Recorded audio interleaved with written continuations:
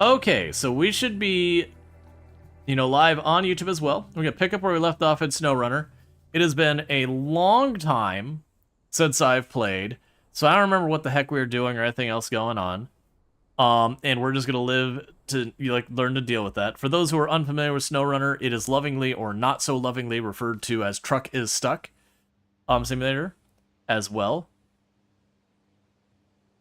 Okay.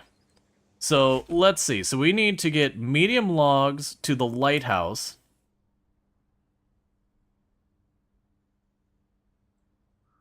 Which is over here. Oh, there was a way to switch maps here.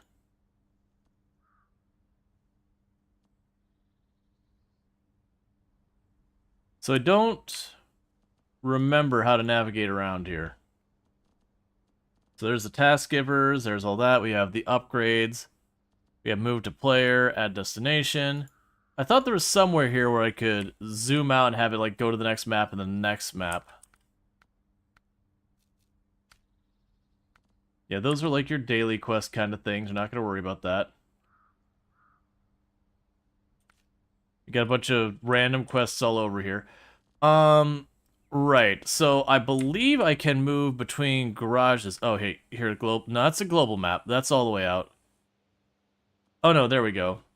So, it was at the dam, was it? No, so we go back to global map. Because I'm just trying to check in case I left. So there's the lighthouse. I do have a trailer there. There's nothing on it. I do have my service vehicle here to deal with refueling. So yeah, it looks like we just need to grab medium logs and drag them over there. Okay. Straightforward. So we can go back to here. The question I'm going to need to remember is where the heck we go and grab the medium logs. Right here. Okay, so I'll need to set a destination there. I also don't like that the music is straight up just gone. Right, so we got the messy course up there. I want to say we were able to cross that wetlands okay.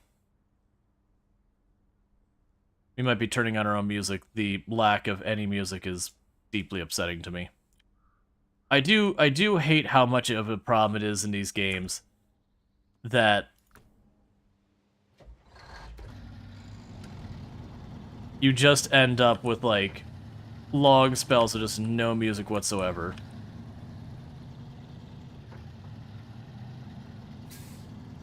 I'm gonna do it now before we get into it.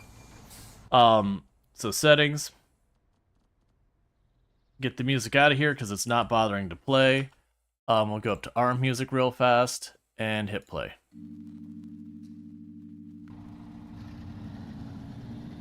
Alright. I keep wanting to rotate the camera with right mouse button and it's not how it works.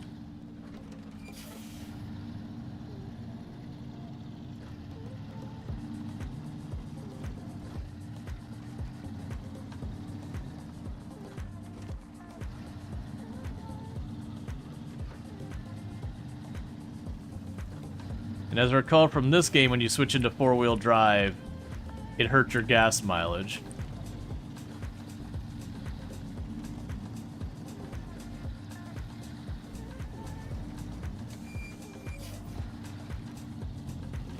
And also, unlike Roadcraft, which didn't have fuel or damage on it yet, which I think is just a demo thing, but we'll know when it comes out.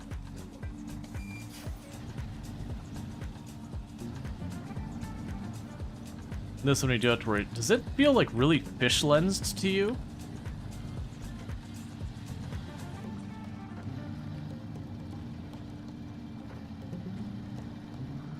There's something weird about the camera to me.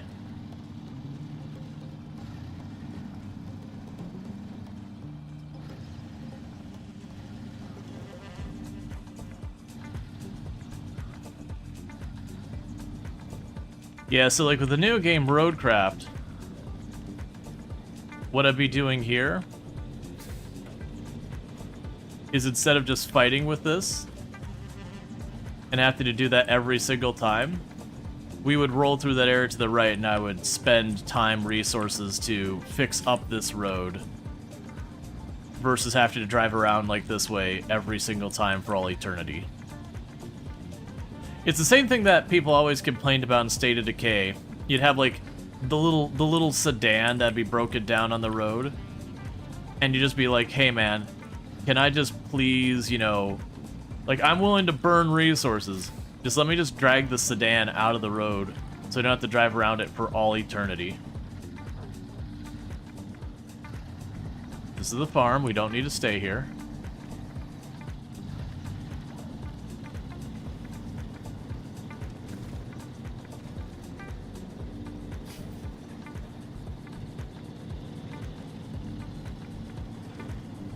I'm also amused that one of the things the game has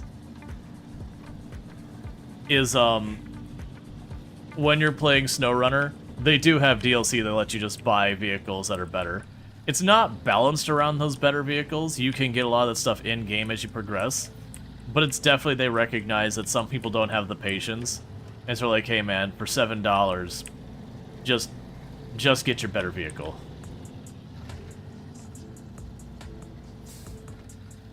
It's not a really good feel-good thing, but they're like, if you look up stuff in the game, you can go to particular maps to get the better vehicle, then circle back and all that kind of stuff. I don't know that information that so much as like what vehicles are where, because I know the last time I played, I did have a lot of people who popped into chat who were like, "Why aren't you just going to insert name of area and getting the better vehicle?" Do I not have a trailer? I totally forgot about that. Hey trailer, that's right here. I hope you work for medium logs, because I didn't think about it. It's been a hot minute since I played.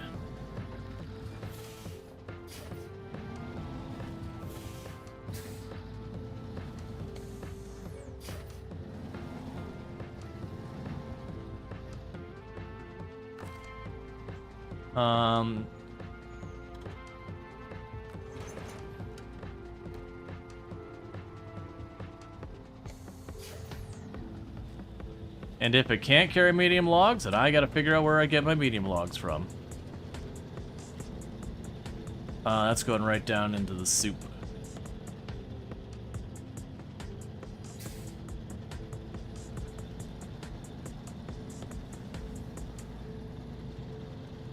Okay.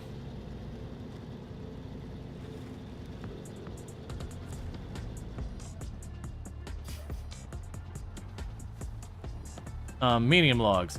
This trailer does not support this cargo. Alright, well, let's drop the trailer off over here real fast. And get it out of the way. And then I gotta remember, I bet you that's where we left off the last time, is I bet you I left that, the trailer that does support this really far away.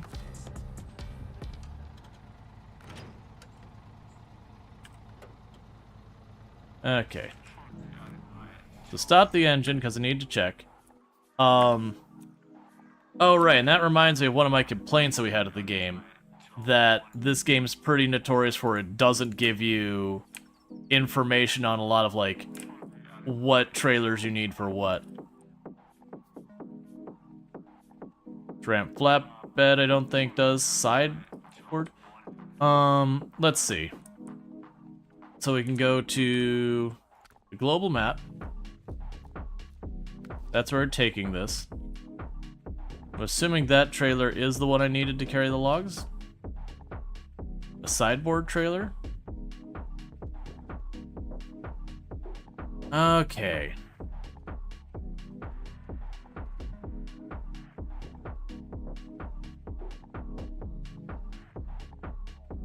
I also remember I could sell these trailers if I bring them back. And I always forget that part. And I want to say you sell them... I can't remember if you sell them at a loss or not, in all honesty.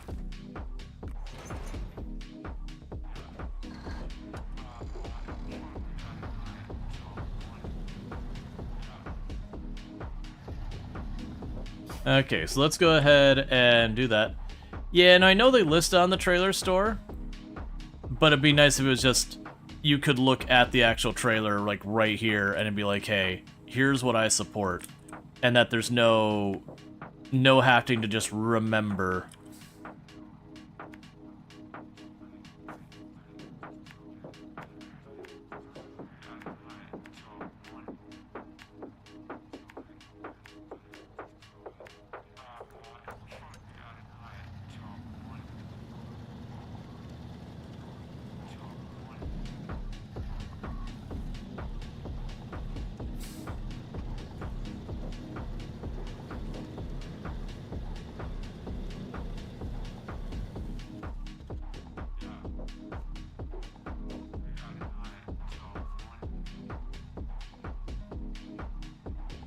That'll do.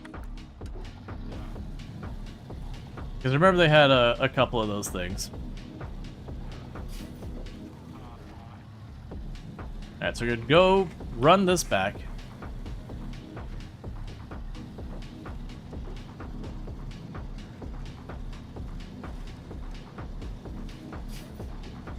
Do you really hope Roadcraft will influence how SnowRunner and MudRunner evolves its gameplay?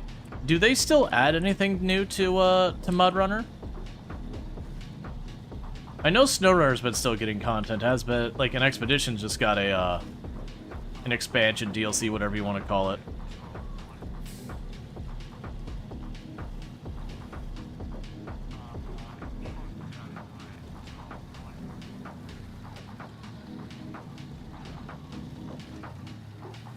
I haven't checked much in the SnowRunner.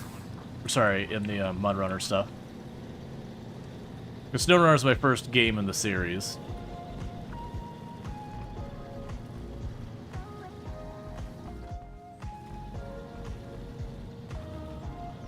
Yeah, I was under the impression as well is that SnowRunner, once it got established, MudRunner stopped getting new stuff.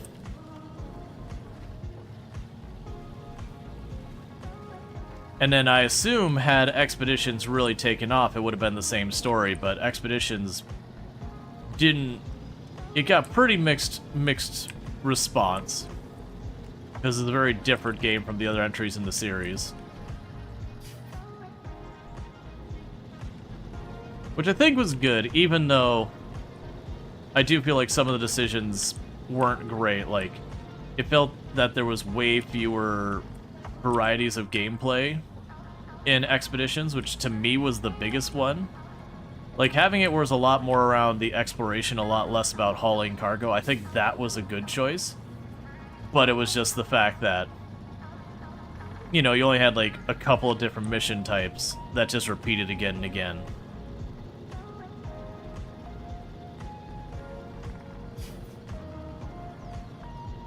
Alright.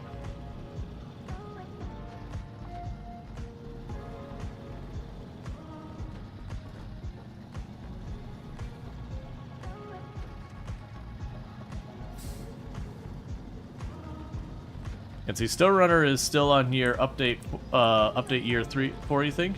But yeah, I think MudRunner is dead. But you meant the niche SnowRunner games? Yeah.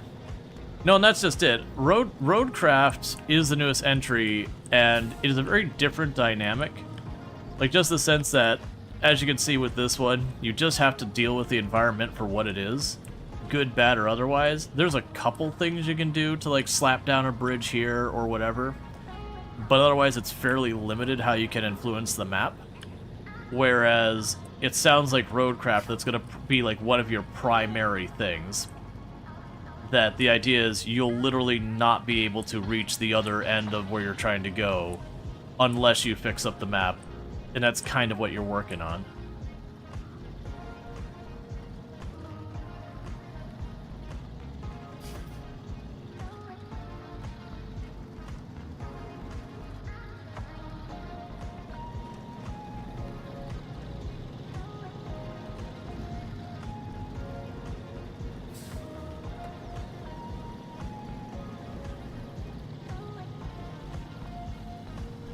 Okay, so we're gonna drop off this trailer. And then we need to get ourselves a trailer that can accept medium logs.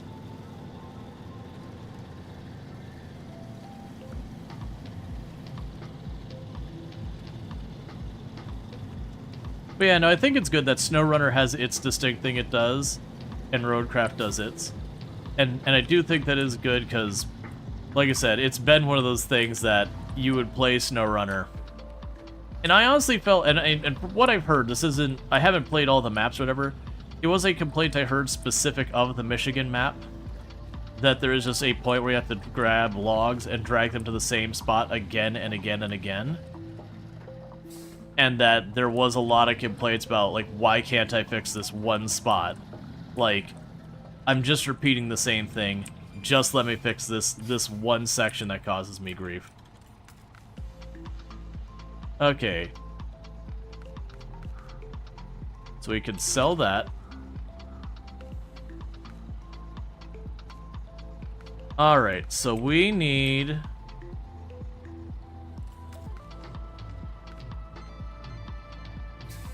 the log trailer. Yeah, and this is one of the things that I remember complaining about. That's medium logging trailer. Okay, so that's what we want.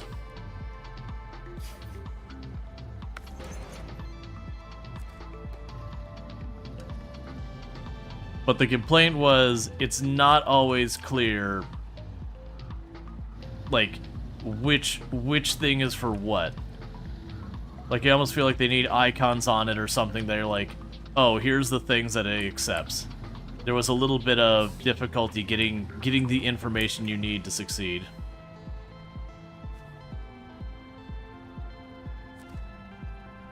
Alright, so I want to fuel up real fast so we can attach that.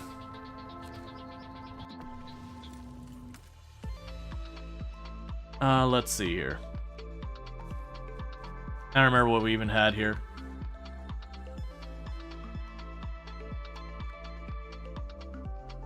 Yeah, they tell you where you can get a lot of your upgrades and all that. So your tires and whatnot.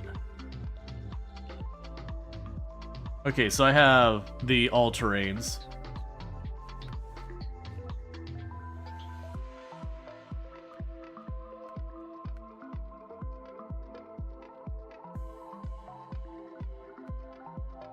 Okay.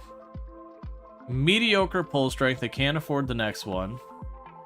Here I have diff lock, spare tire, snorkel. I was trying to remember if there was a logging one we had here too. I don't think we do though.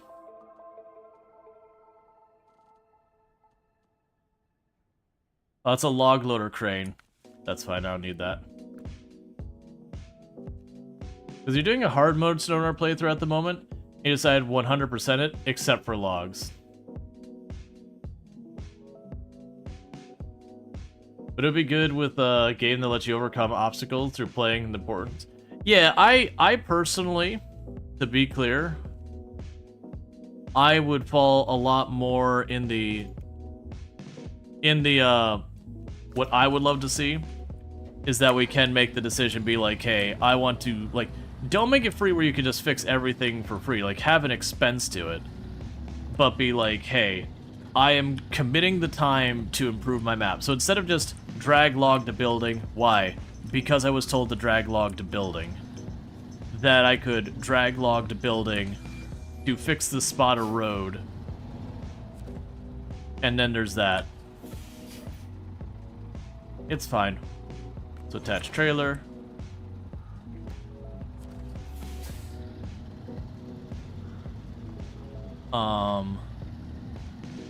Was it L? Yeah. We just need to go back the way we came.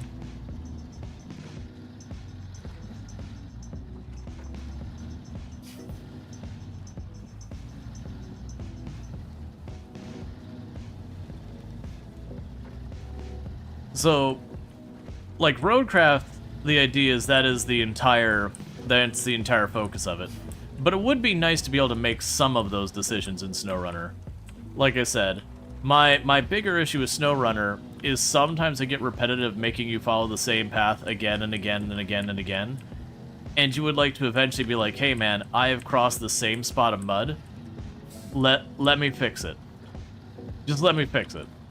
Because that was a complaint before Roadcraft was even announced. That, you know, people would be doing the same mission. Like, again, the one I usually hear about is the Michigan logging one. Probably because it's early game, a lot of people don't have their upgrades, but also you literally have to take, like, I think it's 6 loads to the same location by the lighthouse of logs. And that people are like, no, really, let me fix this. And I think that was just one of, you know, maybe they shouldn't have had that same mission that many times in a row. Like, have you drag, like, 2 up there and have you take stuff other places.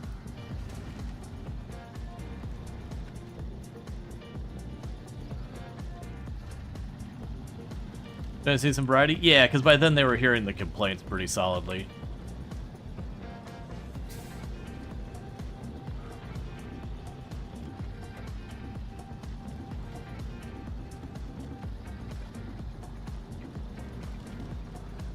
Alright.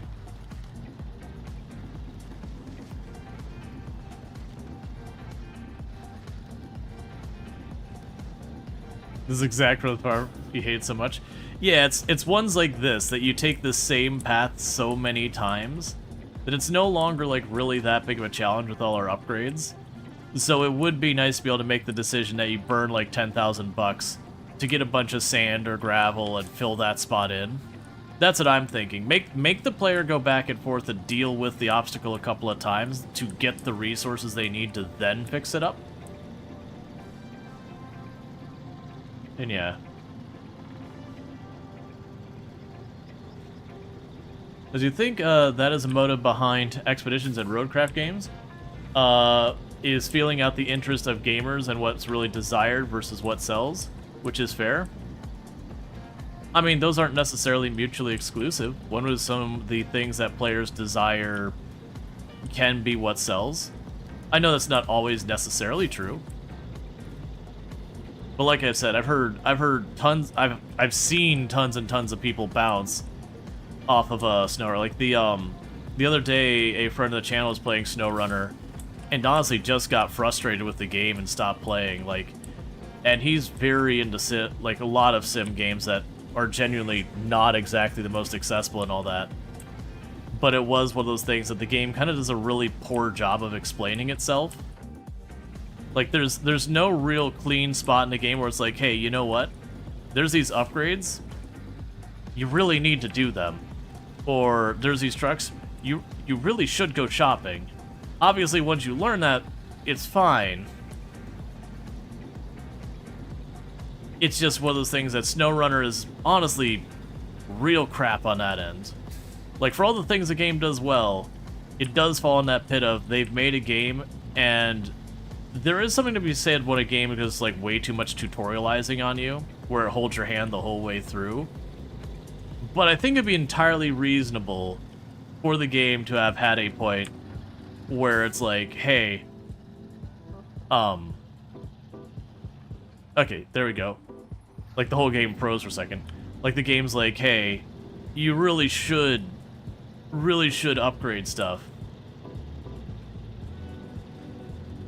But yeah, I don't think SnowRunner you're gonna see the Roadcraft stuff come to SnowRunner. It'll be a matter of future titles in the series.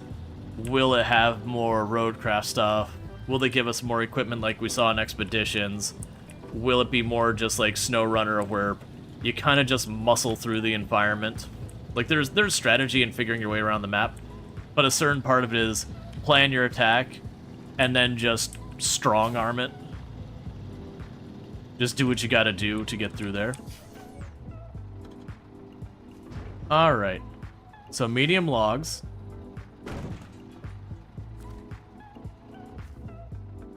And yeah, we're taking those to the lighthouse. So the lighthouse... Oh, this is gonna be such a pain. Yeah, and I remember crossing there, and that was a whole thing. So we gotta go all the way back. Alright, let's check. So we have Black River over there, and we have the dam over there. Black River...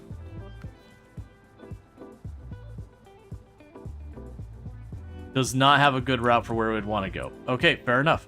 So what we need to do is plan to go back. Yeah, we're just gonna need to go back. So plan to go back this way. Cut across the farm.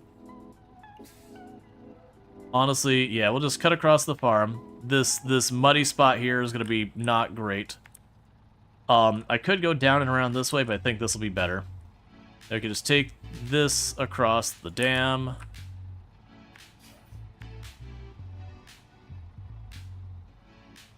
We built a bridge here.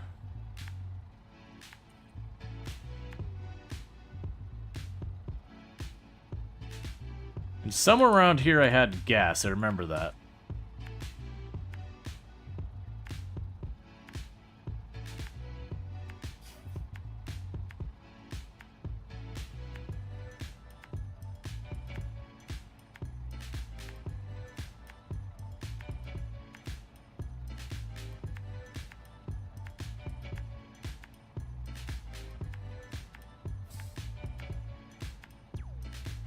I don't know what's going on there. I think that's trying to mark that there's a trailer there for me.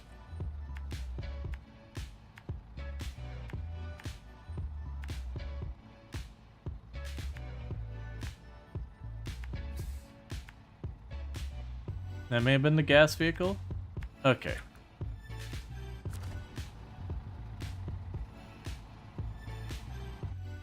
There we go. Yep, so I need to turn around.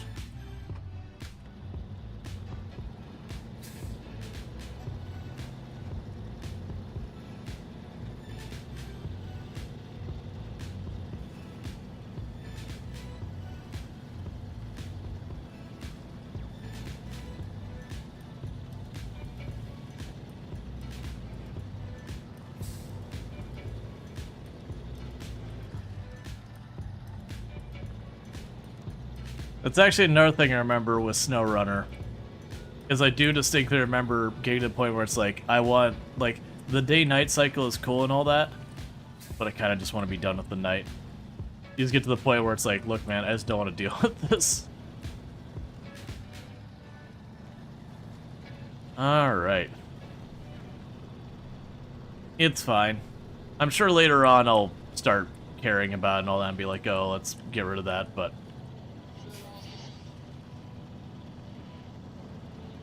The lack of infants stand compelled you to play this? No, it's we played what's available in the Roadcraft demo. Like, it was really good, but it's still just a demo. And I did like 2 full playthroughs of it. I could even see doing it again if like someone else wanted to like collab it or whatever. But, you know, it gave me the itch for this series.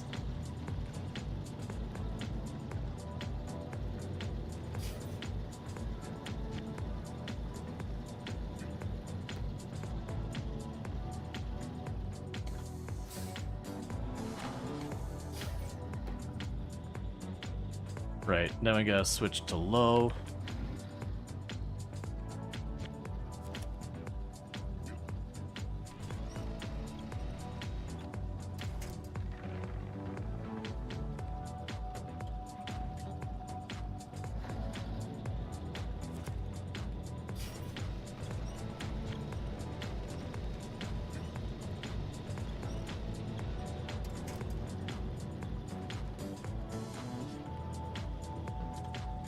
Trying to remember, there's a button to pop up. Oh, it's right. I gotta pull up the menu, then I can grab like the winch from back of the trailer and pull it up here.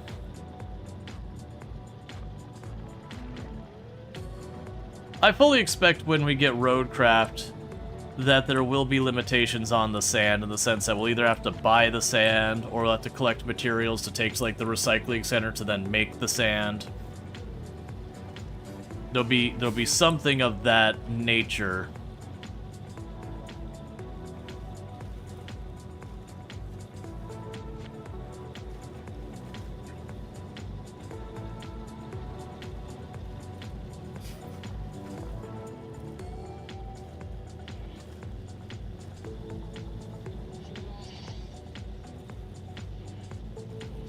I also can't really see what I'm doing because nighttime. That's the one I remember where I kept fast-forwarding through night. Is just, you can't see, like, where your wheels are getting bogged down, like if the trailer's getting stuck on something.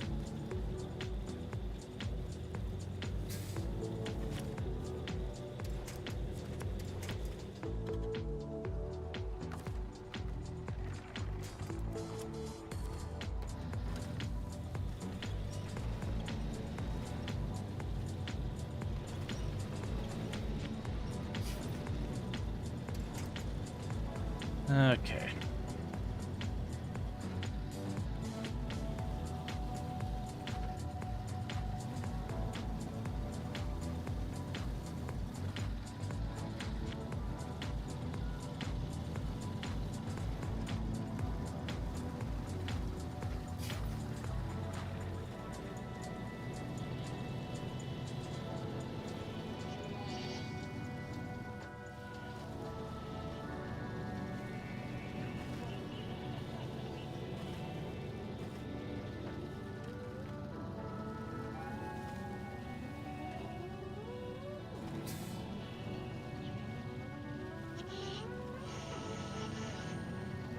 Just trying to keep all these going.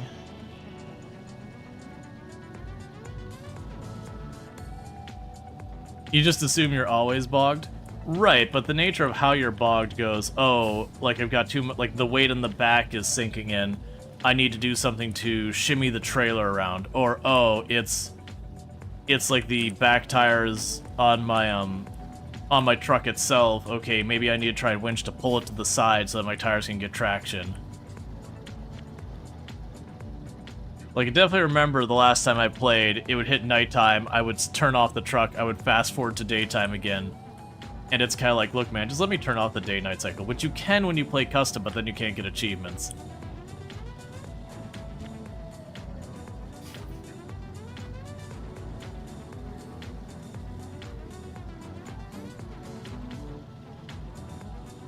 And achievements matter.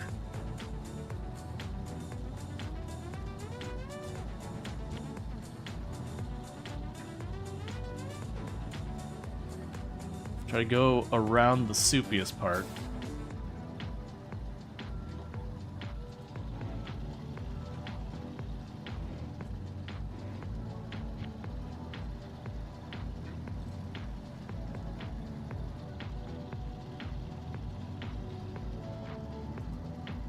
Alright, so up here I'm going to cross to the other side of the road. We'll try and choose someplace that's not particularly soupy looking, where I got a tree I can winch to if necessary.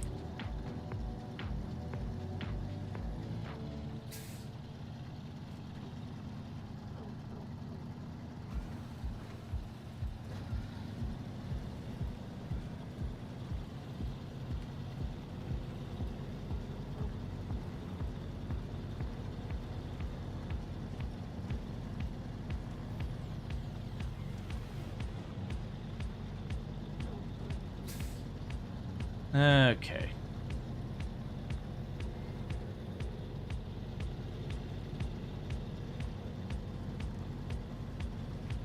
And then this will be the worst spot we have to deal with on this part of the, like, on this map.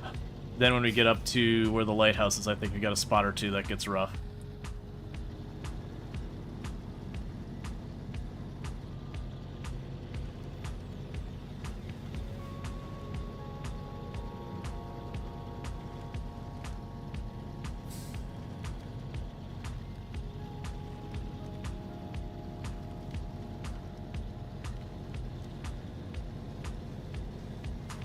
Okay.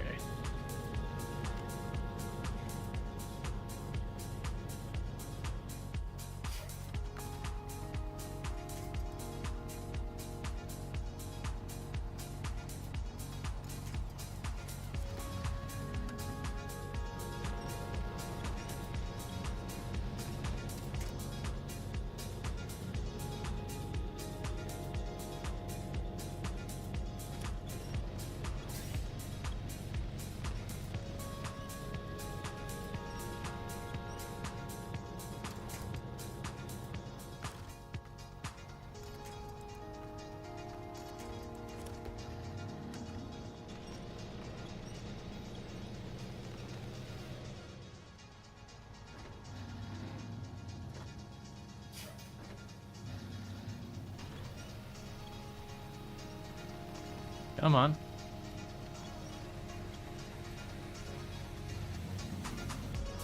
Can't see at all what's happening.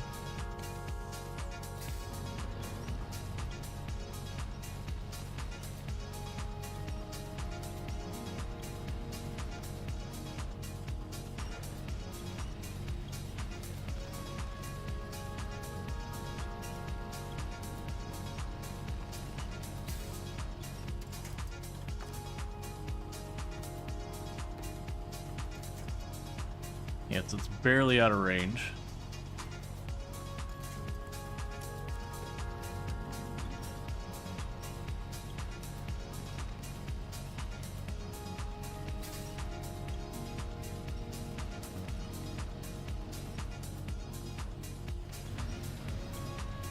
Just trying to pull that a little ways forward.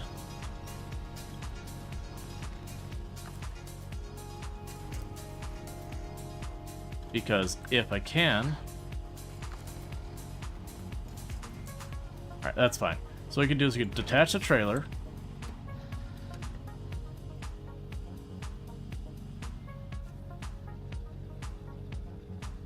You can see nothing, and it's what's upsetting me. There.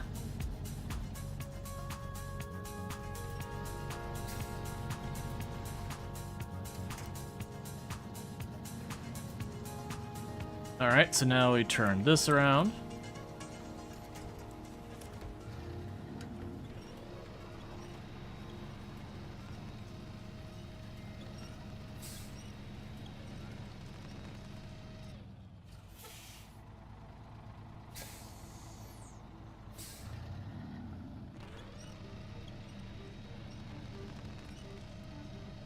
Okay, so trailer is moving forward.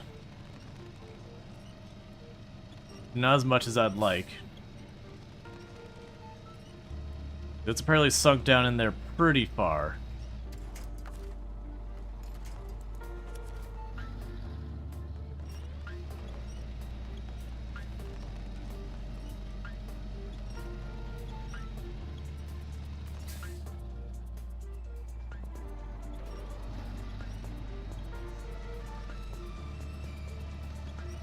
I know we slid it forward a bit.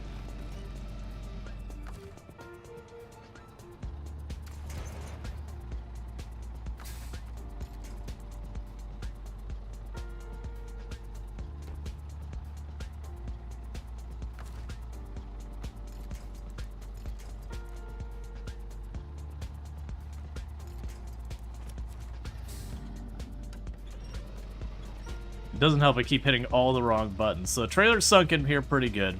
I underestimated how much it's gonna sink in here. We also have this rock right in front of me that's causing me grief. I just have poor visibility of all of it.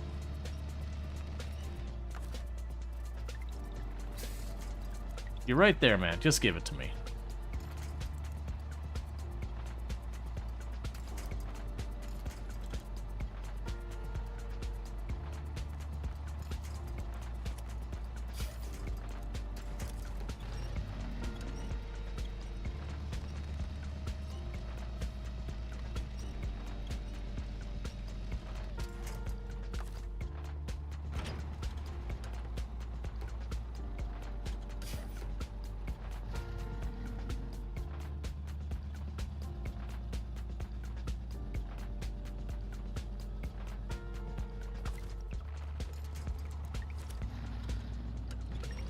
Okay, so let's get over here. Yes, I probably should have gone around the other way instead of going to the farm, because I was like, yeah, no, we gotta cross here just fine. It's probably fine. Spoiler, it was not.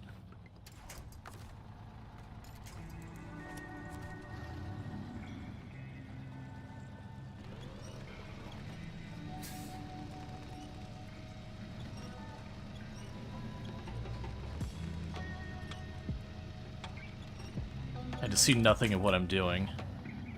Alright, so let's try wedging the tree between us. That'll probably help.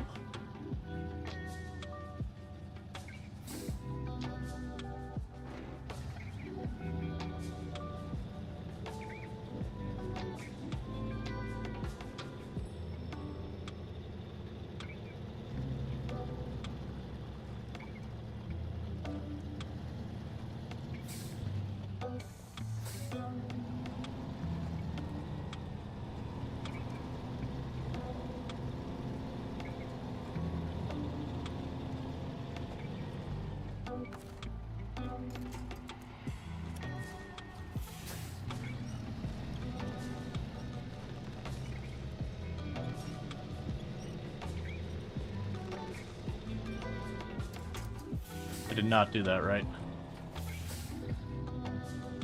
I need to not drive forward, because I'll just took the tree out from between us.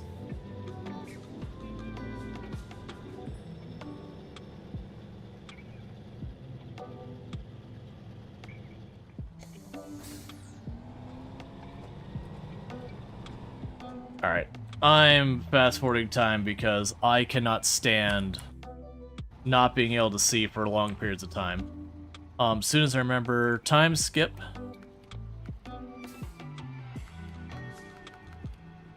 Oh, it just does it.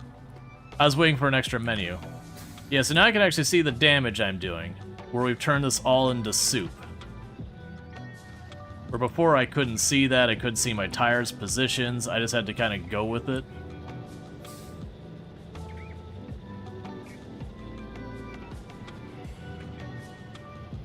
So this, I can actually check to try and get my wheels lined up to not go right back in the soup that I just had myself in.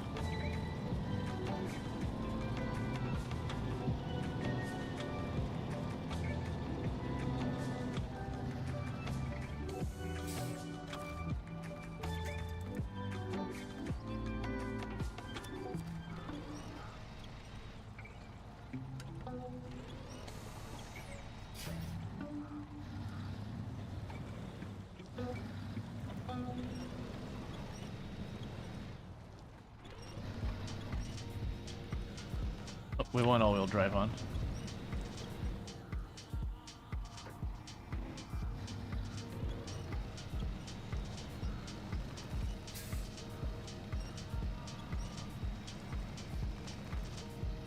So it is rolling forward. We're getting it pulled out of that. At least it was. Part of it is I'm getting it stuck on those rocks, and I'm getting it stuck farther and farther in that mud.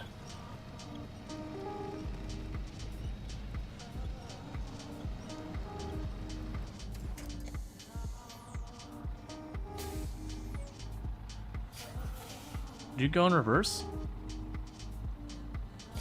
Oh, I forgot. This game, hitting S doesn't put you in reverse. You actually have to go to the reverse gear. Oh my god, please.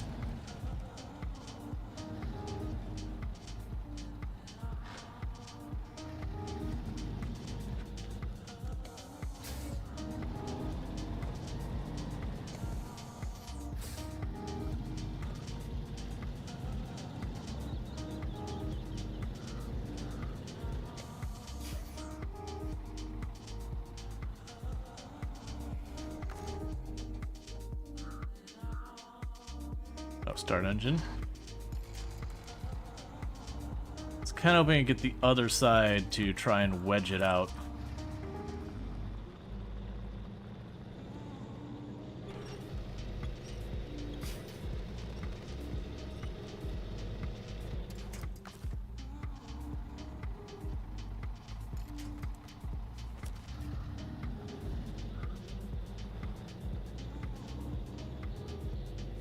Come on. Trying to avoid just digging ourselves another hole.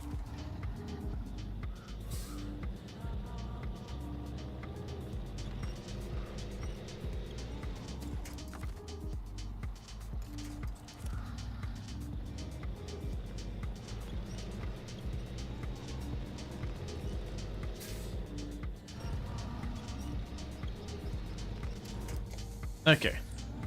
So let's try hooking up now. I should probably be able to get the trailer onto that tree.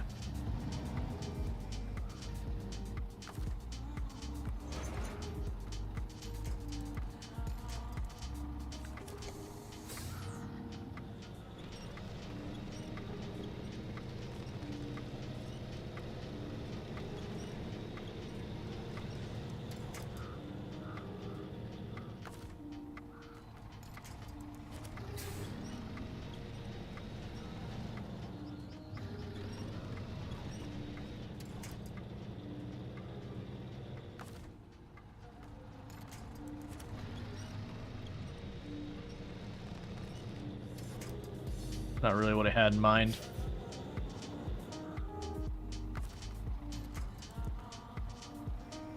All right.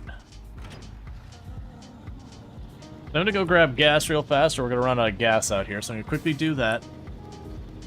But yeah, no, we definitely made a mistake in dragging it through here. And the problem is one of those things that once you drag it in, if you want to fix it, you gotta drag it back out too. But luckily, we're pretty close to where I can just go and top off the gas. I believe I can just pull up to the front door.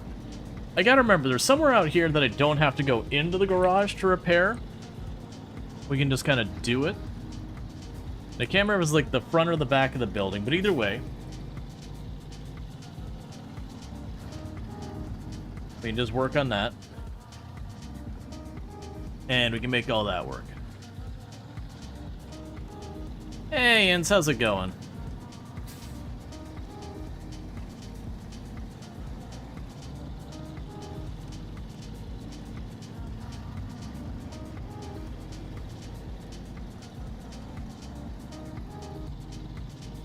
Let's try pulling around back, because the front is just move into the garage.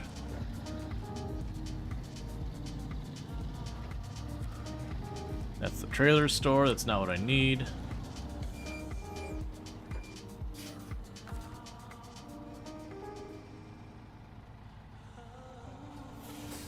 Okay, that's not good. Do it. I guess we do have to pull it in the garage. It's fine. We'll pull in the garage, bring it around back, because we're about to run out of gas, which is why I left that, and we'll just go back to the trailer and grab it. And Strawberry now? Hope all is fine here? Yeah, no, we're doing pretty good.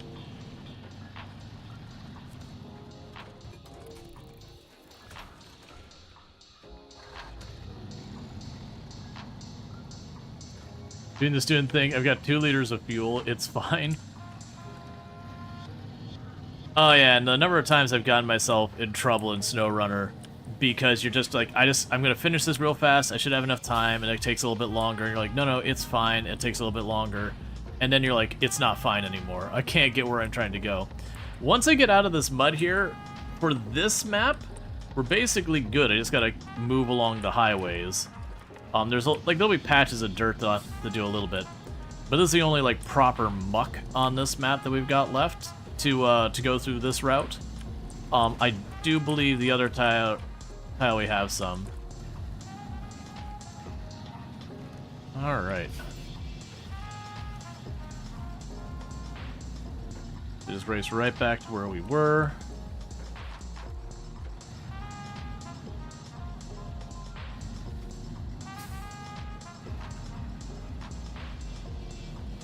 You mainly get in trouble by throwing trucks into holes. You end up with like 5 of your 6 trucks down in the quarry here. Like, you deliberately did, or you just tipped it over trying to like go around the quarry. I'm assuming the second. That just going through the quarry, like you bounce on a rock and then the truck tips over and now you don't have a truck.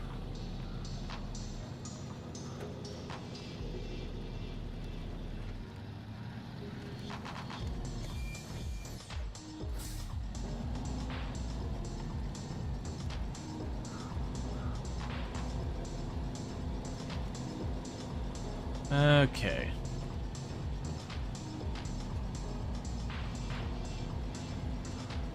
Gotcha, yeah, so you're fighting where the truck's already tipped over, and it just gets worse and worse.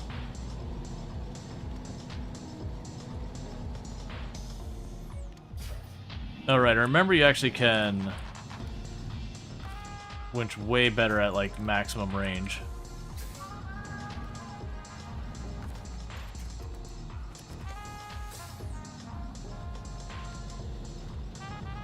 For whatever reason.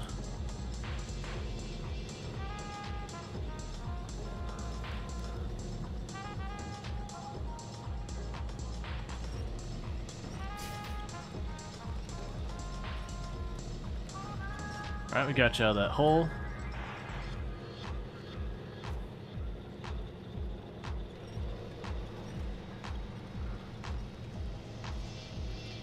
Come on.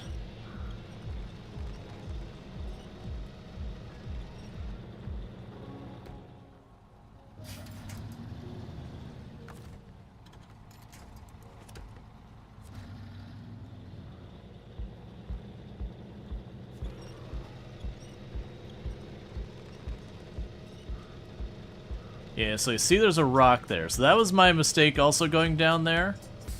Is I was just trying to account for where I'd have the trees, and I didn't think about the fact that that ditch is full of rocks. So that's the reason I'm fighting with this one, is you see it's dragging that rock along in front of it.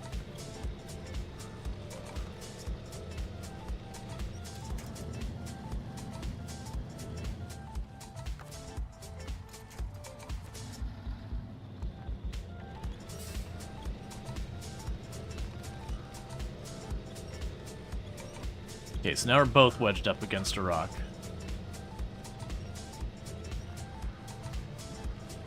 Alright, I need you to get over around that rock or something, buddy.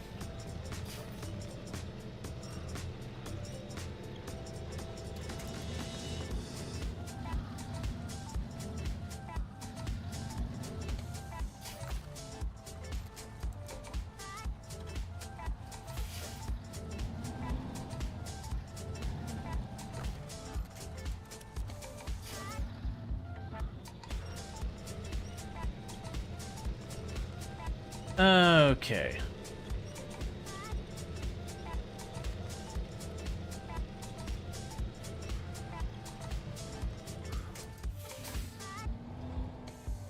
Alright, so my hope is now I can just pull up to this, hook up to the front of it, and just yank it away from those rocks. Because now we're not in the soupier part.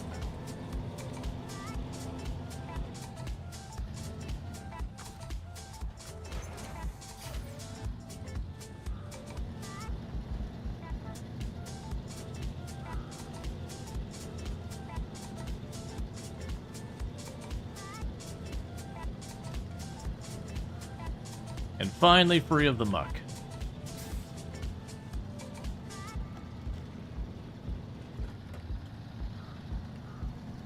Okay.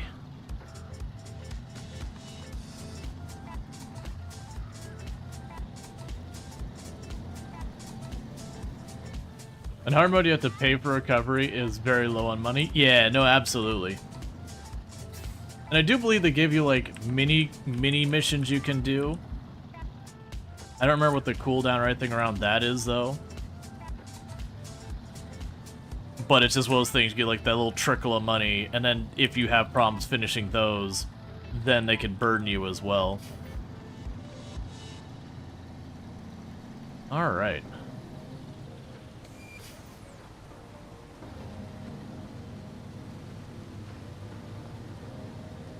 So we got our load of logs here, and we just got to follow this highway up to the next area, and then we can take those to the lighthouse.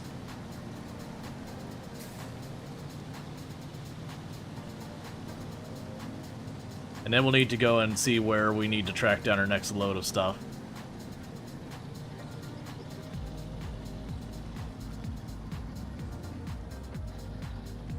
And we got the bridge. So this is the kind of stuff you do get to do in this map, or in SnowRunner.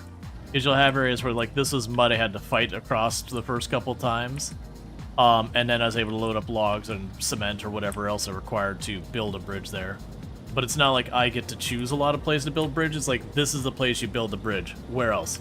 This is the place you build a bridge.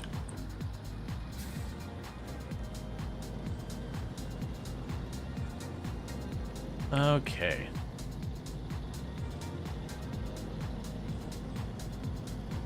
And you'll notice we turned off four-wheel drive.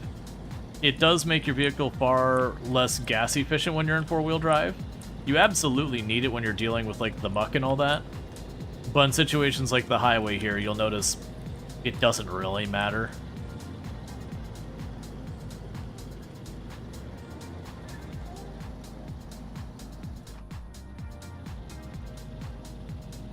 Now we're back in the dirt and the mud. We go back into 4x4.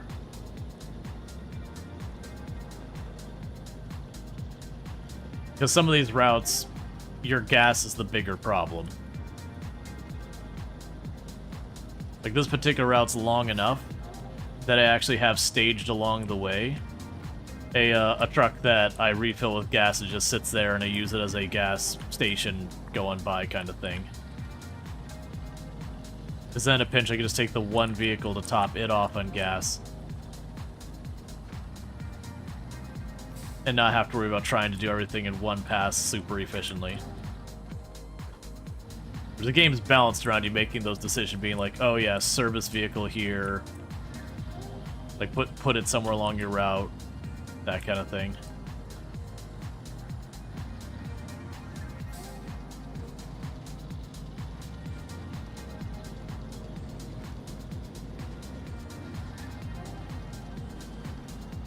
Forgot about this part of the road.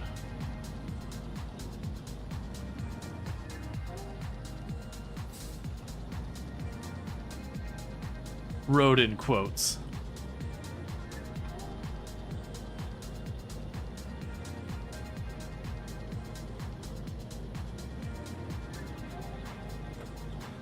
Okay.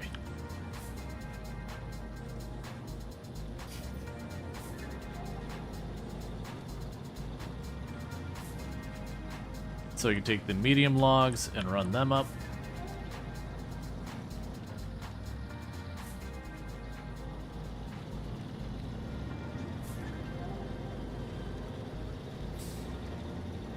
Now I'll finish the lighthouse. We'll see what other missions I have to do on the map.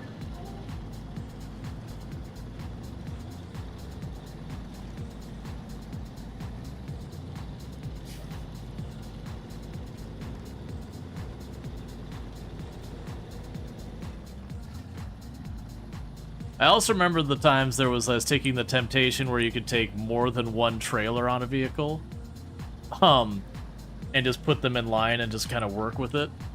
And I definitely remember doing that and making mistakes where it's like, no, I have to leave one of these trailers. They both, like, we can't handle both. Which I would imagine on the hard mode, there's probably times you want to do that, where you take both the trailers up till you hit the hard part, then you take one trailer across, go back to the other, bring that back, and hook them back up, just to reduce the number of trips to save money. Because remember, money is a big pain thing on the hard mode. I remember Ultra talking about that a whole lot.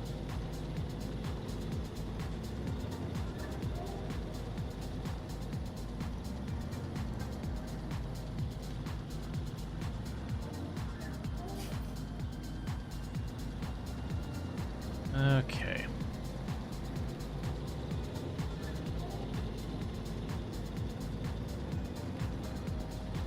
But yeah, no SnowRunner. It's American Truck Simulator if the road sucked. It's pretty much what it is. So instead of going hundreds and hundreds and hundreds of miles, you go tens of miles, maybe.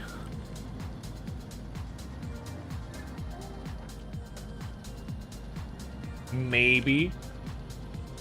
But the road's crap the whole way. I am curious. So I was thinking about with Roadcraft, like, a lot of the things we were like, oh, this is gonna be an easy game and all that kind of stuff, that it's gonna be just time to do them. Like, no, not necessarily. I could see them do a lot of stuff that'd be tricky. Like, for example, say we have to do the whole thing where we gotta build across ice or whatever, and you have to worry about, like, breaking through the ice.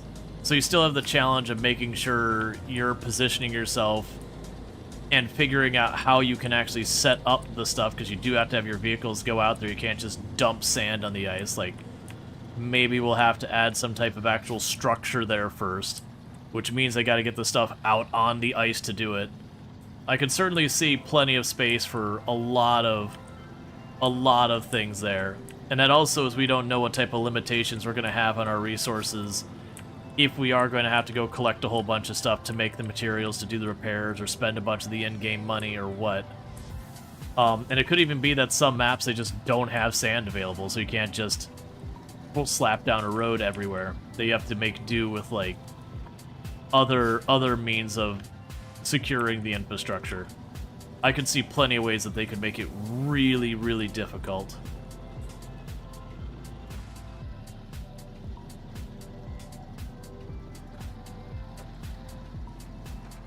But for the demo, I think they just wanted to showcase the concept, so they made it plenty easy, plenty accessible, got rid of the fuel, got rid of the repairs. Your money physically doesn't do anything, no parts, no upgrades. Because for all we know as well, maybe being able to put down roads is like end game content. Or like where we use like just the sand and we just chuck some asphalt on it. It could even be that you can have storms in the game that would damage that, and that you'd have to go through and you got your temporary infrastructure stuff to just manage to be able to do a bunch of stuff, but then later on you want to put down like an actual concrete bridge as opposed to just slapping down a little asphalt and some sand to make something more permanent. So it's not just you fix this place, but you kind of slap a band-aid on it so that you can then get what you need to make a not band-aid situation. I also imagine they could run to situations where the vehicles you need to be able to build stuff are on, like, they sort of kind of did it on the last level of the demo, that you had the bulldozer was in one area and the thing to put down sand was in a different area. I could see it where they make it so the thing that you get the sand is not in the same place as you acquire sand itself, so that you have to actually go out of your way to get through all the muck and offal to get the sand, to then come back and try and patch things up.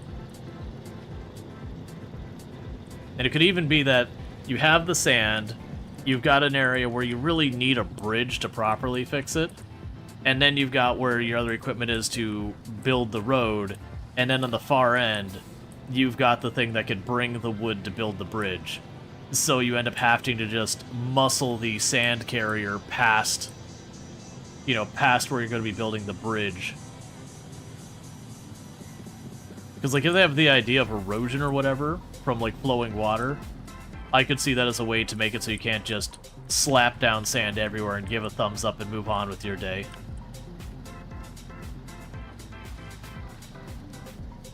Alright, so somewhere around here, I have a service vehicle. That might be up right up there. Because that's for the trailer. I can't gas up there. Yeah, there we go. Yeah, so for all these wood, this is what I did. Is I just grabbed the service vehicle. I think it was on the other map, stuck in the mud. So we just pull up here.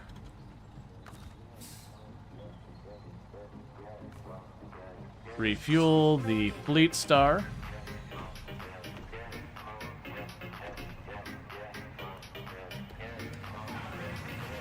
And we're good to keep going.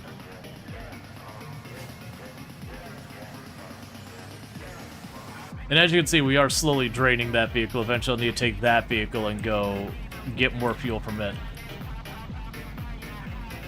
But yeah, no, that's literally the purpose of that vehicle. I actually left it there for that purpose. It's just a giant glorified gas tank.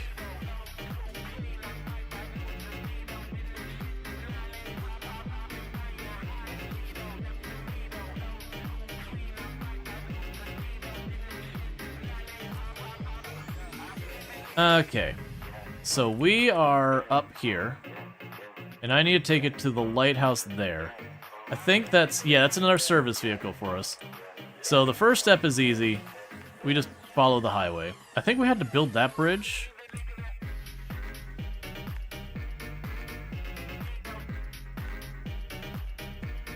And we need to come around here. Now this is a question mark that I don't know exactly where we want to go across. Oh, that's not where we're going across. We keep going. How did I get that spot revealed? Have I not actually been over there?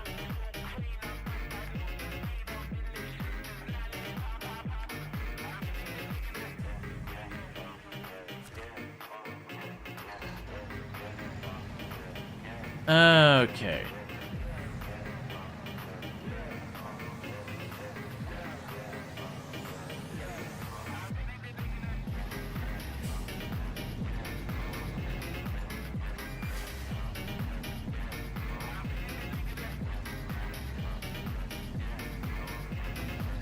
And so yeah, so this part shouldn't be a problem. Like, I actually have to be careful I don't go too fast and roll the trailer. Because if you do, it just dumps all the logs everywhere.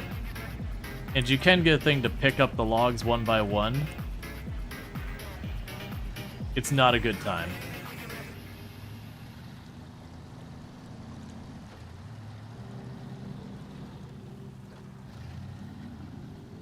But you also kind of want to keep momentum for when you hit the mud and all that. Because a good time, like if you're going really fast in the mud, a lot of times you can just shove your way through it.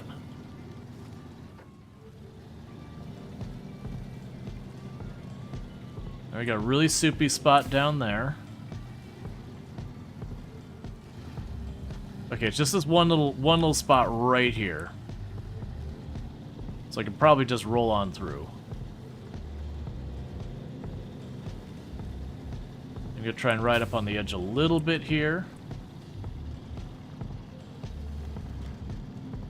And cut across before we hit the rocks. Just avoid being in the soup any more than we need.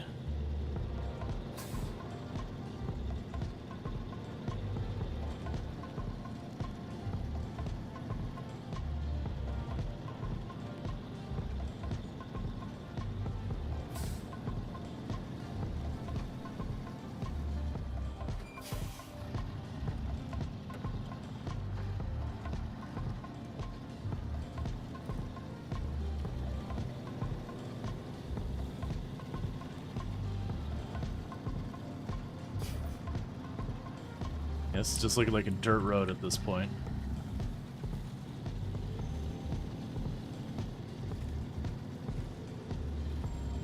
Alright, you can get through this.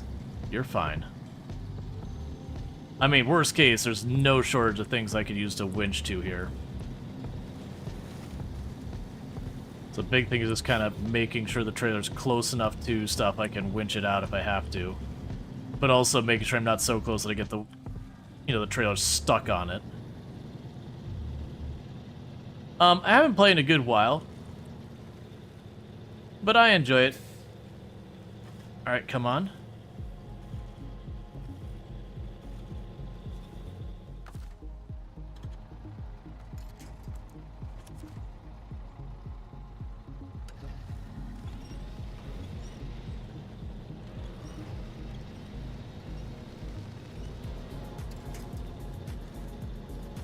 Okay.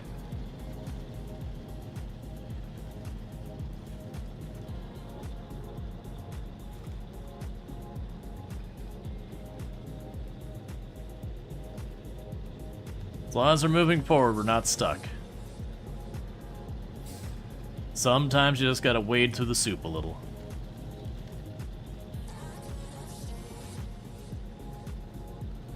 No, we're fine.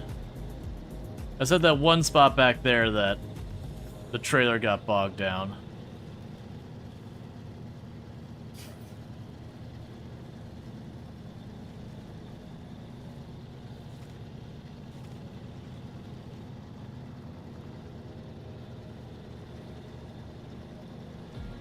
Part of me feels like I should have taken going over that hill where there's a higher risk of rolling things. I feel like the traction would have been better.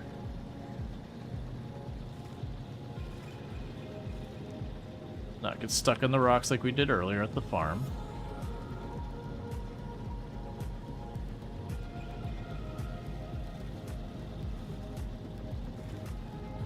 Is it back to the hard mode grind recently? You're surprised to see SnowRunner by your name? Yeah, no, I played a couple times. Like you can see we're still early game in the sense that we are in the Michigan. Okay, we beached. Okay. Do I have a good spot? Yeah, destroy that little twig. There you go. But, like, we're not super far in the game. We still are on the Michigan map, but we're also not early game Michigan. The maps in this game are really long.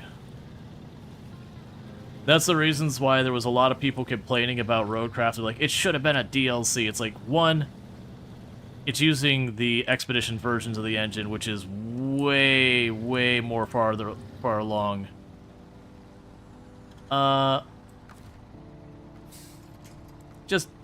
Just a safety winch.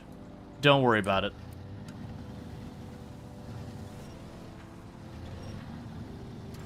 Okay, we're fine. I was a little concerned at the angle that the trailer might have tried to tip. So you gonna go back and do all the logging missions? Yeah, that's what I'm working on right now. I got logs to get. I think we're getting close to the end of at least this set. I don't know how many more sets there might be, but I did like... This is like our 7th or 8th time dragging logs all the way out here.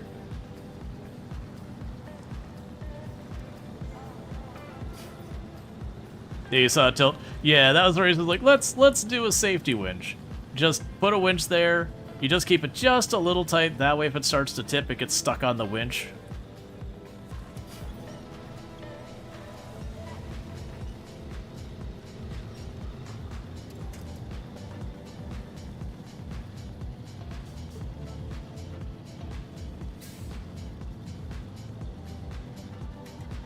We can allow that. Auto mod is real stretching on that one. I just don't want to lose momentum, which is the whole reason I'm not hitting the button myself. Yeah, no, that one you're all in the clear, Juppy. That one's a big stretch that it flagged on it. Juppy was saying, Traffic M6 fellow hard mode sufferers, and auto mod said reason bullying for the word fellow. Which is a pretty big stretch.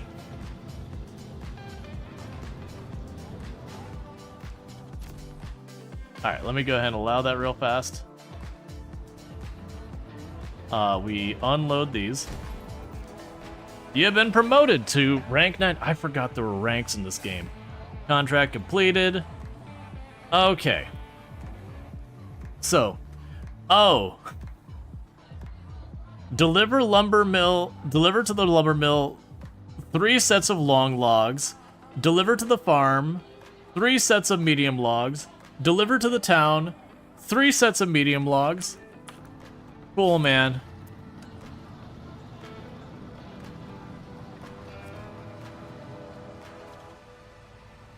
Let's see. Hi, I'm Chris from Dyson. You ever trust somebody to and they lose cargo? Now you might get fired. I'm not saying that somebody is my cousin Cletus, but I'm not saying it's not Cletus. Can you go find my lost cargo? Alright, so the first thing I need to do is get this trailer back. Can someone remind me, this is me actually asking a question, if we sell a trailer, do we get the full value back? It was the full value, right? My brain is telling me it was the full value.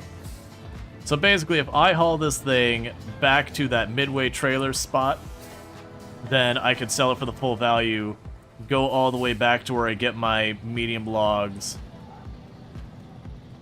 and, you know, get the goods from it. On normal, you believe so. Yep.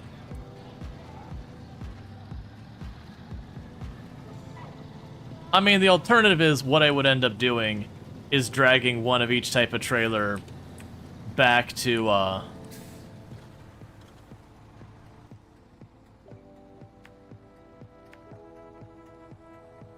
grab one of each type of trailer back to the, Oh, that's not where you go. Back to the garage. And it's just a matter of, instead of drop off and reset,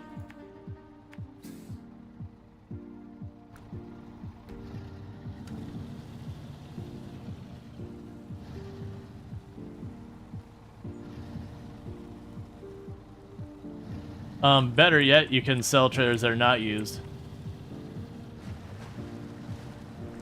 Wait, that's what I was thinking, is, regardless, I need to bring this back to get cargo.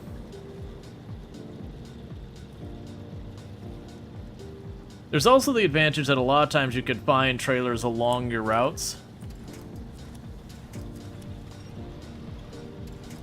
So, like, if you need long planks, you'll just find a trailer with long planks somewhere else, and you're like, oh, I'll just... Instead of going all the way back to the beginning, I'll just go to that spot and bring it home. Alright, so let's just rush back. We don't have anything in the trailer. And I was honestly trying to think if there was a good alternative route to get around that swampy farm. I think there was, and I think the idea is there's the swampy farm that has the problem of it's you get bogged down in it. And I think the other route, the problem was, is this very hilly, bumpy, narrow road that goes between the trees. That the issue being is the elevation is a bit of a hassle.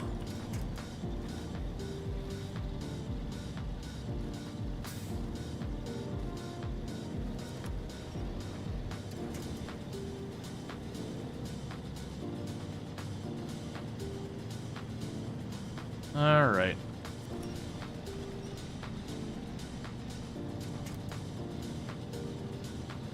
And we're still moving forward, so we're not stuck.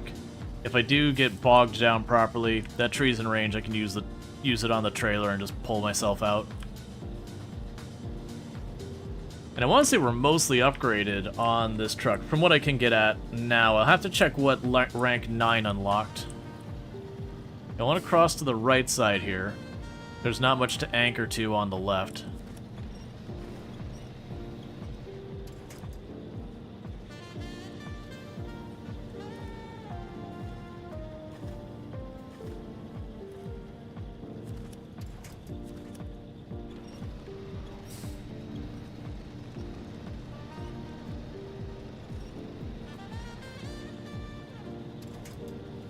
Let's see, if you have the patience, there's a ton of content in this game for streaming. There is. The big issue we run into it is definitely SnowRunner as well as games that there's times where, you know, people are interested in, like, excited for it. There's also times that it's kind of, you know, every game has its ebb and flows. Like right now, viewership is up on SnowRunner because people are excited about Roadcraft, and there's no more Roadcraft to be excited about until the game actually releases. So that's one of those ones I kept saying I wanted to revisit it, but it was one of those problems of, at the time I was playing it, was leading into Expedition, so it had like a little bit of a boost. And then when Expeditions kind of got a pretty lukewarm response, that pretty much murdered the numbers there, and I ended up having to bounce out of it as like my viewership started to hurt from it. Just the nature of the biz. If people aren't looking for it, you're not going to find your way to your channel.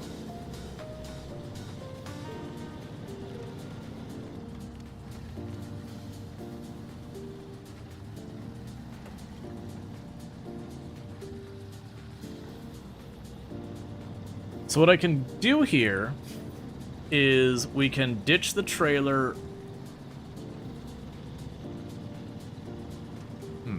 I'm debating if I want to do the thing where we sell the trailer and we buy the new trailer on the other end. I probably should. I'm willing to bet there is probably another trailer I could find along the route to then bring back as well. Basically start cleaning up the random trailers just laying all over the place.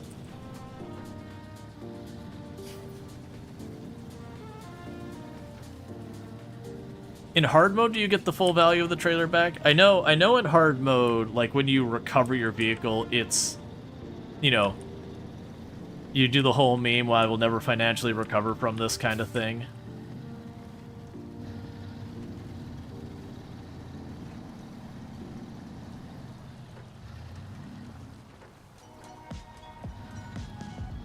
You think it's half or you can't sell them?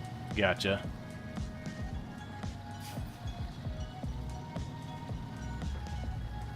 You don't get any money from trailers.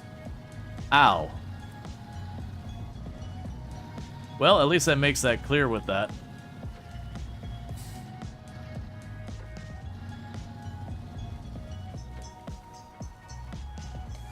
Did I already grab this mission as well?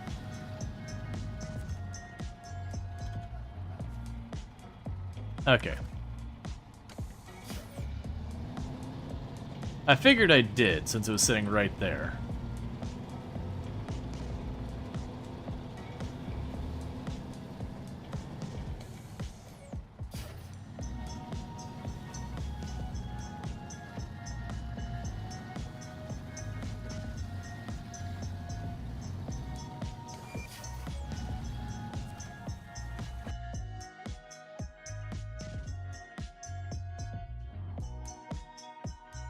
I also didn't check to see, and I should check this.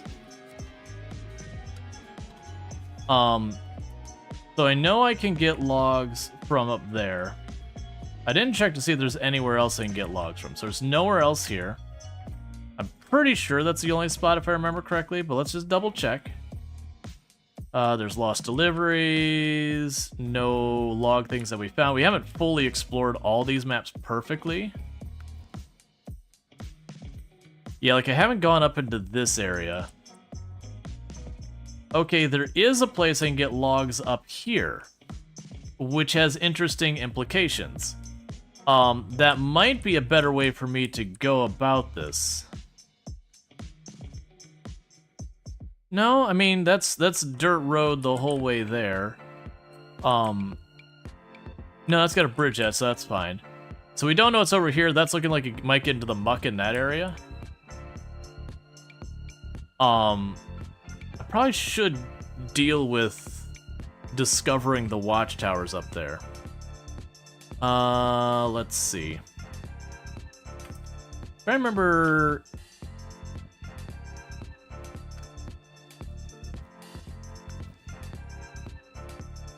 You got a lumber mill over here and another log station up there. So I actually have a couple different log stations we can go to. There's also a possibility there could be another garage up there. I don't even remember where I have all my stuff. So let's just plan for right now that we can go...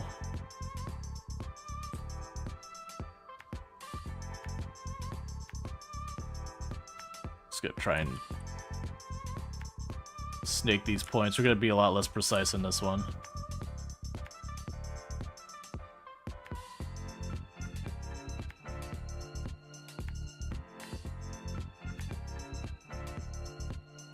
Yeah, so, okay.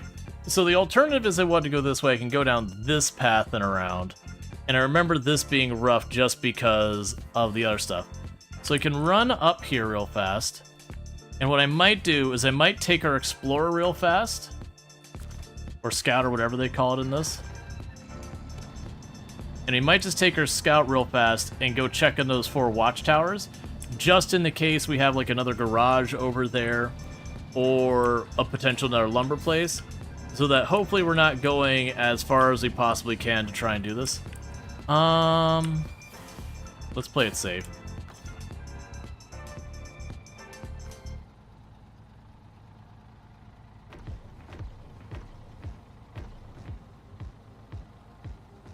Okay, here's a real question. I'm pretty sure I could switch vehicles here.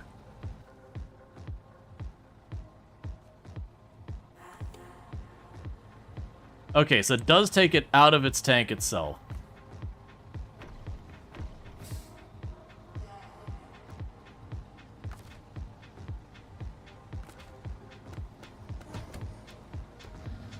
Let's manage with what we got to get this back to garage. And then we're looking at time to...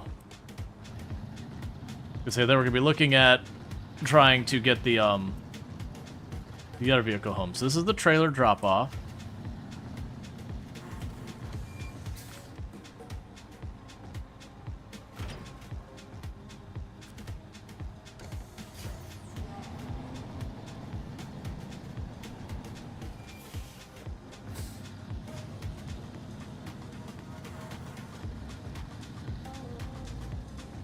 So the next question is, the trailer down here...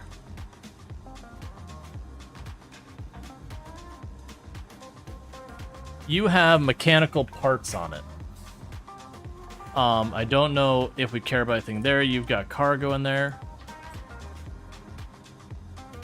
There's another trailer store over there. You've got stuff there.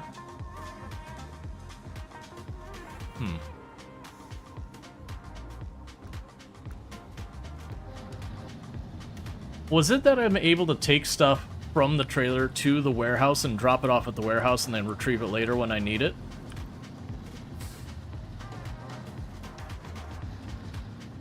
That's what I'm trying to remember, is like, when a trailer is full of stuff.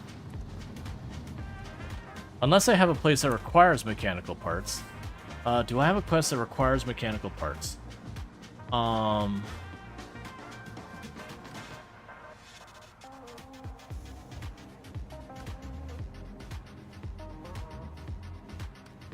Let's see. That's... So you need fuel. You need me to recover your vehicle. You need consumables. And you need oil. None of those are mechanical parts. Yeah, so I think we'll just leave this trailer here till I know where I want to take it. which is probably what I did before.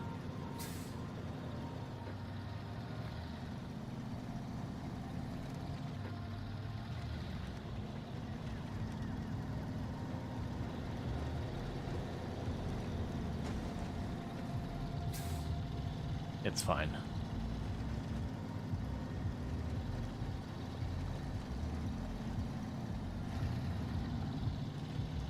We'll get you back to the garage. Then I'll probably need to get my fuel staging vehicle and likely top it off. No, that's right. I was going to grab the scout we've got back at home. Because I want to take it to that one map we still haven't fully explored. Get those watchtowers checked out. That way, if, like I said, if there's a garage over there, we can locate it. If there's another lumber location, we can get that. Any extra missions, we can grab those. But keep working through all that stuff.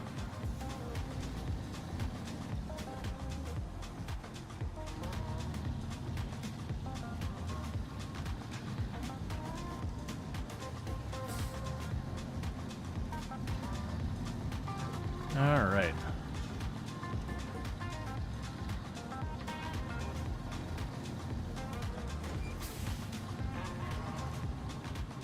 Just slowly busting up our suspension, no big deal.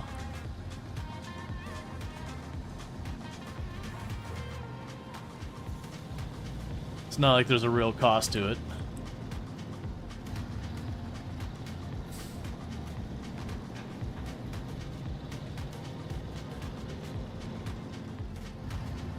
I remember there's the gas stations in the map. I don't remember where. Oh, well, that's not a little bump there.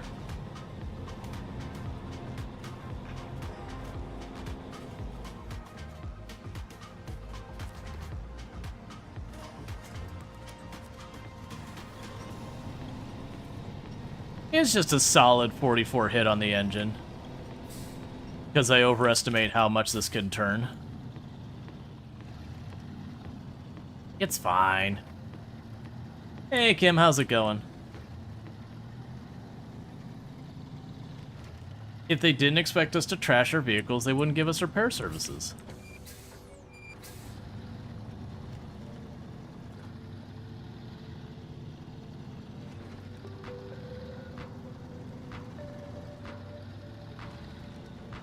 But yeah, this is the reason why there's the complaints about that farm road. Is you just look at what we got listed there. That's 9 more trips of logs. We've done 1. But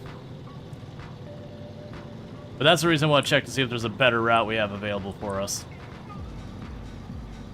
Which I've got most of the map explored. I just gotta check one more place.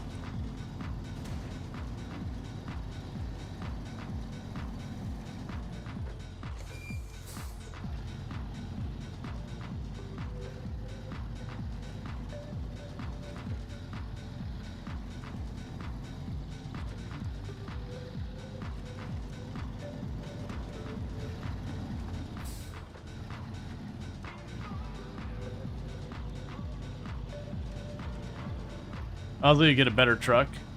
Yeah, that is one thing I'm very mixed on with SnowRunner, is that it is like strategically smart to do a little bit on one map, then go to the other map and do a little bit, then go to the other map and do a little bit, because you'll retrieve, you know, better vehicles and better equipment on the other maps.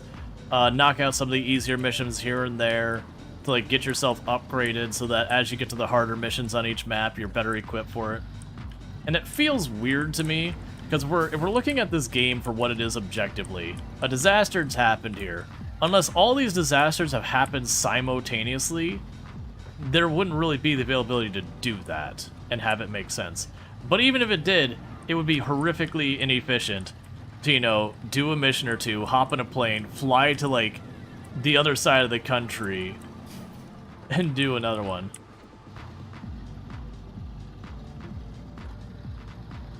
You'd be looking for a truck with the add-on?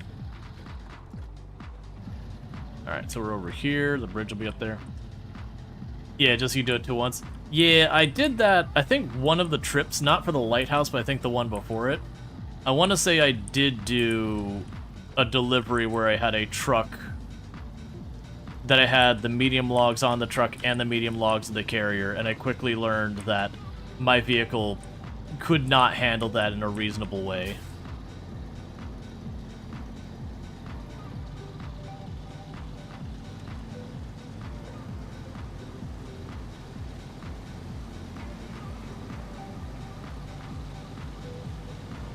Why are you driving like you're on ice?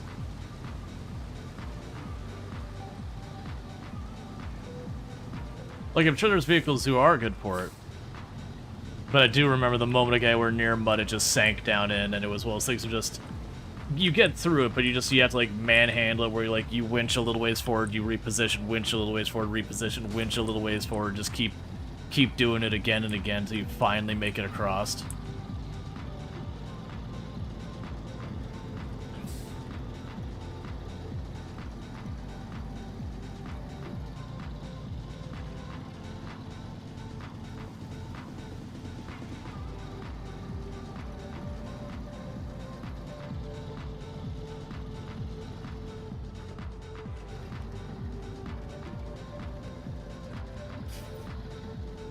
Okay, and we're almost home. And they'll try and find the fastest route to the watch houses.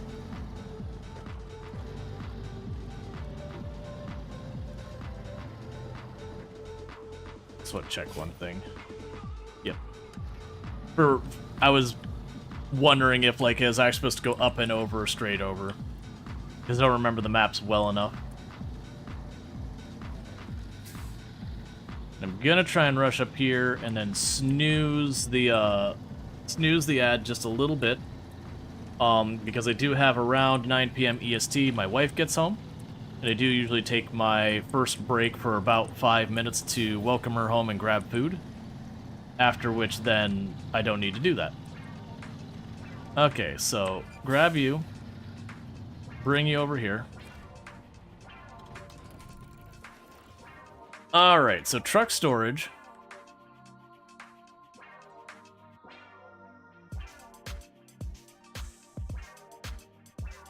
Oh, that's if I sell it.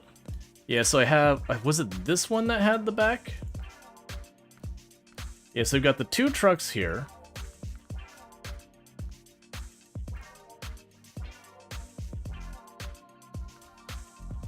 I've got those 2. And then I do have... Oh, right, because you store a vehicle to move it to another map. That's right.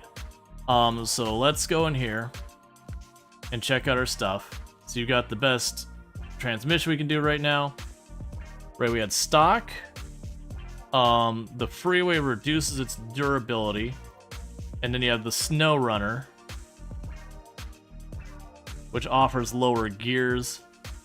We've got raised suspension. Tire-wise,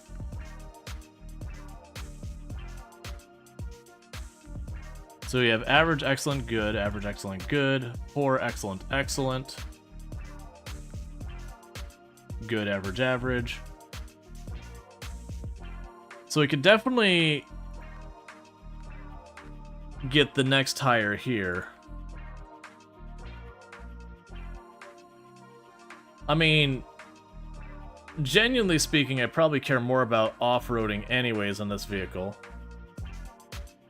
I'm gonna go do it.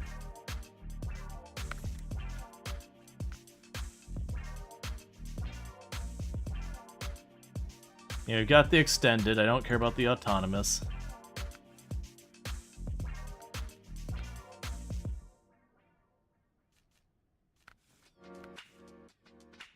Yeah, and the roof rack makes it more top-heavy, but it does give us almost double the fuel capacity, some repair parts, and some spare wheels. I'm gonna go ahead and do that too.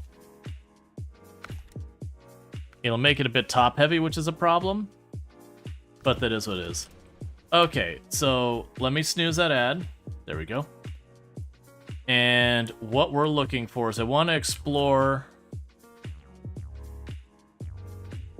When we look at the global map, it was you? No. Yeah, so we've got from the... Alright, so we got one that comes from the dam side.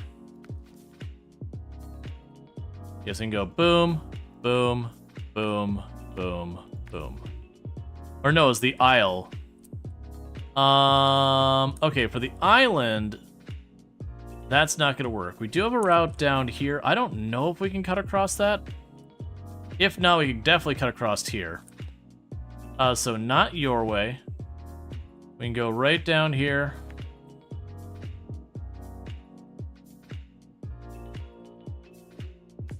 That doesn't look like it'll be that bad to cross.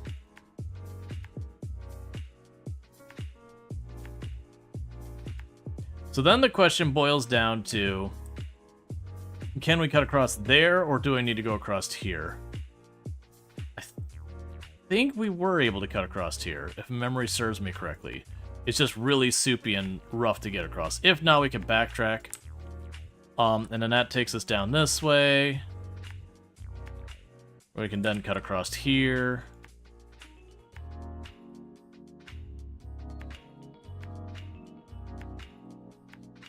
All right.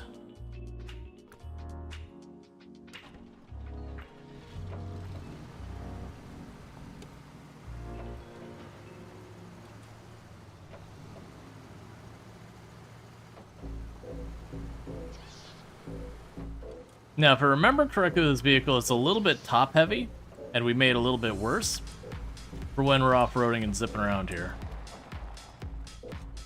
What? Oh, get rid of that spot.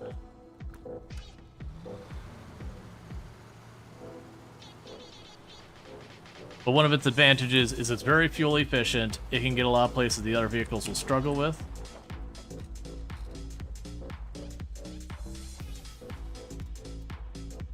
Ah, that's the service area. Okay.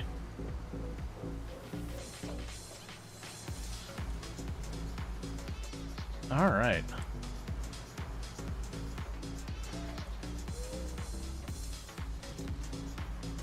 But if we get close enough to those watchtowers, they reveal the map. And that's all I noticed. We hadn't revealed one segment of the map I didn't properly explore. I think I was doing a delivery or something on that one. And then I just never got back to it.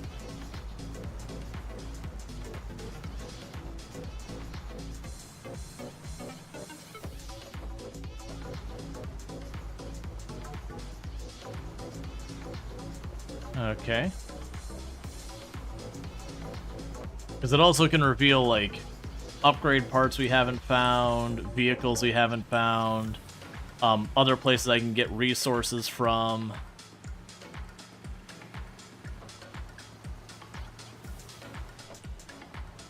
Yeah, I think Tomb just got home.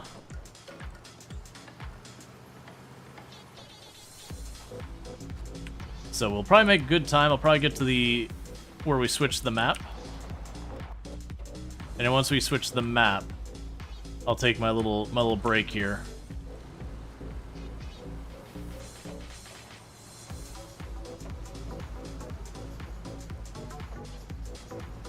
Okay.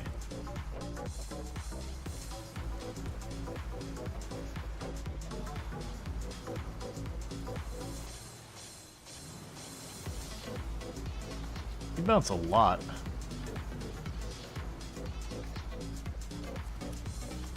That was not the right button. What it's actually trying to do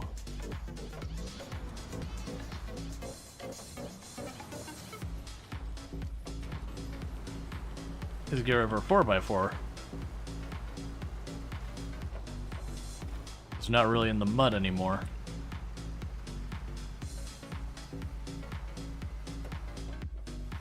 And I immediately stand corrected.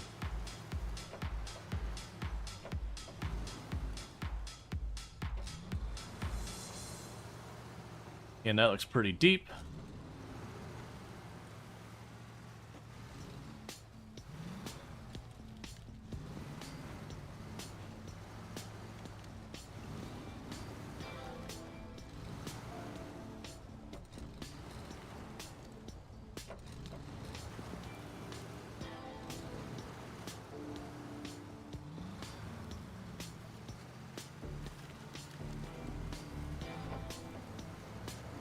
Okay.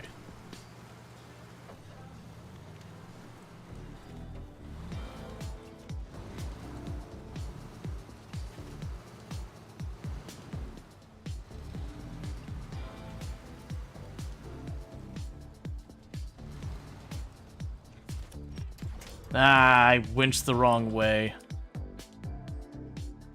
Well, that's gonna be a recover. Because that's in our vehicle. That's fine. Alright, chat. Well, I gotta quickly run downstairs, welcome my wife home, grab some food, and then I'll have to start out that ride out there again. Because we did tip it.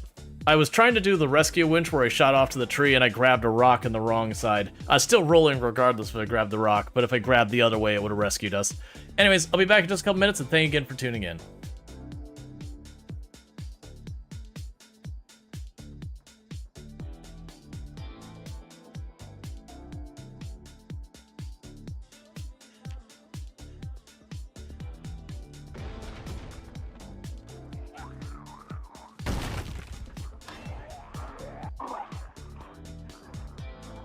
What just happened that didn't wake us? What on earth was that? That was terrifying.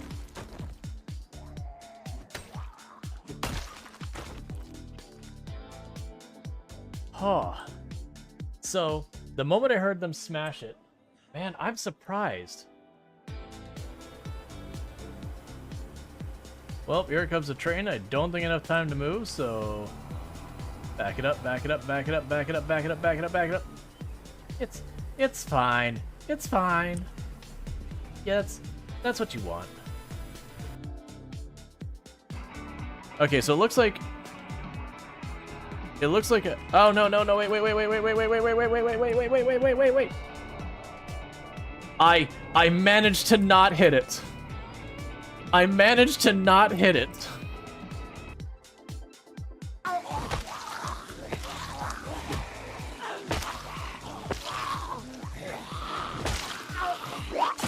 I was gonna say, it sounded like there was one right next to me and I couldn't see it. What hit? Bitten? Yeah. Okay, well. That's it.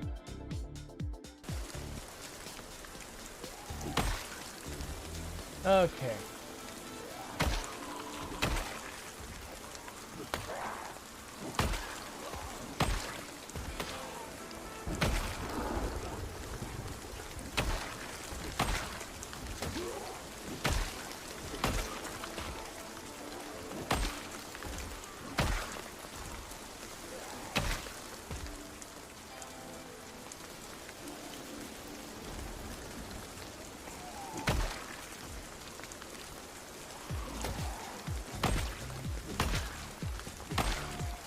You saw that crazy move? The one where I advanced on him with the axe, like hit him with the axe and ran through him.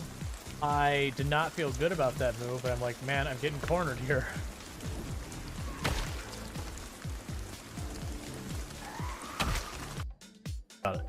Intro of the Wilhelm scream. Oh! I can't do it. That was terrible.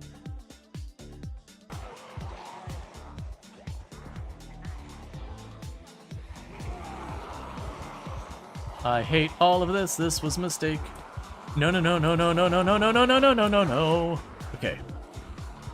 I'm still way not out of danger. Okay. That was really, really bad.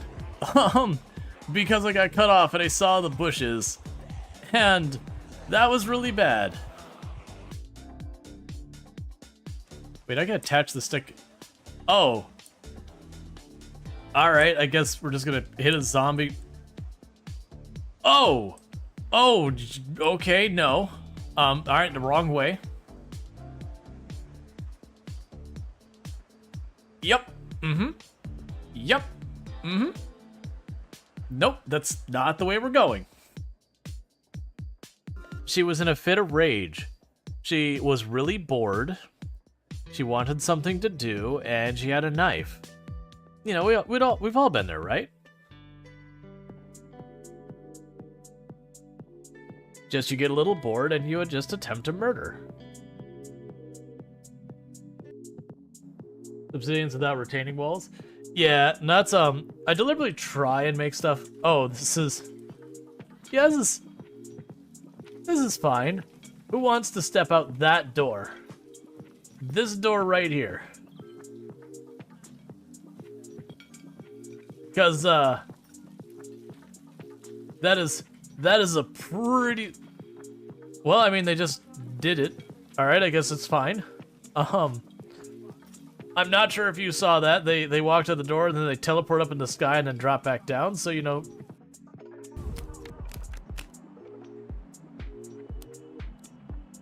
I'm gonna have failed this, like, at the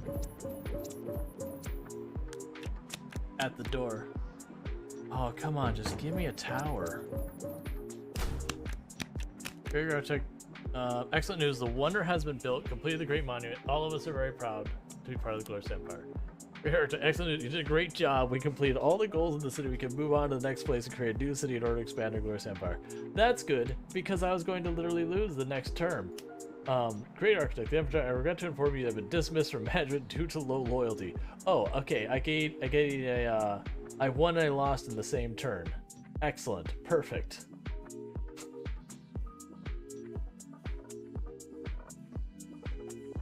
It's fine. This is the demo, by the way.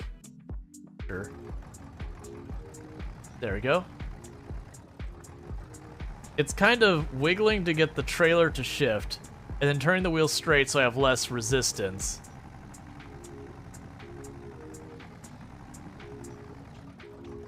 Once I get over this hill, it's going to be so much easier, but we got to get over the hill first. Come on, come on, come on. Oh yeah, no, we already knew we need a new tractor. I just don't have the money for it. But my hope is that this is the money for it. Oh, I just realized something. How am I going to get onto that plate? If that little incline is too much for us? Because that plate is raised. I mean, I guess we're just going to try and go for it. Momentum, carry me. Alright, I'm back. Rual Chaos should be working. Huh. Weird. Oh, and the game's still up. It's just taking a moment to actually, like, load up on the screen. There you go. Yeah, so sadly, we rolled. I went up a bump, and it's like, let me turn my camera to be ready to catch. Didn't have my camera right, so we get to do it again. But this time in daylight. Let's see if we just remember the round, don't have to, you know, pull up the map and replan. The title is why you bring a bag of kitty litter in the trunk.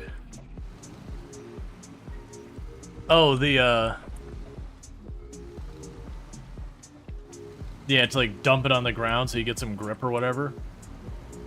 Yeah, and that was always kind of the joke. Like before we had Roadcraft, it was just always like, man, let me just load up some gravel. Just let me load up some gravel, go to the soupy spot, dump the gravel. We're taking the attendance winch. I haven't purchased it yet.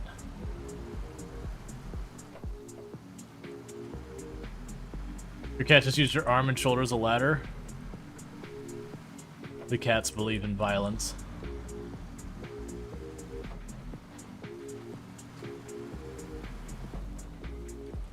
Send it! No stop, just go.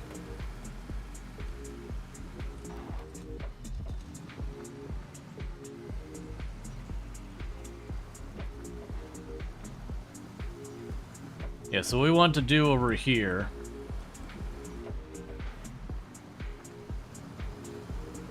is there's a road that goes over top and a road that goes under. I forgot how rough the road up or top is. I might take the under road. Yes, she does. Yup.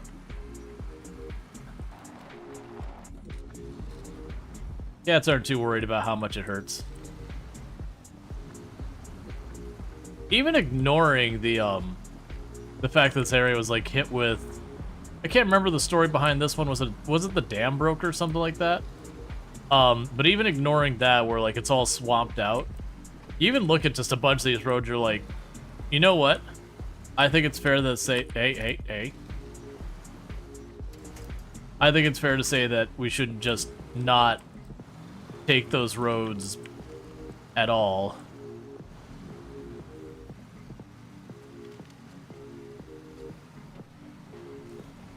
All right.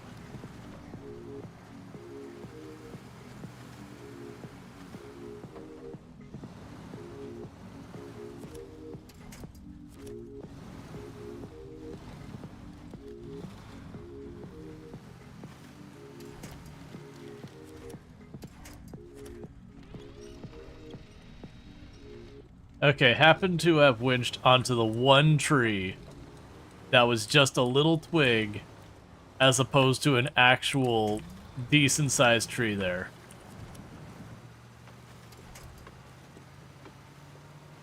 You do wonder how the houses on the far side are even getting to the shops.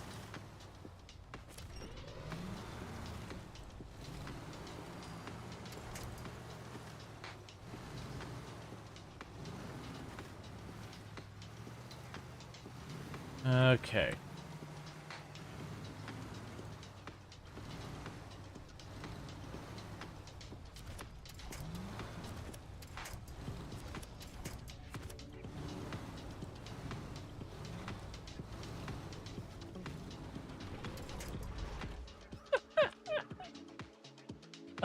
It's been a while.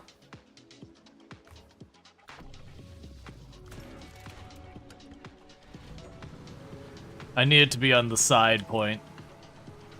For some reason, I remember it being way easier to target with the winch. It's certainly a practice thing for one hand because I haven't done this in a while. But I do remember it was always kind of a painful thing that you had to go like V, choose the point, drag and drop. Which, yeah, if we're talking realism, this game would be obnoxiously slower. Because in the real life, you'd have to pull up your vehicle, stop, get out, attach the winch to your vehicle, go walk through the mud to around the tree, go put around the tree and, attach the winch to itself. Then, if you have a mechanical winch, a mechanical winch, you could also have a coil. That means it only mount at one point. But if not, you'd have, like, the whole thing where you take it, you sit there and do, like, the little slapping it down again and again. Or, like, where you put, like, the drill to it or whatever.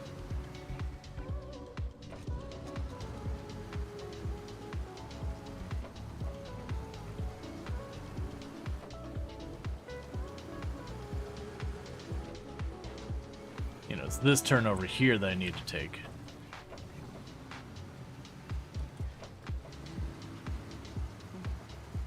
But yeah, like, a lot of the roads here, even without the storm, would be like, yeah, this would be a pretty daring road to take most of the year. Like, this one's probably okay. There's a bunch of them that's like, yeah, it wasn't just some flood ruined this road. Like, this road's been a death trap for a while.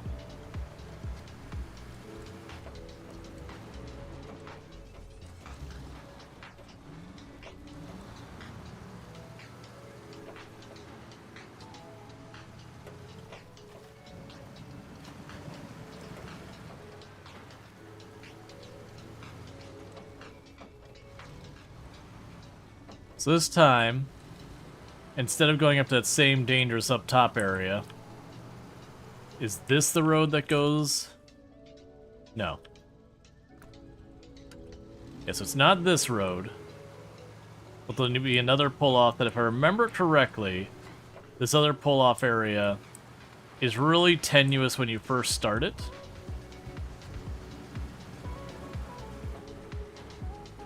It just kind of goes to a steep ledge. But once you get past that first area, it's nowhere near as bad.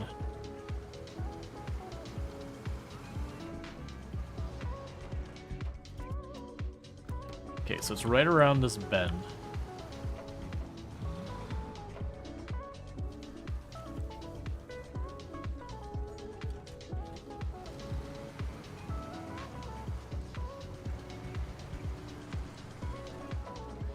Yeah, that's the down road. Down road. He's rode very tenuously here.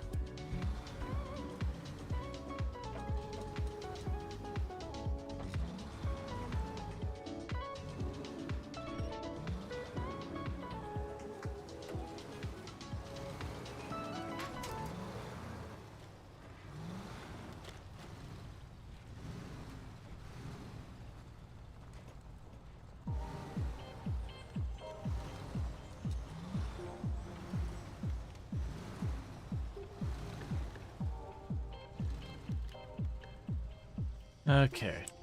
Not quite on track. That's actually the road over there.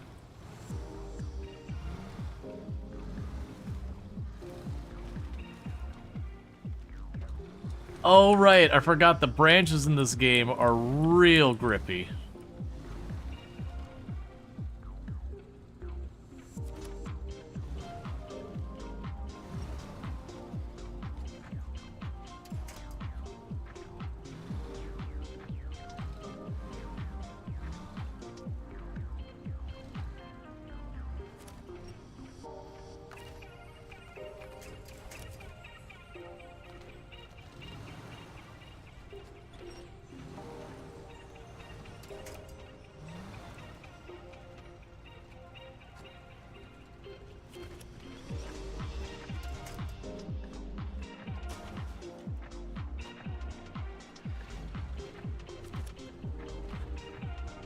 Okay, we are okay at the moment.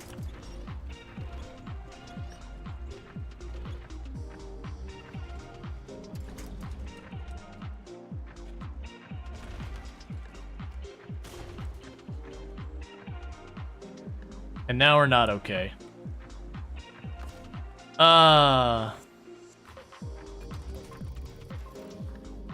So, I'm coming to find this rack on the top and how it's made us more top heavy.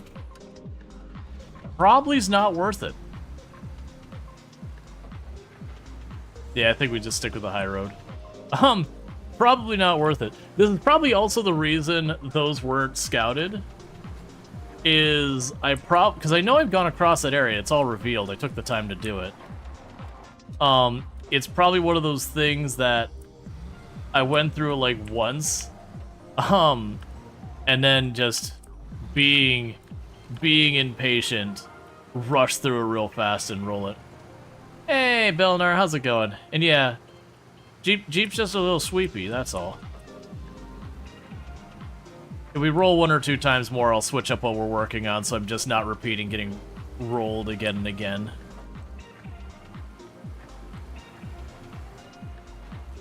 I think it's just getting over this one mountainous area is the only part. Can I get a shout out for Belnar, by the way?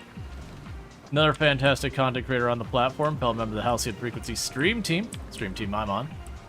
Plays a lot of indie games and a lot of good stuff over there. If you like a lot what you find here, you'll probably like what you find over there, too. Okay. We gotta zip over this way. No, that was the... Yeah, no, that's right. Alright, so try to go over top again. And this time I'm just gonna take the time in advance to attach the left point to the tree there for a safety winch. Which is what I've been trying to do the last 2 times I tried to go over the top. Just to avoid rolling. Doing okay? Okay's okay.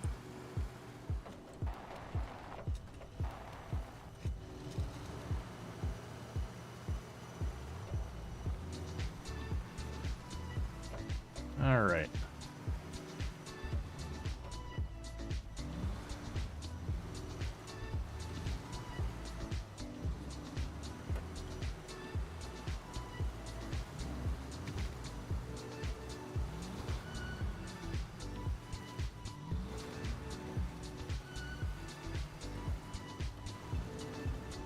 I wonder if also just getting the much bigger tires also didn't help us because, again, changing our center of gravity and just making it higher and higher.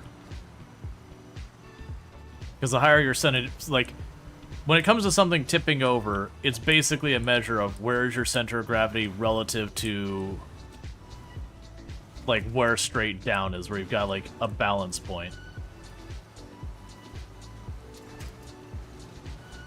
So the higher you make your center of gravity, the less it takes to get past that.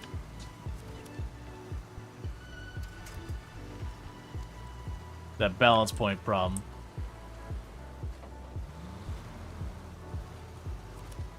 No, no, no, come on. I want it from the side. Heck with it. We're just not gonna bother with that. So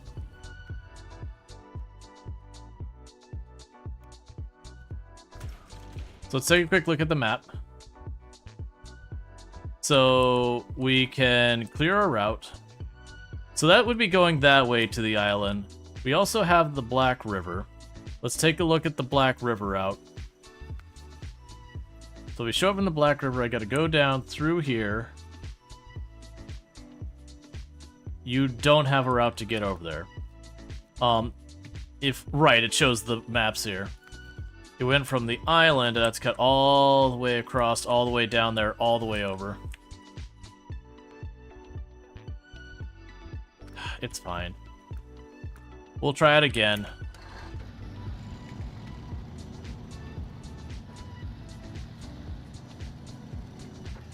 Because so the thing is, I really should scout that just in the case we have vehicles or other stuff of importance over there.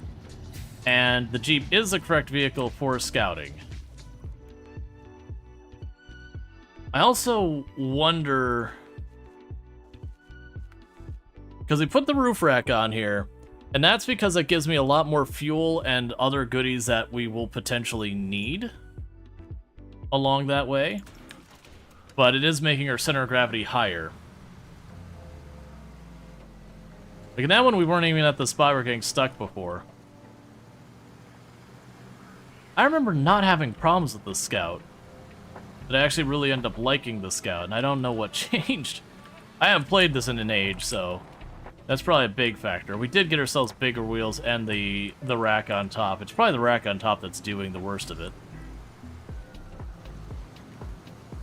Because a bunch of canisters of liquid and tires and other heavy things in the top of your vehicle certainly isn't helping. It does make me miss the vehicles from expeditions.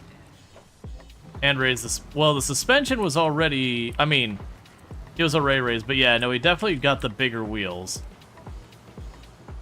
Which does lift the vehicle up a little as well. But it makes me miss the vehicles in expeditions where you actually mount stuff on the sides of your car, like you have options there. Take a Scout trailer instead of a rack. I don't think I've even bought a Scout trailer.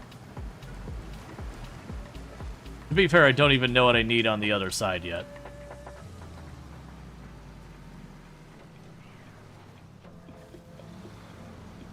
I need to slow down when I'm getting in the off-roading part is what I need to do.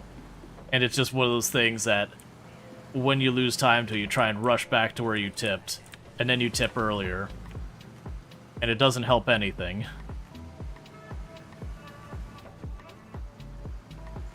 Do you still like to stay on four wheels as it is? Extra high center of balance is 10 times worse. Yep, you're not wrong. No, I knew a guy who, I don't remember what kind of Jeep. I'm going to say in my head a Jeep Wrangler, but I don't really know that's true. It was a Jeep, though. And I remember he bought it out in Arizona, and, like, only a day or two later, he took it out duning, and went over a hill and just went plunk. And then he didn't have a Jeep anymore.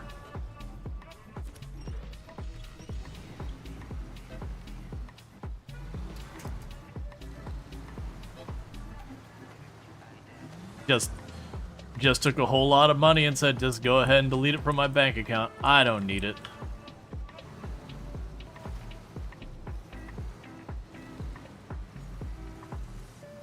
I knew a bunch of people growing up who trashed vehicles, off-roading stuff. And, you know, when you got enough money to throw around that you can afford it, that's one thing. But I know a number of people was like, that was their one and only vehicle. And then they took it out mudding, you know, and broke an axle or crashed the suspension and all that. And so it's just kind of one of those things you're like, was it worth it? Like, now you can't even get to work. Which I get the appeal for mudding. I'm not saying there's anything wrong with that. It's just like, hey man, you are going to damage whatever you take out there from sooner or later. It's a real expensive hobby.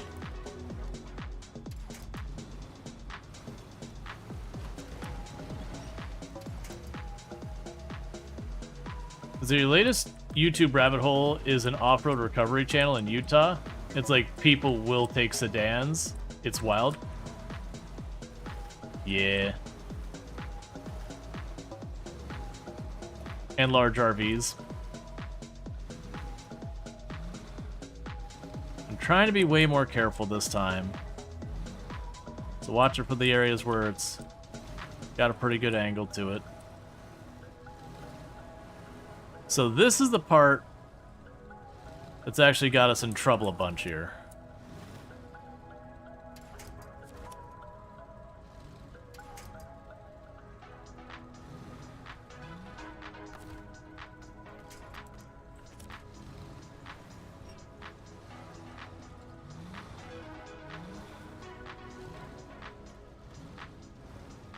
What I want to do is get just down here a little ways. Put in our parking brake, do this. That's actually on the tree, right?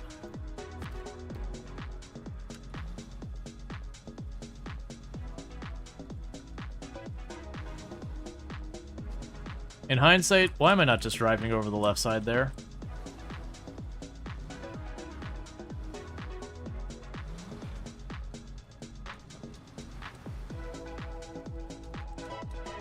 Try and turn straight on a little bit more. Park it.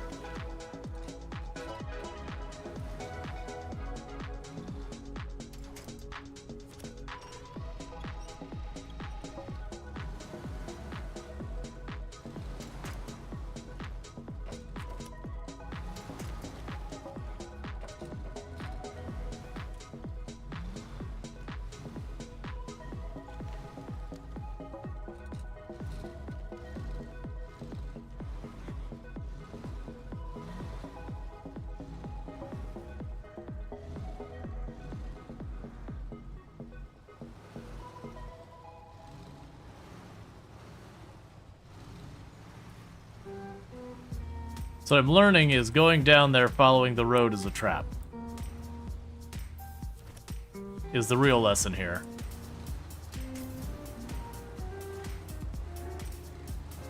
Let's see, your old man, when he was younger, took an old Volkswagen wheel that he would take out on the weekend, duning, and always walk or find alternative ways during the repair process.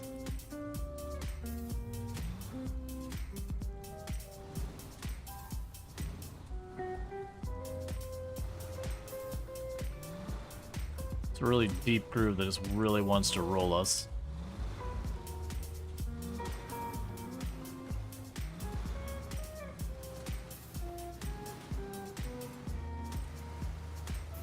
Okay. But yeah, not just one of those things. I knew a lot of people who did a lot of off-roading. I knew more than one of them who went unfamiliar places and then just lost their vehicle into the swamp. Because Florida swamp, most of it, you look and it'll look just like some field with some little bumps in it and all that. And then you drive in, your vehicle just goes bloop.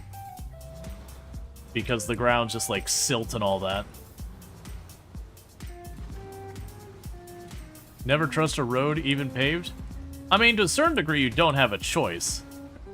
Like, you know, if you're hurtling down the road at 65, you gotta have a certain level of faith that the road is gonna hold up. Otherwise, you just don't do that. Thank you for the follow. Welcome to the stream. Yeah, bloop is the correct term, yep. Okay. So we're out of that spot.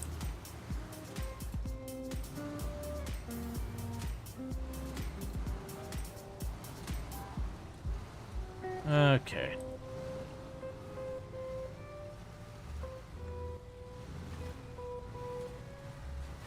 There's a pit over there on the right. Let's try not to sink into it.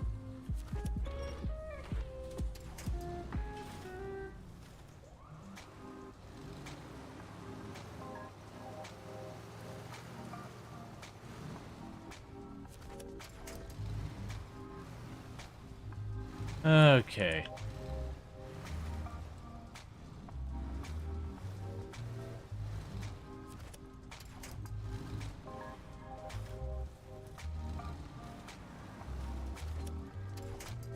I want to winch that way.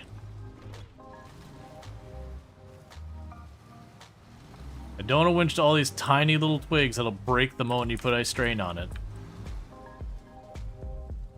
That's... It'll probably roll us if I go into that big dip there.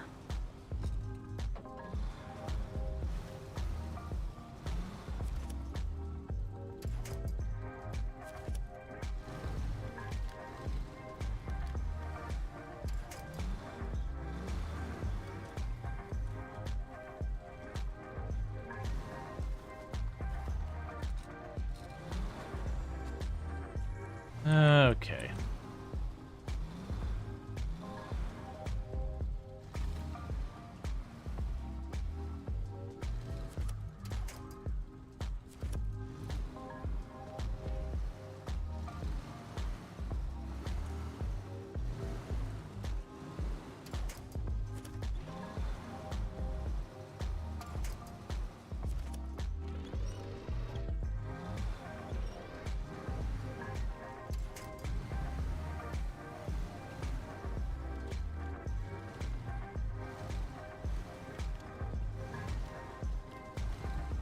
Yeah, definitely want to switch up these vehicles in the future.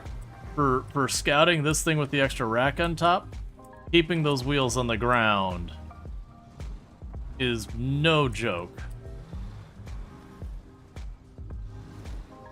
There's going to be no safety.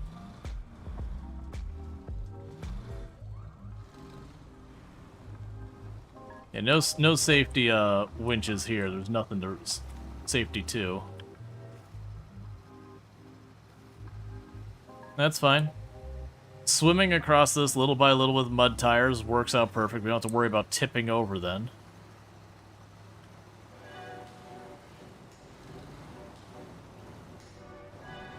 Let's get right there. Now I can start turning.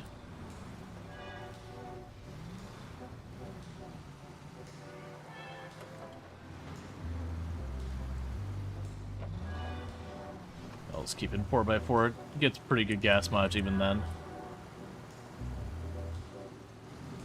Now's where we learn, is this actually a crossable place I marked up here?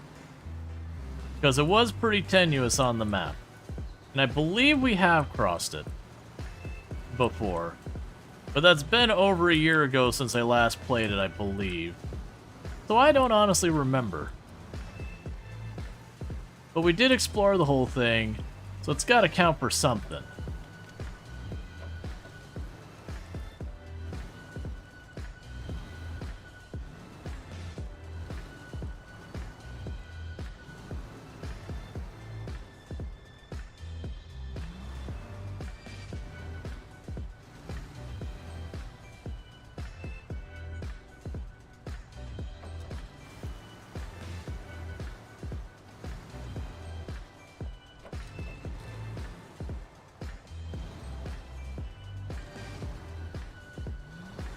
I can't remember the way, if there's a way to see the depth.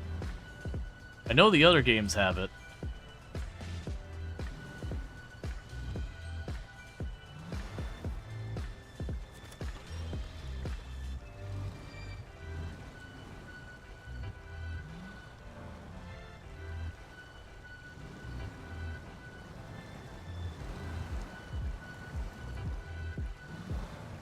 My assumption is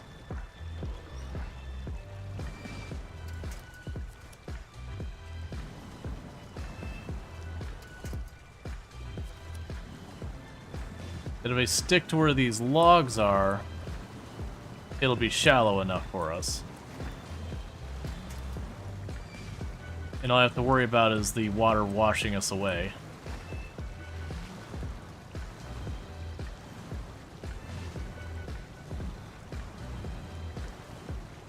You know, the other ones, you got like the sonar pulsar thing that you just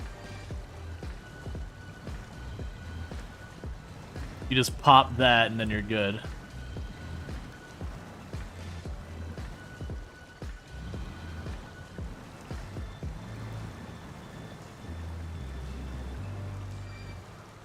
Okay. So we're across that now.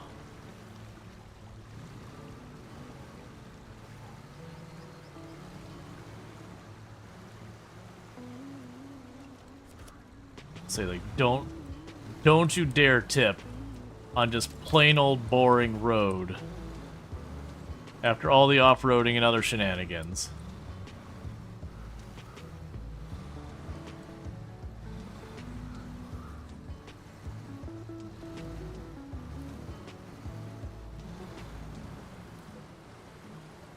It's just so top-heavy.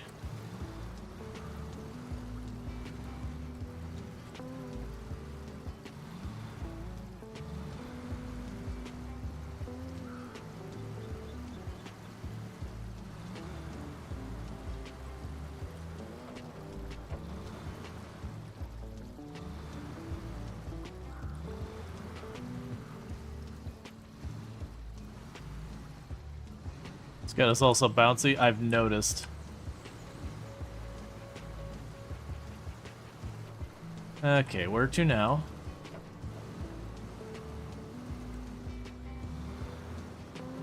Yeah, someone needs to just adjust the suspension.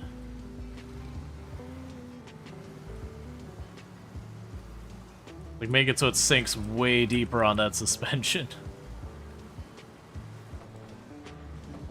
So nowhere near as rigid and bouncy.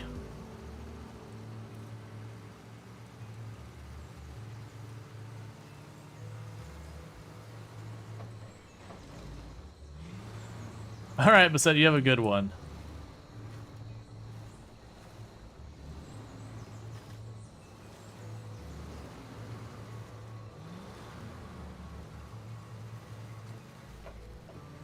Okay, we got some flat here.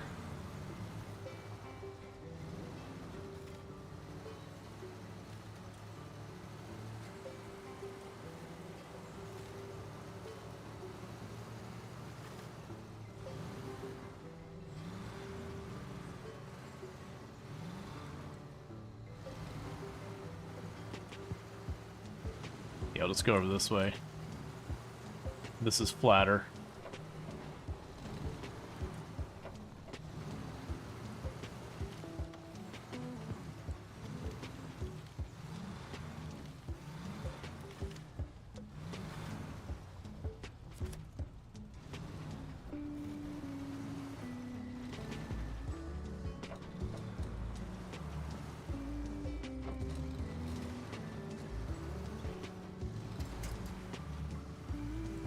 Okay, got a flat spot here I can work with for at least a couple seconds.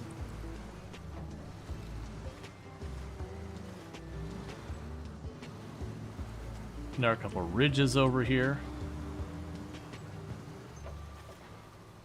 Alright. So good news.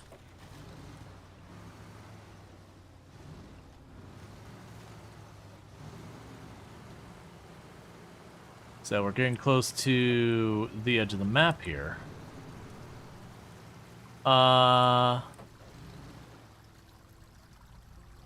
Let's not drive through that. I'm worried it's too deep.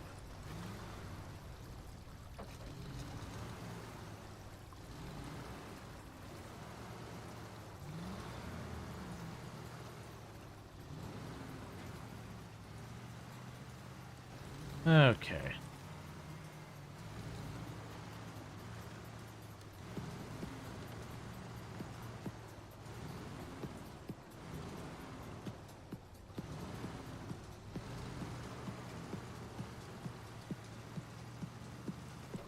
The game almost tempts you to want to be like, no, let's drive straight across the roads.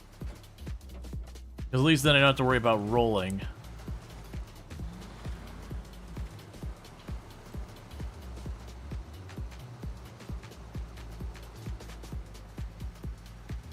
I also don't mind where it's a little bit soupy like this, because I also don't have to worry about rolling then.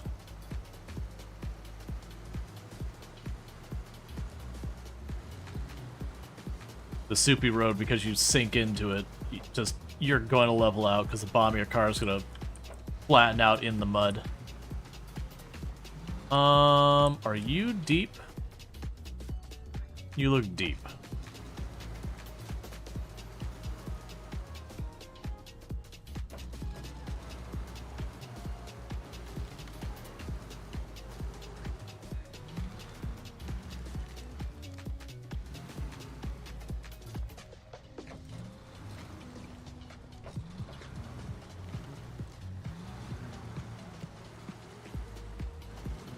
I can't add tags to the map and be like, hey, this spot is a no. No. I was kind of hoping for like the expedition, or not expedition, the roadcraft style mark, so you go up to that spot and be like, hey, this spot right here, this spot on the road, like, it's too deep, don't try and cross it. Like, go around. So you can like slowly update your map. This one's probably fine. I can see the mud on the bottom of this one.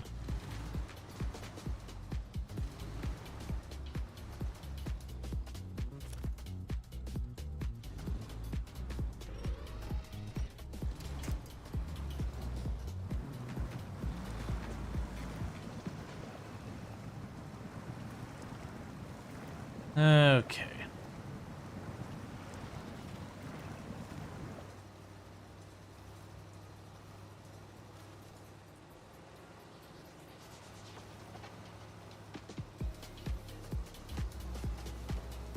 That's what the mud tires are for.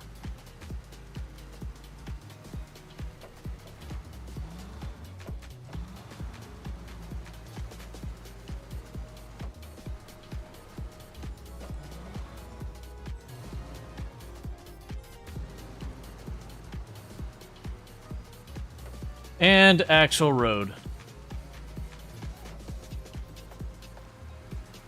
Cool.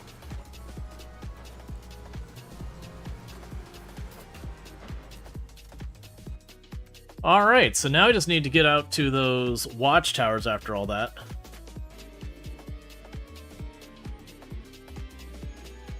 I want to advance the time so it's daytime as well.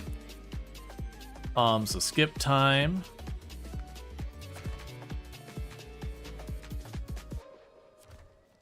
Oh, so I want to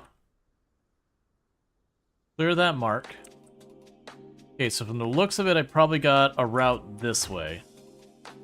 So immediately to my right, it looks like we got a route that goes up to one of these watchtowers. Now, ideally, I'd like to find a garage right away, because if I find a garage right away out here somewhere, then I can just start from that point and not have to do the whole trek.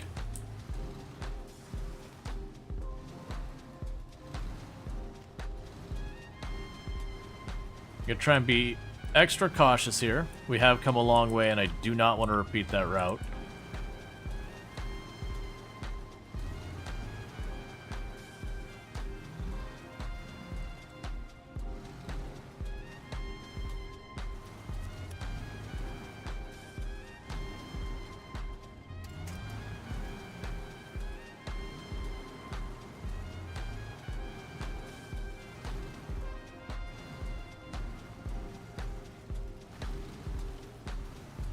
Honestly, might be safer just to stay off the actual road part. Alright, so it looks like this is going to get real soupy up ahead. I'm okay with that. There's no shortage of trees on either side of the road from the looks of it. And logs strewn around the middle of it, and we got the best mud wheels we can get for this vehicle. So all in all, we should be pretty solid for getting across any of this.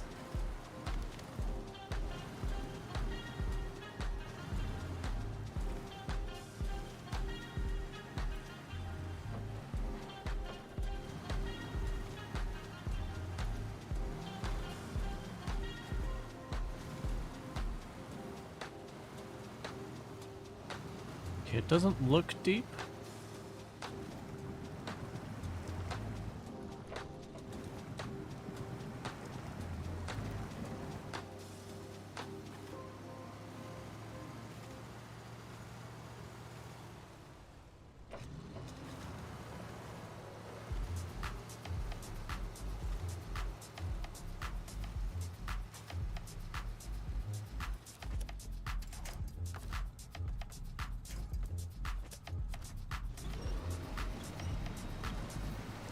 Okay, I was being a little paranoid. It would have been fine. I was worried it's gonna be one of those ones that like you have to like get through it quick before the engine has a chance to drown.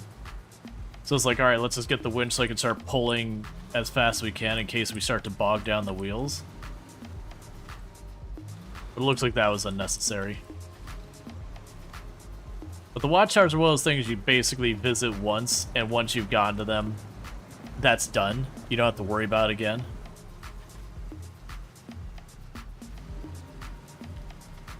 Alright, and first watchtower sorted. It's now revealed the nearby area. Upgrade location discovered. Abandoned drilling site. Okay.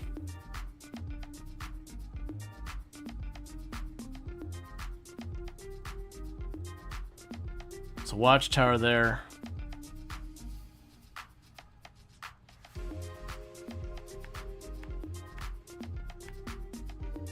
It's either that way or that way.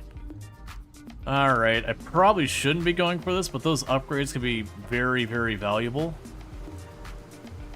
They're one of your main progressions in the game. The problem is figuring out where I can and cannot cross here.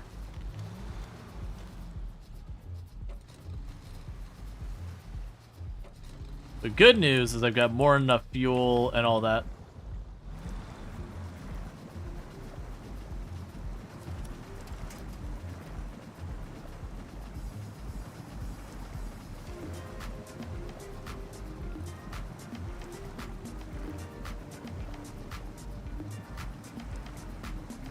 Alright.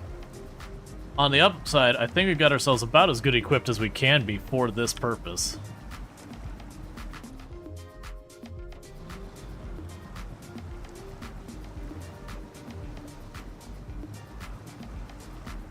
The only thing we could use to be even better would be a snorkel.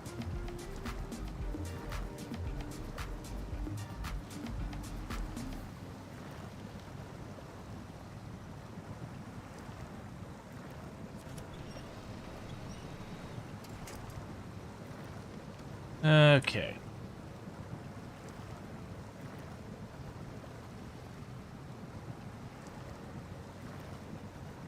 But all I have to do to get the upgrade is just have to get into range with it, and then we just hit the button and it becomes ours.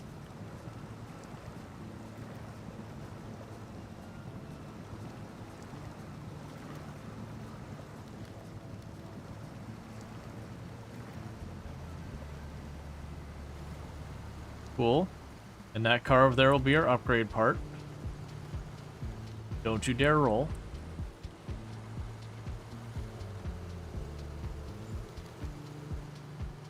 Okay. Honestly, for my own safety, I should keep it in a low gear.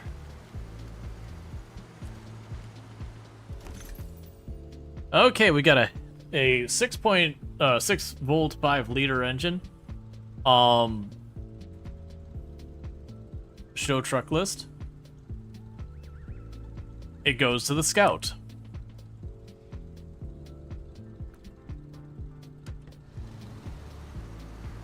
So, the plus side is it literally goes to this car.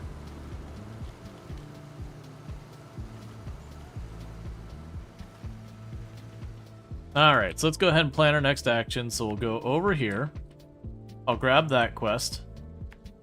That's just an abandoned drill site. There's a good chance there's going to be something up there. Oh, there's a trailer. We can grab that quest. And then somewhere over here will take us to the watchtower.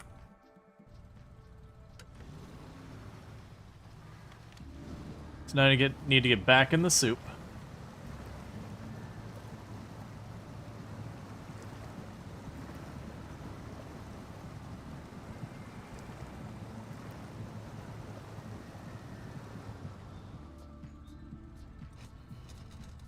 Oh, right.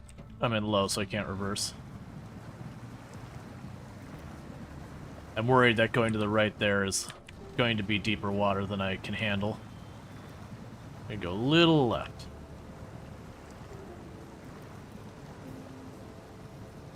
Alright.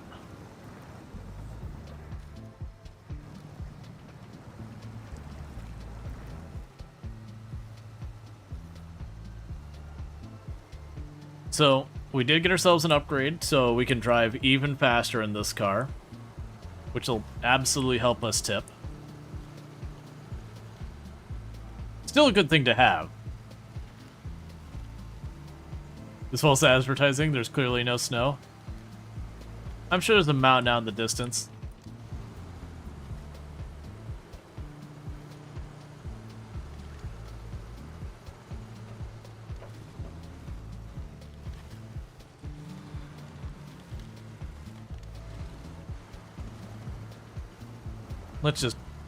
Let's just keep it in low.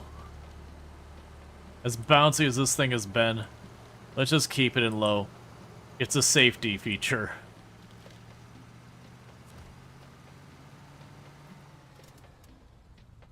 No country for old truck. Man, it's a crying shame that the way some people treat their stuff. This truck hasn't been a cowboy Cadillac back in the day. Now it's a total heap. If you can get it out of here, maybe I can get it running again.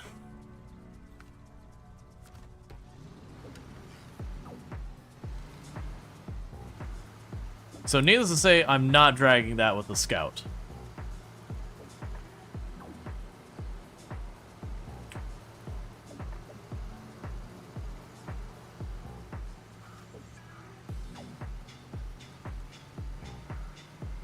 All right.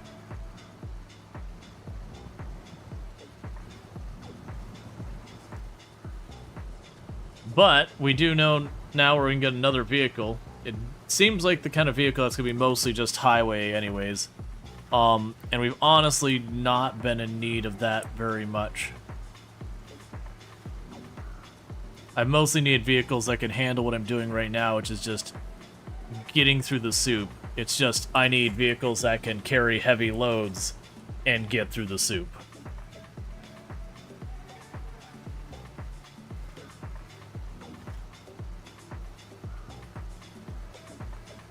Because looking at this, I don't have much that can handle dragging a vehicle that size through this. There's a lot of trees on the side, though, so it could be one of those ones that we could just drag it little by little using the winch, but that sounds miserable.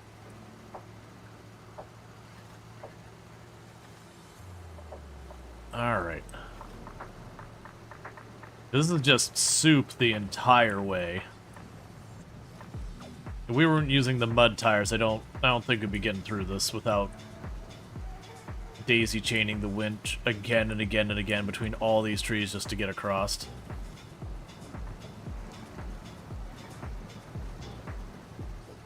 Not so much driving as we're paddling through the muck.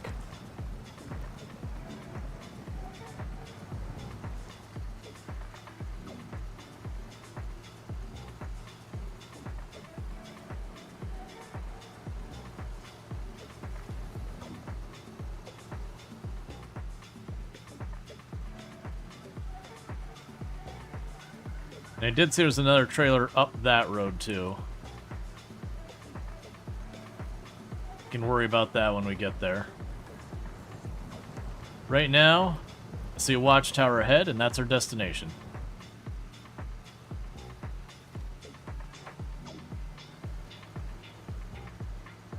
Here, one hit and hold from disaster. Yeah, and this is definitely the kind of place where you just go over and you just see a spot of water and be like, oh, that's fine. And you just right down in.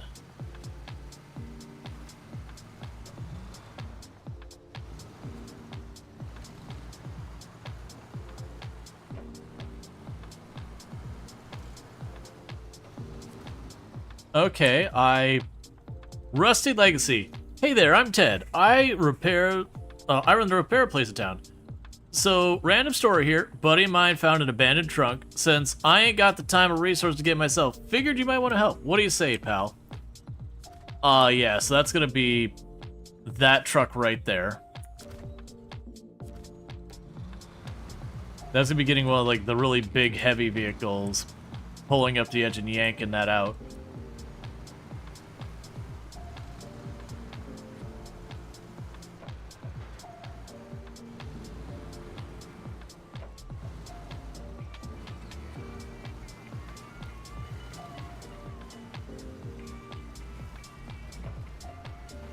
Okay. Yeah, it looks like we've got a turn right up here that goes straight to that watchtower. Okay, let's slow our roll here. We're bouncing a lot. Okay.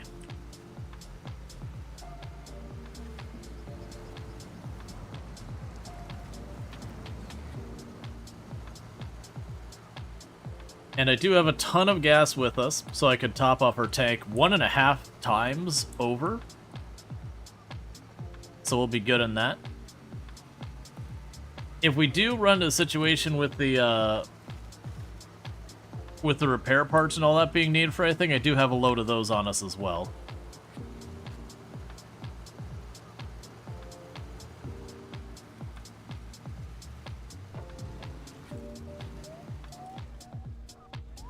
Just keep it in low.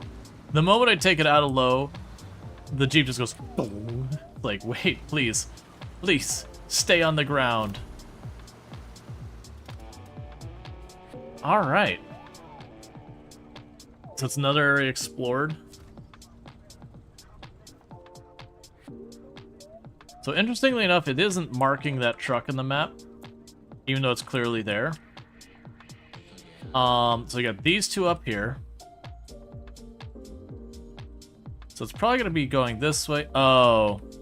So there's a bridge that's not built there. So let's turn this up here. We'll backtrack up there. Then somewhere we'll be able to go down there. We don't know exact spot. Ooh, there's also an upgrade I missed up here. We can try for that while we're here if we get the chance. I did wish that was marked, but that's okay. It's right by the mission objective, so that should be fine. I'm willing to bet once you track the mission. Oh, we need to backtrack, don't we? Yeah.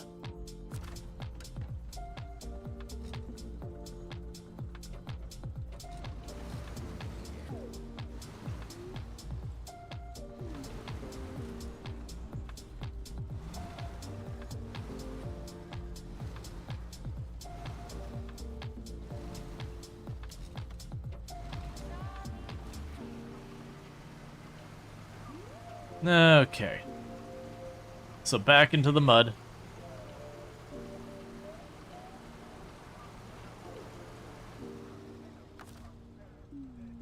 Meanwhile, refuel.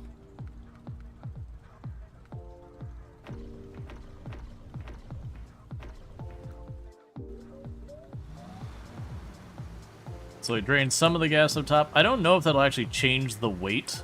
I'm hoping it does. Because the more of that that's not above my center, like not up top, the lower my center of gravity should end up being. Especially when you consider vehicles generally their fuel tank is underneath the car. And gas is heavy.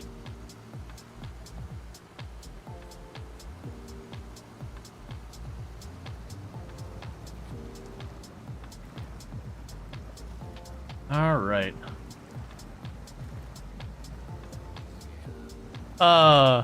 I can only think, so there's places in Florida that would definitely look like this. Not so much the rod down dead trees, but the rest of this. If you had a flood here, and I don't care if you gave me a truck with super swampers or anything like that. I'd take one look at that and be like, so you gonna drive across there?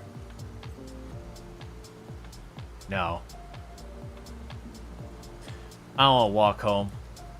I don't want to walk miles through the mud when the truck gets stuck in the middle of nowhere and the tow truck person just looks at you and says, yeah, you're on your own. No. No, no. I'm good.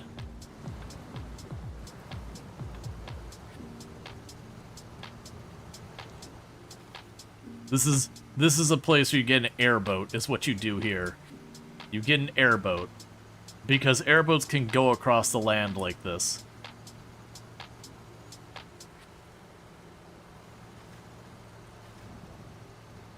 And you can load stuff up on an airboat, too.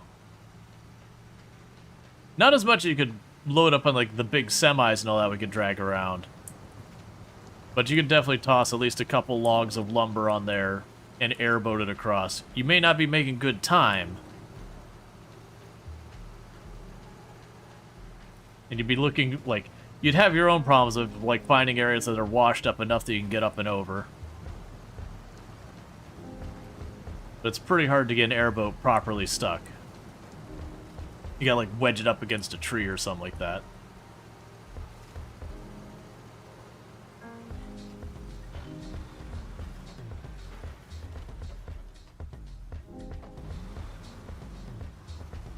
Wouldn't alligators live in a place? Yeah, no, if this is Florida, yeah, this would be don't go in the water, is what it would be.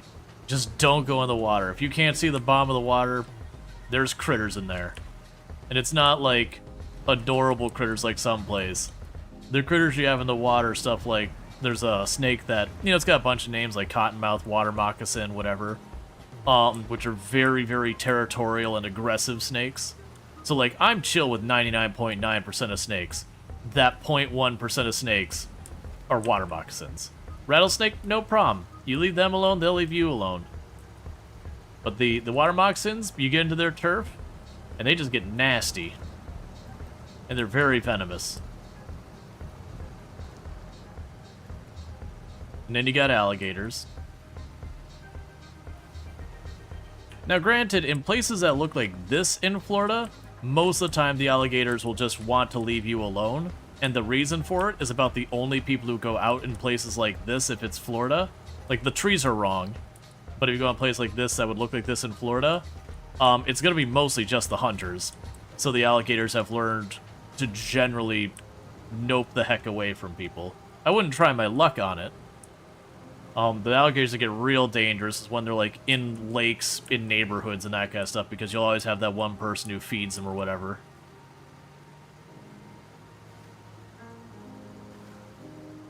And more bodies in it than critters?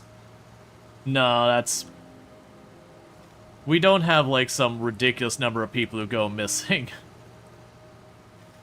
It's like, not that there's no one who disappears, but it's not some, like, statistically significant thing where a whole bunch of people just vanish on a regular basis.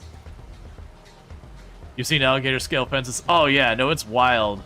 Seeing this, like, 6-8 foot alligator just go over a chain link fence, like, just be able to climb it. Like, not they go over as and shove it over and it collapses, but they physically can get their claws into it and, like, climb over it.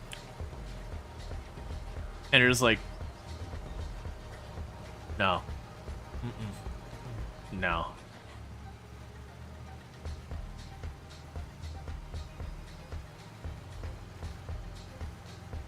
They're a reason they're an animal who has not needed a whole lot of evolution over the last hundreds of thousands of years to remain competitive. Let's see, on approach to FLL Airport, coming from the Gulf West, it amazes you all the little hunting shacks and the trails in Everglades? Oh yeah. No, that's what I'm saying, is you get out in the swamp proper, and 90% plus of the people out there are gonna be hunters. You'll have some that'll be like tour guide kind of things, but a lot of times those same companies who do the tour guides are also the same companies who do the hunting as well. That basically, while they're doing all these tourist things and all that, they're kind of keeping the people away from where they want to be hunting, as well as they can use all that exact same equipment for, like, scouting out good hunting grounds and then taking their equipment out, because most of the hunting for it isn't a whole lot different than just going out there. It's just you come back with a gator.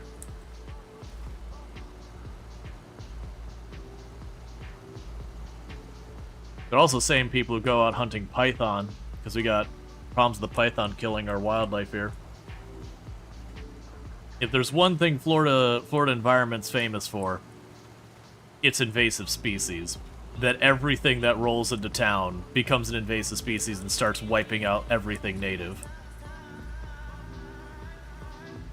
We got lionfish in the Atlantic, we got pythons in the Everglades. Our local bees have been getting wiped out by an invasive species of bees. Whole lot of all of that. We've had a number of birds that have gotten wiped out. As you watch a couple rescue golden retrievers, and they live in the Keys. They seem fairly chill, but generally zero interest in going anywhere but there in Florida. Yeah. So to be fair, almost all of coastal Florida is absolutely gorgeous. And even a lot of the middle of Florida isn't bad. You actually have some nice areas in there. Again, assuming you can handle unreasonably hot and humid and muggy and awful. I'm not really selling it well. I also don't want to sell it well because I actually don't have very high praises to give Florida. We'll try that. That might be too thick. It's either... I think the way you're supposed to go is along there and then down. I'm going to try to cut through. We'll see how that goes. But then I'm going to want to go up and over there. But yeah, now the Keys are nice. Especially, like, depending on what you're looking for. If you're looking for a little bit more wildernessy and just, like, you know, kind of beach bum kind of vibe, Big Pine Key is really nice. If you're looking for, like, the Keys as in a very touristy experience, Key West has you covered. They have tons of festivals and celebrations over there. They can get pretty wild. And they get interesting, like they've got Chicken Fest. There were some very, very manly men there, dressed up in chicken costumes. It's not a thing I ever expected to see in my life. And I'm like, man, you got way more confidence than I do. And to be fair, with good reason. Like, I've never been particularly unhappy with my appearance. But those were carved marble people.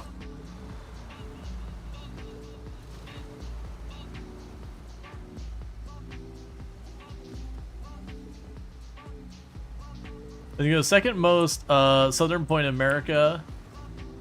The most southern point is military base just by that, or in Key West. Yeah, Key West is the end of US 1, which is like its big claim to fame. Is you have that highway that goes all the way north south. I can't remember where the north end of it. Isn't it like Maine? But like it's a highway that basically goes the entire length of the East Coast, and Key West is the southernmost point. It's mile marker 0, so it's got that whole big thing. I know, I don't remember the north end of it, but it's somewhere way up there, like Maine or whatever.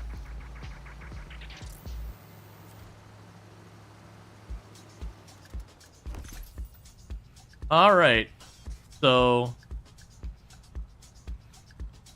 that goes to the Ford, whatever the heck that is.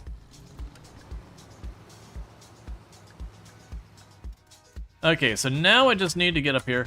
So this actually hasn't proven to be that bad. I thought this was going to be worse. It's just soupy in general. And then just, there are trees. But I was expecting this to be like actually a bit of a fight to get back here to that upgrade. And it's honestly just slow boating in the mud.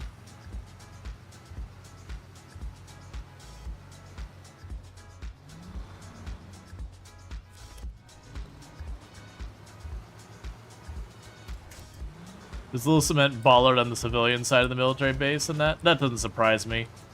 Because, like, if it's the southernmost point of the entire continental United States, it wouldn't surprise me. People get wild about that kind of stuff. Like, this is the easternmost point of the country. Does it have any other relevance? No. No, it doesn't. It's just a random place that happens to stick out to the east. Like, to the east.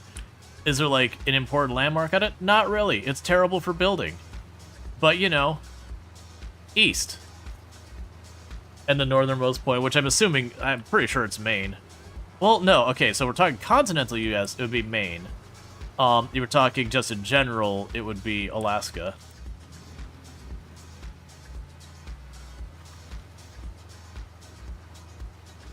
They're both pretty far up there. I actually wouldn't be surprised if I'm wrong. No, Alaska's higher, because Alaska, I believe, gets all the way to the Arctic Circle.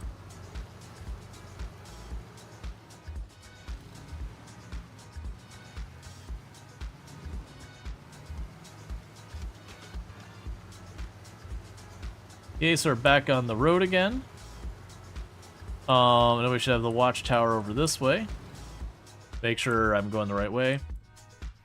Okay, yeah, so we keep going this way. Straight on by. It should take us towards the watchtower. And I believe that might be literally the last watchtower on Michigan.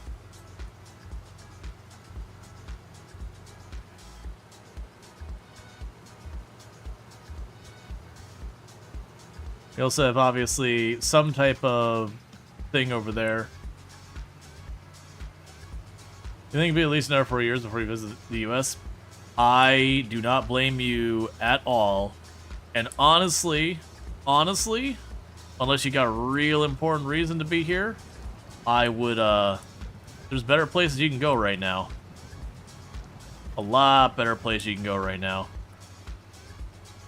Doesn't even matter where you're coming from, there's just better choices. Things here are not good, and I don't expect them to get a whole lot better for a good long while.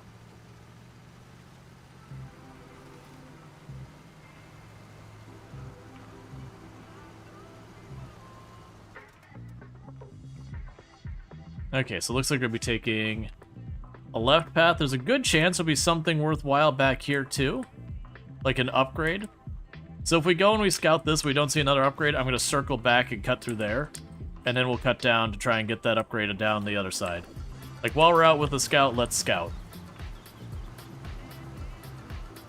Oh, and we got a job we can grab here as well.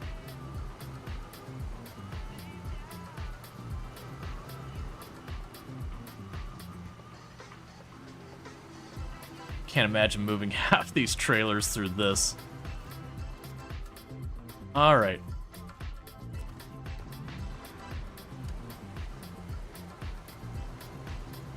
So we're just grabbing those jobs because they'll do stuff like make vehicles show up on the map. Later on when I'm like, oh, I found a trailer of cement. Do any of these and I happen to be nearby. Do any of these jobs need cement? Cool, let's just bring it while we're here.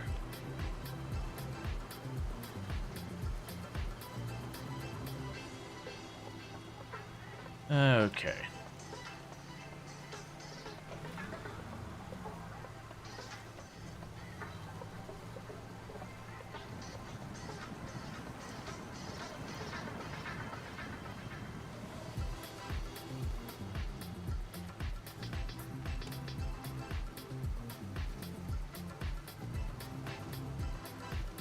This whole map is just soup. It's just soup. All of it is just nothing but soup up here. You get like the one or two little, like, this is an objective point. It's not in the soup. But the entire rest of the map is just... Oh, you actually got some speed going there. Okay, so we don't have a spot that's obvious here.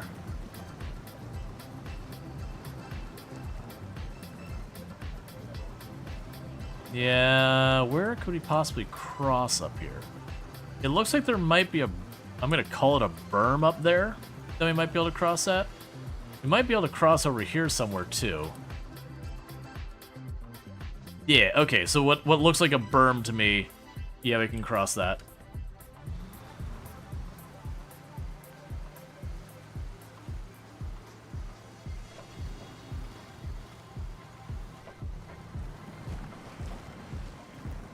Okay.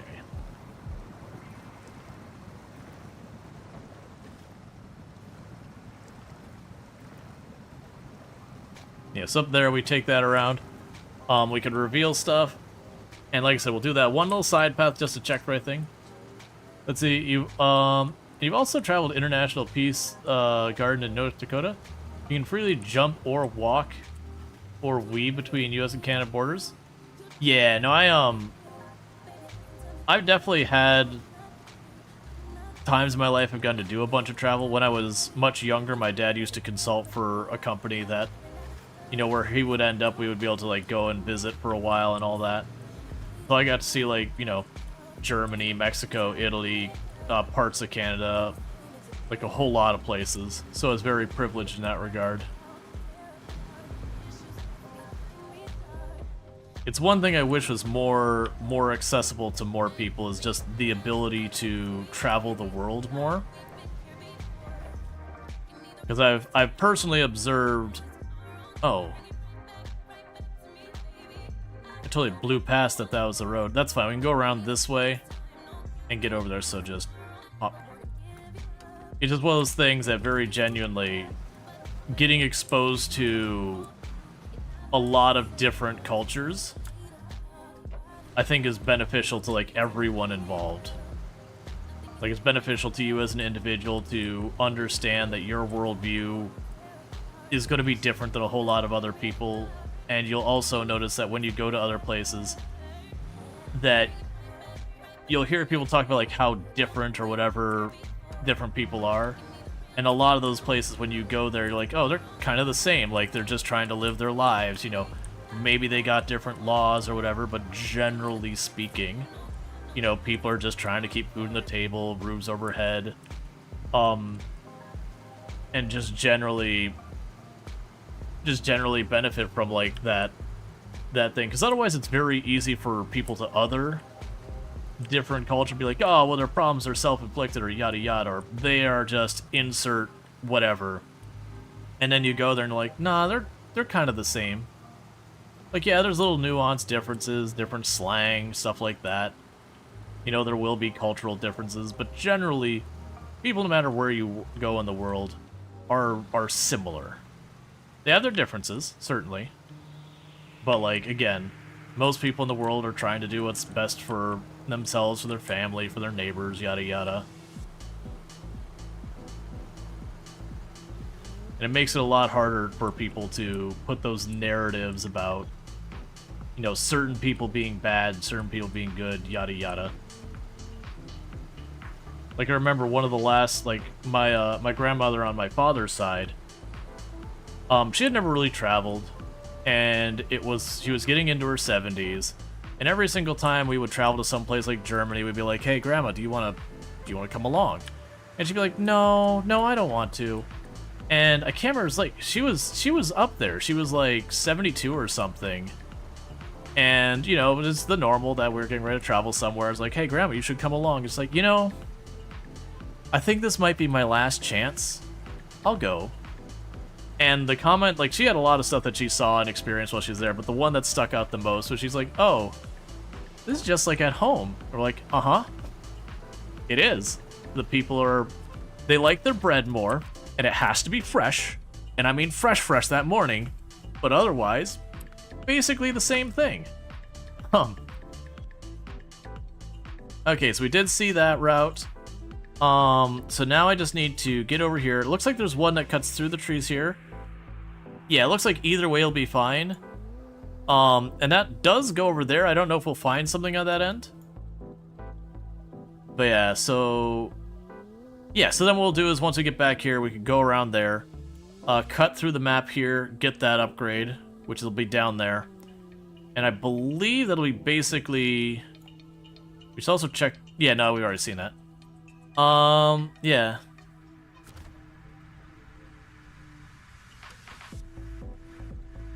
Right, I'm in low.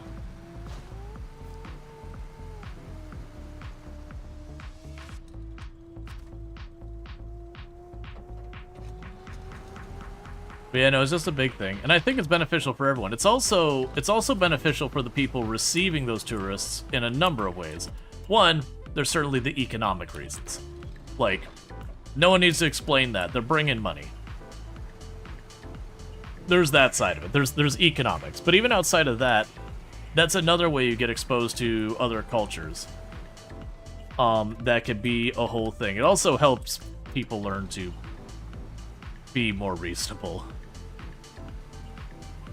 I can't tell you the number of times that, you know, I'm traveling somewhere in the world and You just had that one guy's like, do you speak English? What, are you stupid or something? And you're like, you're in their country. They don't need to speak English. You don't need to be a dick. Like, you're the one who has traveled here. Like, I have been fortunate that anywhere I've traveled, as long as I put the effort in, even if it is wholly unsuccessful in trying to speak their language, I've never had anyone not meet me halfway and at least try to work with me. I have certainly seen people who, when someone walks up, they're just like, no. And they're like, yeah, that person definitely could help them out if they were motivated.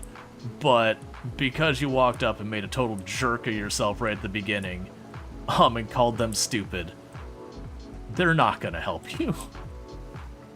And I don't blame them. And they'll just... The worst one is they'll talk louder and slower. It's like, clearly the person doesn't get it.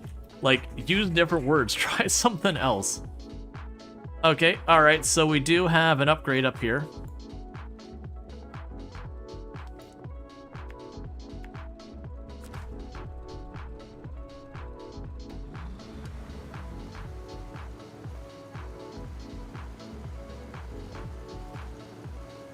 What? Oh, I'm getting stuck on the towers. Like, why is my camera pointing straight up? But yeah, so it's... I think that also is a beneficial thing, again, when you have, like, tourists interacting with you on a regularity, that when you are a tourist yourself, it does help you put yourself in that mindset of being like, oh yeah,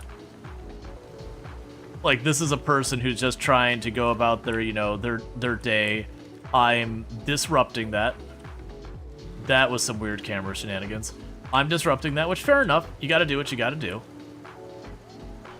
And, you know, be empathetic. They're like, hey man, I know I'm inconveniencing you, but like, I'm in a pickle here.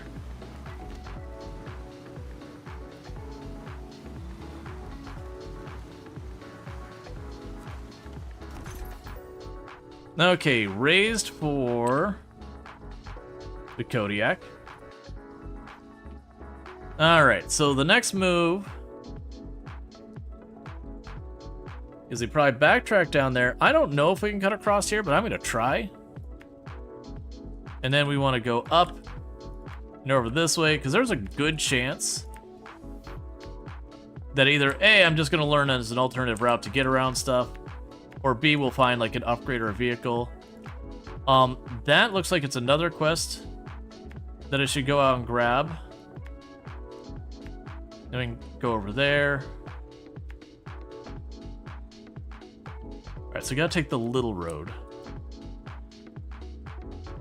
Guess we can go here. Just in case I haven't grabbed that quest yet.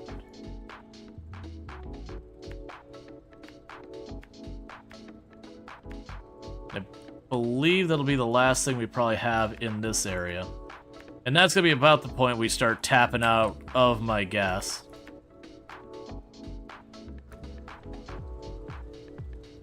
And yes, they speak English. Let's see. Let's see. You only remember one openly rude group when your friend visited Normandy, but that's one of the many, many interactions. Yeah. Well, I mean, I've had individuals that have been kind of difficult, but again, that's usually something like the ones I've run into were more along the lines of there's certain really heavily touristy areas, and they do have people who are a bit on the scammer side of things, and I've seen them get pretty rude and nasty, but that's all part of their con. You'll have like the person like in Rome. There's a thing where a person will walk up to you and they'll basically all but like they'll just kind of have like a flower. They'll just like shove it in your face kind of thing. So instinctively you grab it. And they'll basically, you know, be like, oh, you know, you need to pay for that or whatever. And if you try and push back, they'll raise their voice and try and make a scene to make you uncomfortable to get you more likely to pay. Because a lot of people do that.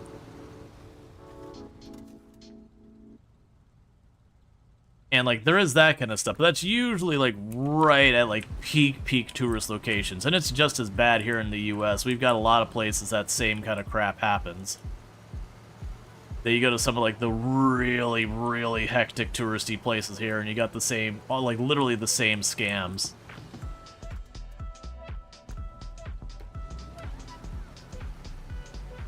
It's basically trying to make a scene and all that, to make you uncomfortable, that you just want to remove yourself, and you're willing to be like, alright, there's your $5, go away.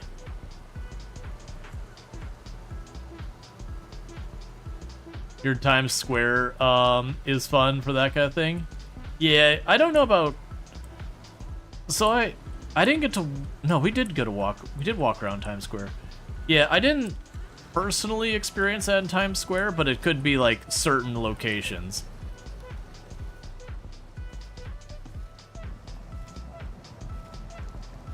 Alright, so now I can see if I can actually cross here or not. Oh, I'm not stuck in the mud. There's a whole freaking tree here.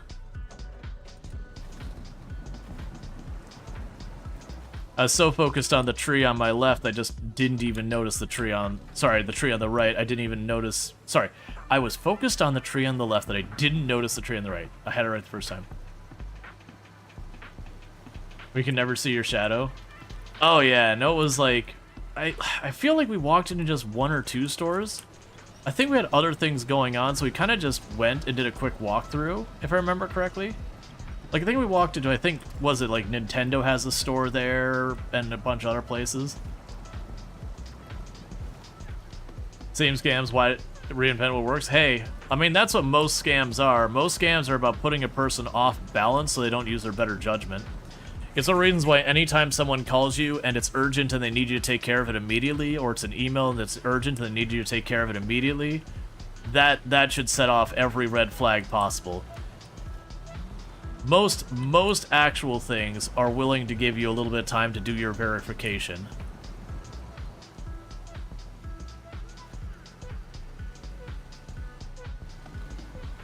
Yeah, you walk through the square itself, it seemed like everyone is there just to say they've been there. There's no actual point to place. There's a lot of people who their idea of travel is shopping. And so that's definitely a location that's far more oriented for that. Which is one of the things, like when you go to Rome, for example, it's kind of got its 2 main things that are the draws for the tourism. You got the stuff like the Colosseum and all that historic stuff, that's number 1. But number 2, or was that Florence was the other one? It was either Florence or Rome also has like this really big like designer fashion presence. So for the people who their idea of travel is shopping, that's the main draw. But like that's the part of Rome I walk into and I'm like, why would you... It's like, it's just not a thing that registers to me. I'm like, why would I travel half across the world to go into a bunch of overpriced stores? And the answer is because then you can show off your overpriced stuff and feel all big and proud of yourself because you got that kind of thing. But whatever. Vienna? I have no idea. I also don't get fashion, so you know, that's as much a me problem as anything. Okay, I believe this is the one we already grabbed. Right, and then we're gonna take that path over the hill here.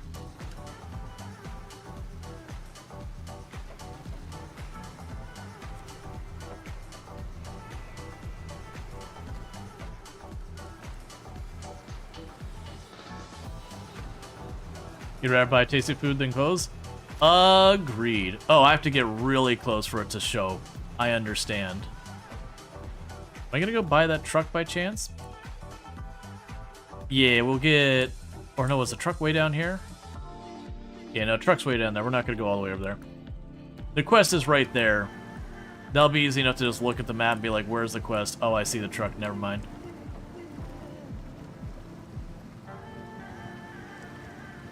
Alright.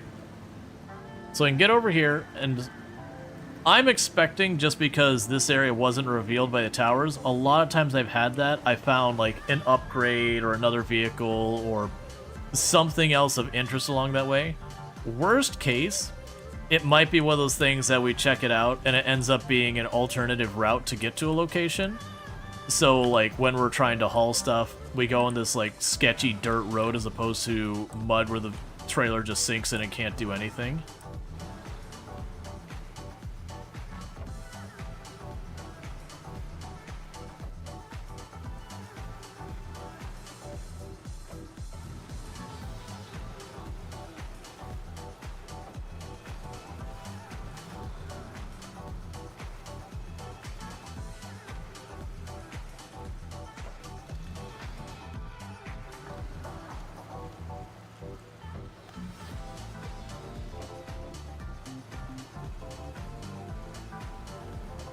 Yep, not seeing anything obvious on either side over there.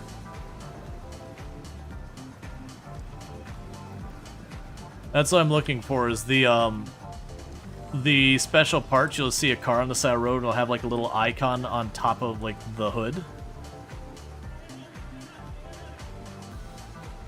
So that's the things we're looking for. Or just straight up seeing a truck sunk in the mud.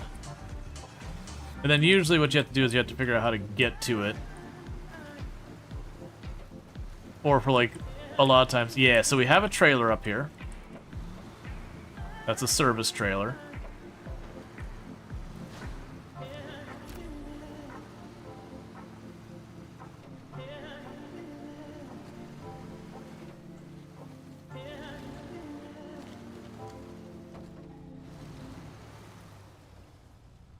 So not the most exciting, but that does mean I have a service trailer way out here. So in a pinch that we need to, like, repair a vehicle, I can drag that service trailer and, like, park it somewhere out here so I don't have to return all the way back. You know, or we could just sell the service trailer. Which is probably what I will do. Alright, so with this, we're cut across the middle of the map, grab those last two missions, grab our last upgrade over here, and then we'll probably just retrieve the scout back home, because it's going to be low on gas by then, even counting my reserves.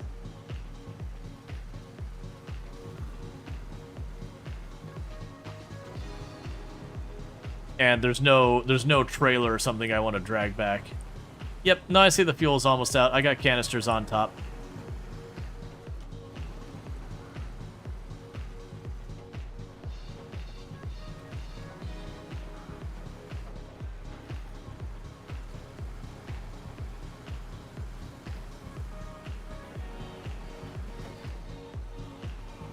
Yeah, that's the reason I keep putting it in low gear for how much I have been.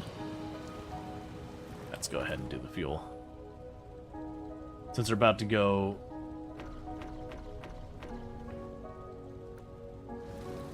Alright, so I've got a single gallon of fuel left in my reserve.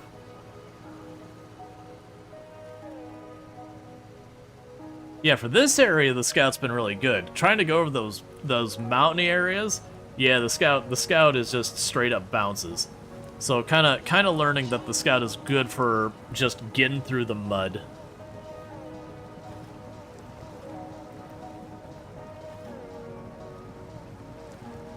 But the other stuff it's pretty solid for.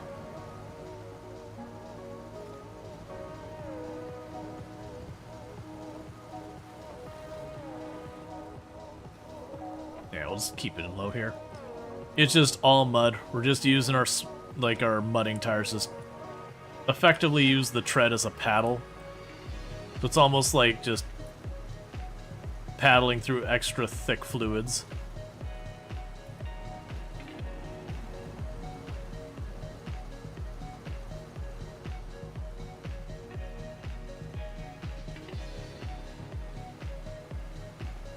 That's the one I'm dreading, is because anything we gotta haul through this part of the map is gonna be tricky to manage.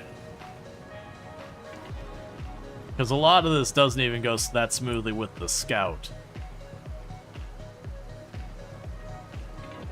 Yeah, so there is a mission over here, which I assume is one where I'm going to have to drag probably steel and concrete and a bunch of stuff to replace that tower there.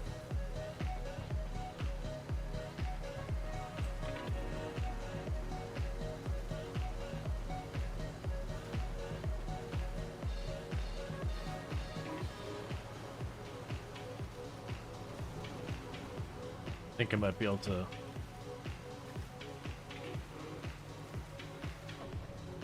You have to figure out what vehicle will be best for this. I'm gonna definitely need to get myself a vehicle that its whole thing is that we can just schlep through mud and still haul. Right now, I don't have a vehicle that does that. The vehicles I have right now, they hit the mud and that's just it.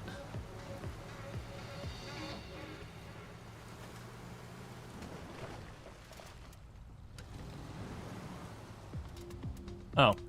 I already have that mission. That's fine. It's worth verifying. It was on the way towards the other upgrade rafter.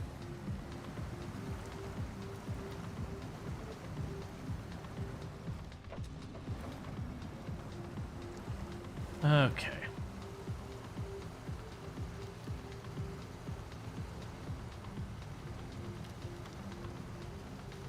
I low-key would love to see a map almost just like this in Roadcraft, just to have that experience of being able to be like, all that mud, all that awfulness that we dealt with the whole time.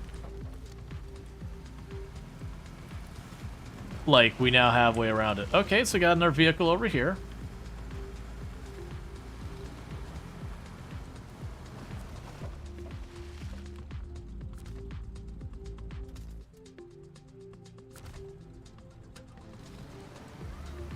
Alright. That'll be one thing to do, is maybe we try and get our, I forget what there was. There was, like, truck, and then, I can't remember, it was, like power truck or something like that. Because I remember there was, like, the road truck, there was, like, a heavy load truck or whatever, and then there was some other truck. And one was, like, really awful on gas mileage, but was designed to drag things through the mud and whatever. And I think that's the gap in my fleet right now, is that I don't have a good one of those for the phase of the game I'm in and everything.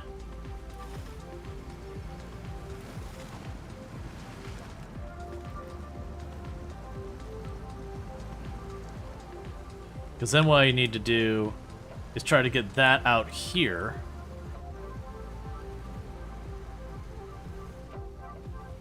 And once I get that out here, I can start doing stuff like dragging those out.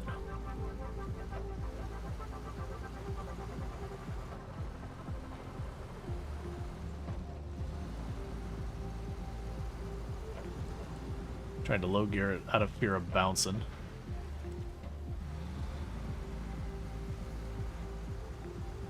Okay.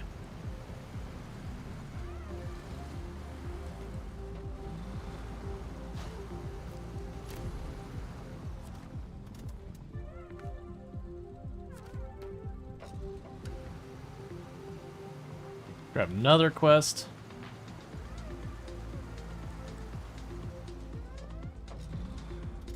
Okay, so we got one that said Signal in the Mountains. I suspect Signal in the Mountains is going to be going up here and doing something with that. We'll worry about that later. Right now, let's get that upgrade.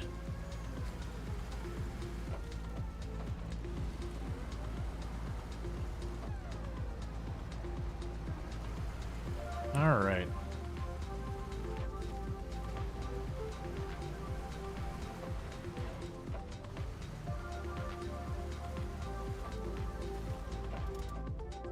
Okay. I actually changed my mind. So Signal in the Mountains.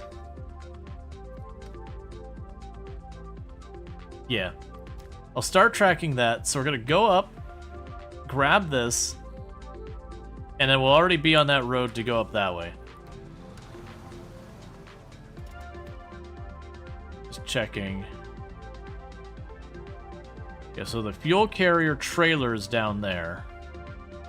So I want to go right.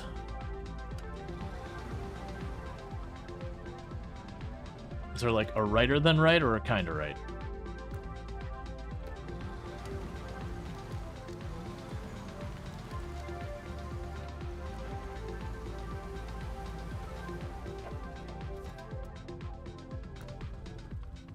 Okay, so I need to go this way.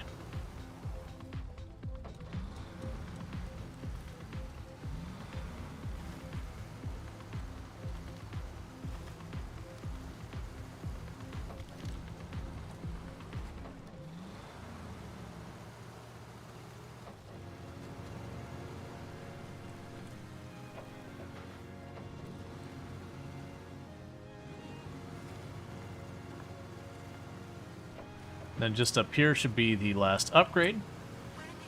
Then get the Signal Mountain mission done.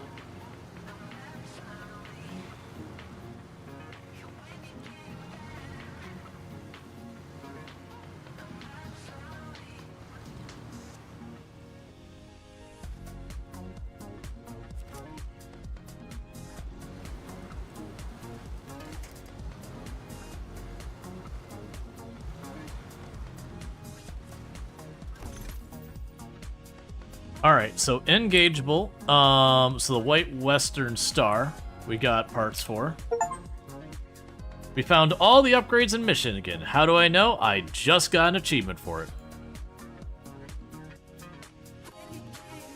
Let's see. Okay, so we can middle mouse button, get rid of all those.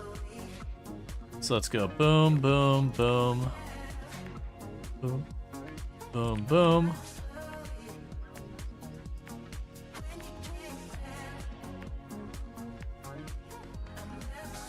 I am not sure we can make it all the way over there on our current amount of gas. Actually, you know what? Honestly, for this, I'll probably be better off not going that way. Hop down this way, get over here. There doesn't have to be a gas station right here, does there? No. Is that a garage? No, it's a trailer store.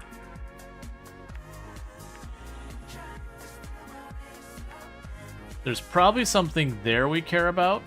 Yeah, let's plan to get this far, and then we, like I said, I'm gonna probably go up there and then pop up this way, as opposed to going that whole snaking road the whole way.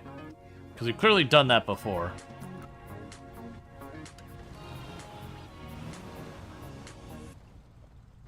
Let's also go here. And there's the last of the spare gas. So when this is out, we're out of gas.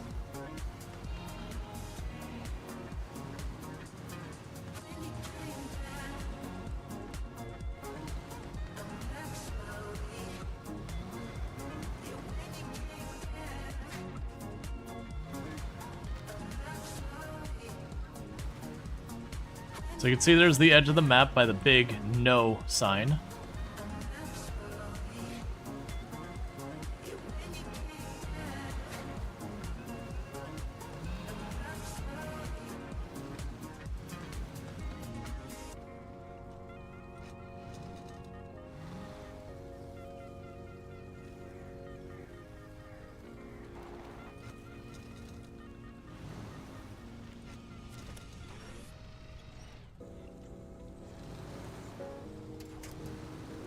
Okay.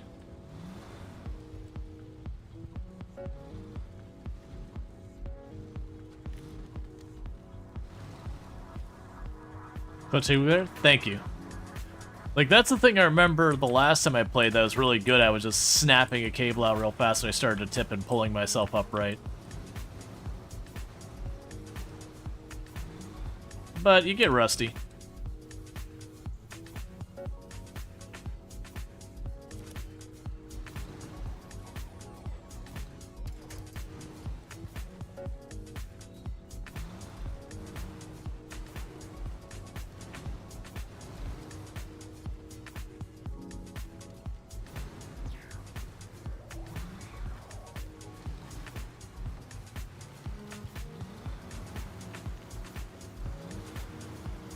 Okay.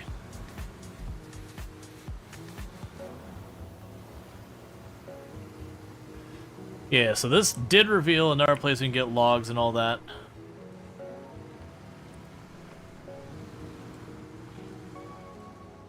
Oh. Hitbox is bigger than the graphic.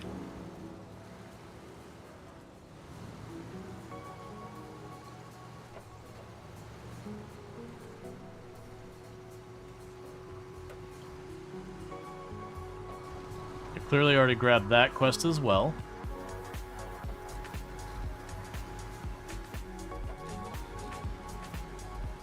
Okay.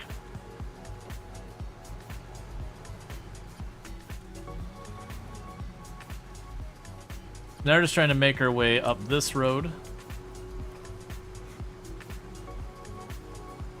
So we can maybe get the signal.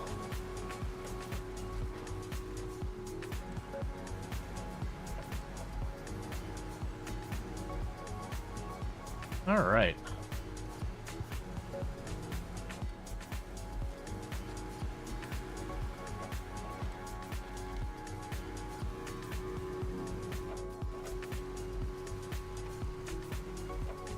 This road seems relatively traversable compared to the other ones.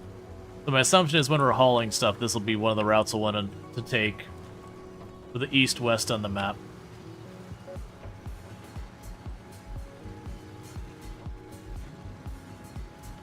We just got pockets like this that are a little gummy that maybe you'd off-road it here, maybe you can just muscle through. We'd have to tinker with it. Yep, we already grabbed that stuff, so you don't need to worry about that. Alright. Yeah, and I realize in hard mode, I would need to be backing off way farther than, like, way before we get this far on the exploring side. Or I'd at least have to return to a vehicle I could gas up on.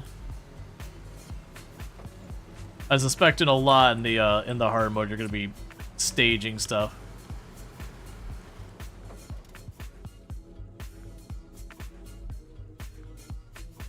Gotcha. Right, and I want to just peek right here to the left. Just to see if there's anything important here. It's probably a drop-off point for our mission or a start point for our mission.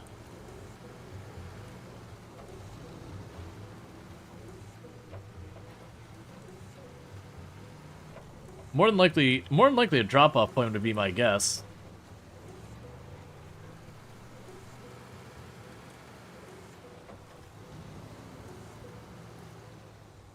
So down that way?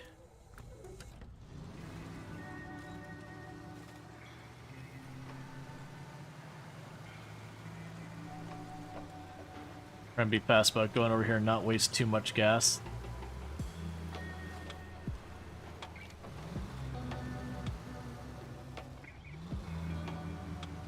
Also worth checking just in the off chance it's a garage. It's definitely not, though.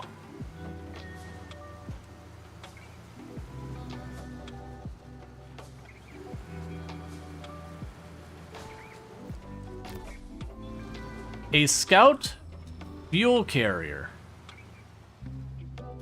Well, that happens to just be convenient right there.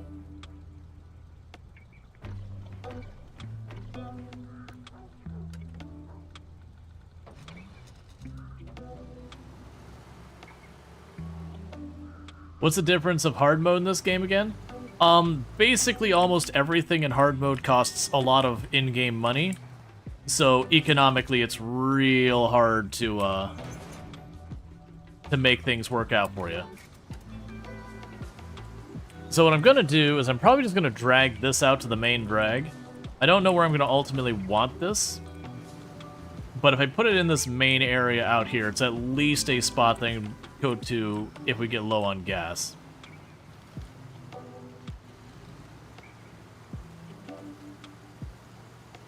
But probably not right in the soup. Let's go right on over here.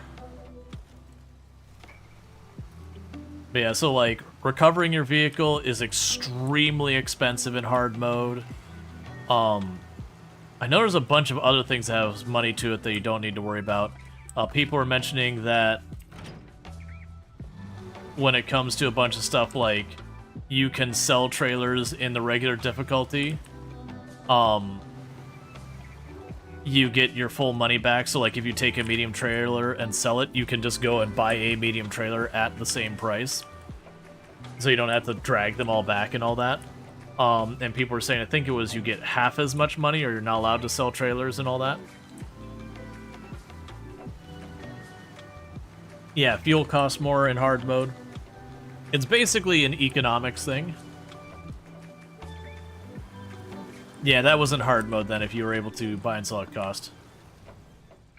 Right. you could buy it, but you basically were effectively renting it for free.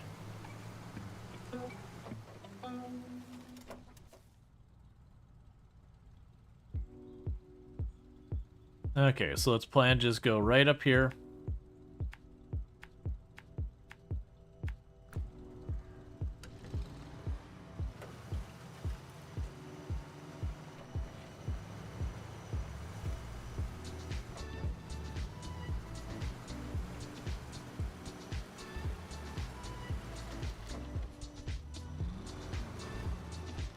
Why are you not turning?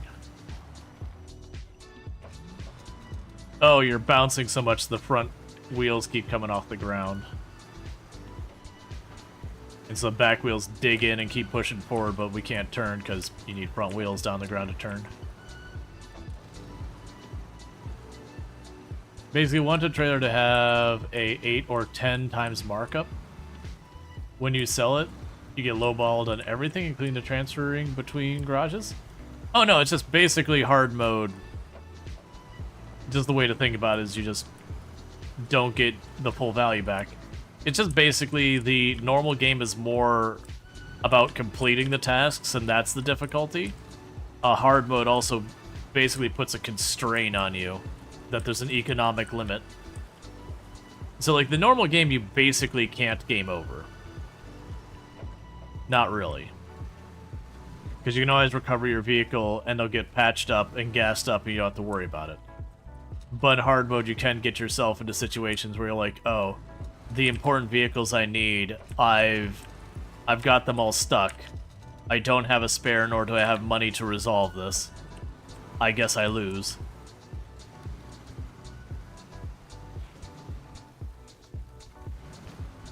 And they might have ways to... No, tip, tip, tip, tip, tip, tip, tip, tip, tip.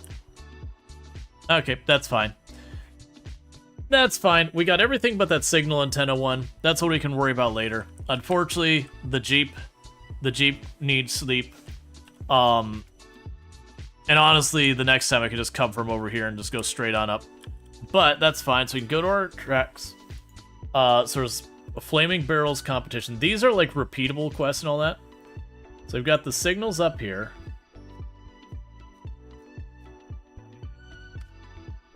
We can bridge the gap there, which is wooden planks. I know we saw wooden planks around here somewhere.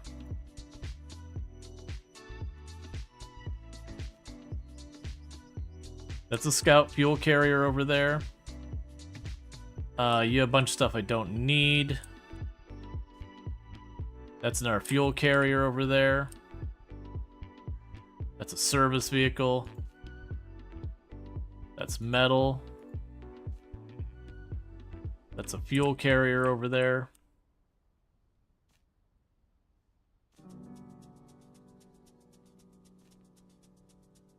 Yeah, so another one's out here appear to have planks. That's okay. That's still fine. Alright, so with that, what we need to do... I'm gonna have to recover our vehicle. And from there we can figure out what our plan of action is, because now I've explored the map. You always hated the thing. Top heavy, get rid of it ASAP. Okay. So we've got our truck storage. So that's an off-road. Yeah, so vehicles, we got all highway, heavy duty, heavy, and off-road.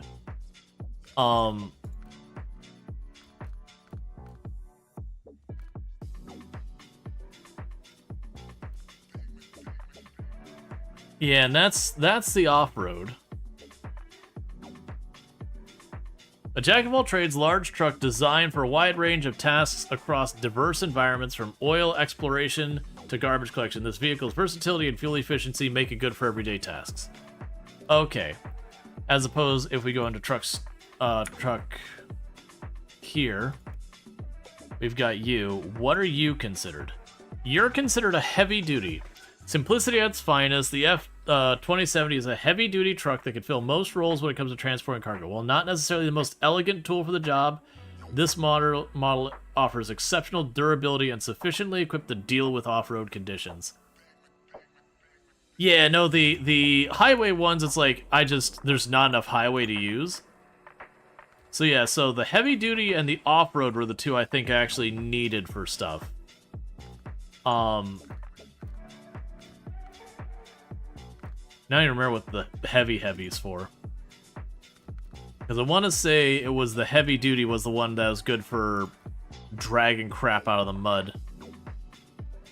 Because then you're off-road.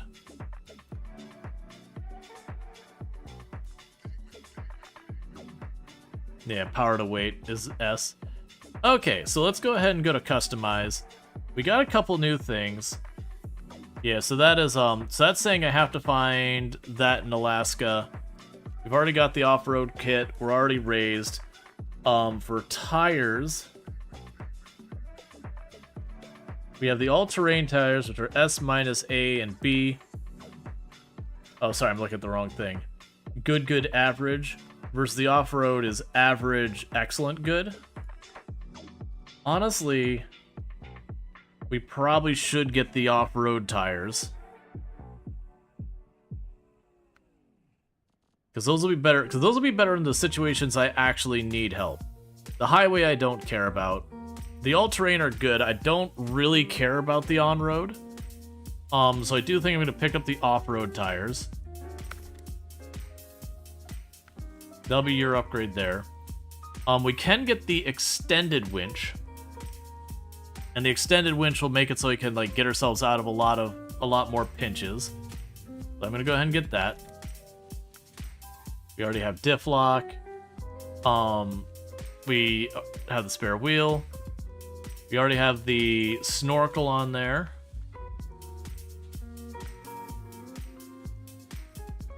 Yeah, and this is the one where we got a bunch of different types of stuff we can put on here. Oh, we do have the log carrier front. That's for the big logs. That's right. So, the things I need to be working on. Let's choose our mission we're going to be working on, and I'll probably need to re-equip it to adjust. So this is for the logs. So I've got 6 sets of medium logs and 3 sets of long logs. And all of these are for Black River, which is right there. So that's good news. The bad news is Black River is just where we were. And that place is going to be an absolute horrific place for me to be dealing with. Okay, so you have metal beams you sell there. So we would come in from this side. There is a log station right here that does both medium and long logs. So we don't have to leave this area. We could literally grab them right there. And we would need to bring them to the farm. So it was the farm, the town storage, and the lumber mill. So basically, these are both just the town, and then that one's down there. Oh, this isn't the one I thought it was. Is the island that was all watered out? Yeah, it should be fine.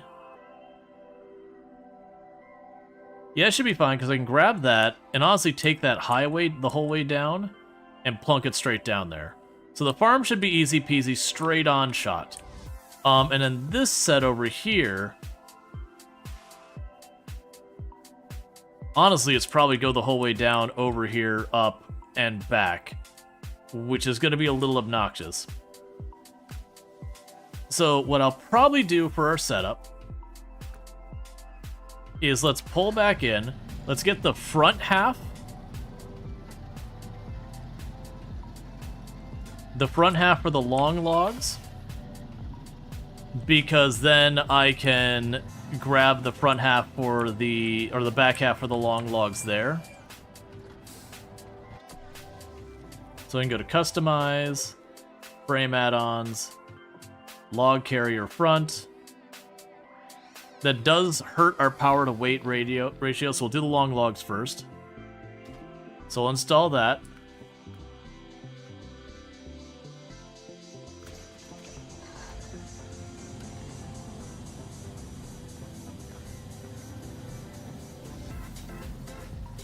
Now, before I grab you here, let's check on the other side to see if we have a trailer spot in Black River between me and where we're going, to know if I need to grab the thing here or not.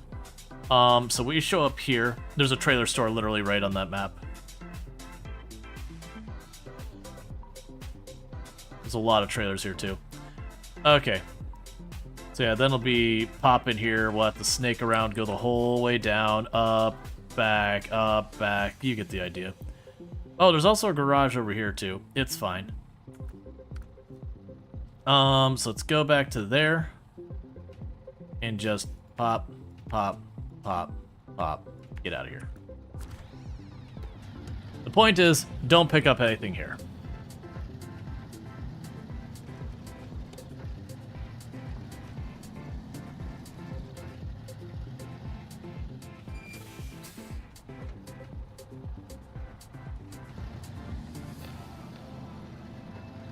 Yeah, so we did switch to off-roading tires. That should help us deal with less than ideal terrain. It's honestly looking like the one we're going to be doing is going to be almost entirely on-road. It's fine. There's literally 2 gas stations. I wonder if I'm supposed to grab these. Oh, you slide. You slide like it's butter.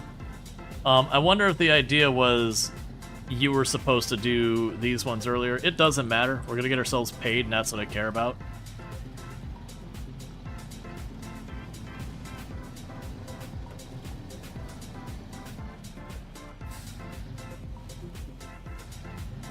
Okay.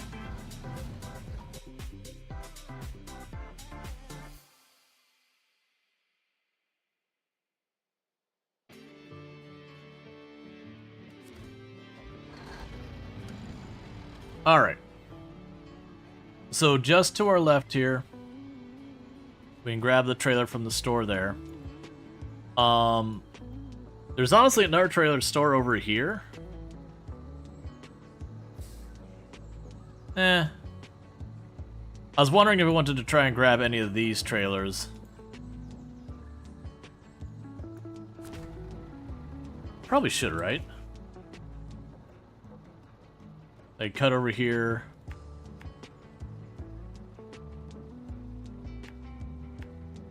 Grab that trailer. Then backtrack across there. Cut straight across town.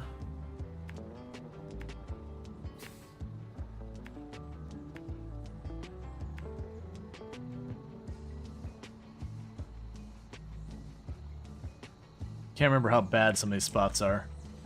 We can cut straight across here. Up over that way. Drop it off. And that's the point we'll want to grab the other trailer for grabbing logs. And we got ourselves a plan.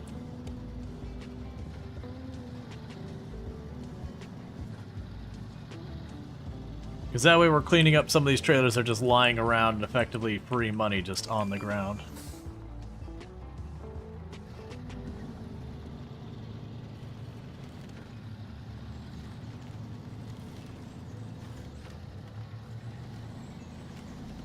Okay.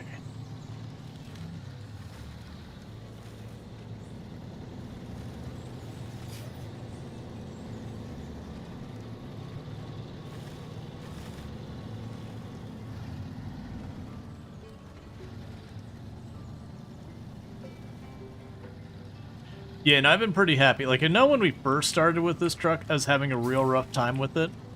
But once we got, like, the engine upgrade and some not garbage tires, this thing's gone a long way. I understand there's way, way, way better trucks, but that this is kind of like your versatile early game truck that maybe isn't so good when you start, but you can upgrade it to a point that it becomes relatively good.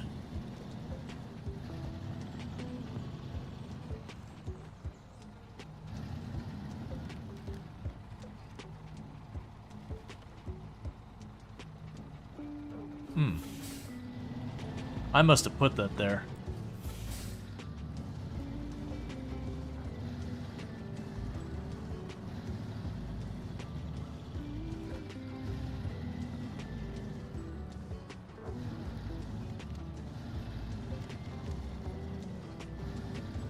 It's okay, it's just some guy's yard. We can trash it, it's fine.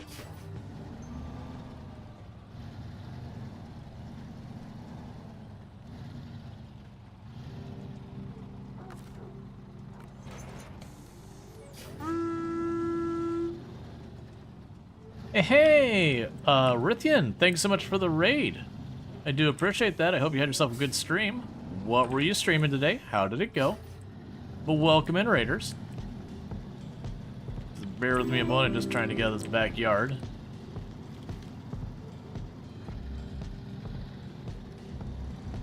But welcome in.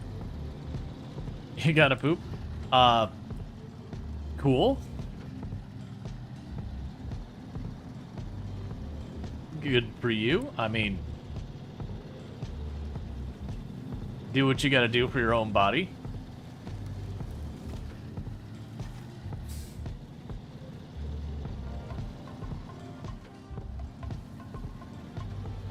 Alright. But yeah, I also understand if you got a raid and run and all that stuff, obviously you're welcome to stay.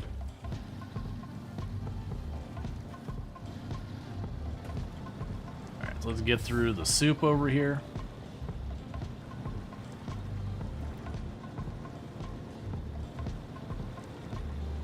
Welcome to chaos. Yep.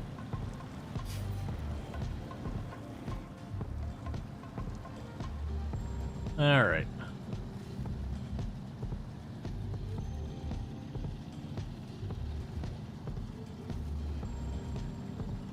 So we just cut across here. We'll ditch this trailer at the trailer store. Top off our gas. And start loading up our logs and getting our logs moved. Does he go to the mug? Let's see. Good luck with the mud. You got stuck around 10 times and flipped before calling it a night today. Yeah. This is the kind of game that can just get frustrating sometimes. We had a pretty good number of rolls on the scout earlier, but been doing relatively okay otherwise. But I do have a decent number of upgrades on the Freestar now, which is still one of the early game trucks, but we're getting pretty decked out. The upgrades are so important. This past demo, this is the full game of SnowRunner. The game that's been out for a good long while. I have no idea what the SnowRunner demo was back in the day. Or if it's still available. I don't think it is.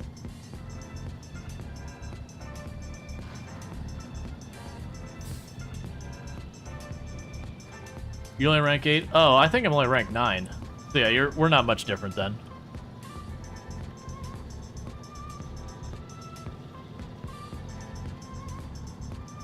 Alright.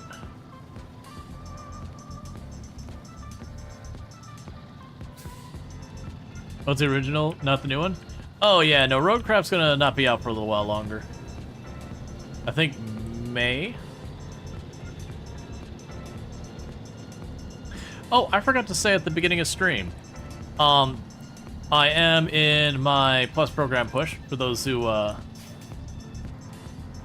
weren't aware. I didn't check the points before stream, but this will be our 3rd month qualifying for it. Like, so far as to re-qualify for it. But we already have the 60-40 split, but it will be running out, and I believe it's like end of April or whatever. So just trying to like get it re-upped so I don't have to sweat dealing with it dropping off. So I was going to mention it earlier on the stream. The only ask that I have with all that is if you're someone considering gifting subs or buying bits for purpose of supporting the channel, my big ask is to instead consider upgrading your subs. Thank you Non-Amaroy for subscribing for 10 months. May consider T3 the Tet. And thank you, No Name Roy. I really do appreciate that. Getting us a sub point there. I think we can cross this. Yeah, we used to have to go around this back at the beginning of the game. Now we just roll on through. Thank you so much for the plus point. I really do appreciate it. I hope you enjoy your advertisement free viewing as well as access to the emotes.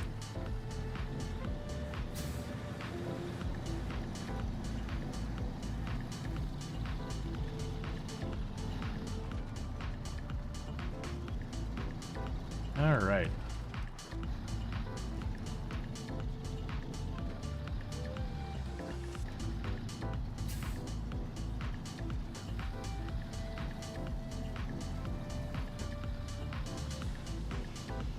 But yeah, no, I'm really looking forward to when Roadcraft pops out. I'm really curious all the ways they're going to adapt it. I do think where a lot of people's like, oh, it's going to be a super easy game. I am still trying to stop, and it is not going well. There's a little bit of momentum on this car when you get it properly moving. But I think a lot of people are expecting it to be like super duper easy by comparison. And maybe it will be easier. Like, there's a good chance of that. I do think there's a lot of stuff they could do to make the game very hard, where you can't just slap down the road in advance and just be settled. I think we'll have a lot of situations where we have to kind of, like in this game, dealing with the muck and the mire and all that, that we will have to fight our way through that to then build the road, and then in the future we don't have to muck through it again. Like I mentioned earlier on the stream, a couple different ways they could easily do it. Just have, like, where you get the sand is on the far side. We don't get the infinite, sky sand anymore. Or, like, you have to take, like, the rocks to, like, load them into the thing to then get that turned into sand or gravel or whatever to then pave stuff. So as a result of all of that kind of thing, you end up having to drag the rocks past where things are all rough. And you gotta make that decision. Do I fix the roads to and from where I get the materials to make the materials for making the bridges and all that? Or do I try and go directly to just fixing the road to the actual objective I'm trying to deal with? That I must repair the roads to get through.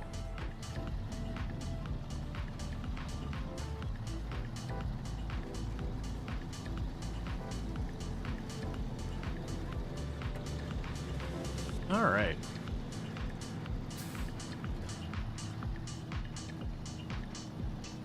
So go for the 3 long logs first, because they're the odd ones out. And then plus, once I get the long logs done, I can get the log thing off the back of the truck. And then that'll reduce our weight a bit. So do the harder ones first, and then circle back. I think for this one, I'm going to try to see... Oh, that's right. I don't think this one I can put the medium logs on the truck itself. We'll have to double check that. See if I can put a back on here that can support the logs directly.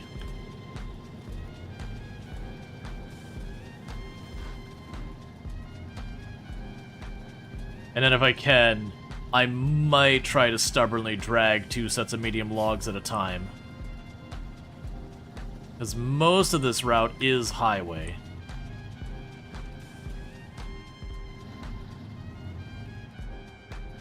Oh, medium logs will fit in this trailer? Yeah, I know there's a trailer I can get. It's whether or not the actual back half of the truck, if there is a thing I can put on here that can carry logs. There probably is.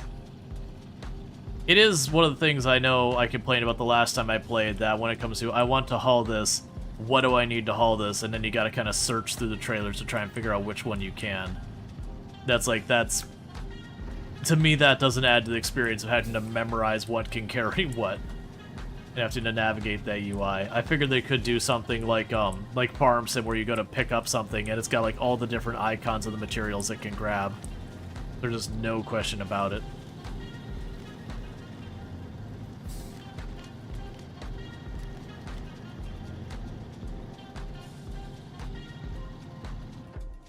Let's see, there is an attachment trailer that looks like the one at the back of your truck at the trailer store. Yeah, no, I know there's one you can buy that carries medium logs. We did that earlier on stream. I'm referring to on the bed of the truck is the thing that I don't know if there's an attachment we can get there that works. Okay, so sell this. We'll do quickly, this is before we grab the next one. We can repair ourselves and top off our gas real fast. We can also peek to see if there's one for the medium. Yeah, because what I'm talking about is on customize, if we go to the frames, is there one of these? Because that's for the long logs.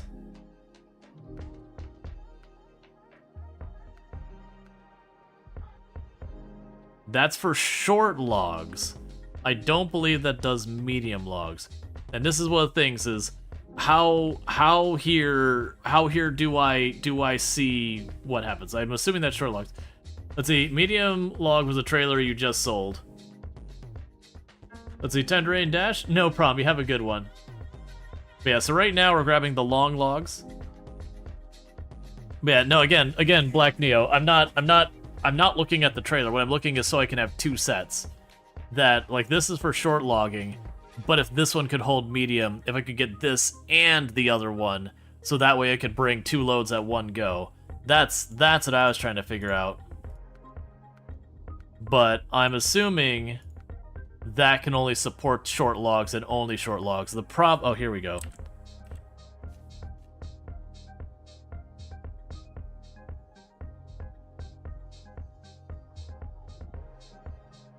You can support long logs? What?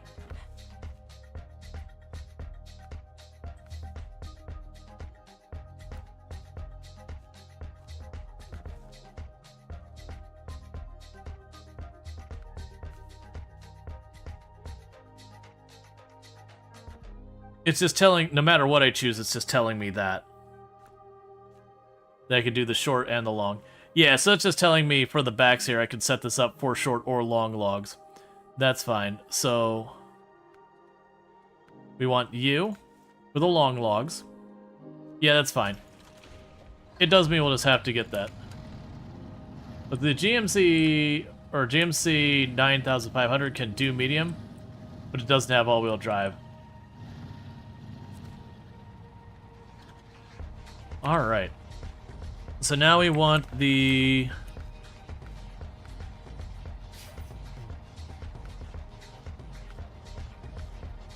Okay, that's not how that's supposed to work.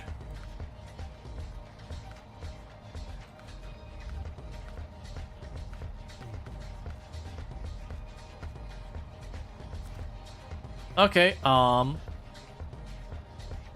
is there another trailer nearby we can sell? That's a ramped flatbed. That's a fuel carrier trailer.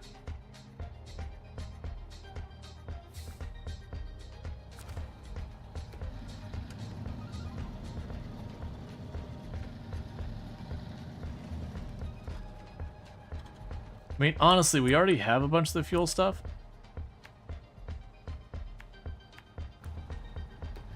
Let's go grab that, sell that real fast.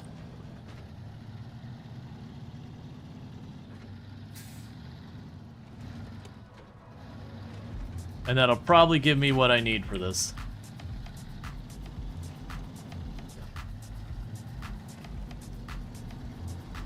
And I do understand if we were playing in hard difficulty, selling a trailer full of gas would be a real horrible idea. But we're not playing in hard difficulty. With good reason.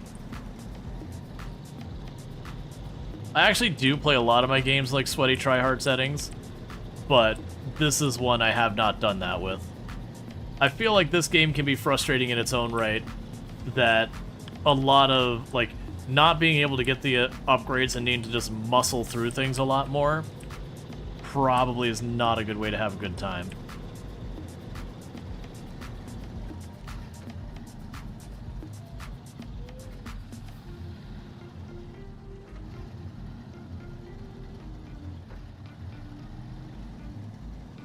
So many diehard settings? Yeah, no, so like I do stuff like I play Project Zomboid, for example, and I do play like maximum zombie populations, and you know, I've turned off loot entirely before.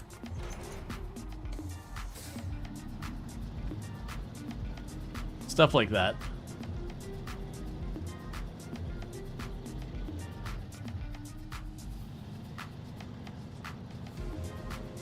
I haven't done it too much on stream, but I've done like RimWorld, like Naked Brutality 500% garbage. That was before I started streaming, and I kind of burned myself out in that. That it can be fun for the challenge, but very quickly, like, you know what? I want to take the settings just a little bit easier so that I don't have to min-max nearly as much stuff. Because it was one of those things that when I was doing those try-hard settings, at first it was fun because it was a challenge. And, like, it was something new. But once I got a couple of wins in it, it was like, okay, but all my bases are looking kind of the same. Because when you are playing on those, like, really, really hard difficulties, you don't get the luxury of, you don't really get the luxury of being able to not min-max the stuff a little bit. Like, you can skip, you know, not min-max, sorry, you can skip, like, I won't do this one cheese strat. You can skip that kind of thing, but usually I'll just swap one cheese strat for a different cheese strat. It's just a necessity in those kind of ones. Yeah, so once I drop this off, I should be able to get the long log trailer. It'll do our 3 deliveries of long logs, and then we can go circle back and we can get the medium log trailer. I did kind of hope that I could do 2 in a run, but it's fine. I'm wondering if that other truck, the International, once we do the long logs, let's see if the International truck I have, if that can put the thing on the back. Because I distinctly remember having one that I didn't need an actual trailer that I was able to load up the logs on the truck itself.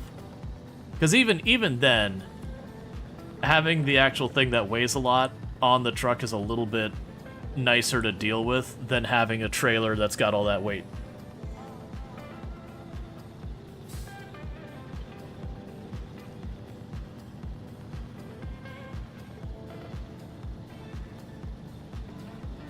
All right.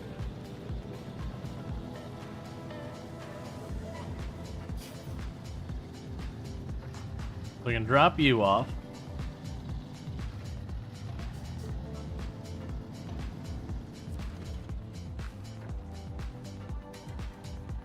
I thought you were going to be worth more. Okay, that's still fine. So that's the log trailer.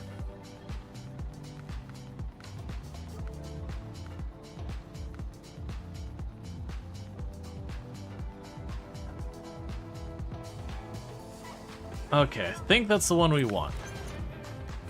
Because I believe that's what we need for the long logs.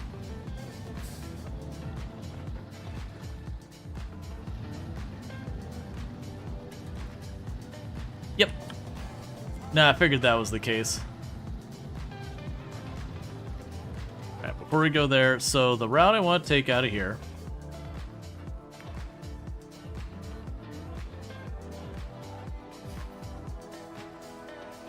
Honestly, we'll just go around this way. No, he won't. I'll take the let's go for a bumpy ride route. It'd be more annoying to deal with, but then I don't gotta cut quite as far around. Okay, so we get our fuel. Then we just basically follow the highway the whole way up to the logging area. And then I grab the logs. And then I follow the highway back. Alright.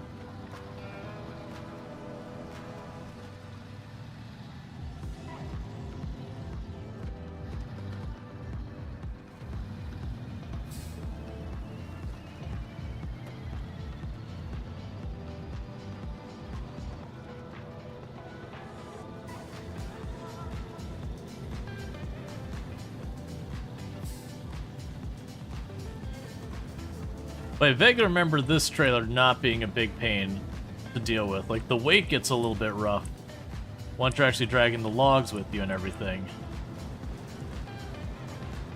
But the trailer itself wasn't too bad.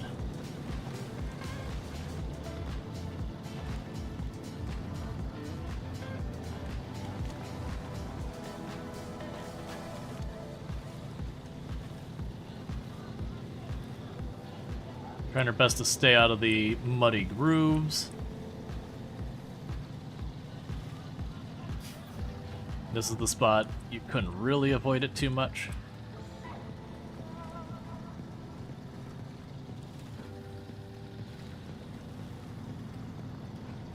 This is so much different when you have the upgrades. I remember early on trying to drag stuff over this, like the steel beams, and just needing to just fight with the winch every step of the way. And then you just got the better tires, like, oh, okay. It just kind of happens, and you just do it. You just drive through. You don't have to like fight for every inch. Doing the whole thing where you have to like put the winch on the back of the trailer to like pull it up to the tree at the front of your vehicle, that kind of nonsense. Okay, so we got the gas station here to top off our gas since we've already used a third of a tank.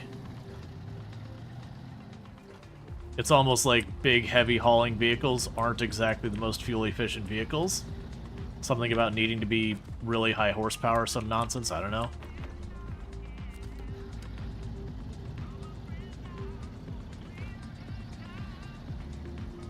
Okay, now it's just basically follow the highway up to the logging area.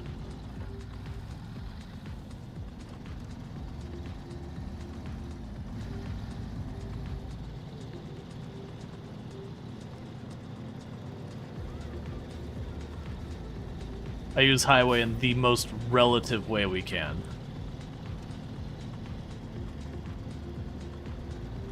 Because certainly, where they imply that all of this damage was done from, I can't, like I said, I can't remember the idea was the dam broke or whatever, but this area got flooded. But then you look at half of these areas where, you know, the road got washed away, and it's not just mud, there's grass growing on it, and you're like, I'm sorry. This has been a problem for a while. Don't lie to me and say this all got ruined. Yeah, I think we are on off-road tires. Thank you for the follow. Welcome to the stream. Yeah, I think we have off-road tires in this one. I don't think this one strictly has the mud tires. I believe the next tires they have is the chain tires. You think it was just general flooding? Right. But regardless, the implication is that this disaster has happened and it's gotten ruined. And you're like, okay, but no, really? A lot of the damage I'm seeing there ain't just flooding. Like, this has been decades and decades and decades of neglect, followed by flooding.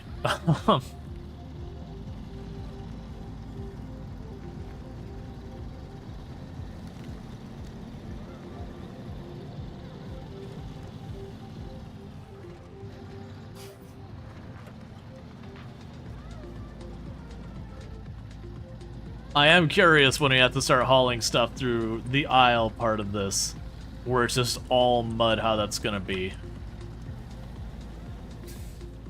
That's gonna be the one I'm expecting the most trouble with, because it's just all mud.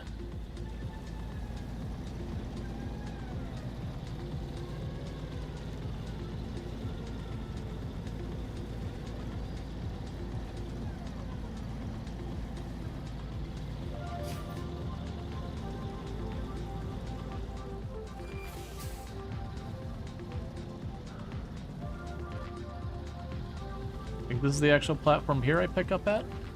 Right here, right? Oh, nope, it's over there. Okay.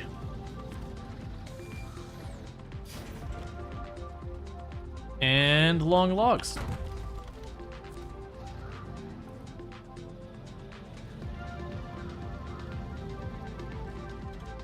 Alright, so now with this, I don't think we're able to go up here, really. Yeah, I don't remember how bad that is. I feel like that was really bad, because you can go up that way, come around here, and just go straight for it. The alternative is you go down this way, and then back up. I believe this is the route we want to take.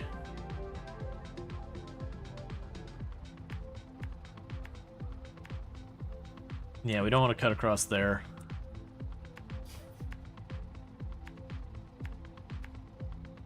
Which we had to do stuff to clear that road.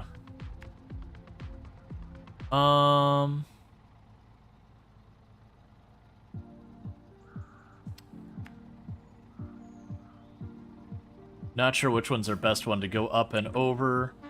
That one, I think. So part of it is I almost... Let's see, by that time you should be high enough level to get better trucks, yeah. Part of me wants to tempt that, but I don't think it's the right answer. So that's gonna be windy enough, it's gonna be hard to take that way. I don't know how bad this is. Let's try to go this way. I'm just trying to avoid having to go like way out of my way and then circle back. If it ends up being really rough, then we know to then we know not to do it the next trip. Because we gotta do 3 trips like this.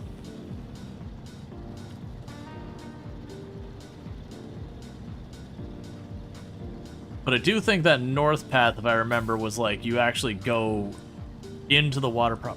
Did we just, you know what, here. Let's make bad decisions. Let's go up here.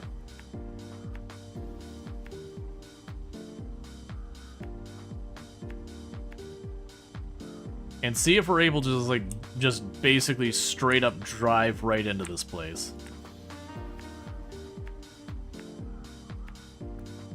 I don't think this is gonna work out for me, but I want to see. Yeah, no, definitely a lot of times I found longer easier. But the problem I'm running into now is it's been so long since I last played, I just don't remember which spots are like the really sticky spots. This very well could be a thing. Like, genuinely what I probably should do is I should, like, realistically I should probably take the scout, drive over there, take a quick peek at it. And if it sucks, don't do it. But I'm stubborn and I don't feel like doing that right now. So instead what I'm going to do is I'm going to drive up there, I'm going to take a quick look at it, and if it looks good, I'm going to go for it. And if it looks like, that's just not going to work out, then we won't commit to it just to get stuck and have to circle back and all that stuff. What I'll do is I'll just backtrack from up here. Because luckily this one's, luckily this one up here is fairly close. And I feel very comfortable we can get to the bad spot really easy. And if I can get across that one bad spot, that's just going to be it. It'll be easy from the rest of that area. Versus the other way, I've got 2 or 3 spots that I'm going to need to deal with. And it is a very long route. But we'll see.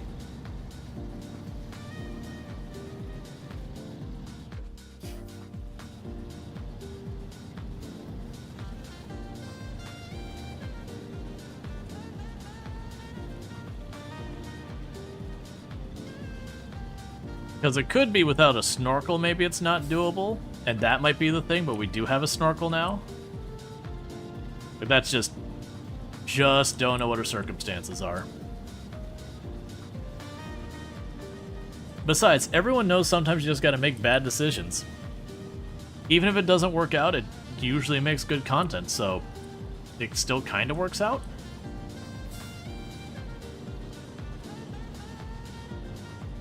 Yeah, without the upgrades, I don't even think we'd be able to drag these up this hill.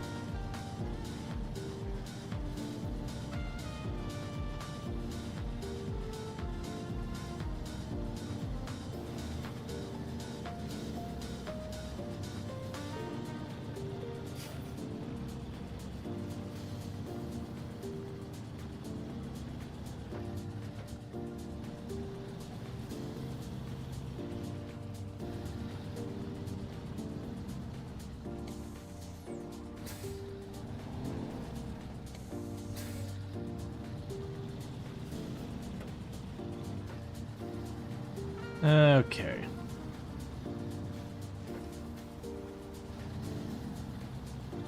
This definitely feels like something I can roll real easy.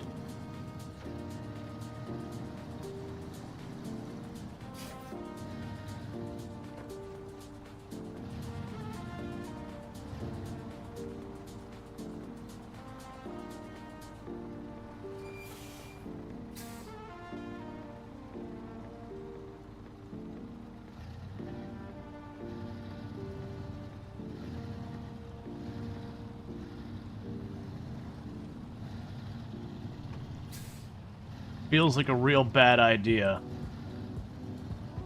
Feels like a real bad idea.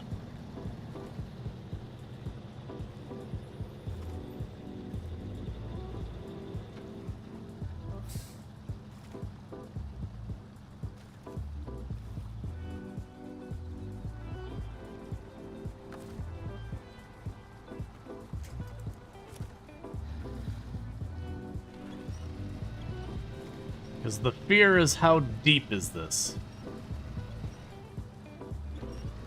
That's the fear.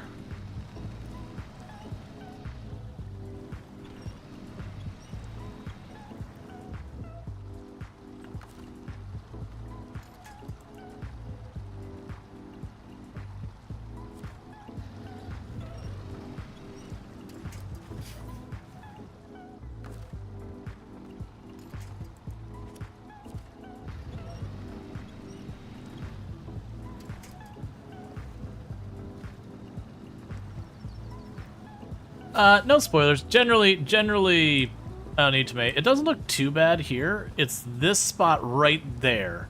Oh, you can't see my mouse. I'm just not the mud in front of me. You got the little, like, island, and then there's, like, the lighter color mud in between. You can see my mouse? Oh, it's just weirdly small for all of you. For me, my mouse is huge. Yeah, right up here is the spot I'm worried about. I think I might have to go right that. But it's going relatively okay so far.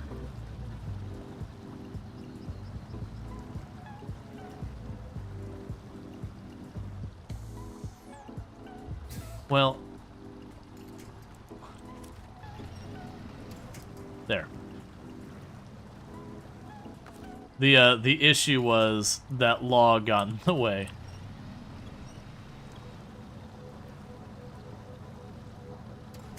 So I do remember water in this game can push you away.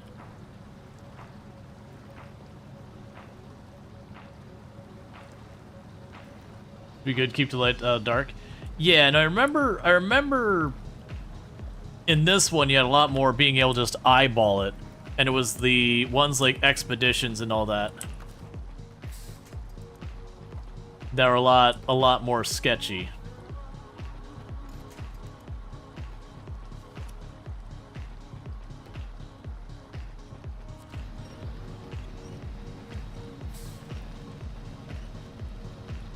I wanted to do that because I wasn't sure how bad the water pulling me was going to be, / how deep we were going to get with the snorkel. So I wanted to just be safe that if we started to get stuck... Well, oh, you're lifting up the front. Okay, I was like, whoa, why are you turning that way? Right. Logs are heavy, and they are dragging the rest of the vehicle out of the water. Yeah, I think this is better than going the whole way around. There we go. Because I have to fight it more. But then there should be a straight shot on this side.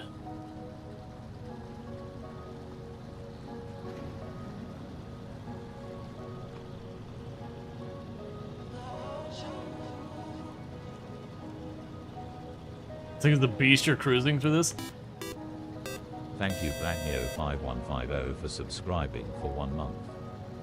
Thank you, Black Neo, for the Prime Gaming sub. You get only one of those a month, and you chose to use it here, and I really do appreciate that. I do hope you enjoy your advertisement-free viewing, as well as access to the emotes. Yeah, no, it's, to be clear, this truck is pretty upgraded at this point. Which is part of the reason I was like, okay, I remember early on I couldn't really go across that. I'm like, you know what? I'm feeling a little beastly in this thing right now. Let's go poke it. The worst case scenario, I regret my decisions and I have to backtrack and do it again.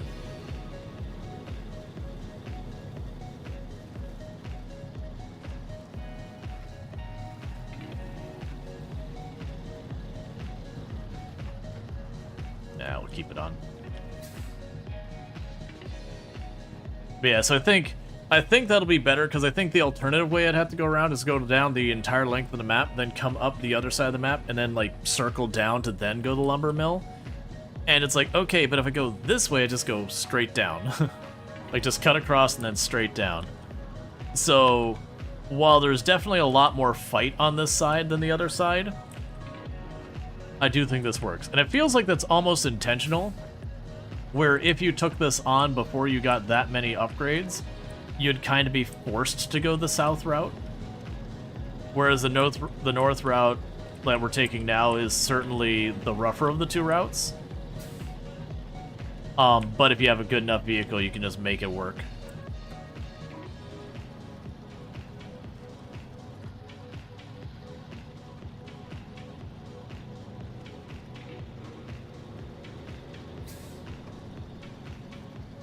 Now, we were talking about the other one where we have a trailer that can carry medium logs, and then a bed that we can carry medium logs in a different truck. I do think the two things in medium logs on one truck would be not undoable there, but it would definitely be a pretty significant fight. That one you might be better served going the other way around. Just because the other truck, from my understanding, wasn't four-wheel drive from what people were saying. Well, all-wheel drive. And I could definitely see getting properly stuck just spinning your back tires trying to make that work. Well, just spinning your tires. I don't know if it's probably front-wheel drive? Whichever.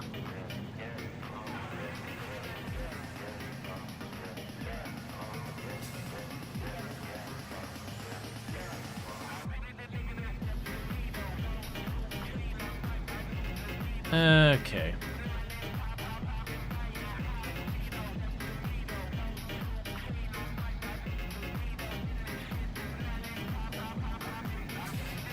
Remember, this gets soupy, but we're just gonna power through it by just having momentum.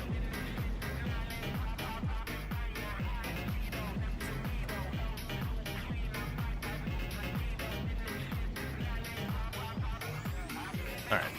I keep turning off the four-wheel drive because I'm trying to preserve gas. Because the one downside is, as you can see, we've already spent half of our gas.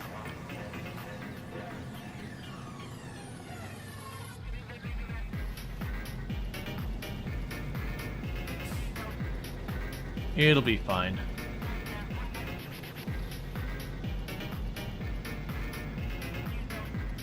Would it take more, Oh, if we did the two things? Yeah, and that was the thing. I was basically making the comment, I do think taking the other one where it's rear-wheel drive only, or whatever it is, where it's not all-wheel drive, that's the important key. But we could take two sets of medium logs. I do think it would be one of those things that ultimately going on the north path with all that, like, you're doing twice as much, but it'd be way, way, way slower. Versus you could take the south path with both those and probably do fine. Or you could go the north path and just do one at a time. I'm sure someone sat there and done, like, practice it a bunch of times and done that. I'm willing to bet there's people who have speedrun this game.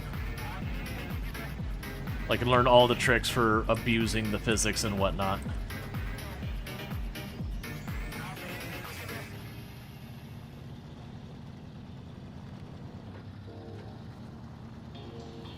Like, I'm sure they'll have, like, I know there's a trick where if you tow something with the winch from, like, max range, the winch is way more powerful at max range than when you got, like, really up against it.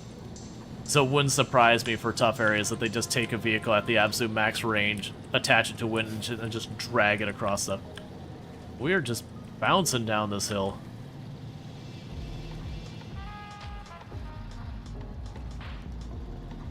Please don't tip at the last second.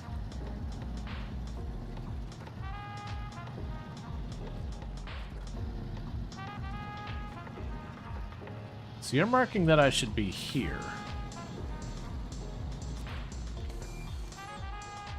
Oh, that's show contest. We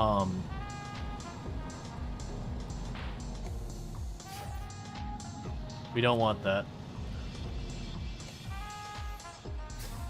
The contests are repeatable stuff, so if you're ever like, oh, I just need a little bit more money, but I don't have another quest right here that I'm comfortable doing, you can just do like a little contest as a one-off.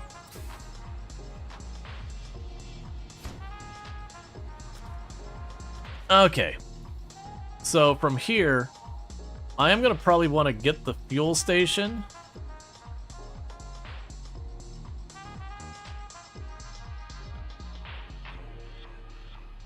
Yeah, for this one,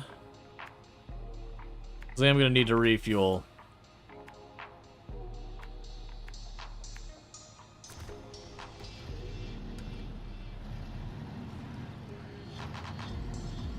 We are just gonna have to loop over here. Yeah, so it's...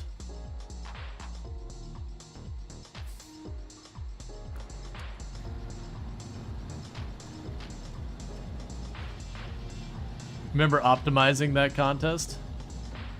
Oh, just like taking the time to like figure out the perfect combination for a vehicle you can just blast through the contest real fast. Yeah, so because I am gonna have to refuel each time, it's almost like we want to circle around. Because unfortunately that shortcut route, or the shorter route we did take, I don't really get an opportunity at any point to refuel. The one gas station is just south of town here, and then the other gas station's at just a totally different area. You wanted to buy upgrades but not level. I mean, it's fair. If you were to do like a focused build-up, that you just had like, this is the style of vehicle I'm going to worry about getting fully upgraded quickly.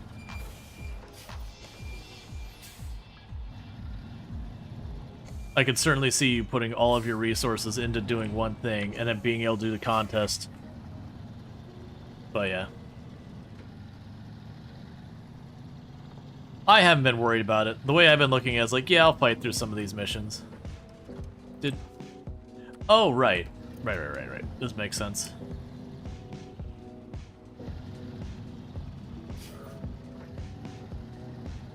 Yeah, because then we can stop for the fuel.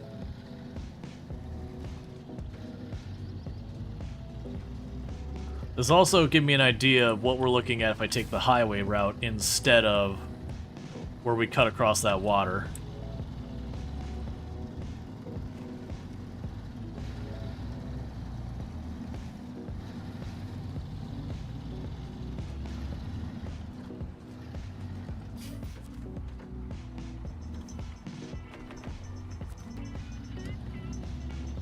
Cool. So we got our gas.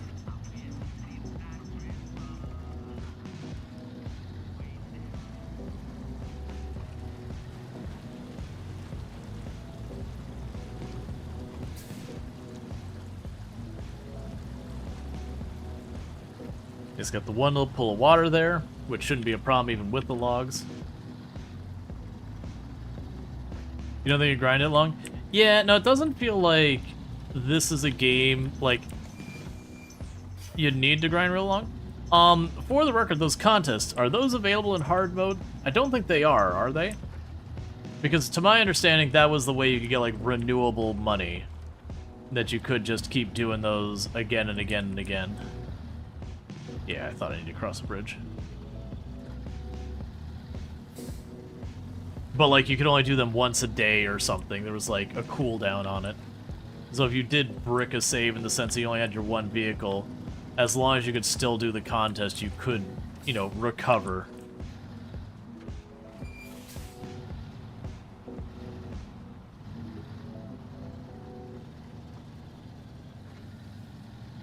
Alright.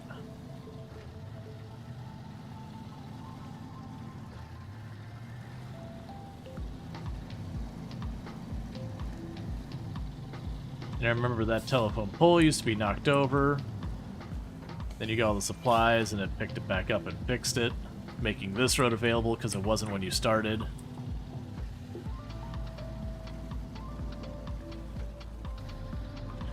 Oh yeah, no, like for the regular mode, it seemed like the play was just do the missions. Because also some missions open up your map. Like I mentioned, we just had the one where you get rid of the pole over there. That's one of the very first missions in the game. You've got like missions where you build bridges and all that. So all that helps make the map easier to work with.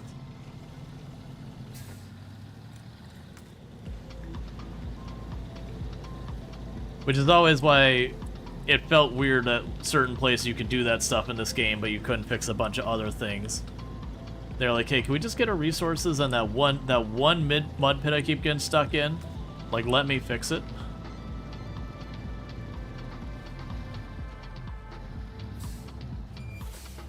I don't really need it, but just tippy top off.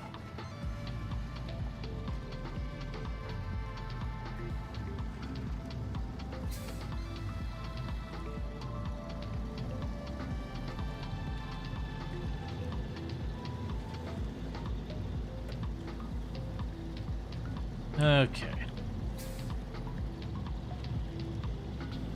Yeah, I think our other route was faster. Like, this one I only got a couple places I gotta go four-wheel drive and fight through. But I think the other route's faster when actually hauling the logs.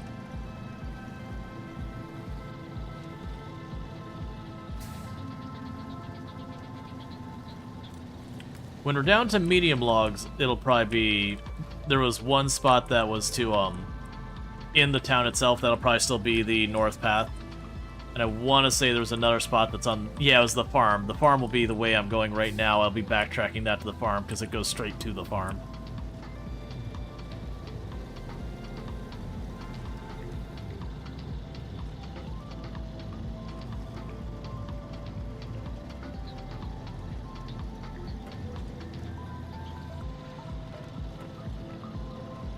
Okay.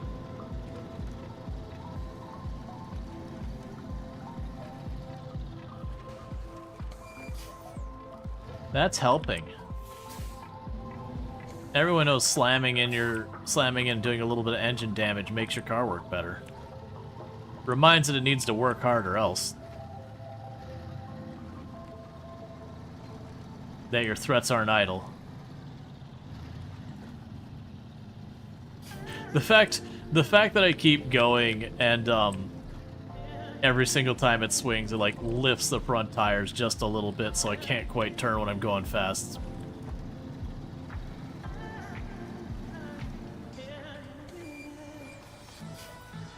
Yeah, I think it's the left route. Yeah, I mean technically either would work, but the left route is the more direct route.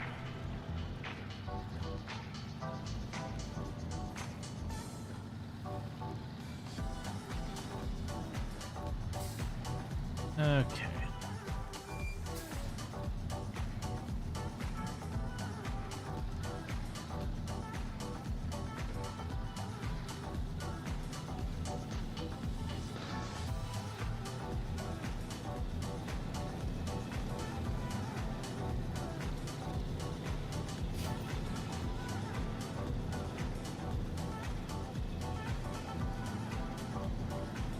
And our next batch of long logs.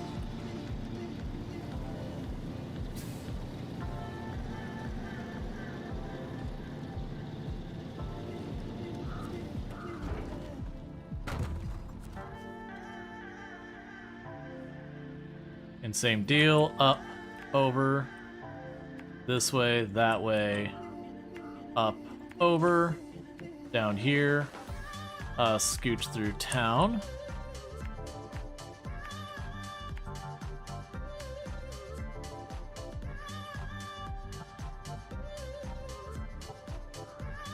And then back up and around we go.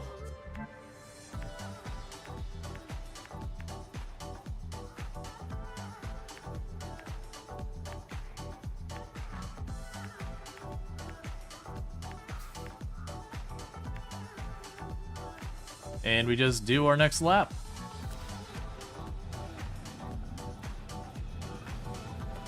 Okay.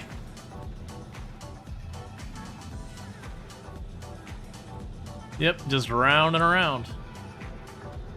I'm assuming when we do the medium logs, a lot of this will get, like, way easier. Also, why is the, why is the log place itself just straight up mud? Could you not put gravel or stuff down so the vehicles are gonna be loading up right there don't immediately get swamped in mud?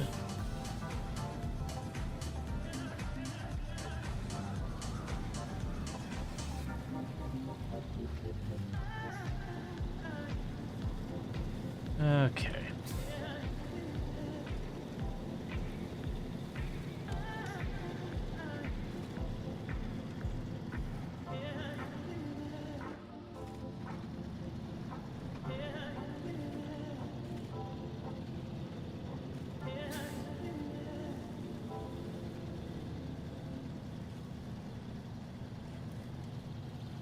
Maybe it might not be faster to go this way.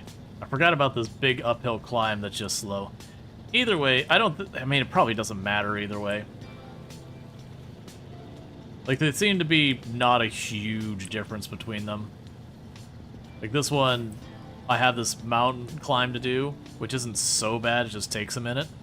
Then I gotta ford the river. The other one, it's just smooth sailing the whole way. It's just a much, much, much longer drive. So I think coin flip, which vehicle you have might be the determining factor.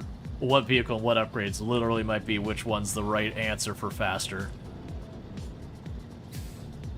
But it's probably one of those ones like when you leave a neighborhood or whatever, and you'll have like the GPS will be like, well, you turn left and that one's faster, but then there's a light on that one versus the other one there's not. And if you get caught by the light, then it's slower. If you don't get caught by light, then it's faster. It's probably one of those kind of things, except no light. Instead, it's just circumstances of the vehicle and everything. Alright, so we're about to get up and over this hill.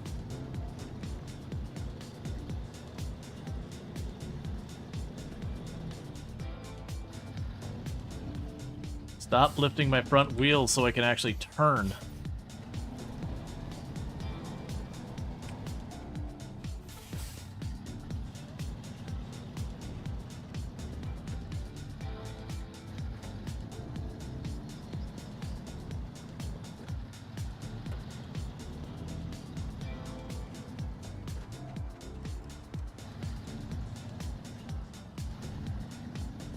GPS apps like Waze love crappy left-hand turns across 4 lanes of traffic. Yup.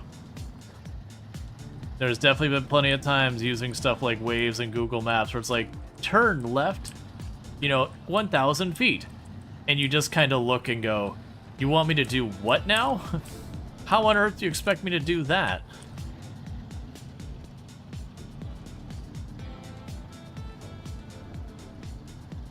Oh, one thing we're going to have as a problem here. Alright, so we won't do this route again.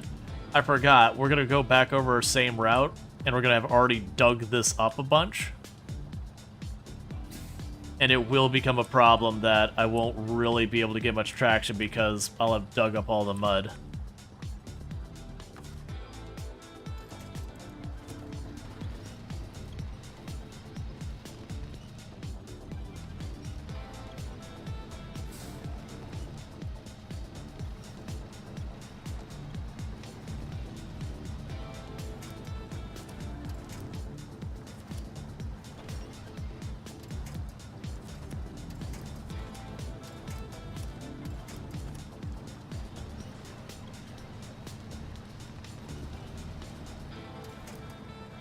Yes, route is hell with the starting vehicle. Oh yeah. Well, that was the reason I wanted to circle back to it. Is I remember the first time trying to go up here was like, oh, this is like this isn't the play kind of thing.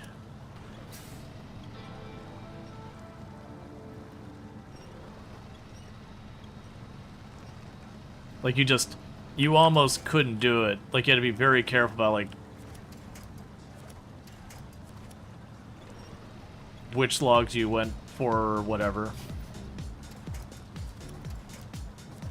There we go.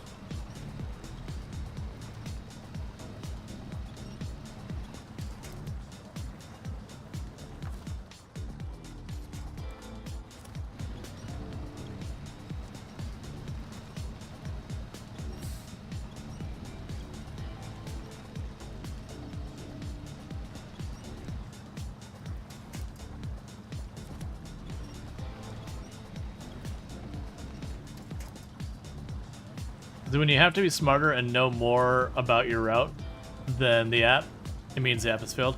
To be fair, a lot of times you as an individual are going to have more context to a lot of things than an app is going to have. So generally speaking, in areas you're intimately familiar with when it comes to like timing and all that, it's a very unrealistic thing for you, like for the app to outperform you. Now, that said, the apps and all that have context of being like, here's what's going on with traffic and all that kind of stuff that you, as an individual, won't necessarily know. And that's a place the app can get lots of gains on you. Or I could just do a bunch of math of just traffic in general and all that. That's another thing.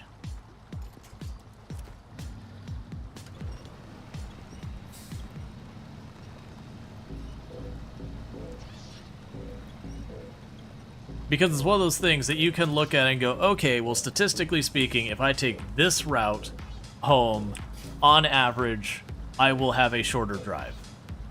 Like, just statistically speaking, absolute fact. But then you also know, but that's driving past this giant stadium, and this giant stadium, if anything is going on, suddenly it becomes a horrific drive. So you still win in the averages going that way, but you also know if you're not paying attention to what's going on with like current sporting events and that kind of stuff, it can be one of those things that can like really just screw you hard.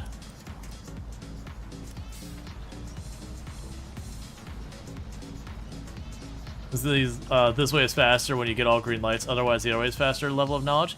Yeah, honestly, the apps usually do relatively good on that kind of stuff. Because again, they do the averages.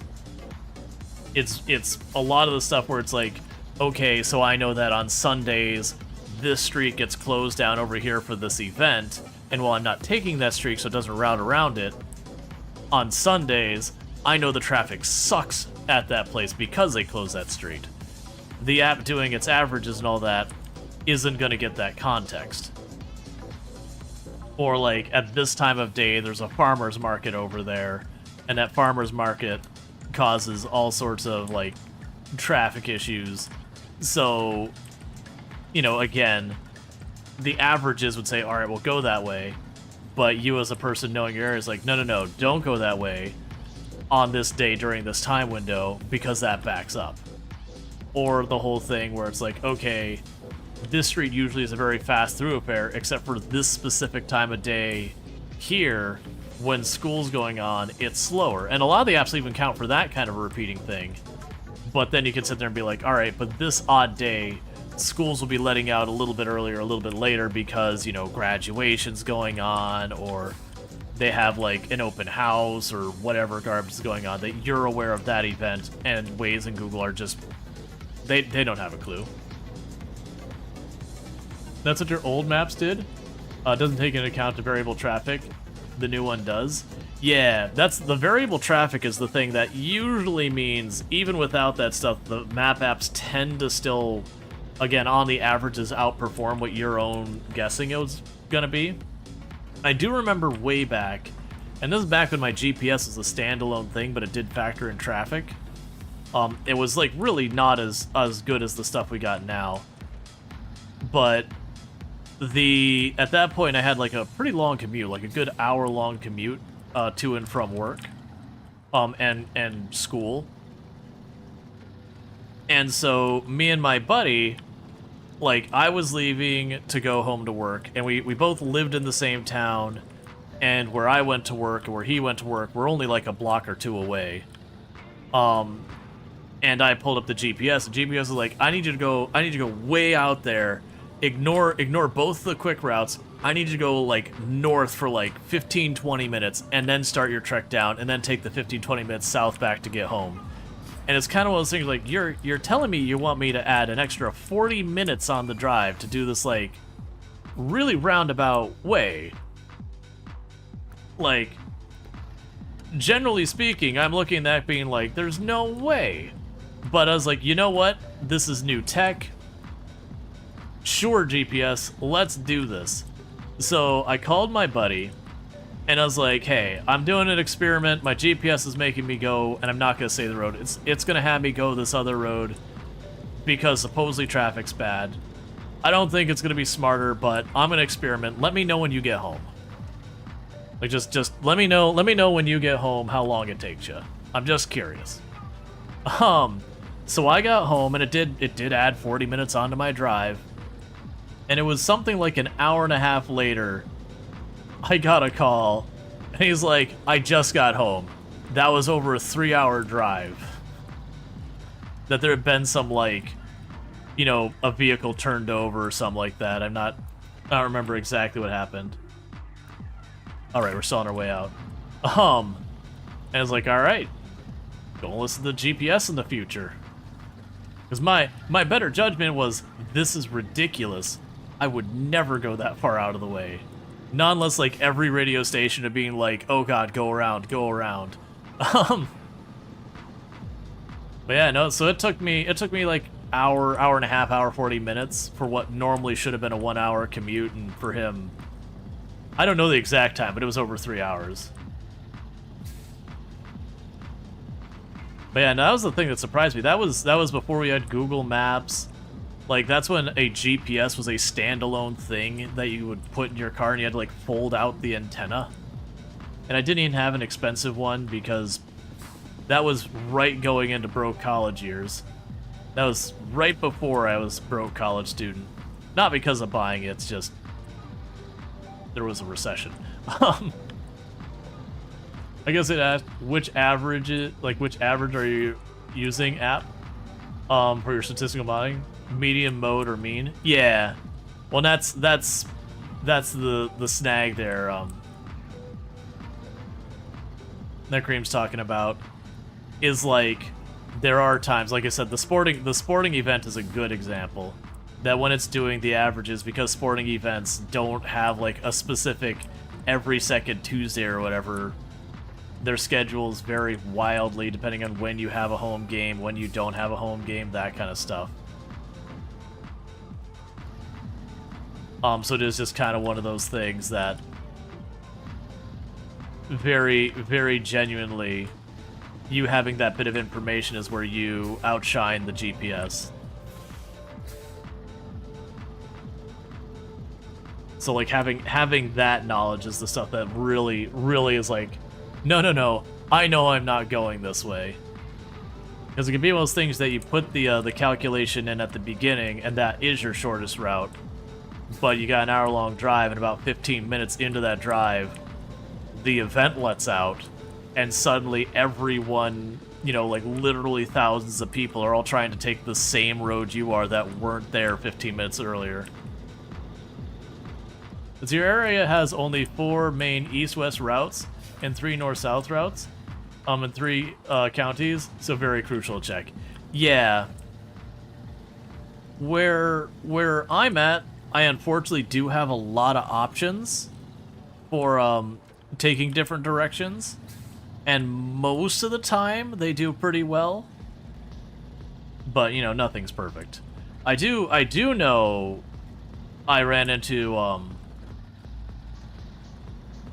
when I was working in computer migrations, which is just glorified I replace people's computers. I did run into a case where in the area I had been working, which was like around the theme parks and all that, one of the main roads there, I-4, they had billboards that went across the entire highway that like had all your turns, and the entire thing came down on the highway across all of the lanes of the highway. That was a rough day. That was a rough day. Everything about that day was a rough day.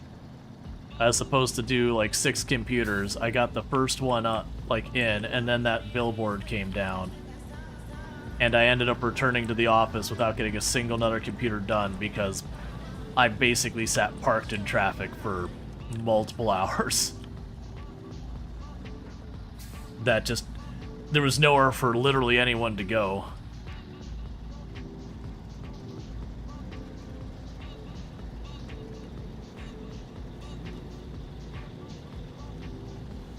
But that was an extreme outlier. I've never seen traffic that bad anywhere. And I'm sure there has been instances where it's been that bad. But like I've been to some of the famously bad roads, which I-4 gets known for that. But like you got like that main route through California from the Silicon Valley area out to the farm area that completely gridlocks. You've got the Golden Gate Bridge, which can get pretty gridlocky. You've got that route from the airport in West Virginia. Was it Dulles or something like that?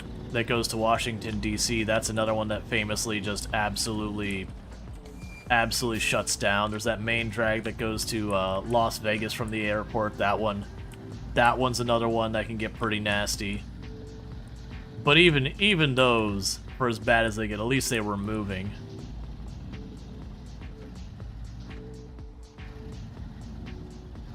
Atlantic City route was bad? Are you talking about the road that kind of goes around the outs? Because it was, you're talking Atlanta, Georgia? Or am I thinking a different one? There's no Atlanta, Georgia, the road, because they do the, wasn't it with Atlanta, Georgia? Yeah. If I remember correctly, there's like the highway there, they kind of do a thing where they sort of go around the outskirts. Like, the city's grown to overtake it. But like it vaguely goes over the outskirts of the city, and I remember it was pretty bad traffic. But like it definitely, there's a lot of areas that have stuff like that happen. It's one of those ones that like everyone's like, no, you don't understand. Insert name of city has the worst drivers. Insert name of interstate is the worst, you know, whatever. And almost all of them, it's like, but they're all pretty comparably super awful.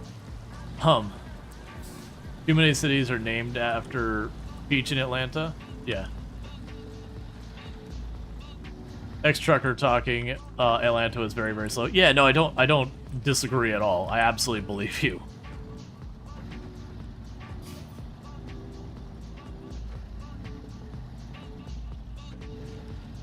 Step 1 to identifying a bad driver, anyone who thinks they're a good driver. Yeah, what is the statistic? It's something like 70 or 80% of people believe that they're a, you know, above average driver. Which, you know, means at least 20 to 30% of them are wrong. Let's see, the subway at your former apartment ended at a local stadium. Your personal timetable made sure to avoid hours the game there. The last thing you need is that many people around you. Perfect way to ruin a fine day. Yeah. 3 hours to go, 5 miles. There was a couple places in Detroit that got like that. That you would be on the interstate, and you'd be sitting here on the interstate, and I couldn't tell you the road, it's been too long. But you'd be like on the interstate, and your exit would be right there. Like you're literally a couple car lengths away. And you can see your destination just down there, and it would take you over an hour to get just like 3 car lengths over to your exit and to the building at the bottom of the exit. It was just it was one of those situations where the interstate could handle a lot of capacity, but none of the exits could. And so it didn't matter. Your exits fed out into roads that just couldn't handle the number of cars it needed to handle. That's one of the things that makes so much about city planning so difficult. There just really isn't an elegant way to handle that kind of thing. When a city starts to grow too much, that the classic answer to make it like kind of the hand wash, make it look like you're doing something, is they just go, well, we'll just add more lanes. But it doesn't matter. You can keep adding lanes, all that's going to happen is you're still going to get everyone bottlenecking on the same exits. And now you just have more density right there by the exit. Ultimately, the lanes still stop. You can do... One thing that does work is the express lane thing, where they have like the 2 lanes that are on the inside that bypass the exits, or however many lanes. That helps. That does help. By just effectively getting all the people who don't need to be caught up in that noise around. The problem is so many of those they'll put like really unreasonable tolls on those express lanes. And so it becomes kind of a have-nots kind of thing. Because genuinely, for actually improving traffic, you want as many people taking the express lanes as possible. Because, again, most of those lanes, they just skip a bunch of exits. So you want to be on those express lanes if you're not taking those exits to bypass, where all the people are going to get backed up at the exit will go to using that area, which is effectively now the highway becomes a buffer. Let's see, you think the biggest issue is your light timing? It could be 2 p.m. on a Tuesday, very light traffic, and you get stuck at a single light. Sadly, it's all about profit. Yeah. Well, that's, we'll have people come in who, you know, they'll be complaining about whatever their situation. They'll be like, oh, you know, you're in Florida. you don't understand, you don't have income tax, it's really cheap to live there. It's like, you're wrong. That actually, Florida's a very expensive place to live. They just tax you on everything else. Here's a hint. Your local government's getting their money. Oh, they're getting their money. They're either going to get you on income tax or property tax or sales tax. All of the above. The tolls here are actually pretty awful. That they've got a lot of main drags that go from between places that the toll roads are literally your only option a lot of times. And, you know, doing $3, $4, $5 tolls. And it's not to say, oh, it's worse here than everywhere else. It's just like, no, it's the same problem. You're still getting hit. They're just hitting you with the left hand instead of the right. The cost to support the population is the same all around. It's collected just in different names. Yeah. Well, and there are places that literally their roads are disintegrating, their water infrastructure and power infrastructure is barely functional, but it is cheaper there when it comes to the taxes. Education is awful, which, for the record, Florida's on that one, where I think we're 47th worst in the U.S., 47th, 48th, or something like that.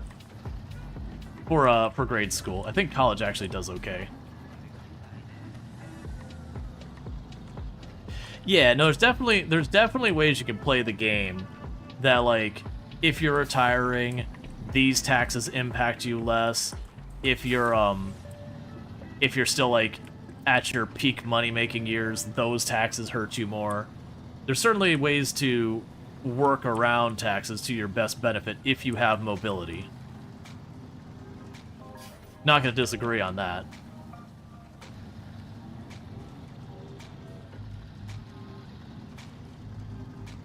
But it is those things that when you're looking into how much it costs to live places, there is a lot you got to factor in that isn't super obvious on the get-go.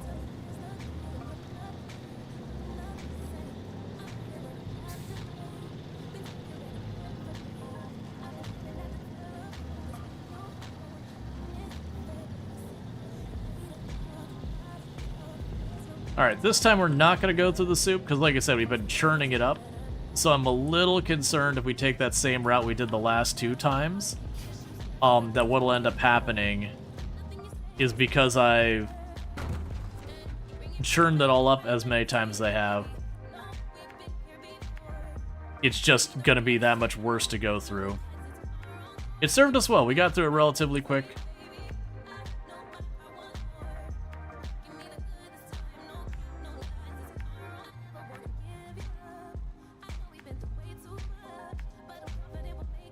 Yeah, so this is the one I don't know, is cutting across there. I think I'm going to play the safe bet, and I'm just going to go to town. Because going this way versus that way, I don't think adds much onto our time. And we already know this is a very, very easy drive from here to there, versus that looks bad. So for the medium ones, I got to drop the medium ones there and down there, which I'll do these ones first because it's literally just go down the road.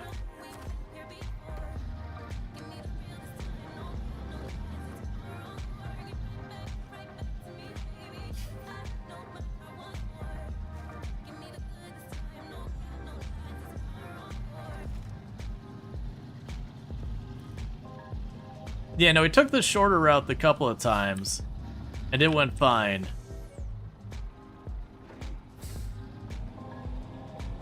So the problem is, the logs are picking up my front wheels.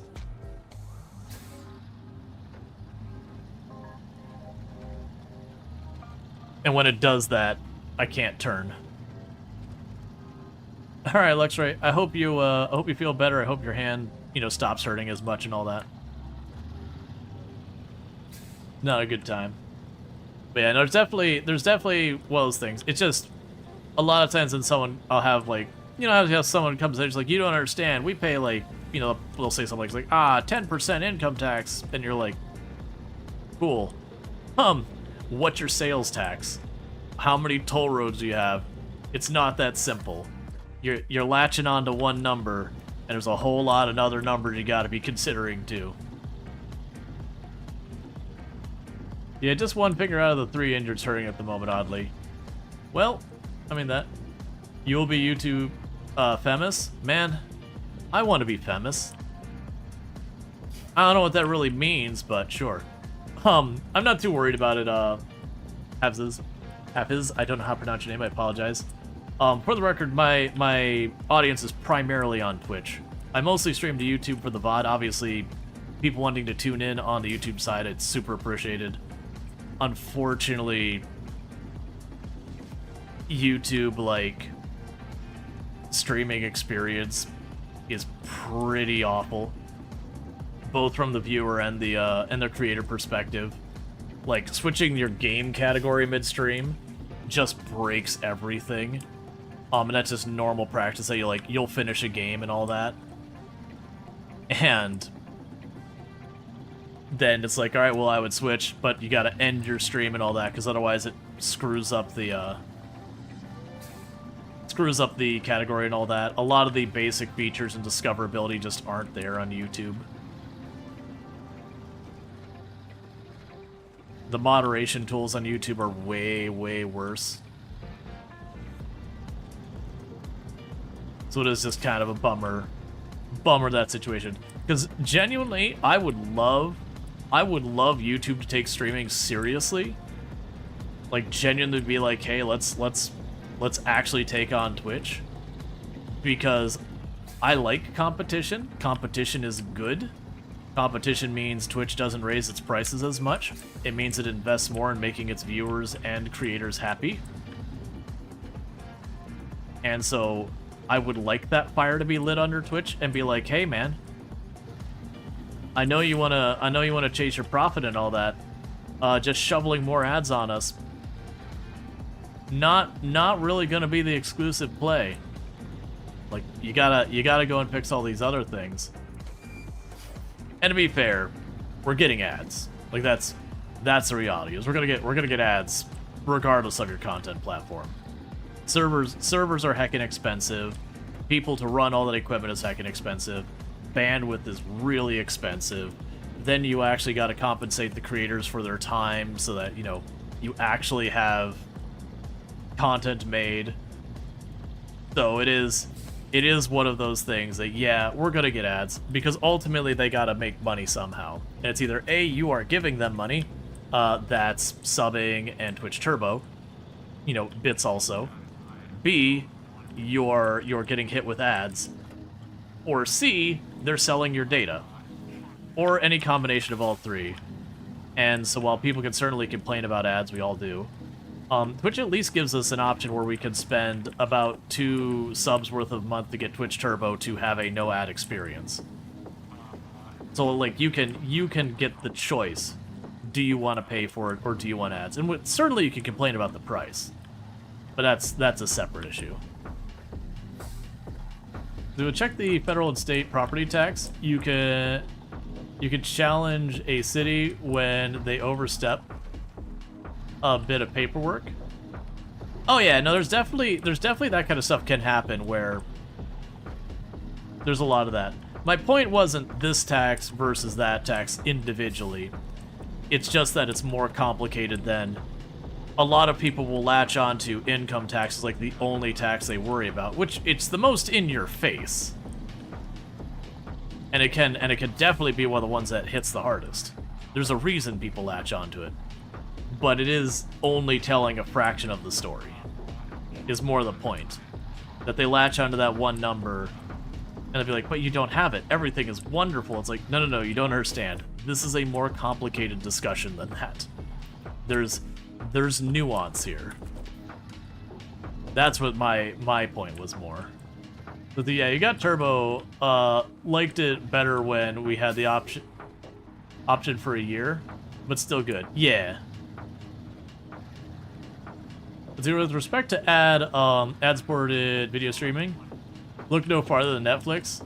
They actually make more on their ad-supported accounts than their non-ad support accounts, based on their latest FEC filings. Yeah. Was it this one to the right? Yep. Yeah, no, absolutely. It is one of those things. And also consider Netflix that you got your tiers. You have like Disney Plus and Netflix, where now they don't have a you can watch, like, they don't have a you don't pay for it, just ads. They have a you pay for it and you get ads, or you pay even more for it and then you get no ads. So hopefully in a lot of ways, Twitch is nowhere near as bad of an experience as that. Now granted, we're not really talking apples to apples here. It's not quite apples to oranges, but it's not exactly the same thing having, you know, far higher budget content going into it. So there's a lot more of that money goes into licensing, producing the content, all that kind of stuff. So they do have a much higher expense rate than you get with, like, Twitch. Because generally speaking, the amount of money Twitch spends to get content provided is pennies to the dollar compared to, like, Netflix and Hulu and Disney Plus and all them.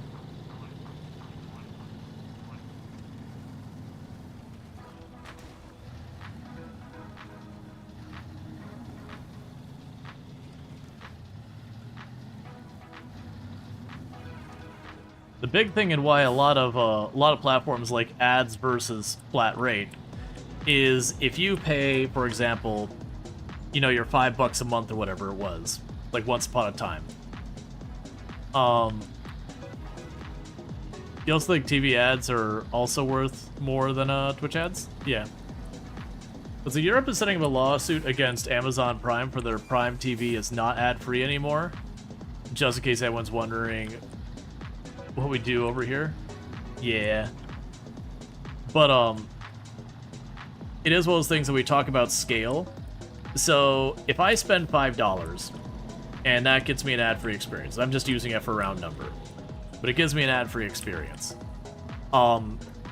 Basically the more you watch, the less efficient that is for my spending. So if you spend that $5 and you didn't watch a single second, I basically just made $5 for minimal effort. You know, go me.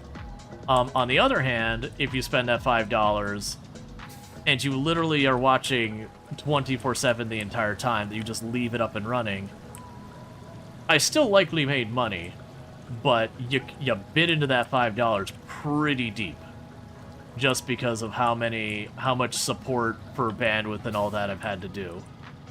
Now with ads, that scales with how much you watch. If I'm making X number of cents per hour on the ads provided to you versus my operating costs, it literally just scales up at the same rate. But the income tax was never meant to be forever, though, but it was some gets rid of state, federal stuff. Yeah, but that's, I get what you're saying, but there's always been, even back before we had income tax, there were always ways that you were paying to support stuff. But if you also look at what the world was back before we had any of those, it was a very different situation. In a lot of ways, the world is more expensive to operate. Like, we didn't have electricity. No one had to operate that. We didn't have water. We didn't have telecommunications. We didn't have data. We didn't have fire departments, for that matter. Like, fire departments back in their infancy were a paid service that you would pay. You basically are paying an insurance that the fire department would show up if there was a problem. And for the record, it was almost like a mafia racket kind of thing. That if business would slow, some somewhat suspicious fires would happen sometimes. You know, drive some sales to the fire department, which is part of why they actually became a public thing.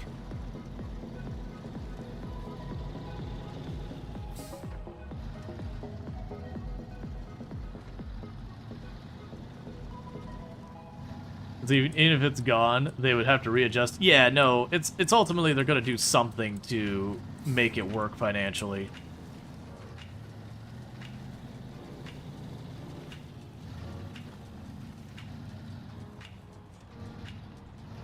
Yeah, ads are proportional viewing. Yep. It was same with, like, law enforcement. So law enforcement in its infancy, before we had, like, formal police departments, you basically had, usually it was around, like, docks or other places like that. you would have the local businesses would hire security.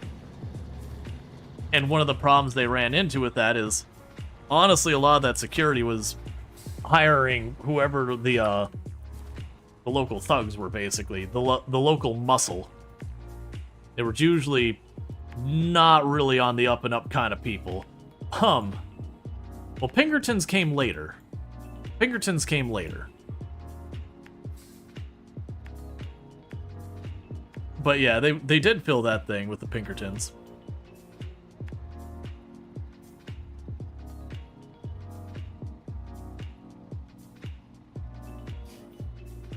But yeah, so you'd have, like, again, they would hire the local hooligans, thugs, whatever you want to go with, the local tough guys, the local muscle or whatever, and all that. And what eventually would happen is you started having law enforcement got created, and there was kind of a two-sided to that, because one, honestly, a lot of those local muscle groups, you know, caused as much problems as they solved.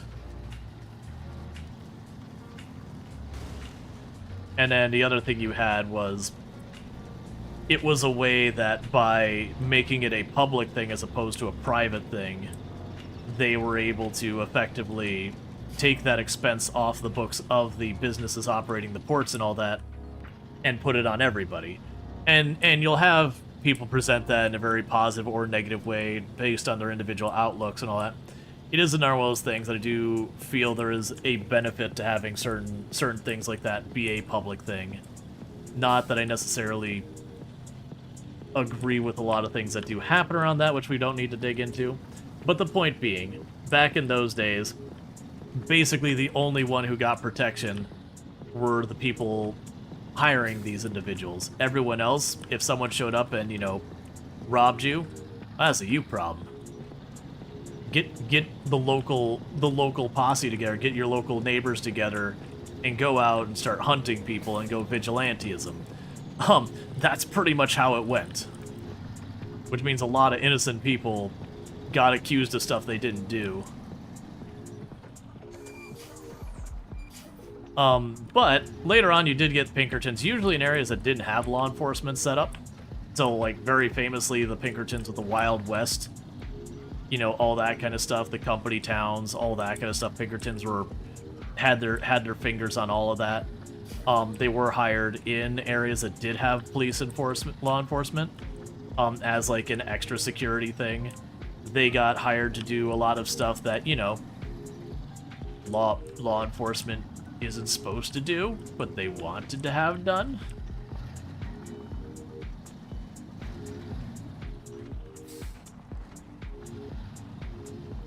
Your other town came together and hired a sheriff? Yeah, that was a thing that happened. But that was, like, the whole thing I was talking about where, like, police started to become a proper thing. That would, I'm pretty sure that predates Wild West days. By a fair margin. I don't remember the exact date, so I could be wrong in that one.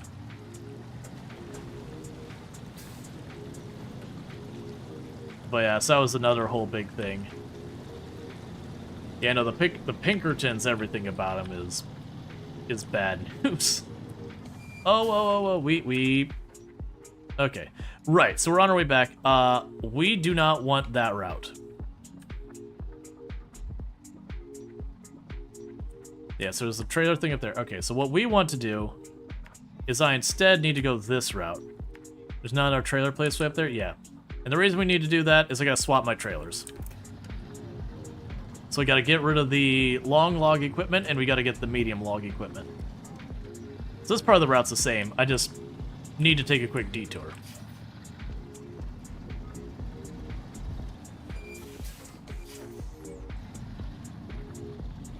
Yeah, no, the Pinkertons were often hired to do some pretty awful things.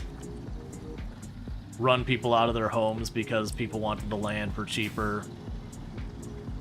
They got hired to literally murder people who were trying to, you know, do collective bargaining. It still blows my mind that as an entity, they still exist today.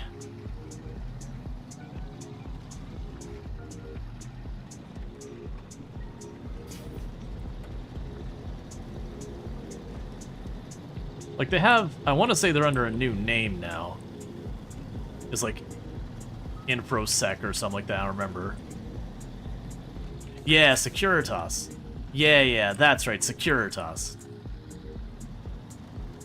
But it still blows my mind with all, like... Not the things they got accused of, the things they got found guilty of. That they still can function in any capacity anymore.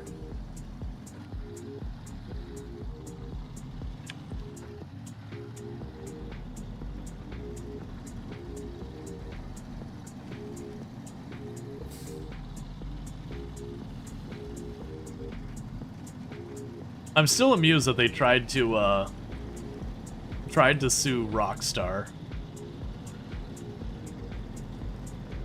I think they tried... I can't remember... I'm gonna have the details wrong. I think they started where it was gonna be a defamation suit, and then they tried to pivot it to a, Oh, they tried... Was it a copyright? No, trademark?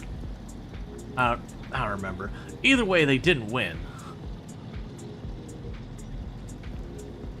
They put the suit up, and then I don't think they lost. I think they bailed on the suit when it was clear that they weren't going to win.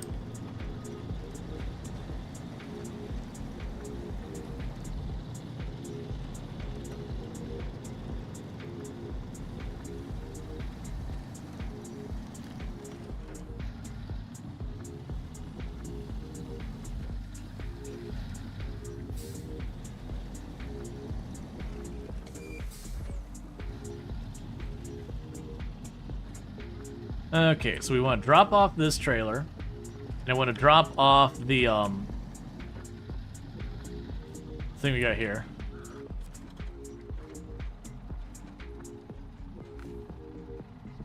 Let's see. Wait, they thought they owned the idea of the Pinkertons, like an IP. The Pinkertons was an actual organization. Like, it's not a concept. It's like literally a business. Like, they had trademarks and everything. And it wasn't Rockstar, it was like the actual organization, the Pinkertons. They were a private security firm.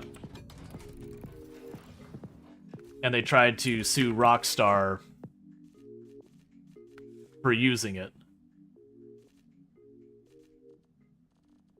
Okay, so we want whatever we have that is gonna be like the least weight.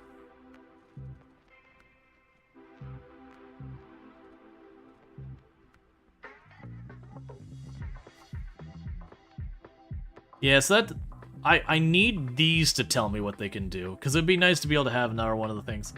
So I'm thinking what'll happen here is if we just do like the saddle low or whatever, that's probably as low as light as we're gonna get.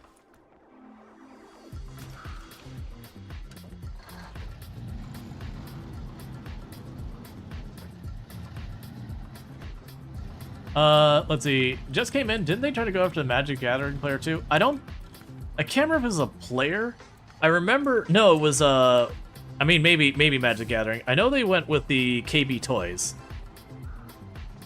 So I've got that one. But I also know there was one here that is a, like, medium log one. I know it was, I think, they're not, KB Toys. I know they had a toy company came after, they hired a toy company came after someone that they accidentally sent, like, the prototype of a toy to the wrong person. And they didn't even, like, reach out to the person and be like, hey, like, please return this. They just sent the Pinkertons. Like, they just immediately escalated to be like, hey, let's go hire private security and send them at you.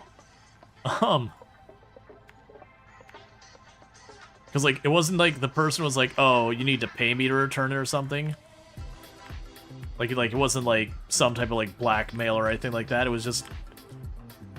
They escalated immediately. Because it was something that was like a prototype, hadn't been out yet or whatever. It wouldn't surprise me if they also got hired for Magic Card Gathering. But yeah, that was the whole thing. Good to see you, Delirium. How's it going? And hey, Randall Thor, how's that going? So you just found a planet No Man's Sky, the things that can be pets that are like buildings. Neat. They went after someone from Magic the Gathering cards too, soon before it was supposed to be out. Yeah, no, it was both stories are very similar. Yeah. I wasn't sure about the Magic Gathering one. Yeah, I can't remember what toy thing it was. But yeah, so it's just like the company was just like, hey, you know what we should do that'll probably be good for our reputation? Yeah, instead of being like, hey man, we sent you these things on accident, like, look, we'll get even with you. Because I think it'd be entirely fair to be like, hey, you know, we messed up, we sent you these things, we need those to not be out there, they're not a released product. Like, we can get ourselves in all sorts of legal trouble with our shareholders and all that. So here's the deal. We're gonna go ahead and chuck you $1,000 if you give those back. Like, we'll have someone just drop by, give you $1,000, you give them back, you get to keep $1,000 for literally just being an honest person. And I'm willing to bet get that sorted out. What trailer is this? It's the, like, Photom M logging trailer or whatever, for medium logs. Is that the base game? I believe so. I don't have any mods if that's what you're asking, and I haven't grabbed, like, a ton of DLC or anything. Yeah, the Magic the Gathering thing, some store had a pre-stock, and gave it out way before its time. Even be announced, but it was a bit much to get the Pinkertons involved. Gotcha.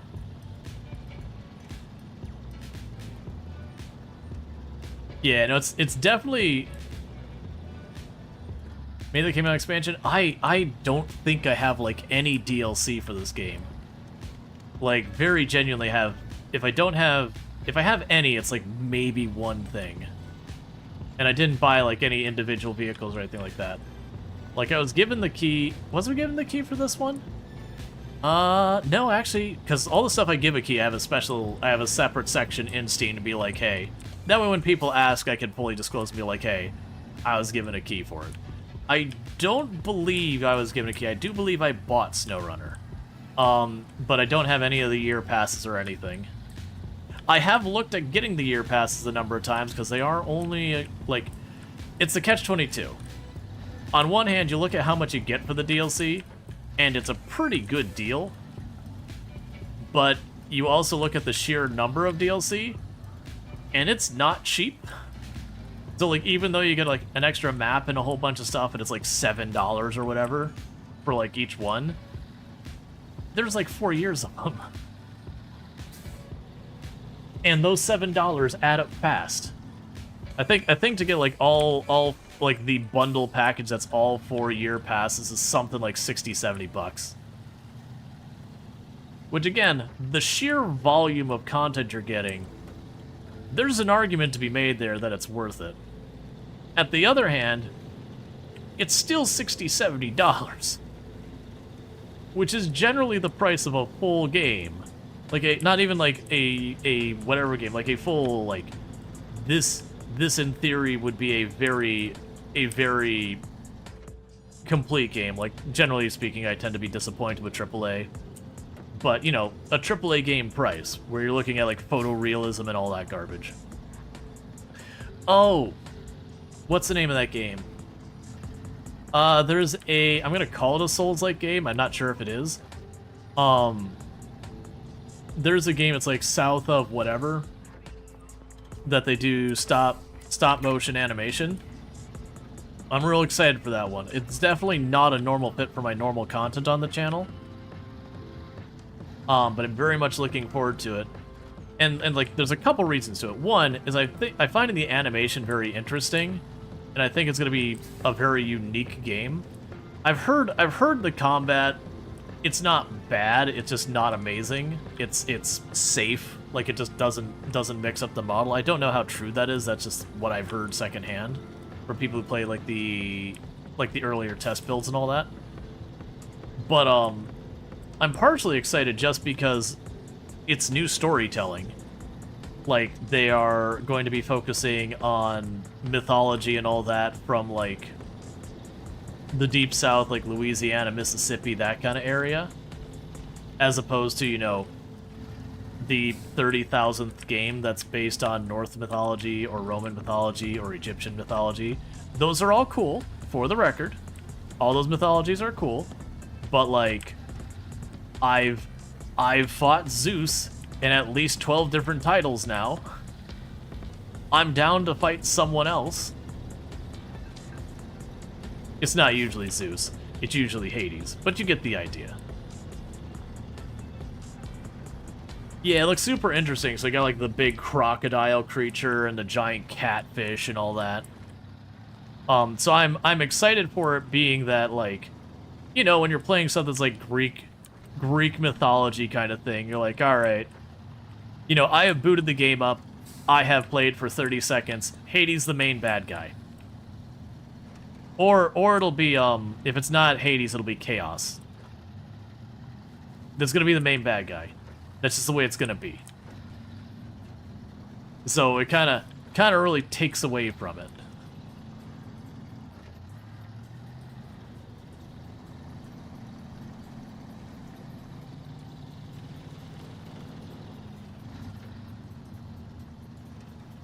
But yeah, so I'm just excited that it'll be telling lore that I know very little about. So I'm gonna get to experience, like, properly new things. I really could take either way. A Photom S trailer?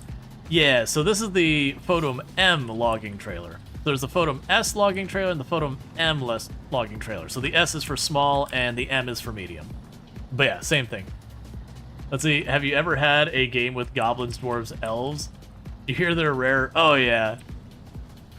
Yeah, no, that's like the same thing.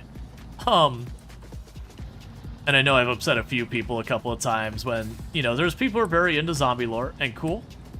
I think it's awesome that you're into it. I'm pretty indifferent. Zombie lore is fine. Honestly, the thing that gets me is a lot of tropes that come with zombie lore. I find very tiresome after a while. You know, people have heard me complain about the whole, why does every zombie lore have cannibalism? That's the dumbest thing I've ever heard. When you have an infectious disease that spreads super aggressively, eating people is the dumbest thing you could possibly do.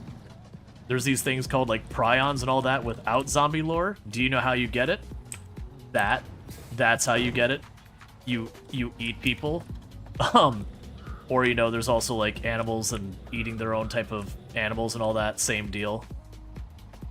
But the point being, there's a reason we don't do these things.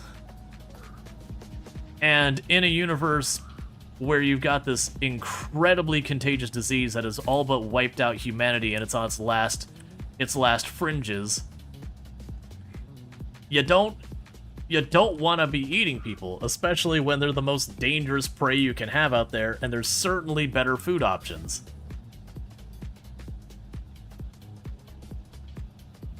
Alright, let's go ahead and, no, don't do that. Let's detach that.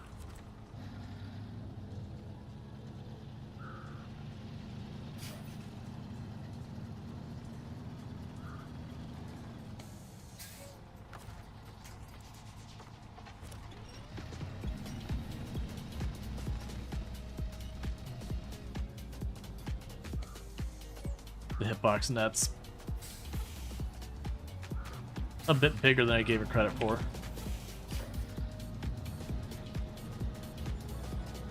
Yeah, no, it's not that there's never a situation where that kind of thing, that if you want to argue you're strictly considering your own survival and the heck to everything else, that it's not that there isn't circumstances that could be true, but as far as a repeated zombie lore thing, it is one of the ones I find the most tiresome, because it's like, in that circumstance, you honestly couldn't come up with a dumber survival idea.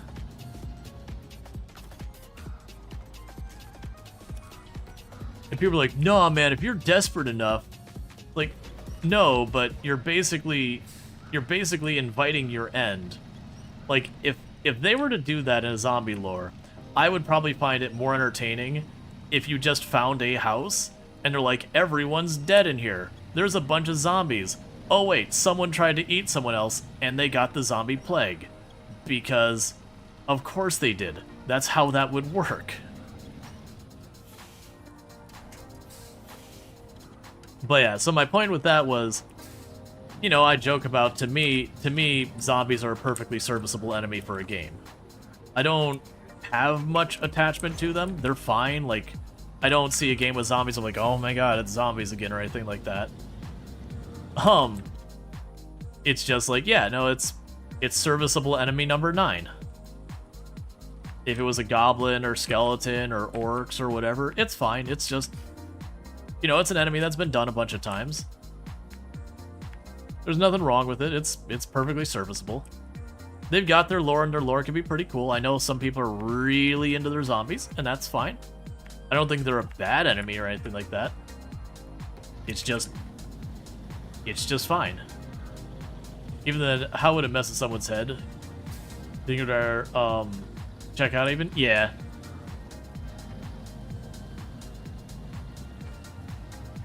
Like, don't get me wrong, Product Zomboid would thematically not really work if the enemies weren't zombies. It would just be a very different thing. Like, I don't think thematically it would work. Like, I think zombies are the correct enemy for a game like that. But it is one of those things that when I play Product Zomboid, I get suggested like one zombie game after the other sometimes. It's like, you know, I'm not actually into zombies. Like, just being real. They're fine. Like, I don't have a problem with them. But unless the game holds up on its other merits, the zombies are direct neutral to me. Like, thematically. Because usually it'll be 7 Days to Die, which then I point out that I will not play 7 Days to Die because the devs behind 7 Days to Die are pretty awful people. So I want nothing to do with them. And I even own the game because I owned it before they were doing a lot of the awful things. You know, and to be fair, don't let that ruin your playing the game. If you bought it, you might as well get your gameplay out of it. It's not a bad thing if you already own something and the devs, you know, wind up being awful people. They already got your money. Not playing it doesn't do anything. Like, it doesn't make anything different for them. But me, as far as streaming, that's different because now I'm promoting their game. And so I don't want to promote people who do kind of crappy things. And for those who don't know, it was, they've had a number of things, but the one that was like the big deal breaker for me is the devs. There was a mod that implemented Twitch integration. Fair enough. People could drop bits, and it would do stuff like spawn enemies in, it would start like the night thing going on, whatever. It would do like, it's your typical Twitch integration. It lets chat troll you or do nice things for you. What ended up happening was later on, 7 Days to Die added their own baked-in Twitch integration. And when that happened, it's not that they turned around and said, okay, this mod isn't allowed, and like tried to get the mod pulled off the store or whatever. What they did was they DMCA struck people who were streaming the game using the mod. So like actually did a DMCA filing against those individuals and yada yada. Because the mod included sounds that are part of the game and that you didn't have the authority to play or whatever. Which is weird when you're playing the game and all that. And they did that against 2 different creators, and it was just kind of one of those things. I'm like, all right, sorry, man, this is like get into your volcano lair, kind of just really, you know, villainous kind of behavior. Again, it'd be something else if they said, hey, cease and desist, you mod person, that has our copyrighted sound, you're not allowed to use that. Or, you know, this violates our TOS, which is still something I don't think they should do. But at least one of those things is like, all right, if you are gonna fight it, that's the more appropriate way. It's still kind of a crappy thing to do, but at least you are actually, like, tackling your problem, as it were, versus you're tackling your fans and punishing them because they wanted more stuff to do in your game and they found it.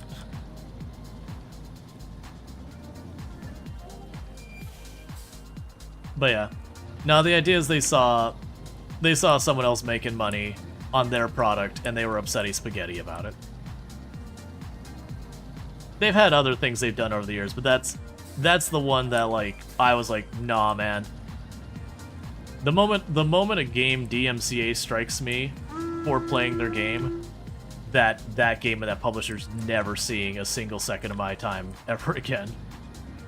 Hey, Lyra Soto, thank you so much for the raid. I do appreciate it. How was your stream? What were you playing? I do hope it went well, but welcome in, Raiders. I haven't done it the whole stream, so I probably should, but I am Rual Storge, do play a variety of games here on Twitch, and I'm most known for my exploits in Product Zomboid, where I used to hold a world record for the highest kill count run ever streamed. At 135,120 zombies killed in one character in one life with no mods, change itemization, or vehicles. That said, there was a past tense there you probably picked up on. That record has been beaten. But I am a variety streamer. I do play a whole range of games, including simulation and a whole bunch of stuff like that. RimWorld, Product Zomboid, Oxygen not included. It's a pretty wide range. Farm Sim. And with all that said, though, today we're playing some SnowRunner. Because it's been a while. There is some new interest in the game, thanks to Roadcraft. And it's like, you know, if I'm going to play more of it, now's not a bad time. You're playing Elden Ring right now? Nice. I hope you're having a good time with that and you're not losing too many runes. And the bosses aren't trolling you too hard. They do tend to do that.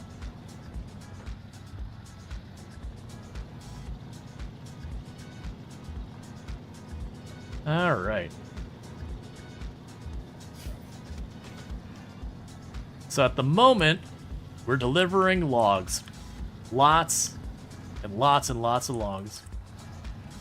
Elden Ring to SnowRunner is quite the switch. Now they're basically the same thing. Pattern recognition. Same game. Both of them are Pong clones.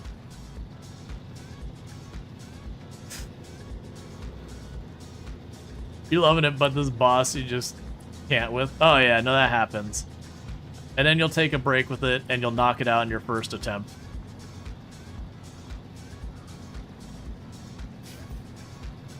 Have I considered playing? I have no idea what... Oh, Kingdom Come Deliverance 2? Not really. I didn't get a hold of a key, and I just haven't sought it out. It's just not one that kind of crossed my mind, really. I was trying to remember, with Kingdom Come Deliverance, that was, that's an RPG, right? Because I feel like we've had a lot of those kind of things lately, the Skyrim-esque RPG. Yeah, those are a hard sell for the channel like this. When you get into a lot of RPGs and all that, they can be real difficult to keep up with, especially games, honestly, just games that are story-driven in general. If they're not short and sweet and to the point, can be real hard to stream if that's like not your main content. And a big reason why that happens is a lot of that type of content. I need to make sure I'm actually taking the right road. Yeah, if I just follow that up, it'll take me the way I want to go. Yeah, it's one of those things that, like, when you get into those, even if you get good viewership at the beginning, it tends to be the kind of games that people catch you at the beginning and they'll follow along, but the moment they fall behind, they stop following. Like, they stop tuning back in because now they don't know what's going on in the story. So it's one of those things that, say you get like 200 people on your first stream, the next stream you're at like 180, then maybe 150, then like 130, and you'll hit a bottom at some point. But it's difficult to stream those. I honestly find, like, for people who do the story game streams, I honestly find that those tend to work better if you're someone who has shorter stream hours, just because it's easier for people to keep up with. Yeah, very long game, took you 130 hours. Yeah, no, that wouldn't be a good sale, because, like, I've tried a couple of story-driven games, and like I said, if they're a short story-driven game, that's fine, where you can get in, get through the story, and get back out. Like, you know, your I know Subnautica isn't like really a heavy story game, but you get the idea. It's a game that you're gonna be doing like 2, 3, 4 streams tops to like finish a run normally, unless you're doing like Twitch integration or stuff like that, or you're just really hopelessly lost. You know, it's a pretty straightforward one, or you have shorter streams. That'd also be fair.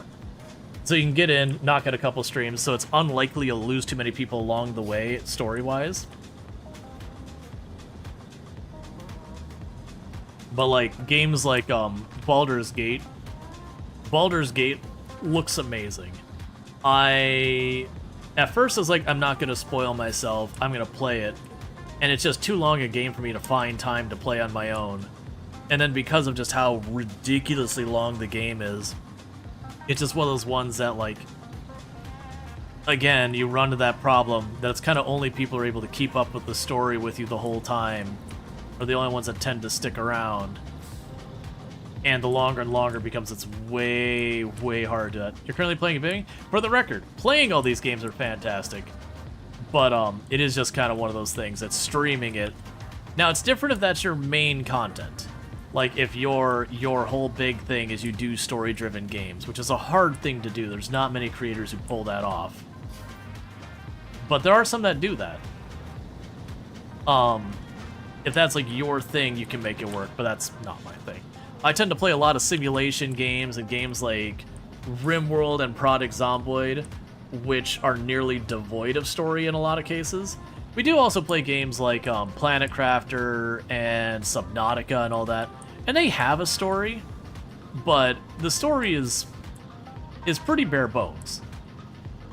It's not bad, it's just there's not a lot of it. Let's see, Kingdom Come 2 Deliverance is the first person with weird head bob you can't turn off, which is hard to watch, to be honest. And thank you for the follow. Welcome to the stream. Oh man, what was the game we played recently? Oh no, I didn't play it. I was going to play it. Was it Astromedica or whatever, something like that? That it was a survival crafter. And it wasn't head bob, it was a breathing animation. That your camera was constantly like doing this. Just like shifting in and out. And I was like, I'm not someone who normally gets motion sickness. This is gonna make me motion sick. Why did anyone think it'd be a great idea for the camera to permanently undulate at all times? And you couldn't turn it off or anything at the beginning. I think they added that functionality.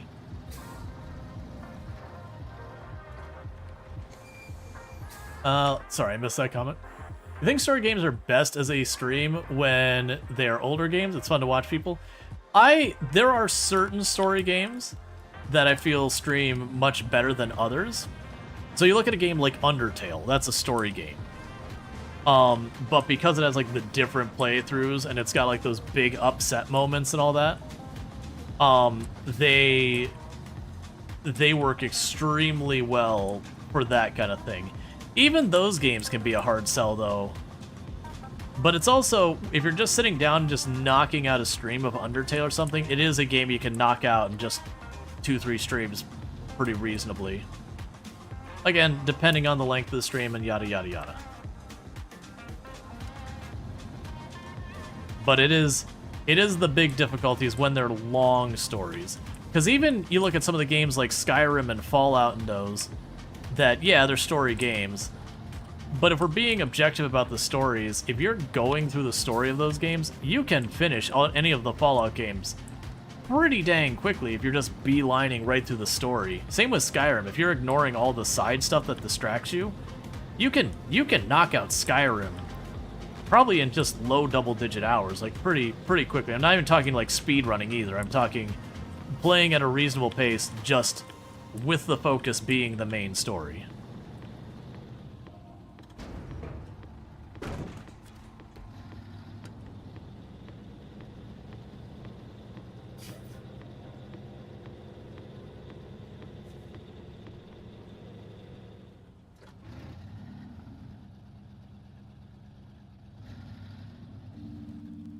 All right. Yeah, so I'm getting to the point that we've come through this place so many times. The area directly in front of the logging thing is just totally shredded up. Yeah, the main quest in Skyrim is really short if you just focus on it. Yeah, it's like you see the first dragon or whatever, you defeat it, you talk to like the main guy over at whatever it is. And then it's like you gotta go to the mountain or whatever to like do the thing there. Then you have to go to a couple different different caves for certain ruins or whatever. And then you beat up the big boss dragon. There's more steps I'm missing, it's been too long. But you get the idea, it's really not a long game when it comes to the main story. It just has the open world thing where there's a bajillion side quests. And I know people herald as like such a big game. I did all the side things, but it definitely was not a game that... I know there's so many people who go back to Skyrim, they're like, this is amazing, I love it so much. And I'm just kind of, okay, like it's a good game. Don't let me say it's not. But it was definitely one of those things that I went through it once and you're like, do you want to do another character? And I tried a couple of times. One thing is, the balance in the game sucks. Skyrim's balance is bad. Just objectively. Everyone becomes a stealth archer, no matter what you start. Unless you go out of your way to force yourself to not be a stealth archer, you're going to ultimately become a stealth archer. Because it's just so powerful.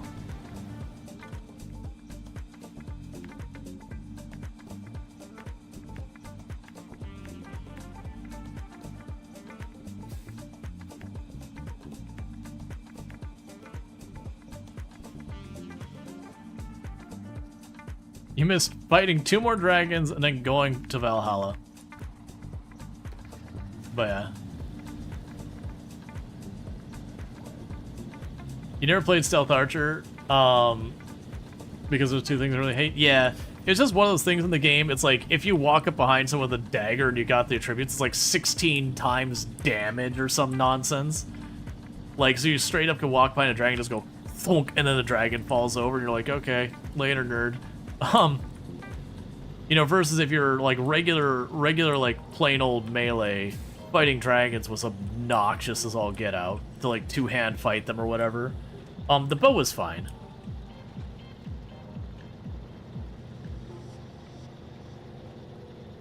But yeah, no, I remember like Fallout 1 and Fallout 2. Those were real long games. Because it wasn't just a bunch of side nonsense to chase. They had some of that.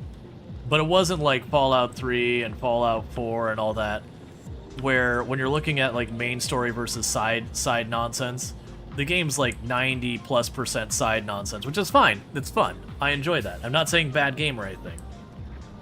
But those stream well because you can get... Well, they can stream well because you can get through the story real fast. The only Fallout you liked was New Vegas? That's fine. Different taste for anyone. I will say one thing I do miss about modern Fallouts is, other than New Vegas, is a lot of your decisions didn't feel like they were nearly as meaningful as the old ones. Like the old ones, you would cause all sorts of mayhem.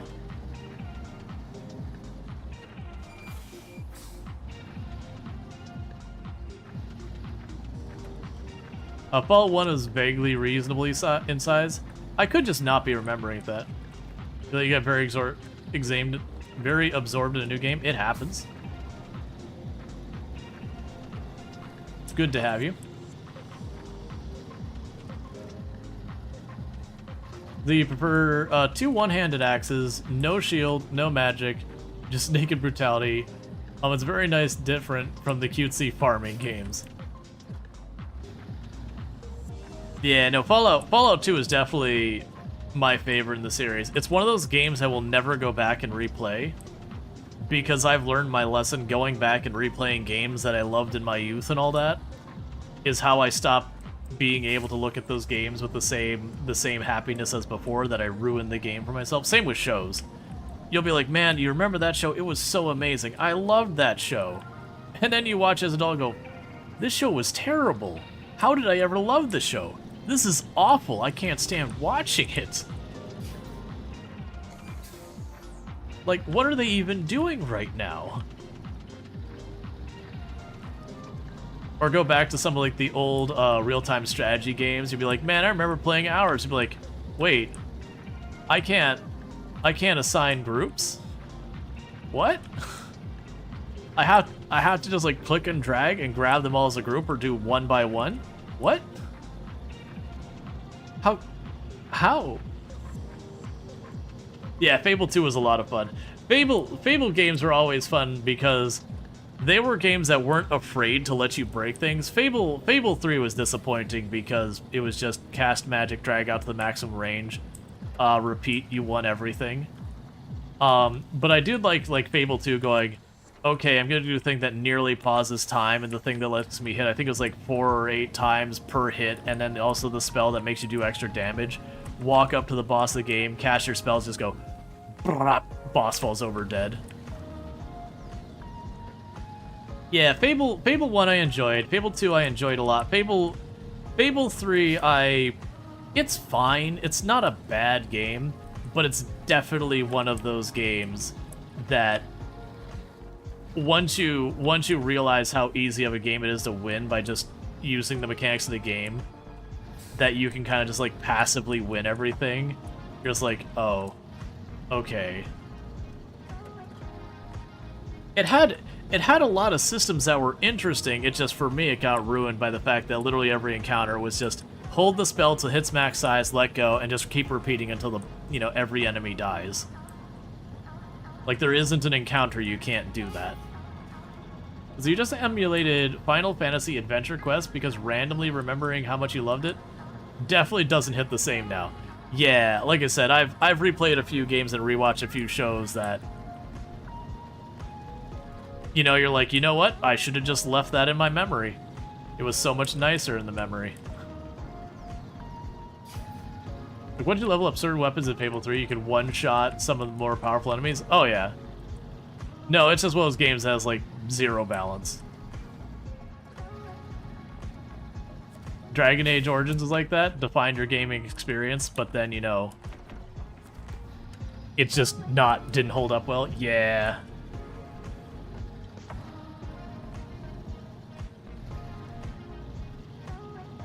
Yeah, no, like I said, Fable 3 had some cool ideas, but it feels like there's just so much execution that wasn't there that I don't even think I ever finished it. Tombed finished it. That I had gotten that like right when we had started dating, and so we played together a couple of times, but she would get off work before I did because of like commute times and everything else, so she would show up at the apartment before I got there. So she'd play Fable 3 in the meantime. Or there were a lot of times where I had user groups and conferences and all sorts of stuff I had speaking engagements at that I'd have to go to. So, she would be there, until the user group ended, and then I'd head home or whatever. So she just had a lot of time that she was there, and so she played through, and she enjoyed the game.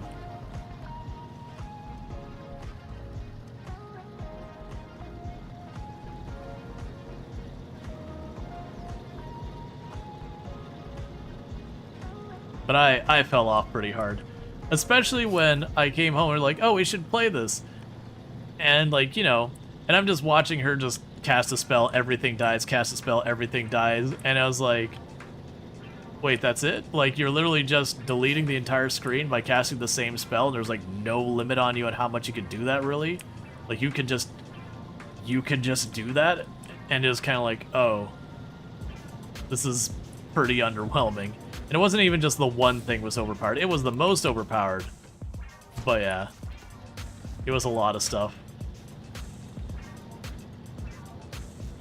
Yeah, I don't mind in games you can delete the screen. I have to feel like I earned it, though. Like Path of Exile, as well as ones I enjoy that, where it takes a lot of stuff to get up to the point where you can just go to a screen and hit a button and it all dies, saving the one tanky enemy. And I don't mind that because there was, probably 100+ hours invested in getting that character juiced up to get to that point. Have you played Dark Souls? I have literally every achievement in every Dark Souls game that has come out on PC with the exception of Elden Ring, just because I tried streaming that and it just really didn't, people were really just not interested in it viewership-wise. Like it was, for a good year and a half, it was my lowest viewership game I had ever streamed. And it just doesn't align with my channel. It's nothing wrong with the game. But other than that one, I have every achievement in every game that I've gotten more than once, because I also did it on the family save. Because I played with, like... I had two buddies I used to play Warframe back in the day with that we played through and did every achievement together. And then I had my older brother, got interested in them later, and I did every achievement with them as well. But yeah, so Elden Ring, I just... Outside of streaming, I just don't have the time. And since it doesn't fit the type of content that does okay on the channel, I just can't.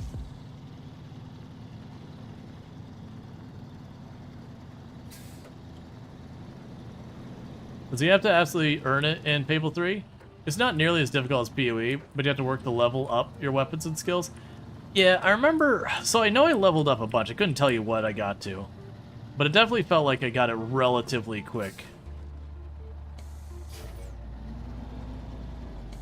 But my point was it definitely felt like the game got to easy breezy too fast.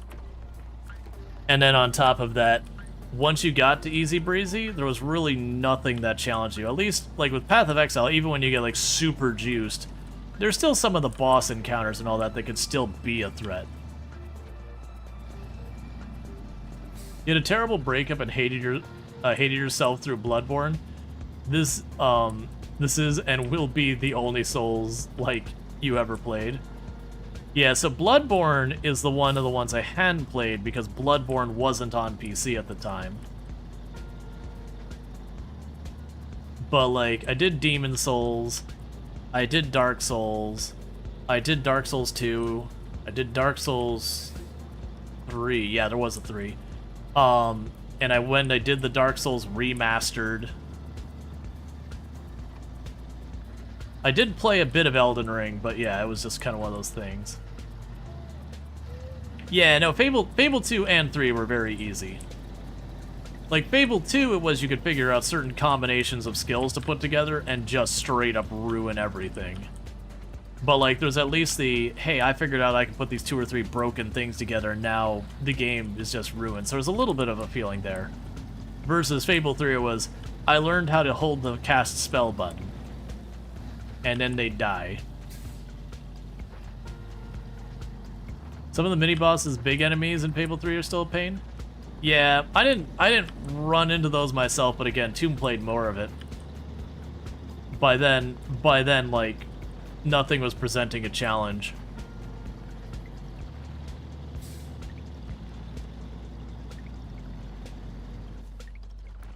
But definitely fell into the style of game where eventually the enemies just kind of become fodder. That you're like, just get, like, stop giving me enemies. They don't serve a purpose. I just hold a button. And, you know, I don't get anything I care about out of it.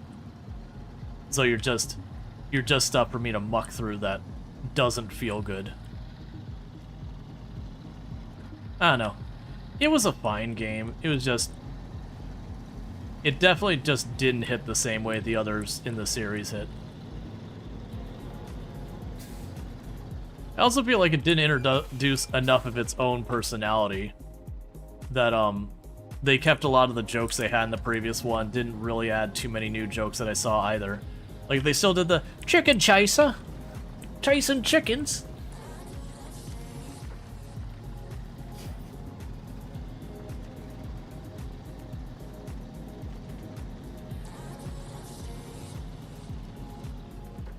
Is there any Gothic fans here? Yeah, I never end up playing Gothic. I heard good things about it. It's one of the many, many series I never got a chance to really get into just because there's not enough time for all of them.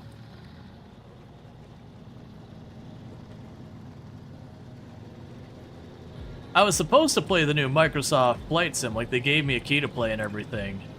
But I couldn't play it like the first day or two it came out. And that everyone I knew who played it, like everyone I knew who played it had a bad time with it. And I was like, nope.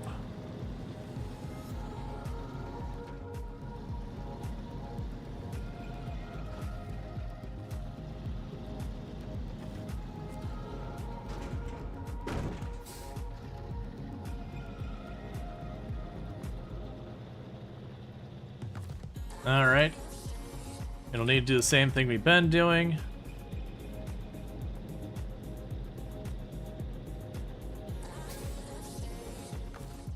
Which is I'll need to de-attach the trailer. Because we've just... all of this is just churned up mud. Nothing but churned up mud here.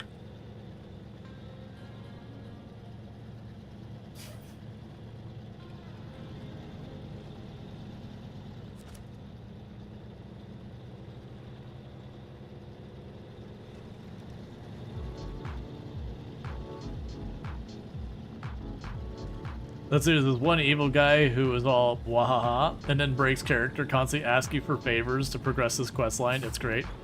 Oh yeah, no, I'm sure there's some goodies in there.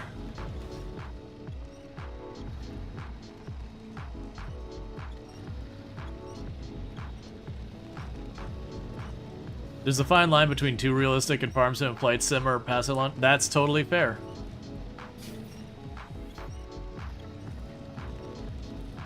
There's definitely, like, people know, I'll often talk about, you know, people, like, usually it's in the context of Product Zomboid specifically, that people be like, well, it's unrealistic that XYZ happens. It's like, cool, you're playing a zombie game.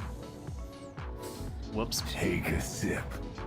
You know, you're playing a zombie game. Like, you've already had to do a suspension of disbelief. You're playing a zombie game. There's nothing wrong with that.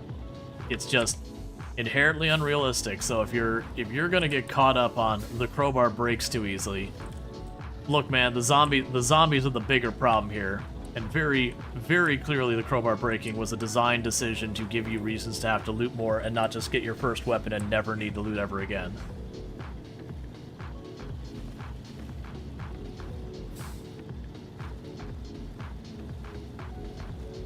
Alright, before we get properly in on this chat, I need to use the restroom real fast, so I'm going to do that real quick, grab myself a drink, and I'll be right back, so thank you again for tuning in.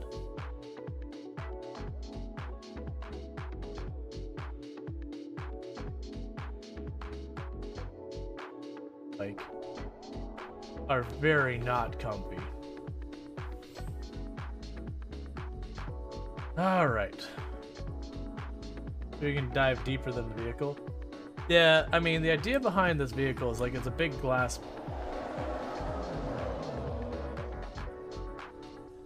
I feel like I should be leaving. Nope, it's time to leave. Nope, nope, nope, nope. Ooh, fog! That's exactly what I wanted with my tropical storm helicopter. Fog! Excellent! This feels great! This is exactly what I want as we're going into nighttime and it's going to get super dark and I won't be able to see. This helicopter sucks. I'm glad we're not in a very high pop area because this is the kind of thing that would get you killed 100%. It also feels like it caters to that specifically. Yes, that's... You okay there, Bo? I'll just give you a moment to sort yourself out.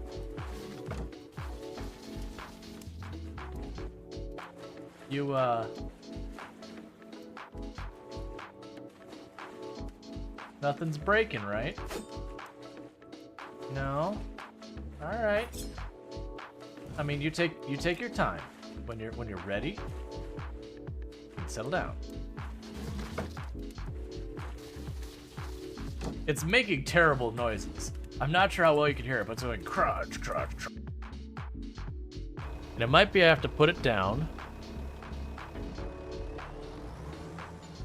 And so the door appears to be just open. It's called an outpost. So let's try opening the door and peeking in and see how it goes. Oh, I hate it. Never mind. That's no. Let's be cold crabs. You're mechanical crabs. We can be friends. All right, we'll reload that. Individual groups or whatever like that. Oh, you legitimately scared the crap out of that. That's the first time I've been gotten with that in a long time. Whoever did that, you were well-timed, probably cookie. Because this is legit a place that always makes me nervous. And I was looking at chat for a second, and the noise played, and I thought I had just gotten got. It's very rare that I actually get caught by that, and that was like, I'm not afraid to admit when I do get legitimately caught. Well played.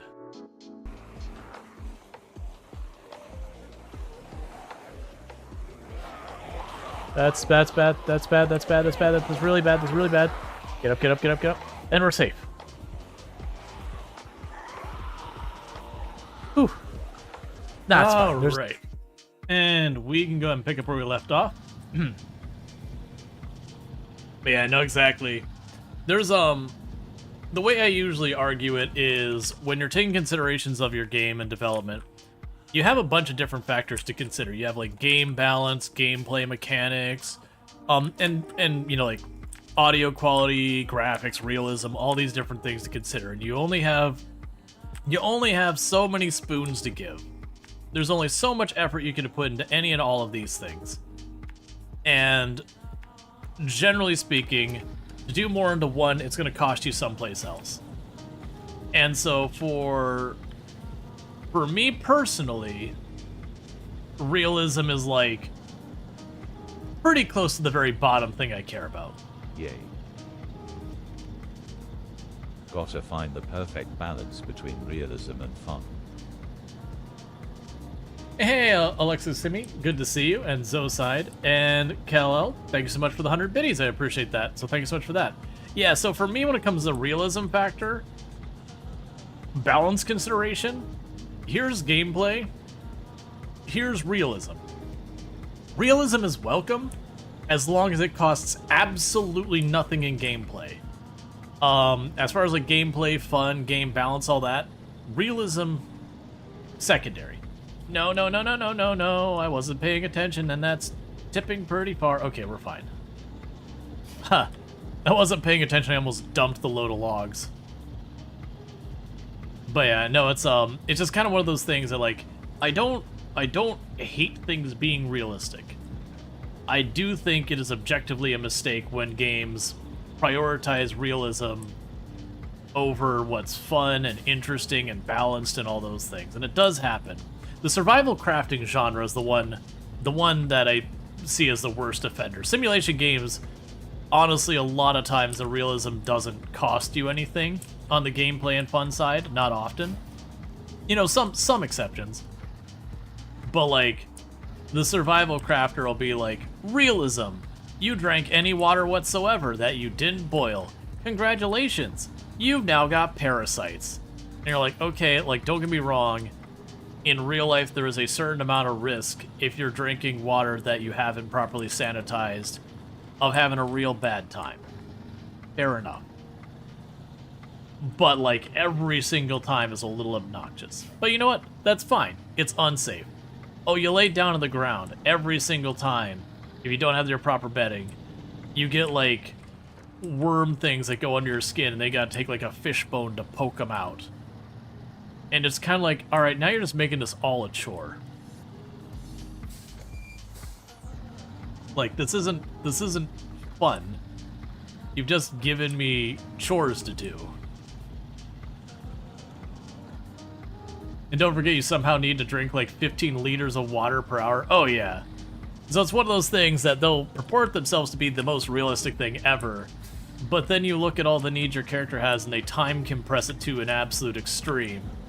And so on one hand, you have realistic concerns, but in wholly unrealistic times. And it very, very often crosses that line from, is this adding to my experience or taking away? And it's like, it's taking away. This is tedious.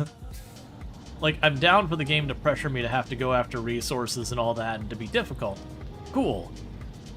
But I seriously don't want to become, you know, 4 hours a day spent just farming this field and no time to do anything else because I'm busy farming this field all the time.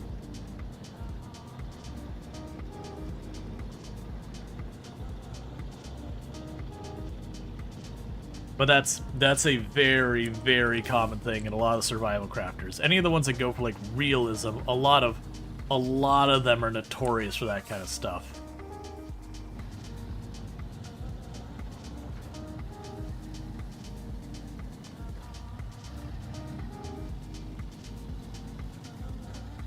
And I do enjoy a good survival crafter.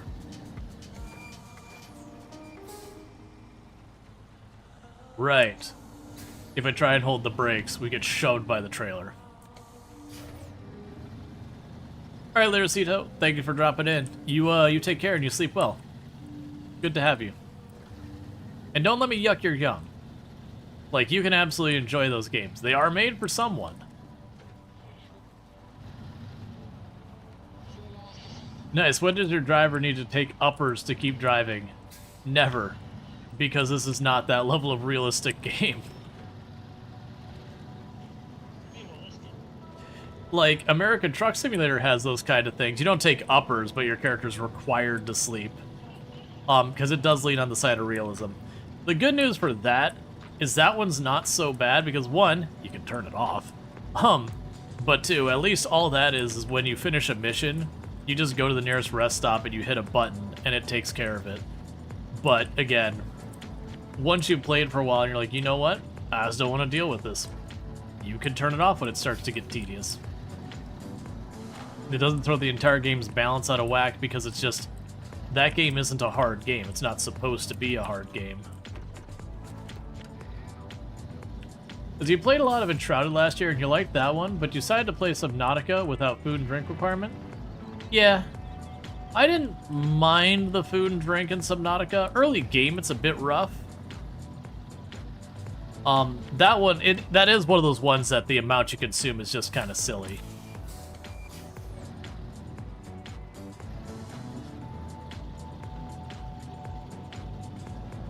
Let's see, you feel like you need a brutally realistic truck simulator. You stop to call your ex-wife and wish your estranged son a happy birthday. Wouldn't really be a trucking thing. I could certainly see, like, for a truck simulator, if you wanted to go... So, like, if you're gonna have, like, the realest of realist truck simulators, what it would be is you would sit there and you'd do your delivery. But to do your delivery, like, you'd have to show up, and your character would have to spend, like, a real-life half an hour doing paperwork and inspecting to make sure nothing had been tampered and all, like, the stuff was correct with the trailer before they hook up and take off. And do all that kind of garbage. And then what you'd end up doing is going to your destination.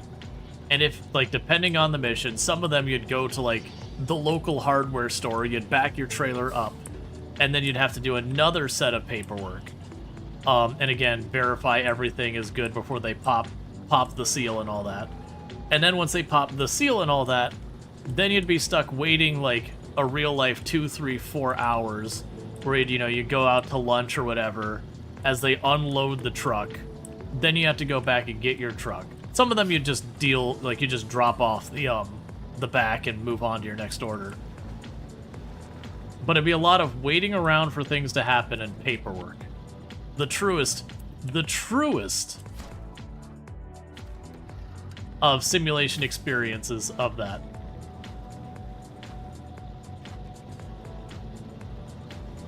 Let's see, Germany has a lot of simulation games for the weirdest jobs. Obviously, we yearn for the mines. Low key, I want there to be better mining simulating style games. There's a couple out there. Bureaucracy Simulator. So Papers, Please. There's a story there.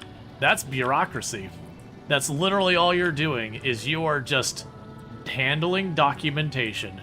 It's your only job. Yeah, it's a border control and all that, but it's literally just bureaucracy. You're comparing passports against a variety of random rules and, you know, accompanying documents. It's quite literally Bureaucracy Simulator.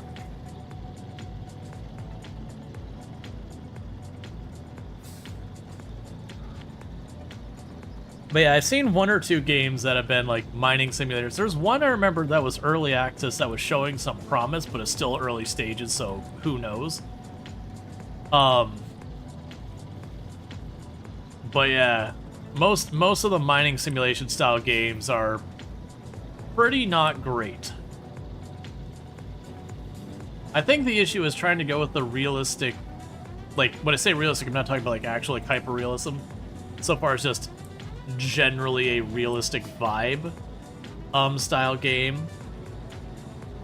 with like very large scale world deformation, that's a very complicated thing to do. You can't just use the Minecraft model of you take the chunk of Earth up as one big block. And there's not been very many games who have done that well. Construction Simulator has some places where it's very scripted and it's okay. Like, it's alright. But as far as, like, a proper, hey, you wanna strip mine, or you wanna go and do, like, tunnel mining or whatever, I've just not seen many good titles. I would love to see a proper good title in that. Because to me, one of the big draws for a lot of those type of games is, like, for Farm Sim and that, I really enjoy, like, the Survivor Man Challenge and those kind of things. It's seeing that you start the world and it's in one state, and as you're playing the game, you get to see as the world just changes a bit by bit by bit to, you know, make your farm and all that. Especially if there's, like, lots of trees, so you, like, slowly see the forest become that. There's that feeling of progression to it. And I want that, but, like, you know, for the mining thing. One of the other things you run into with a problem with games around mining, though, is you're going to have limitations. Unless you make it like an infinite world kind of thing, there's going to be, like, whatever your world size limit is, that's going to be your limiter. Let's see, you mean there's Farm Sim, there's competitive mode, World Championship, so it's kind of popular? Oh, yeah. No, Germany is very famous for its simulation genre. That, like, Germany is very into simulation games, is a very, very broad thing.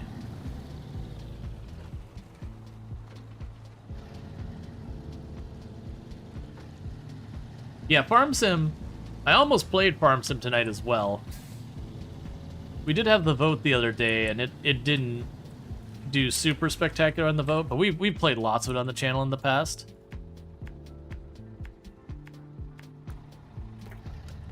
And all that stuff. Let's see, Medieval Dynasty is a very fun game, but it's never getting finished, sadly. Yeah, that doesn't surprise me. We played a bit of that a while back. And for me, and this is like partly because I was solo playing, it just got to the point I was building yet another house, and I was like, you know what? I don't feel like cutting down more trees right now.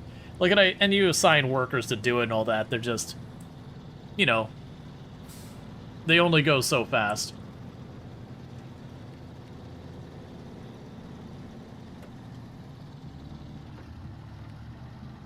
But yeah, no, I like a good simulation and a good tycoon game. Simulation streams relatively well. Tycoon, on the other hand, tycoons are hard to... Like, you can do them once in a while, but again, unless that's your thing as you play tycoon games, they can be a tricky one to stream as well. Because tycoon games are pretty notorious for having different points where you kind of just, you know, make your changes and then fast forward and let it run. Because the Farming Simulator is an excellent podcast game or Twitch stream second screen game. Yeah, I definitely would put it as like the podcast game, where we could just have like a conversation and that kind of thing. Just like relax and, you know, have a conversation. That's American Truck Simulator very much falls into that one as well, as you just drive between places, and it's good for having a nice conversation, talking about stuff, shooting the breeze, that kind of thing. Which, you know, that type of content does fit my channel very well.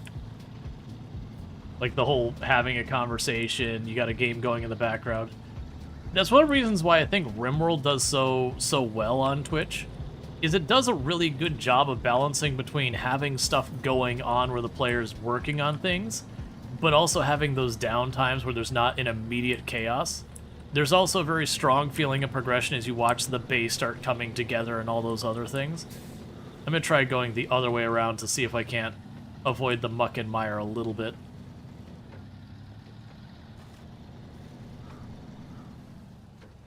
Yeah, I enjoyed Foundation. I played a decent amount of it off stream as well.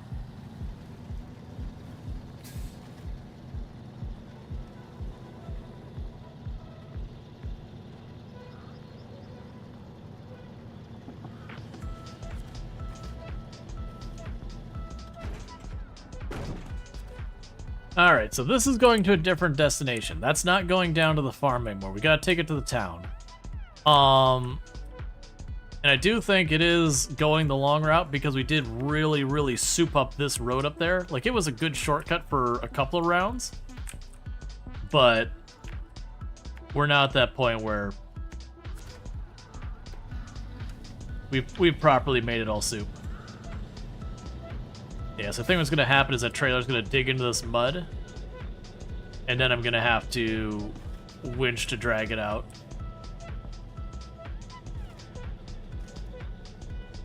Maybe? I mean, it's still moving.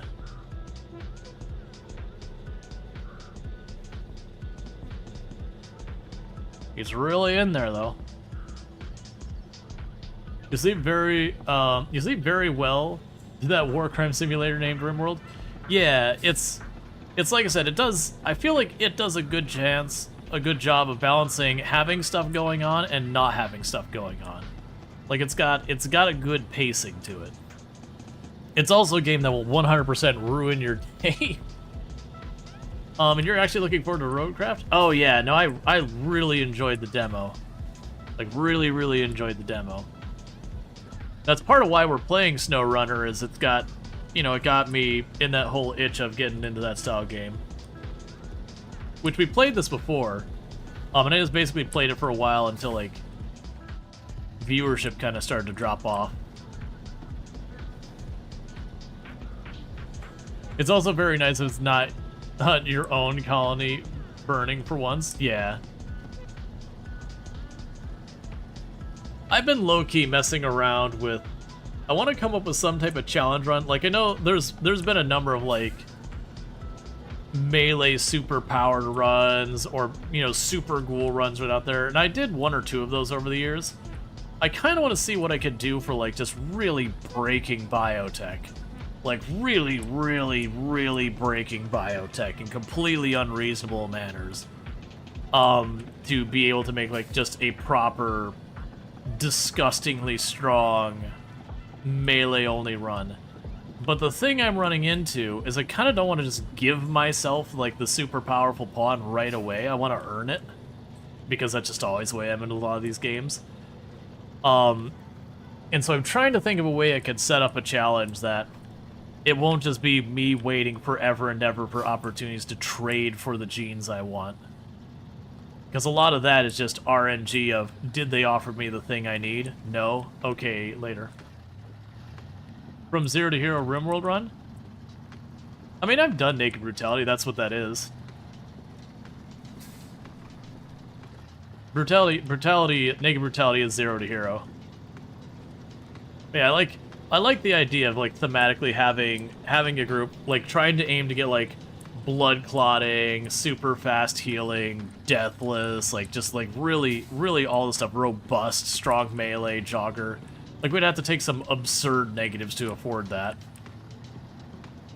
But get, like, all of that crap together. And then just have them, you know, running around with bioferrite swords. Trade you just need to take what you need, right? Well, the problem is there's the Archotech stuff. So, like, Deathless, Ageless, Scarless, those kind of ones. Some of those are going to be really, really big. And generally speaking, you can't get some of them at all without trade. There's a few of them I believe are only on the trade from exotic traders loot tables. That there isn't a xenotype that they come naturally. Like Deathless does, that's on the Sanguiphage.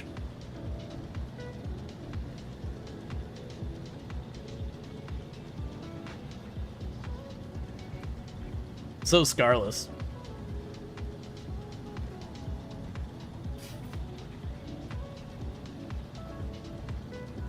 I also need to experiment in RimWorld more when I take someone who's not a baseliner and go to do the biotech with them.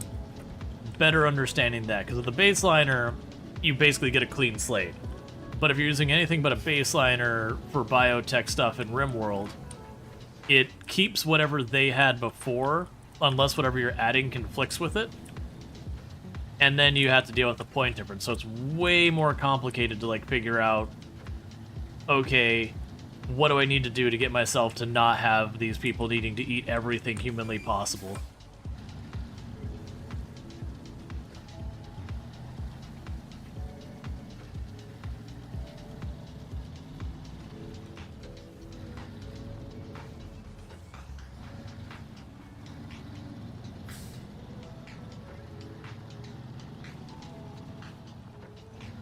I also debated having a run where basically we would start one pawn with uninheritable traits, but they have like all the ridiculously powerful things just in them. And just, you know, do like a naked brutality from that, but like I have to use the biotech stuff to try and extract it to make the other pawns. And that the idea is once we get past, like, maybe start with like 3 pawns on the map, but only the one is the superpower pawn. And then maybe have like the rule that they're a pacifist or something, so while they have all those super amazing things, they can't use it. You have to manage to get it to someone else. So at least then you have, you know, a guarantee you will eventually get it by just continuously rolling the dice. I don't know. I've been experimenting. I definitely feel like there's something there we can make happen that'll be fun for a challenge, but it's been some of it just mechanically doesn't work. Like I tried to do one where I had an Adam and Eve style run where you start with the 2 parents, and then made them like super juiced melee pawns, and the idea was I would only ever be able to use them, so they have to have kids, which means they have to manage to survive with that, and they had terrible everything but combat, because to make them that juiced they had to be terrible at almost everything else.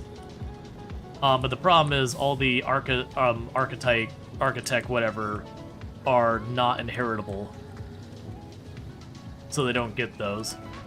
And also, early game it was super unbalanced powerful.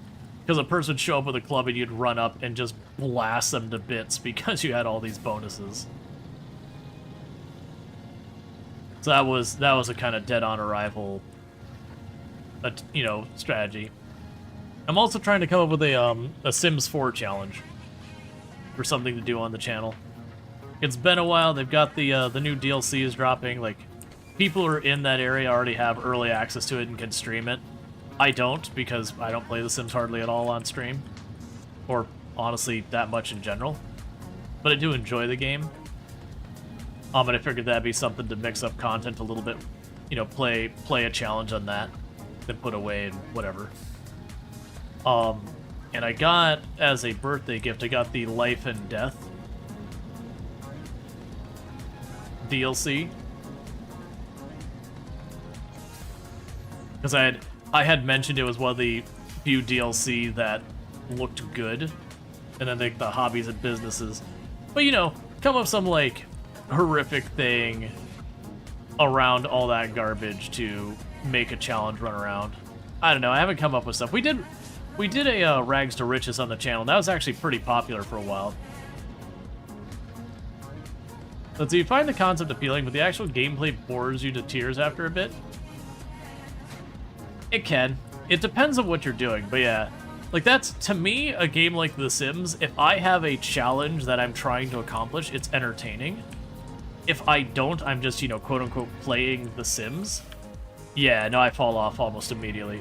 Honestly, to a certain degree, that happens with me with Project Zomboid, too. If I have something I'm trying to aim to accomplish, even if it's a completely unrealistic goal, like, how practical it is irrelevant. But if I have something I'm trying to accomplish in the game, it can be entertaining for a good while. But if I'm ever just like, oh, I'm just trying to survive. Like, when I was new to as a player, that was fine. But after I played for a while, just trying to survive as a goal kind of just wasn't enough. So I just get bored real fast.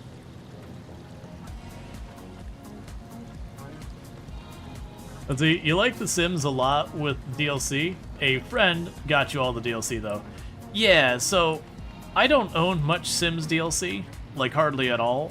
That's not true. I own a couple. I had a viewer gifted me a bunch when we were doing a challenge that gifted me 2 or 3 of the DLC. So that's a lie. I actually do own a decent amount. Not. I don't even think I own half of it or whatever. Like, so far as expansion, I'm not counting the, like, packs or any of that garbage. But I haven't... I maybe bought one DLC from it since the very beginning. Because part of it is, like, the DLC is, like, $40. Unless you catch out, like, a really good sale, it's, like, $40, $50 for a DLC. And I'm sorry, that's the price of a whole freaking game. That's part of the reason I want all these Sims competitors to be successful, so that EA starts being less awful, because if they don't, they're just going to lose all that business. Okay, deliver this to the town storage. I am at the right place, right? Yes.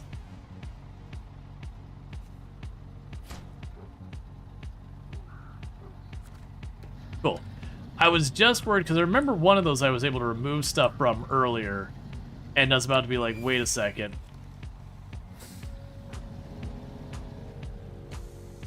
Remember your sister said What the Sims Like was releasing this month? I believe so. The Sims should be something for you, and it somehow just isn't. Yeah, no, it can be, like, conceptually a game is good, but, like, the pacing just isn't there. Or, yeah, Inzio, which I found it funny that I think it was Inzio said they weren't trying to be a Sims competitor. That, like, you know, The Sims is a little bit slapstickish, and that theirs is going to be far more realistic. I'm like, yeah, but you're still absolutely in that genre. Okay, I apparently banged the ground a little too hard on a hill. On the road flat, but that's fine.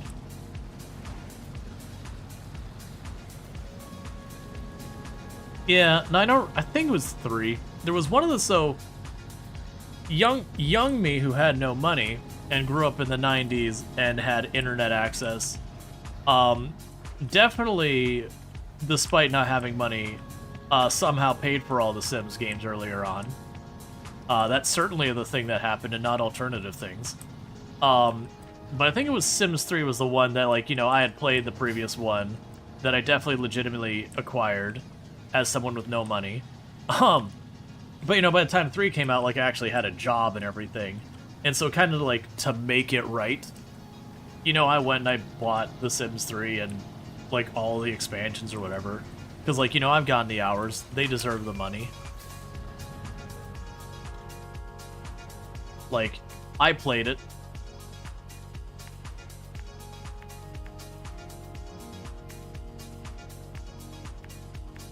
Yeah, I just want to mark that road. I think I'd have memorized it by now, but I don't trust myself.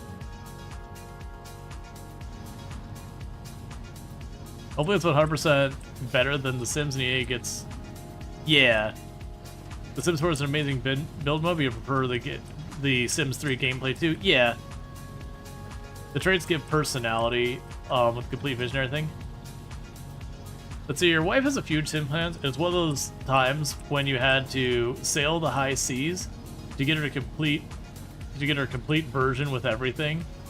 Yeah. The price is a whole thing.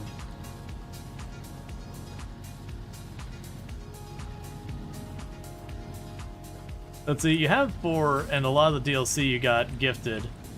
You actually like the styling house, but as soon as that's done, you lose interest.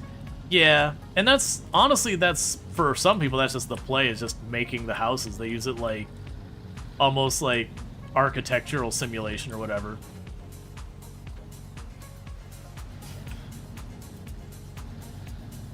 Yeah, EA released The Sims 1 and 2, but you really wish they made a complete edition for 3.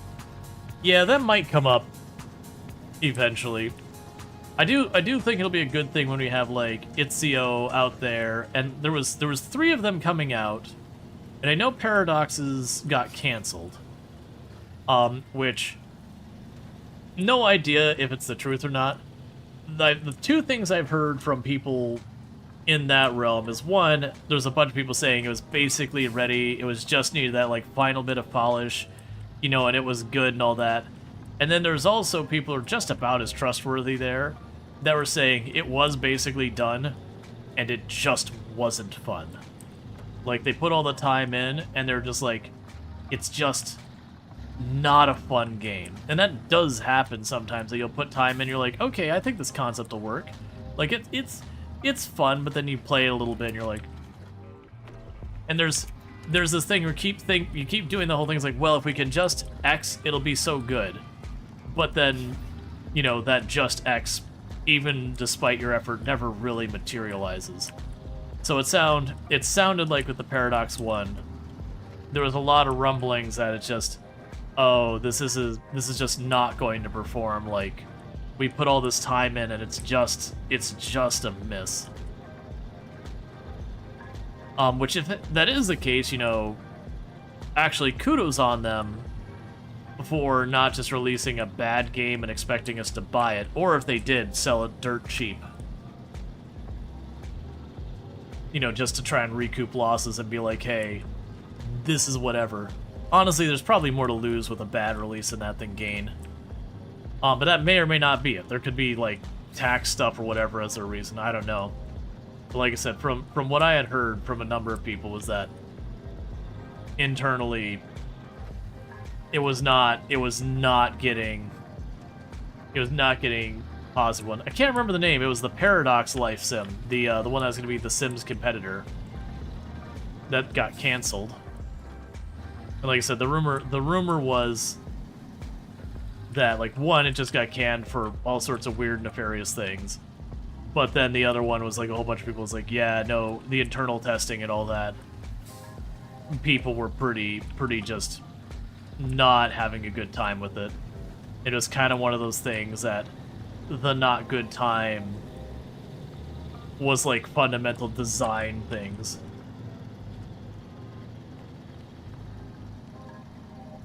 You know, the kind of, you know, set it back 2 years, start over kind of, not start over, but like set it back 2 years and like retool the entire gameplay side of it.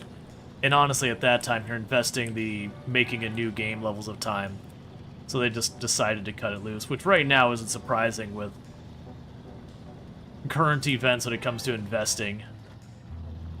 Like right now, it's tough in the gaming thing because everyone's pulling their money out of it so far as investors, and while that shouldn't mean games don't come out, the reality is a lot of what funds our games is effectively borrowed money from investors. You know, then they make up for it in the game sale, and a whole bunch of that sale gets eaten by the publisher as overhead. But considering most of the people that go to make games, like indie devs and all that, a lot of them don't have the funding to do, like, to make the game. They can't afford to pay for the artists, they can't afford to market, they can't afford to pay to get it distributed and all that. They can't afford, like, a lot of the tooling they need. It's just tough. And then publishers right now are being super stingy with their spending. Alright, Night Dweller. You take it easy. Good to have you.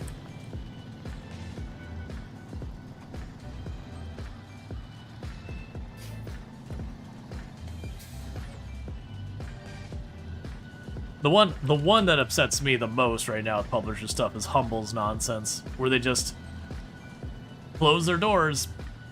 A whole bunch of games that were, you know, actively being published by them, by third parties. No warning, they found out by a tweet being sent out to everybody. And, you know, everyone's like, what's happening to your game? I've already pre-ordered it. And they're like, we don't know what's happening to our game.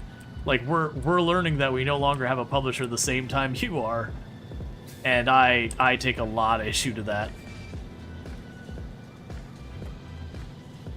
Like, people know I really, really enjoy Coral Island.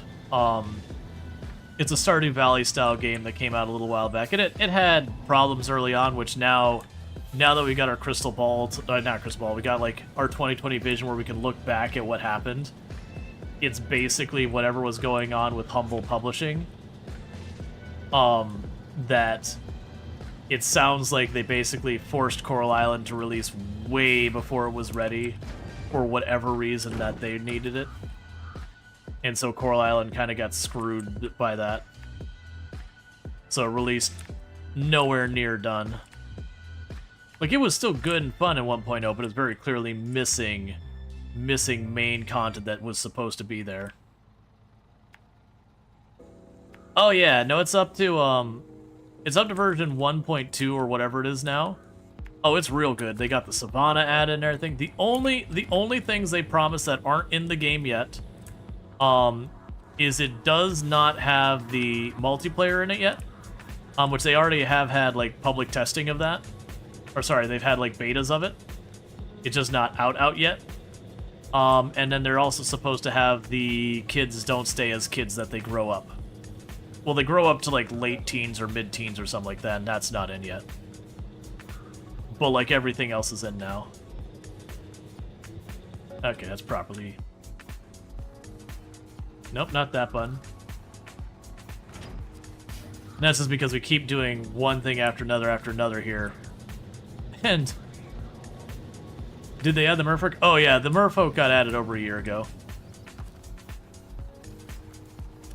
And are romanceable and everything else. The underground multiplayer, all that stuff. That's not, sorry, not underground multiplayer, the underwater farm, all that's in. Like I said, it's literally just now missing the multiplayer functionality. And again, if you care about it, if you play enough years, your kids will stop being like babies and they'll become children. Eventually they'll go up to like vaguely teenagers, and that includes the village kids too. That they are supposed to have it where the various kids around town, they go from being whatever they are, 6, 8, 10 years old, I don't know the age, to effectively being like teens.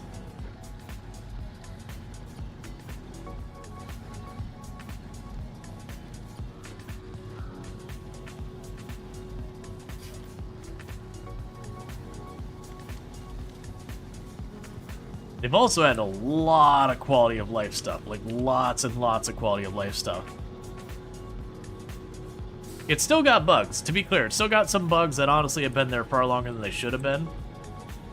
But at least a lot of the more glaring bugs are in. Most of the bugs right now are the underwater farm has some issues. Most of them are fixed, but there's still some outliers.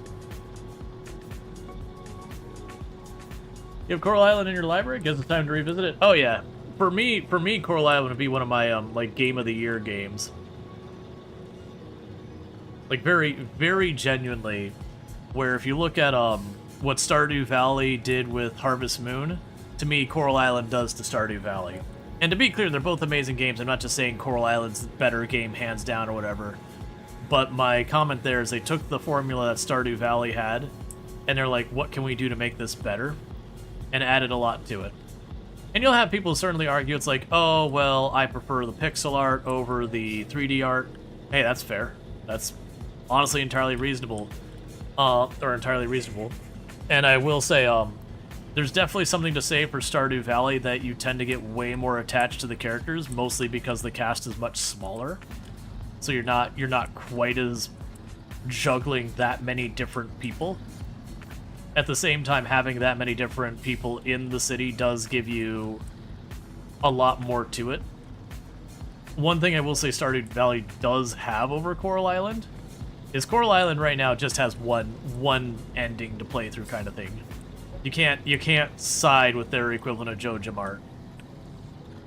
And where Stardew Valley, Joja Mart's like your big box store, it's your equivalent of like Walmart or whatever in real life. In Coral Island, it's an oil company. So it'd be like your equivalent to like BP showing up. But they do make him a little cartoon villainy. A little over the top. But I think that's fine for the style of game. The Joja Mart ending doesn't exist. People don't want to do it. They don't want to side with the big box store. It does exist. You can ruin the town by making the big box. It doesn't actually ruin the town. It makes the community center that's dilapidated go away. Like, don't get me wrong, it's arguably the bad ending. And I definitely am not team big box store moving in and all that. But Pierre's not a good guy in Stardew Valley.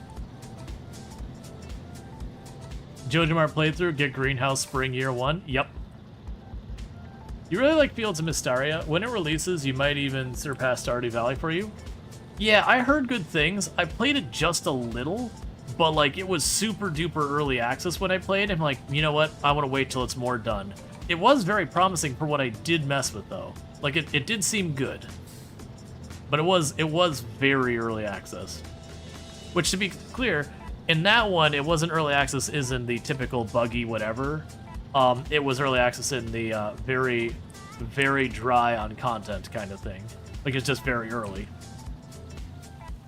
It's actually way easier because you only have to pay for everything. And yeah, you hate Pierre, but JojaMart is worse. Yeah, no, that's the thing. It's like definitely choosing the lesser of evils. One thing that they did add, I won't spoil it, but there's the shopkeeper in Coral Island that the last content update they did, they actually gave a entire like story for the shopkeeper that makes his entire story way, because like he gets compared to Pierre, but they make him way better than Pierre so far as like being actually a decent human being. Which, to be fair, if you do like a bunch of the different characters, you actually do see where the shopkeeper in town is, you know, he's not Pierre. I'm trying to not spoil things. He's not Pierre, that's all I'll say. He's not Pierre trying to screw everyone in town constantly. Not trying to price fix, not trying to use his localized monopoly when Joja goes away to, you know, force you to pay horrible prices.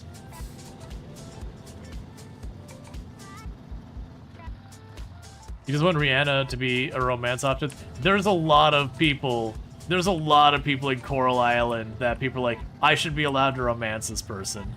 There's a lot of people. You like Sunhaven, but it's a hard recommend because the developer is getting greedy with cosmetic DLC, but still, it's a nice game with a lot of new ideas. Yeah, I really enjoyed Sunhaven. It's kind of the same thing. Like, there's a DLC side of it, certainly. They also may have used assets without paying people for it and like using fan stuff. I don't remember all the details on it, but it was some pretty sketchy stuff that I didn't hear about that till years later, because my understanding is it didn't come out till years later. But they did some pretty unsavory things in the back end from what allegedly. I don't know for 100%, but it was just one of those kind of things, unfortunately.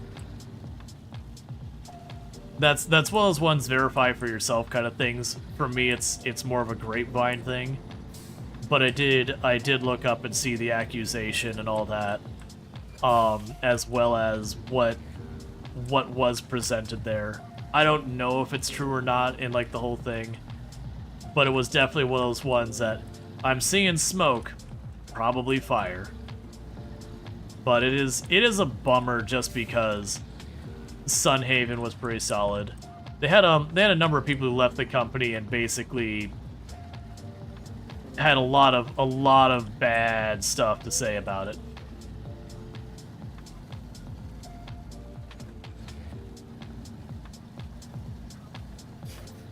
But yeah, which, like I said, it's a bummer because it's a fun game. Now, don't get me wrong. One of the criticisms that it got was it was quantity over quality, and I would agree. It definitely has a lot, and some of it's only okay. But I appreciate a lot of design decisions they had in the game that people steer away from. Like, I was really happy when they're like, hey, here's a resource you can use to make your character get a permanent move speed buff. By the way, it's really grindy to get these, but hey, man, you can take as many as you want. Like, you can just keep buffing yourself, and so you can make yourself completely obnoxiously over the top. And honestly, I think that's a good thing. Like, it's very annoying in a game that isn't a competitive game or whatever. You know, when I put several hundred hours into a run or whatever, and I've already beaten all of the enemies in the game, let me get superpowered if I want. Like, you don't need to worry about game balance. I've done it all. Yeah, no stamina for farming is so nice. It's funny how often literally removing a feature from your game improves it over the previous titles. Not that the mechanic wasn't good in the past titles or whatever. It's just, you know, after doing enough times, you're like, you know what? I could do without this. See, that's how you make seed makers and become competition with Pierre? Yeah. Oh man, the number of unhinged mods for Stardew Valley where they make oh, is it Carolina? No, wait. I'm forgetting which there was Carolina and then there's Caroline and then there's the other one. And one is Pierre's wife and one's the other one. But like the number of ones that make the character the romancer ones, you can like be a housebreaker because she deserves better, or a home wrecker because she deserves better. So you can, you know, romance her away from Pierre. No, not Robin. Robin's the carpenter. She's with Demetrius. There's Caroline and there's one other, and I'm blanking on her name.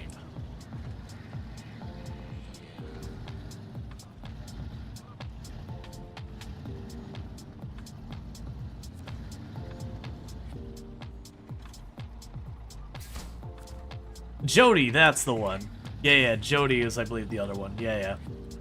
I think it was Caroline, or whatever her name is. I believe that's Pierre's wife. Which it's funny, because there's a mod to make it so you can romance her. There is a mod to make it so you can romance Jody, because when you have the guy get back to the military, he is kind of a jerk. Which, you know, by all means, he's designed to demonstrate someone going through post-traumatic stress disorder, and so a lot of his you know, his being a jerk is him trying to adjust to having gone through that and getting back into normal life. So it's like there's a certain understandable about what it's going on there, but at the same time he gets to be pretty mean a couple times. And even Robin and Demetrius, there's mods to romance Robin away from Demetrius. Because, let's be honest, pretty much all the married women in Stardew Valley, partners are kind of crap sometimes.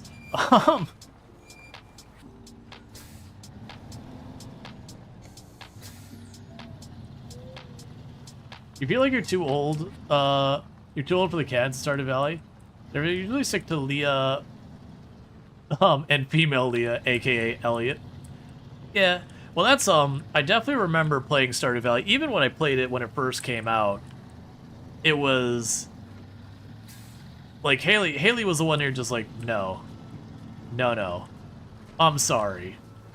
You act like a child, and also, you're really kind of a crappy person. And I understand she has a heartwarming story eventually or whatever, but even after that, she kind of is really still a jerk. Because, like, for example, you know, you go to like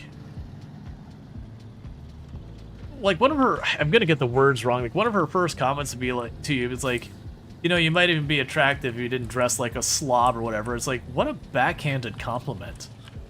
Like, yeah, you're saying, I might look good, but you're also saying, like, but, you know, I'm gonna be super judgy about your clothes. And then there's a number of times she picks fun at you because you're a farmer. And then, you know, you ask her to dance, and if you don't have enough, like, friendship with her, she's like, ew, no. I was like, dude, no's fine. No is a complete sentence. Like, literally, you can just say no. There's no need to sit there and, like, cut me deep while you're doing it. The one dude has a story where you hide under his bed and his mom doesn't see you. Yeah, that's a hard no. Is that Alex? I never romanced the bachelors. Alex was another one that'd be like, no, never. Because I understand he's got a good story. Like, he's not a bad person or anything. Like, okay.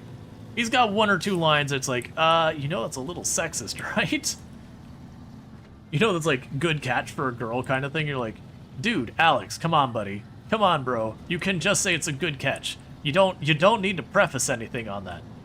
It's a solid compliment without the second part.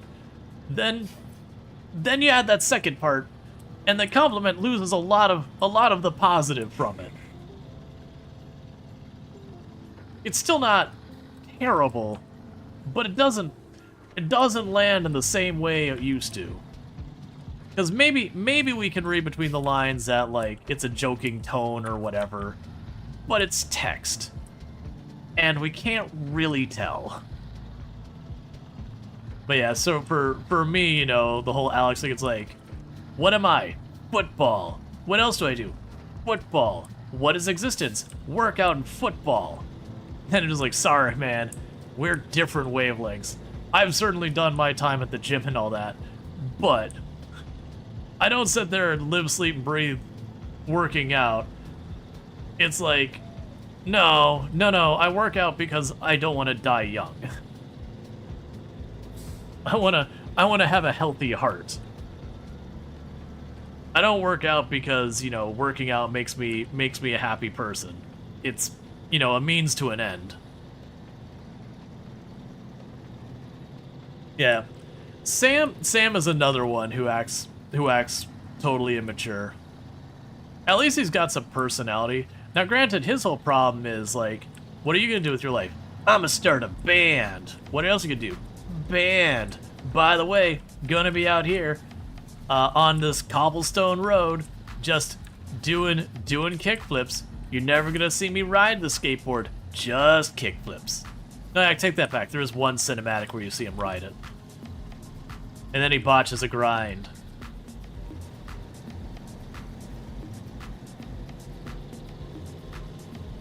I've made the comments to other content creators when they're playing and they're pursuing the bachelors. I'm like, I'm sorry for you. You really don't got many good picks. There's one or two in there. Like, if you know, Harvey is honestly, of all of them, Harvey's got his stuff together more than any of the others. Maru's up there as well, but Harvey's got his stuff together. Where it's like, I had this dream, didn't work out. I'm doing this, like, important service, it pays the bills, but, you know, I still indulge in the hobby. And so I was like, you know what? Fair, my dude. You got your stuff together.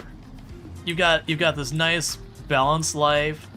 You're honestly, like, you're one of the only ones who's not going through some type of crisis. Good for you. Elliot, you know, Elliot and Leah are the same kind of thing. They've got a fairly difficult dream they're pursuing, you know, art and writing.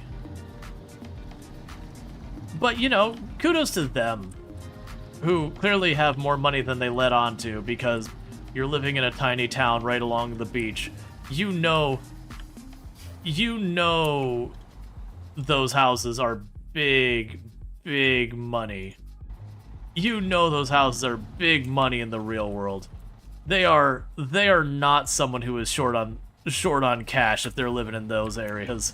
That is big dollar housing out there. Riverfront property and everything? That's gonna be some money. The Harvey's a creep. He still wants Maru even when you married her? I didn't notice that. I believe you. But I definitely did marry Maru in a run, and I didn't notice dialogue along that line. It could just be I just didn't hit that dialogue or whatever. That might be true. But yeah, that just even furthers my point that I feel sorry for anyone pursuing the bachelors, because, man, that offering is not good. There's only one or two candidates in there that are really worth even thinking about.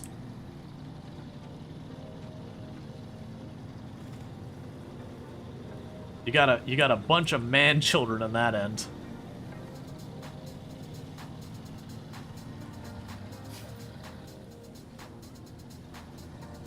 And the number of people who are into Shane deeply upsets me. It's like, no. Shane is not a man in a place that's ready to have more than like a pet.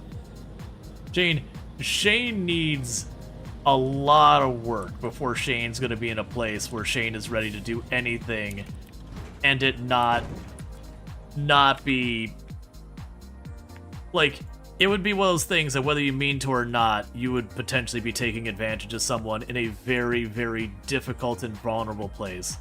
That is a person who is not in a position that they are ready for romance. And I understand his story is supposed to be him getting his stuff together, but it starts going very into the romantic direction. Well before it's anywhere remotely close to he's getting his stuff sorted. Yeah, he's a walking red flag. Like, don't get me wrong, being friends with Shane, no problem. Trying to help Shane through his stuff, hey man, that's cool. Like, good on you for taking that on. But like, actually dating and marrying is like, no, wait. It's not that he has to have all this stuff fixed. A lot of people never get all their stuff fixed. But in the moment there where he is like literally suicidal at one point, you're like, hang on. Wait. Let's get this all figured out. And let's get you to at least the point that you're doing okay. You don't need to be doing good. You need to be doing okay.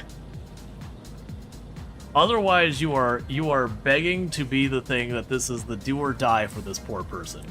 That you're going to become their everything, their only thing, supporting them and keeping them up. And if it doesn't work out, it's going to go very badly for Shane. It's going to go very, very badly for Shane. Which then puts you in that awkward position of, you've got this person, they are entirely emotionally dependent on you. Their psychological and emotional well-being depends on you at this point. And you've got that baggage to carry on your shoulders, where if you're not happy, you sit there and go, but if I do this, they're not going to be okay. It's like all of that, it's like, no, man. Give it a couple months. Give it a couple months, couple years. Like, in the context of the game, you could do it all in the course of a couple of days, blast through all that.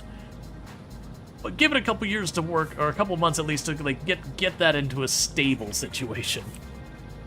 Where, you know, yeah, they'll have their down moments. Depression is what it is. It doesn't just go away.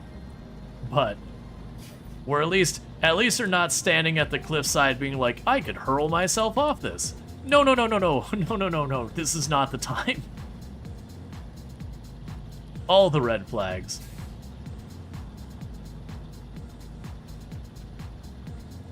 But yeah, to be fair, I actually don't like a lot of the bachelorettes either. Like, Haley's the worst. Haley's just a bad person. She eventually comes around, but I'm sorry, she doesn't deserve the time for someone to come around. If you walk up and the very first thing is you insult someone to your face, you should not expect to ever have meaningful conversations with that person. That's probably the entire story of that relationship.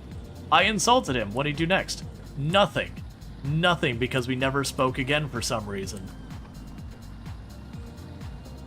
Alright, Randall Thor, you have a good one. Hopefully your workday isn't too hectic.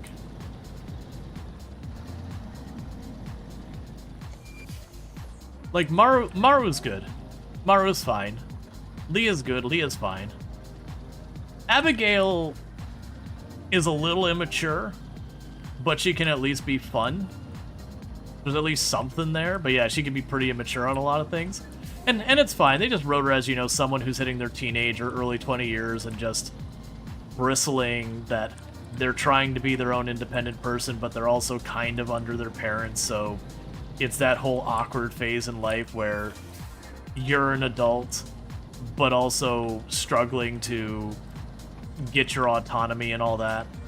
So it's at least an understandable thing. Nowadays, I'd be like, nah, man, she's too immature. But, like, fair enough. Honestly, considering what age that they might be, that's actually not unreasonable. And she's the daughter of the wizard. Yep. Who else am I forgetting? Oh, what's her name? The one who's into like gem therapy or crystal therapy. That kills me so much. She wouldn't be that bad, but the moment she's like, we're gonna do crystal therapy, and going to like Emily, and going to like Harvey being like, do you have a natural remedy I can use instead? It's like, no. If you have like an infection, use an antibiotic. We're not bundling up some garlic and some figs and treating you with that. Like, I understand wanting to be careful about what you put in your body and all that, but it's definitely one of those things that I'm just like, can't work with it. Can't work with it. Like, again, that's cool if you believe in that stuff. That is just not my outlook on the world. Like, if it were up to me, a lot of that stuff where people present it as like, oh, you can get treated, just use these crystals, and you present like, oh yeah, this can cure cancer. Jail. Straight to jail. Like, very clearly we all know it doesn't do that. Straight to jail. Because you're going to prevent someone from getting treatment they do actually need. Because whatever. That kind of misinformation, I'm like, you should be accountable for whatever harm it causes. Now, it's one thing when we're figuring stuff out and all that, but yeah, no, exactly. Steve Jobs, where he had, was it pancreatic cancer? And he tried to use holistic medicine to treat it. And he eventually did get the proper medication, but it was just at that point, like, it had gone from an entirely treatable thing. Most likely, we don't know for sure, but statistically speaking, his odds of surviving, if he would have taken the proper treatments at the beginning, would have been very high. Or rather high. But he tried to, go the holistic route and everything. And then by the time he circled back to get proper treatment, like, it had gotten way too advanced.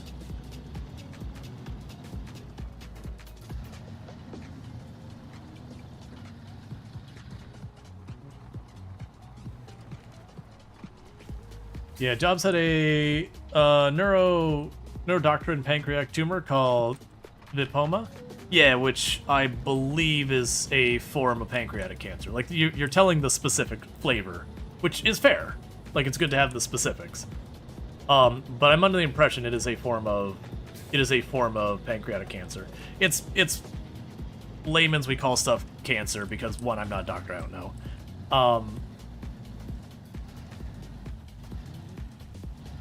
It's the neck tumor are usually quite easy to actually cure. Yep. But and they grow very slowly. Yeah, exactly. Like, I don't know specifics about it. I just remember it was one of those things that are like, oh yeah, when they first caught it, because my understanding is they actually caught it early. It's a benign but aggressive tumor. I will admit, not being a medical professional or anything like that, I didn't realize you could have a benign but aggressive tumor. I thought by its nature being aggressive, that it was not benign. That I thought benign was the measure of, like, is it replicating and becoming a problem? Like, benign is when it's not. Was my impression. I will fully admit I don't know these things. Lymphoma is a rare cancer that causes pancreas to produce too much. Yeah, my whole point is supposed to be very treatable at the stage, but he went with the holistic thing and he basically died for it.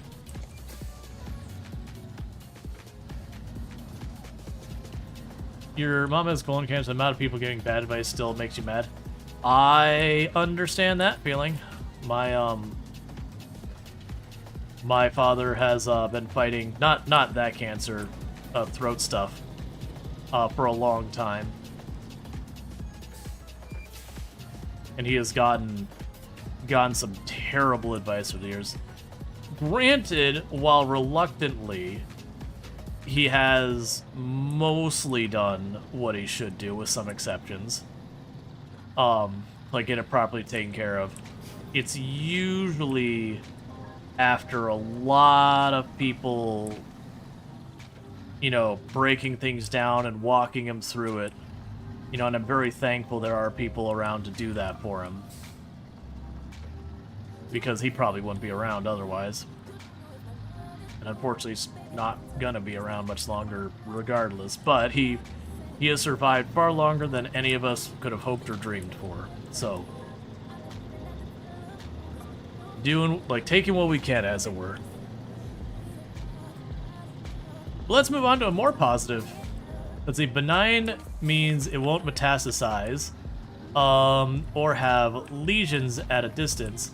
There may be benign tumors that are very bad. Giant cell tumors, bone joints, gotcha. So this is new information to me.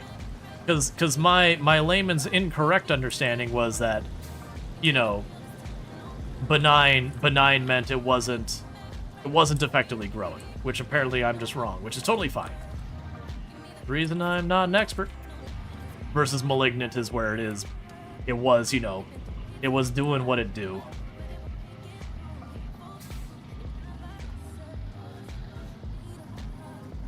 Oh, you've left a lot of Twitch channels? Yeah. No, there's a lot of conspiracy theory stuff going around with like that, where it's like, oh yeah, the doctors just don't want to cure you. It's like, okay, like don't get me wrong. There's definitely some industries that they have really not great motives to treat the symptoms, not the condition. Generally speaking, that's not the doctors. The doctors don't usually have a shortage of patients. They don't need to keep you sick.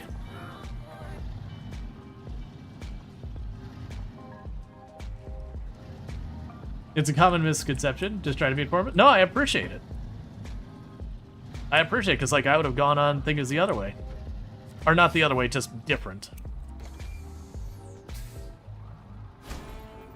Hey, we're rank 10 because we delivered all the wood. Okay. So you know that fuel trailer that we sold earlier? We need to go get that back.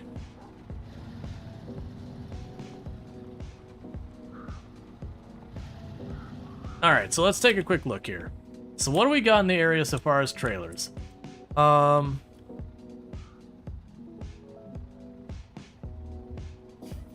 got a trailer over here. Oh, never mind. Alright, so yeah, so what we'll do is we'll just go down here, over, across.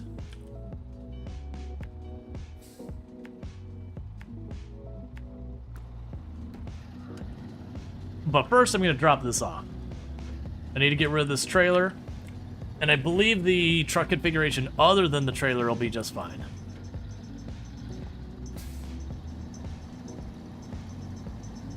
But yeah, no, that's the whole thing. But yeah, Dr. Jenny want to take care of it. It's you hear a lot of conspiracy theories.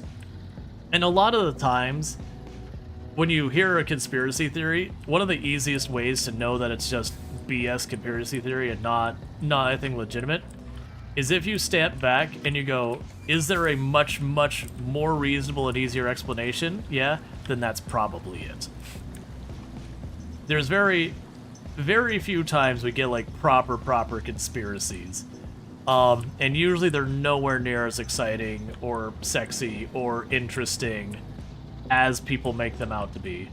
Like I remember, so I've worked in tech for a long time. I've done over 15 years as a software developer, and I did IT before that, and I've also done education around tech as well. And it is one of those things that, you know, people would always come up as like, Microsoft is doing this, like, you know, doing all these things where they're tracking your every movements, man, and they're reporting it to the government, man, and they have all these things, like they're putting microchips in their vaccinations, man, and like all that kind of crap. And I remember working with some of the Microsoft engineers, and just the one guy goes, oh my god, I wish we were that organized. He's like, could you imagine if we were organized enough to pull something like that off? I would not be trying to manage these projects and just wanting to rip my hair out. It's like half the time we don't even know what the other half of the company is doing, let alone, you know, all ducks in a row doing this mass conspiracy.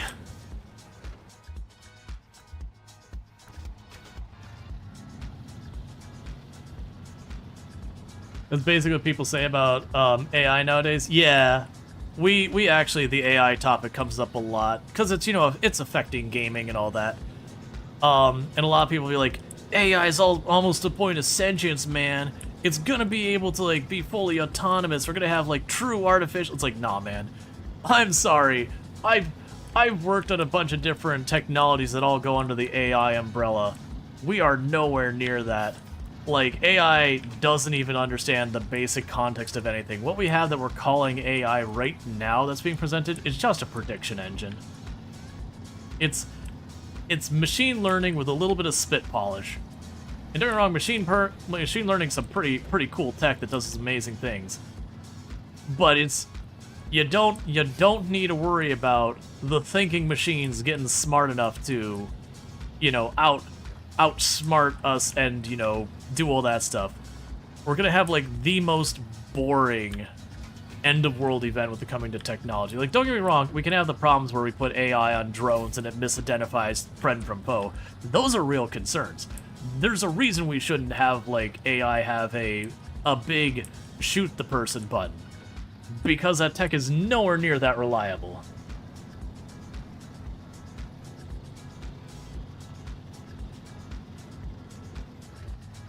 Your colleagues are afraid that AI is going to overtake them.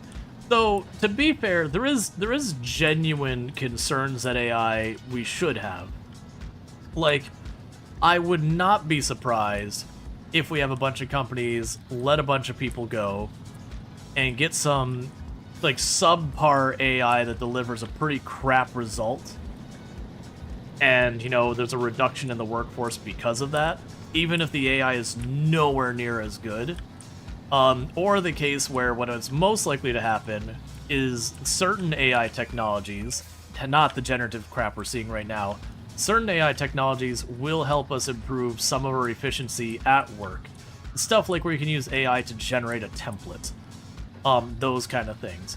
That they will ultimately improve the overall efficiency of some of the workers. And rather than, you know, shorter shifts or anything like that, what'll end up happening is a bunch of people find themselves without jobs. Because what they'll do is they'll be like, oh, this used to require 10 developers, well now you can work at the efficiency that you're like 1 1/4. Okay, well now there's only 6 of you.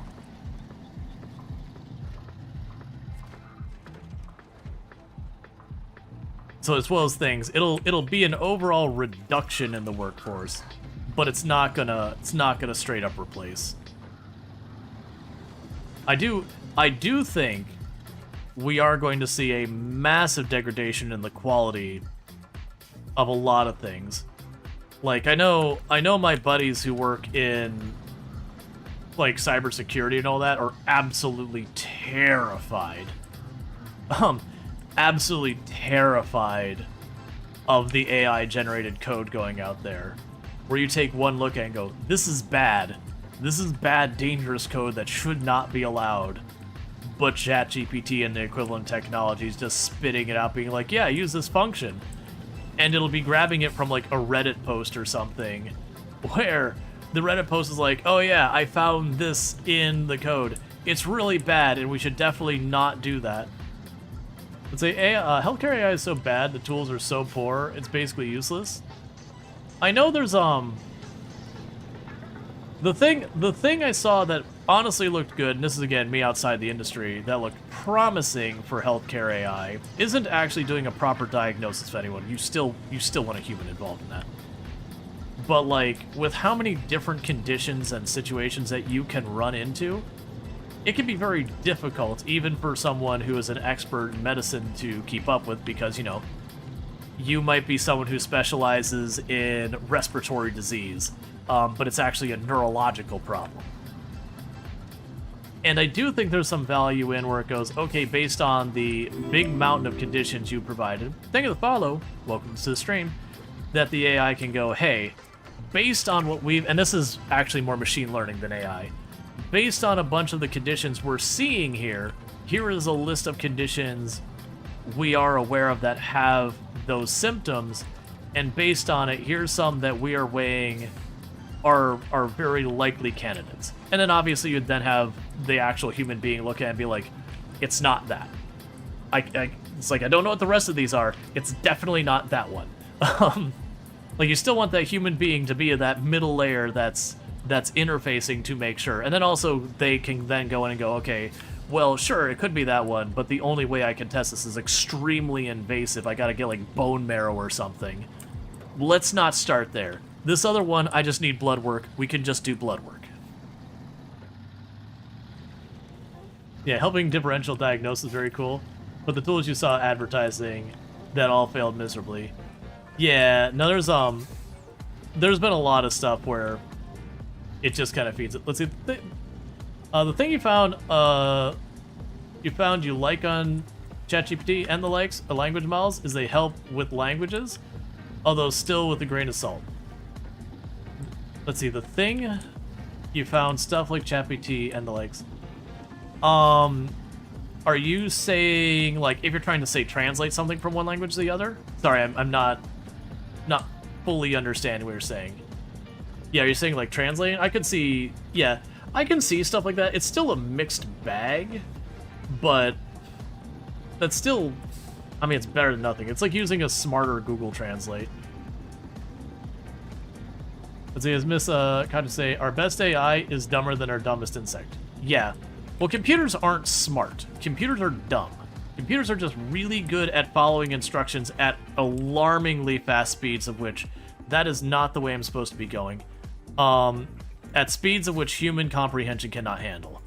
So it's really good for if you want to do like a very complicated calculation very, very rapidly. Computers are really good at that. Computers are amazing at that. If you want a computer to follow a set of simple instructions at blindingly fast speeds, they can do that extremely well too. What they're not good at is thinking. They don't think.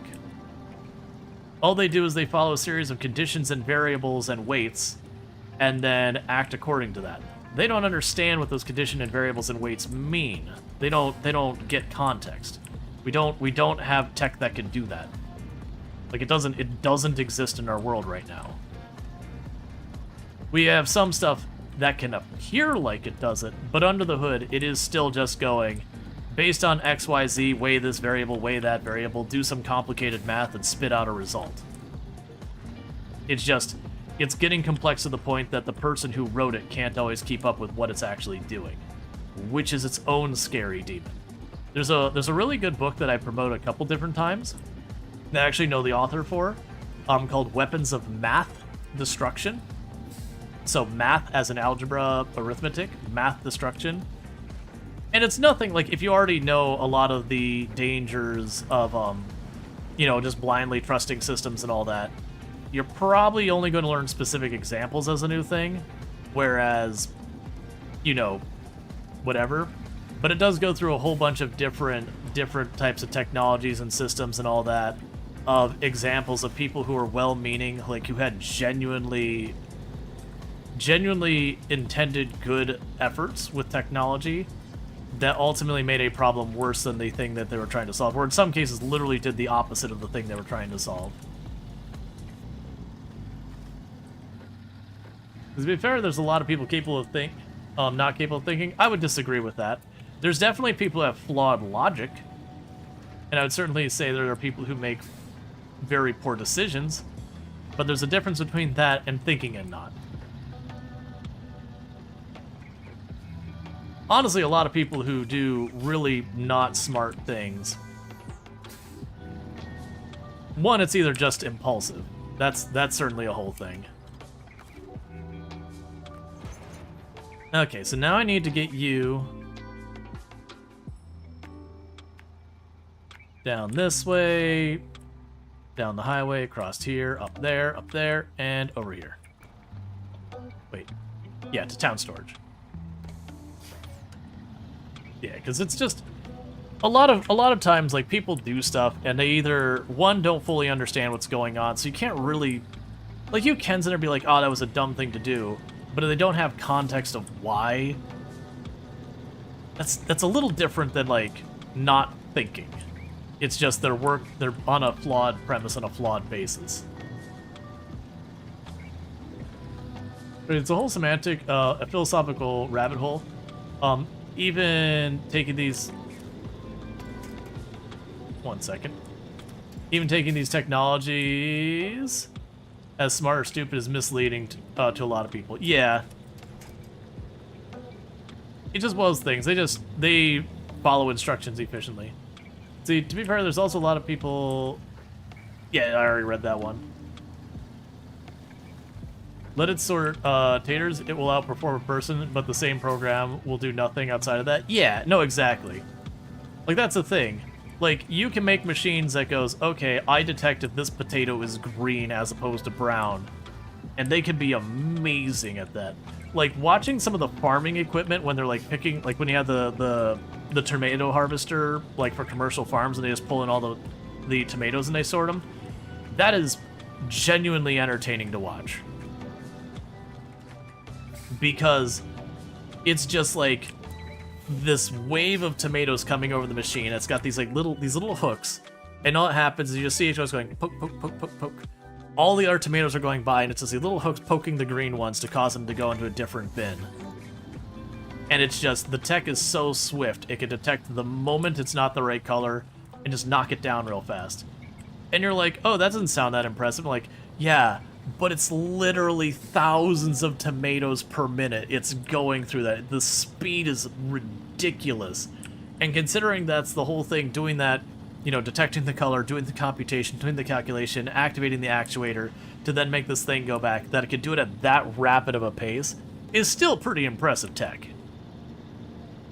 I see, many years ago, you had an interesting conversation with a friend who was a computer scientist, and the conclusion we had is that while PC, while PC is a tiny brain with a dozen or so cores capable of processing extremely high speeds, our brain is 100 billion cores, so we process very slow speeds, but extremely good at correlating information at different sources' properties. Basically, what you said, I guess. Yep.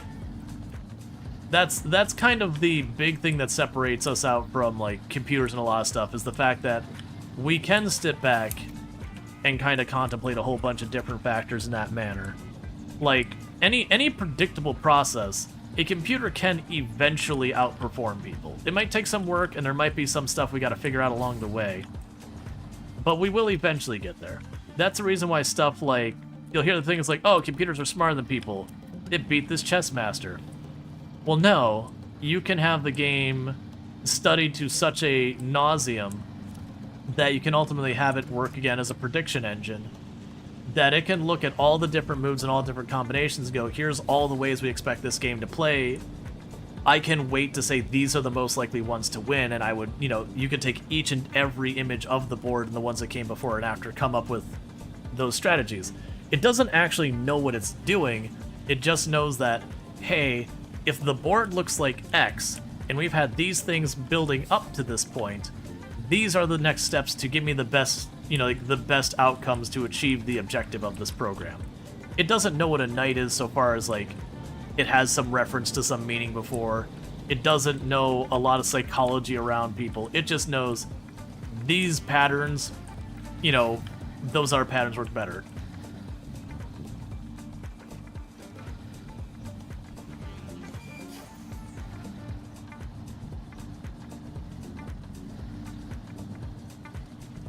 A computer core once beat me at chess, but it was no match for you at kickboxing. Yeah, so you just need to make sure anytime you're versing a computer, you're doing, what is it called, like the box, like kickboxing chess or whatever, where they jump back and forth between kickboxing and chess, which has always been one of the weirdest sports I've ever seen. I was like, you know what? Cool, I mean, it's interesting. See, sometimes you wonder if sentience isn't a special quirk of humanity, but tied more to processing power. Would a computer with equal processing power to the human brain wake up, or even get conscious, or just want a robot butler? I mean, I would argue there could be a point that with enough computational power. And we're talking levels of computational power that we cannot currently fathom, let alone be anywhere near. That we could, in theory, eventually be able to make a proper artificial intelligence. That said, we are talking computational power of which sci-fi doesn't even come up with because it's so cartoonishly outside the reality of what we can contemplate.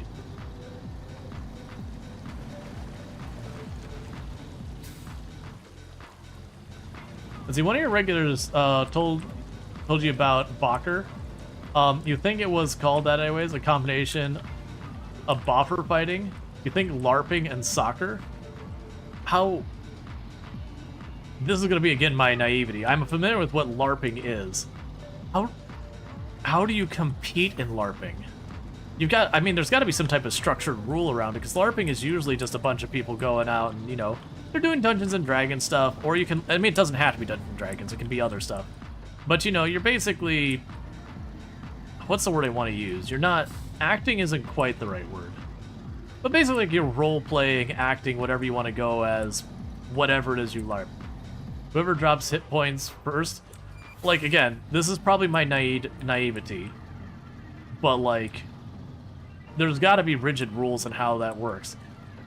You can't have someone being like, lightning bolt. Oh, he said lightning bolt. You lost 5 health. You were down 5 health. Lightning bolt. Hey, sorry. Hold up. Hold up. You already did lightning bolt. You can't do another lightning bolt yet. It's not available. You gotta wait your turn.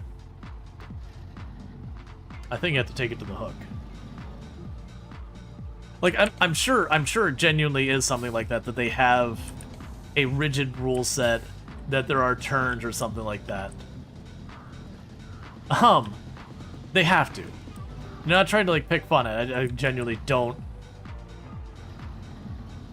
know anything about, like, LARPing with, like, actual rules around it.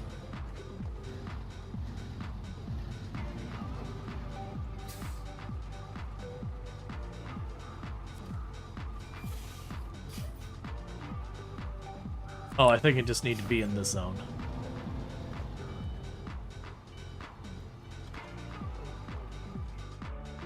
Okay, how do I deliver you? So I'm supposed to be delivering... Oh, the objective disappeared.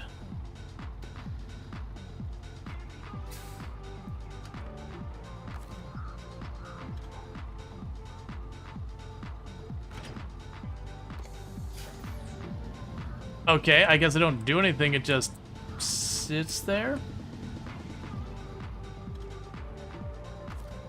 Let me make sure.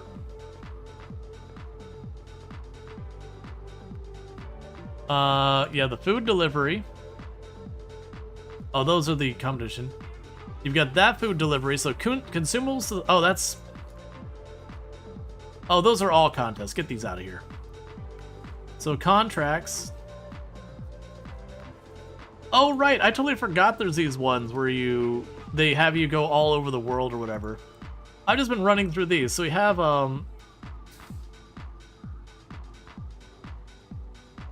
right, and that is, so we need 2 things of consumables and 2 things of planks. So for that, I need the flatbed.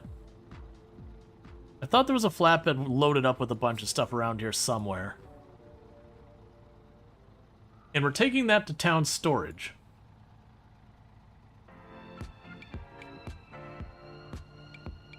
Right, so you don't have what I need.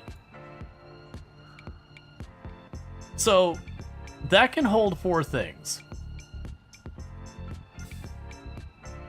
So let's, I'm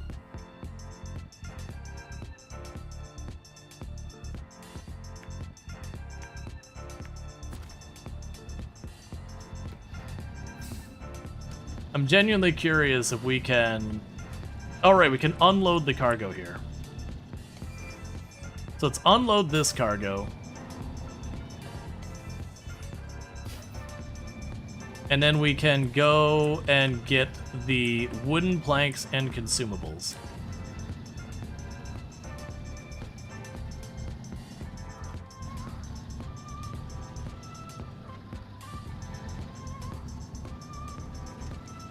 Because I am just kind of going around trying to clean up flatbeds and all these types of things.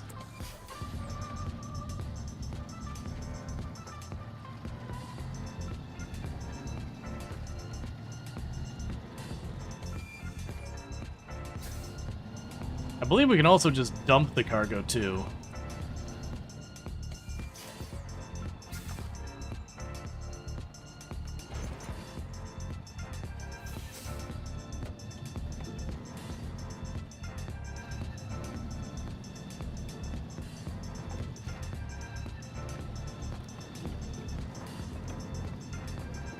Alright. All that fences definitely just got destroyed in the flood. I didn't see it. They're all fine. They're all gone when I got here.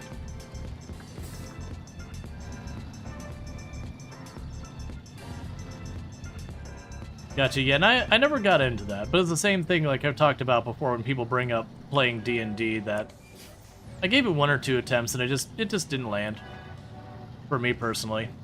I don't think there's anything wrong with it or anything. It's just, and I fully admit it's probably the people or the person that was DMing kind of thing. Just, you know, maybe they weren't a good DM, because I understand that happens to a lot of people. So I'm curious if I can get rid of this.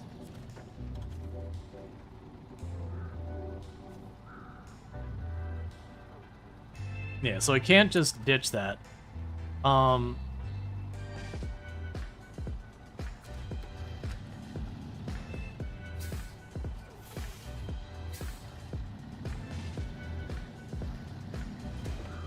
Well, that's not what you want.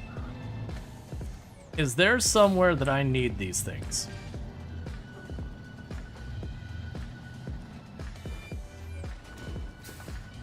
It's fine. Because I've got service stuff. Got a couple different things on here. So on the trailer, I've got 1 thing of bricks, 3 things of parts, and whatever the heck that last thing is. So let's check on our contracts we got going on. You need a drill, so neither of those are the drill. Harbor delivery, that's not what we're looking for either. Instruments, that's not what we're looking like for either. Husky. Ooh. So we do have service parts. That's all cement. Oversized cargo. Metal.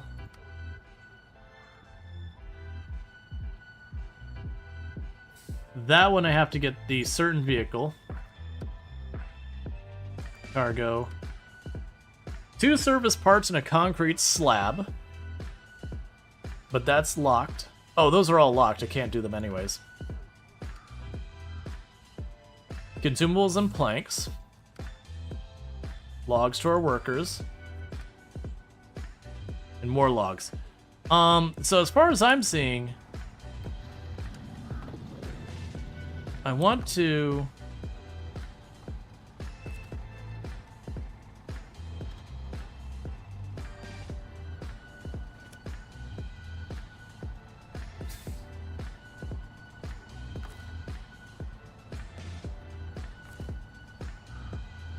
I don't understand.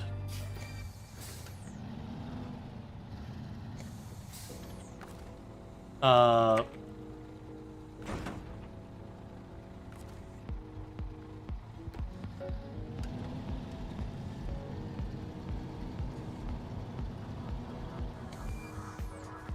I'm pretty sure unpacking them detached them. So I want to get these things off this trailer. Because then I can grab the trailer and I can go collect stuff. And I can't drop them off at the warehouse. I don't imagine we could drop off a full trailer anywhere. Also, where can I even get... Oh, the planks will be the sawmill, which I believe is just right here, right? Yeah, wooden planks there.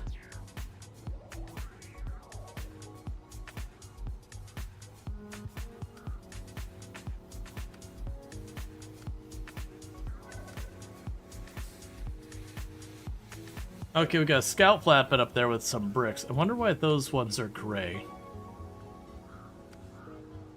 Yeah, we've got the ram twin over there. That's not gonna do me any good. Let's see here real fast. We can go to the global map. Right. So let's check. Basically, I'm checking if there's anywhere I can drop this stuff off.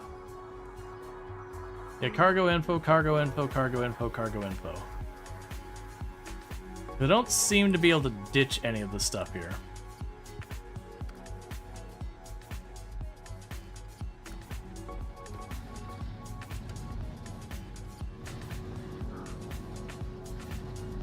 Let's try going where I dropped off that fuel tank, where it has the red hook. No, because that's going to be where we pick up our stuff. So I can't seem to get this junk off of here. I assumed remove cargo. Would you know? Remove cargo?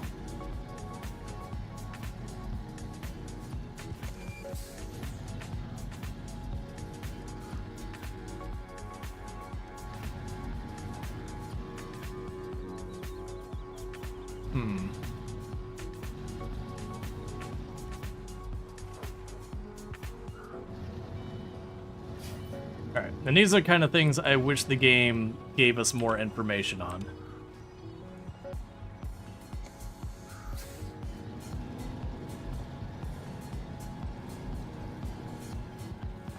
If I take this trailer, I can probably load up both the consumables and those planks at the same time. If not, I can load most of it up.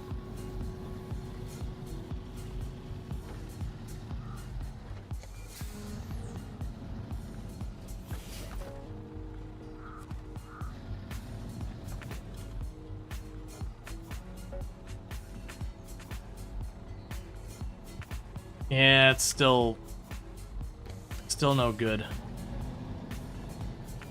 Oh, let's pull up here again. So we're in that zone. So instead of that window,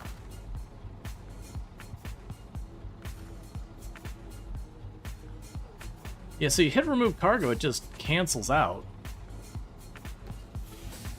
No message or anything. All right, so we're just gonna dump this trailer.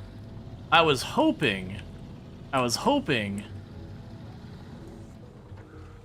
to, you know, grab this trailer, unload it, go get the planks, and deal with all that, like, right here. So let's try and get this out of the way somewhere where I can pick it up easy. This person's front yard should do.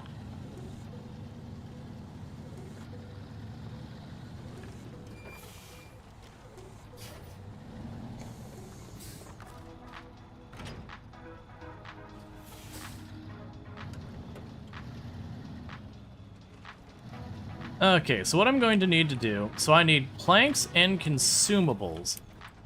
Where do I get these things? So, the planks I can get, like, right there. They're literally right here. So that's easy. The consumables, on the other hand, are those over at the warehouse?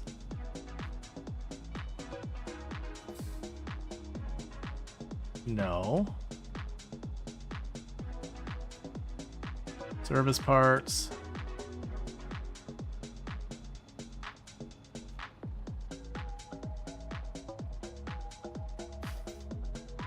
Okay, so we can get consumables at the farm. Alright, so if I get a trailer that's got 2 spots, I can grab the 2 consumables from the farm here. I can go up there, then I can come back down here for that. Rather than do a bunch of back and forth, I'm just going to go and recover the vehicle back home, since I need to go all the way over there as well. What we can do with this, I could probably go to the back.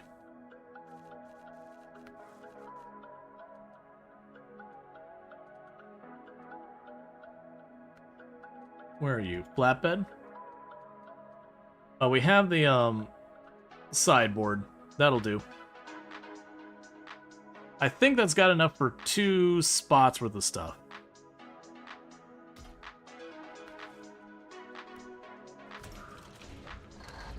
I think that holds up to 2 cargo. Did you do your Duolingo today? That is a decision only you can make for yourself. Alright, so first up, we just need to go to the farm. Yeah, so right now we're just trying to, like, keep doing these missions until they stop showing up. It does look like some of these missions are going to make me go to different regions, which I vaguely remember being a thing. And I just went back because I was like, no, I want to finish the first region first, because that's just the way my completionist brain wants to work. Is actually probably more ADHD than completionist. Either way, hard mode? No. Nope, not doing hard mode. I still haven't finished a full playthrough of the game, so I'm not jumping on that quite yet.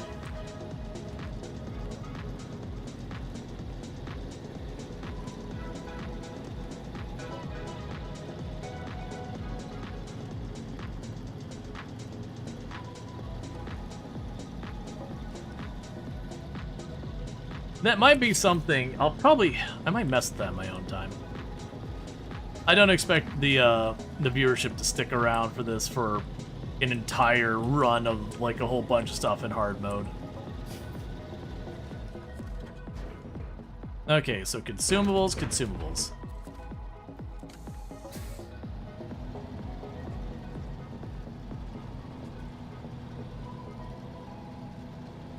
Why are so many people afraid? Oh, it's not an afraid thing. Like, I do lots and lots of challenge modes in games that I play on the channel and everything. It's just one of those things that I'm not, like, this game can already be rough enough when you're learning it and trying to deal with figuring out how to get through stuff. Hard mode to me is definitely one of those ones to pick up once you got the game down. Like, if I started a brand new run now, I could potentially see doing hard mode.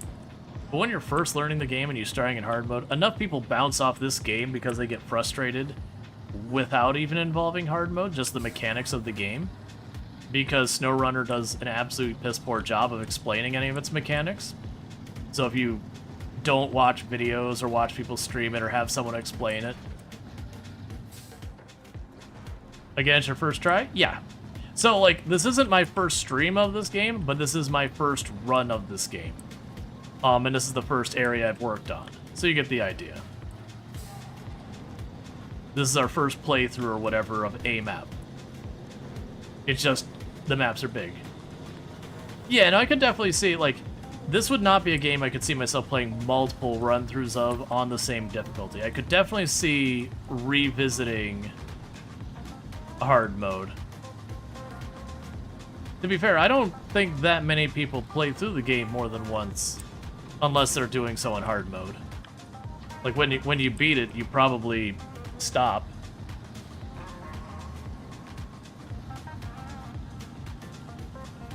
Oh yeah, no, early game is rough.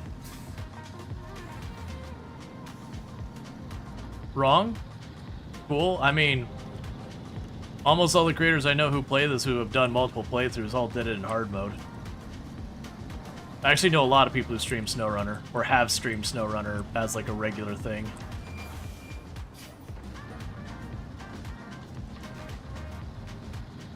The bigger question is,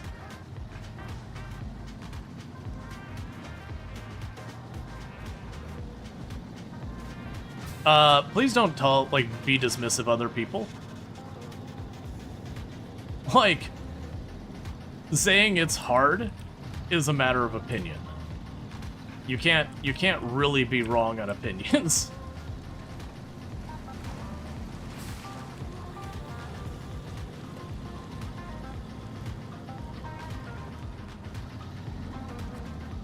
Like, you may disagree, that's totally fair.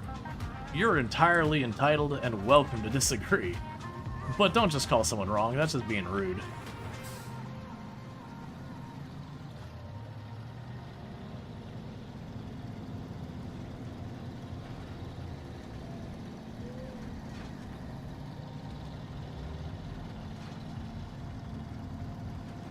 Okay, so we can drop off the 2 consumables.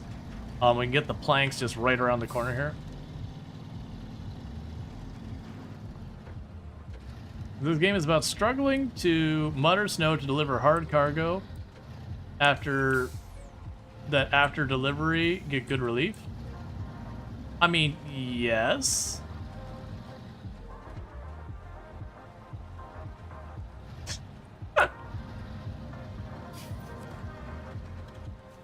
Nah, you're all good. Still. Like, they're very different games. I'll definitely say American Truck Simulator and Euro Truck Simulator are just more casual games. I would agree to that. But if we're being fair about these... Alright, PJ, this is me officially saying I'm gonna need you to tone it down a little bit there, buddy.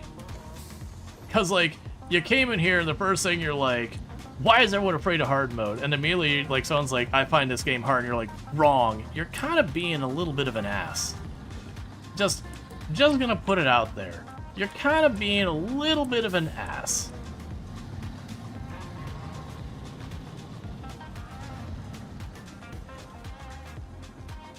Okay. First up, I thought I went down the wrong road. Like, I understand you've done 100%. I too have done good things in the video games. I used to hold a world record in Project Zomboid.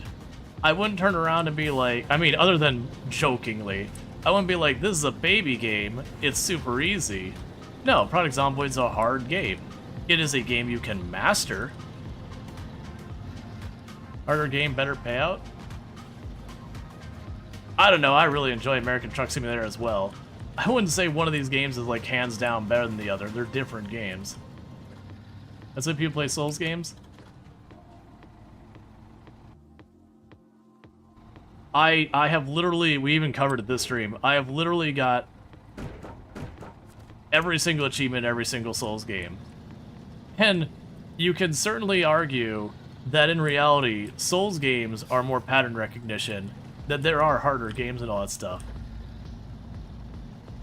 But it's kind of just one of those things. There are people who enjoy games and have different expectations and all that. We got Angie Fast Shot, where there's 15. Easy or hard doesn't matter as long as you're enjoying it yourself. Games are meant to be fun. Exactly.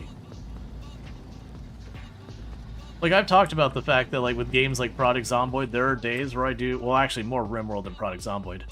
But, you know, there's days I do sweaty, try-hard stuff that is really grueling and all that, and then there's days I'm just like, you know what? Set it to baby game settings and just have a super relaxing, easy time. But yeah, so it's cool if you like games that are hard and all that, but you were literally saying, like, wrong to the game being hard.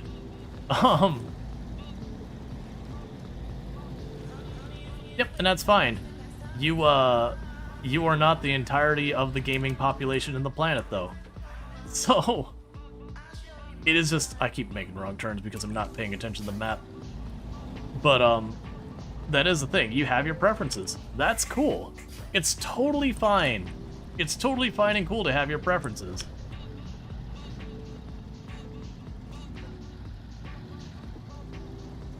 Not everyone has to have the same preferences.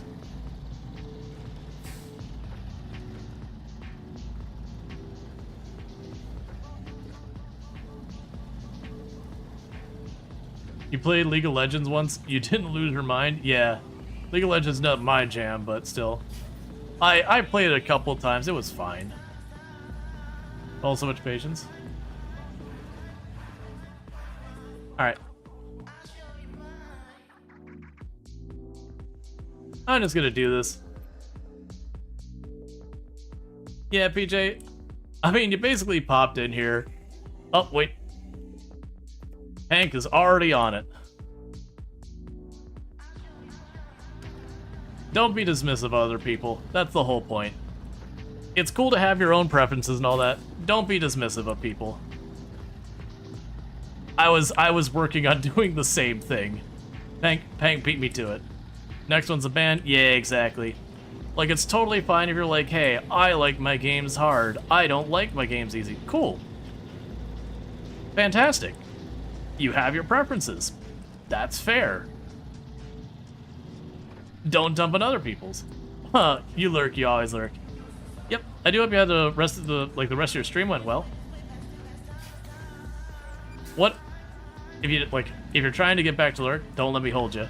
What did you ultimately think of that game? Because, like, I only got the checkout for maybe an hour. Yeah, no, I know you're not offended, but it's still, like, people being, like, dismissive and rude. I don't want to encourage that. Like, being like, oh, you just don't understand the game. You've never really been stuck in the mud. 10 out of 10. I think you'd enjoy it. A little playoff stream first. Thank you, back. Yeah, no, I had it gifted to me. And there was a number of times I debated streaming it. Like, I was, like, on the fence. Even booted it up, had the title changed and everything, and just went, I don't know. But that's just streamers second-guessing everything. Okay. So I got paid for that. Oh, goody. I get to deliver long logs. My favorite.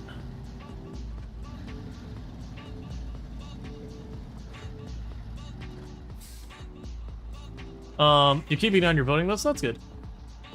Alright, so let's check the dam and see if the dam has logs nearby.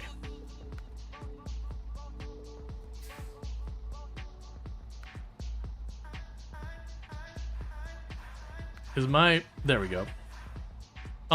So...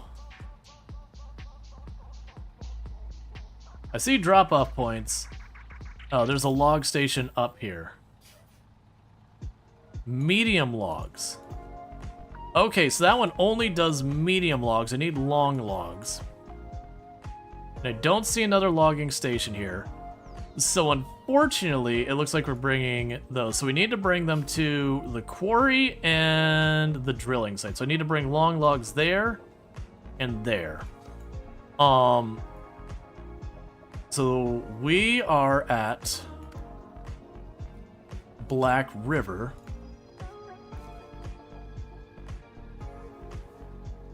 The dam is right up there. Okay, so the downside is I gotta grab the logs from there and bring them over here. So what we're going to go ahead and do is I'm gonna set up for long logs.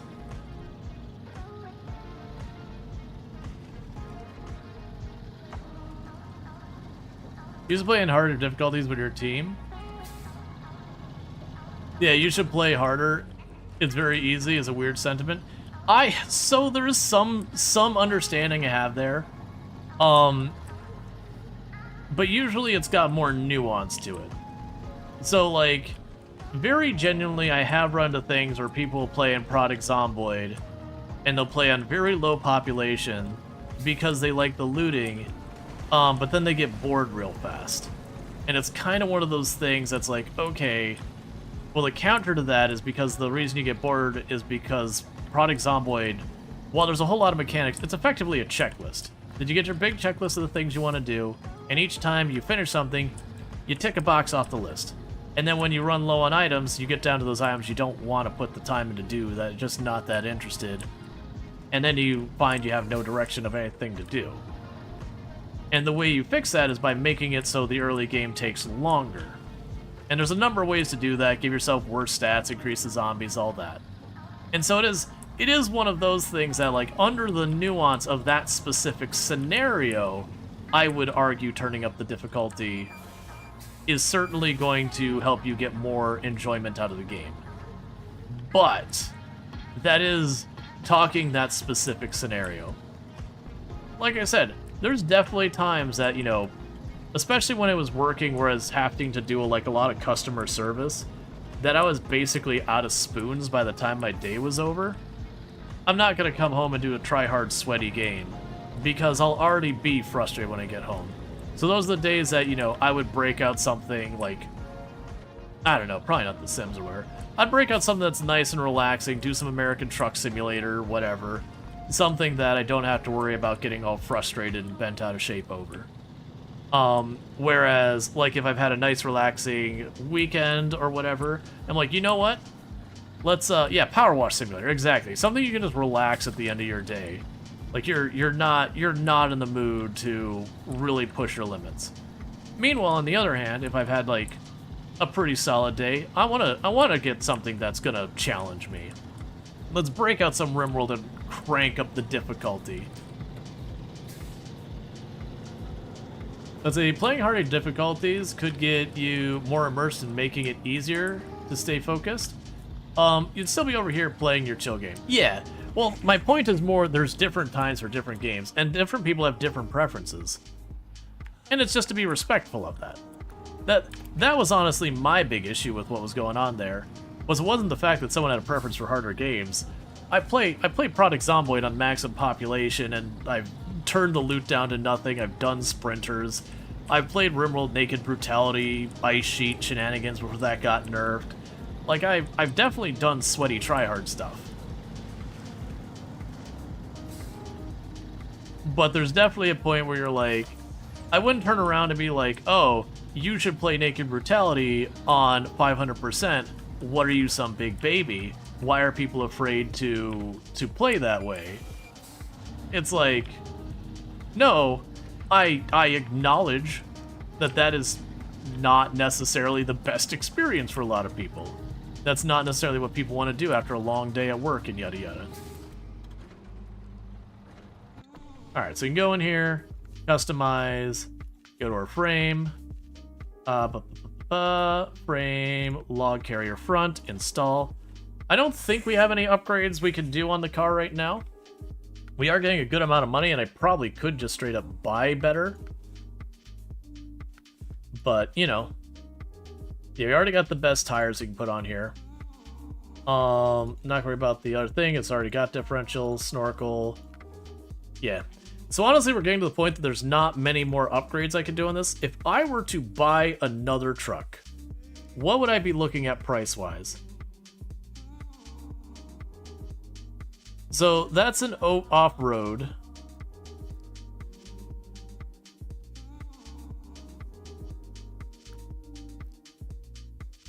Yeah, so we gotta go. So there's off-road. All right, here we can go this way. So there's highway, heavy-duty, heavy.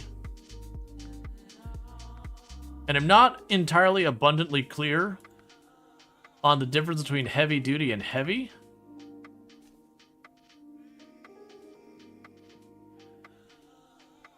Because that does...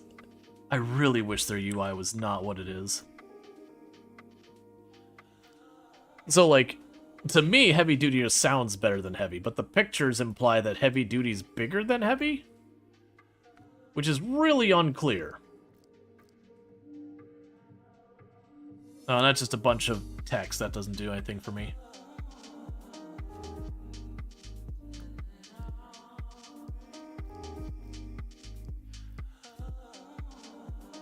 I'm assuming we have to unlock those in some manner or another. Does he really like to watch people play very hard? But it's also fun to watch people having fun too. Yeah. There's definitely... Oh yeah, it's got the DLC flag in the top. Yeah, so we don't need to worry about any of that. Yeah, and these are all higher rank. Yeah, so it's honestly looking like most of these are locked behind stuff. Oh, I mean, most of these are locked behind stuff in general. And then you have off-road. Like, that's the one that's not really clear to me with all these, like, why I would do one over the other. I actually have that one. So the off-roads seem to have a lower fuel... No, that's not necessarily true. Yeah, so this is one of the things I wish is clear. My assumption would be, based on name, off-road is for dealing with off-road. Heavy-duty would be for moving really heavy things. And then heavy, what the hell is the difference between heavy and heavy-duty? I'm assuming because these are coming with a larger gas tank, larger wheels, mud tires, and all those kind of things. This, to me, implies that these are basically just a straight upgrade of those. But then where does off-road come in? Because they also have the larger wheel size. And I don't... Like, I get the stats here of power to weight ratio and all that. But a lot of them have, like, S and all that. And they don't really give you a number to work with. This is one of my big complaints about this game. Is just... It's very cryptic at times. That it really doesn't give you enough information to be like, I know the difference. You end up having to look up stuff outside a game or finding other resources to find it. And people know I generally will hold that against a game pretty hard when the game doesn't do a good job of basically explaining you the basic mechanics. Are there hidden stats in the game? Yes, there are. Oh, that's not the right trailer. Back that up. Like, they have different horsepower and all that, to my understanding. And it's just that hidden horsepower is, you know, given to us as the player as like, well, I mean, it's a ratio. So sell that log trailer. That's not the right one. We're looking for the log trailer back. There we go. There we go. That's what I need.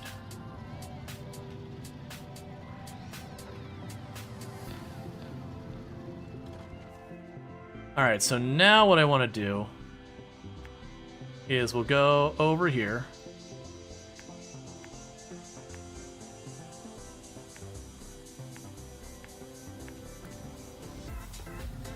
Grab our logs. But yeah, so they do a whole thing. It's like based on the weight of the vehicle versus how much horsepower it has. This is an A- versus an S versus a whatever. And that, you know, to a certain degree, that's simplifying the stats to supposedly make it easier. But unfortunately, because they do that to all the vehicles, and they don't really have a place that explains, hey, this is what a heavy, this is what a heavy duty is, this is what an off-road is. The only way to really figure it out is by buying each of those vehicles. And the problem is when you have very little resources in the game early on until you earn your money, which isn't that hard, but it takes time, and you're like, I need a better vehicle for doing this. Which vehicle does that? Hell if I know. The game doesn't tell you anything. One would assume, if I was operating these vehicles, I'd at least have a very basic competency of this vehicle does that, this vehicle does that, so far as a broader thing. I also wish with stuff like the trailers, you didn't just have to memorize what can haul what. Like you can look at it and like mouse over, it'll be like, it can do this log, that log, that log, that log, or this one. It can do these types of cargo, and it's just presented there. But the UI is one of the shortcomings of this game, in my opinion, in that it doesn't really give the player the information that they need. They have to kind of just trial and error it. And again, that's the trial and erroring, like figuring out which roads are good, which roads are bad, and how to navigate the world. That part's fine. I think that's great. But the lack of navigation in, hey, is this even the right tool I need to do that thing you've told me to do? That's bad. There's good and bad discoverability in games.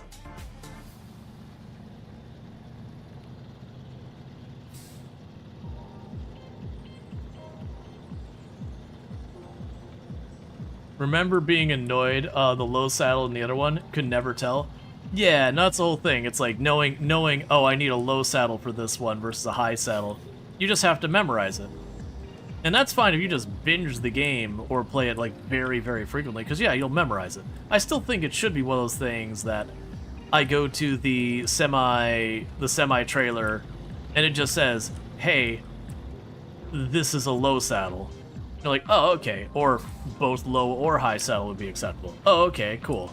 These are the two things I have to choose one of those two things. Or even when you go to get the connection on your vehicle itself, when you go and mouse over the low saddle, it's like, here's all the trailers that work with this. Man, there's a lot of games that have that same problem.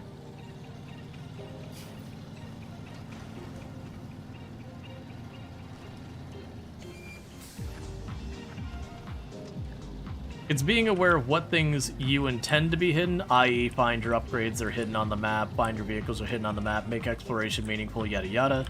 And then there's things that, okay, but this isn't meant to be hidden. Is it important? Yes, then you need to somehow expose it to the person. And it can also be that it doesn't just have it like straight up handed to you. There is an in-between you can do there, where there is a means to discover in game, like, you know, you have your mission that's like, by the way, you're going to need a low saddle for this mission. Oh, okay.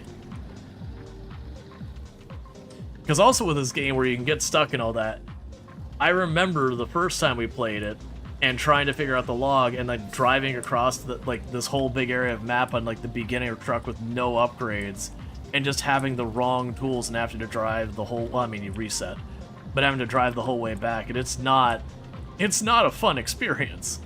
Because now you're just annoyed.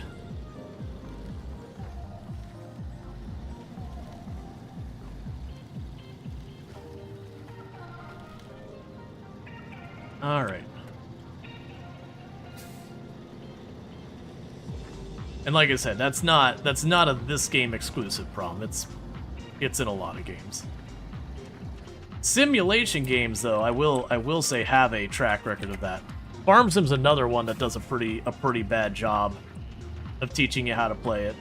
Like, they'll teach you, here's how you attach a thing, here's how you drive the tractor, here's how you make the worker do the worker thing. You know, here's how you go to the point and drop it off. But they don't give you any of the, right, but here's how you do, like, how you actually care for a field. Is the latest Farm Sim better with that? No. The latest Farm Sim is really good, but it still has that exact same problem. Where it's like, go plow that field. Go put seed down in that field. Go harvest that field. Okay, tutorial over. And you're like, wait, alright, but like, when do I plow the field? When do I do that? When do I, what?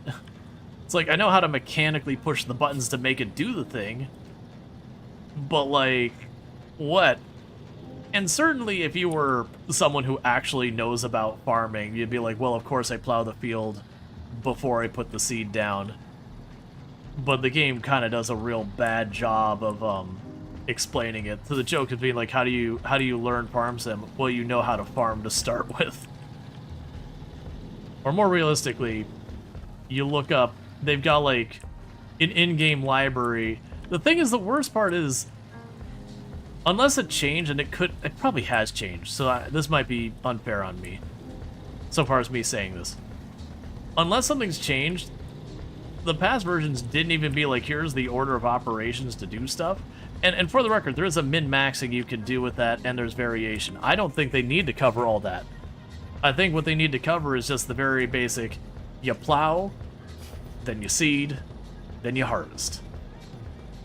You can fertilize in there somewhere, you can choose to do a whole bunch of different alternate ways of doing it, but for the bare minimum to succeed on any capacity, you plow, you seed, then you harvest. And I know someone's gonna be like, or you can cultivate. Yes, we get it.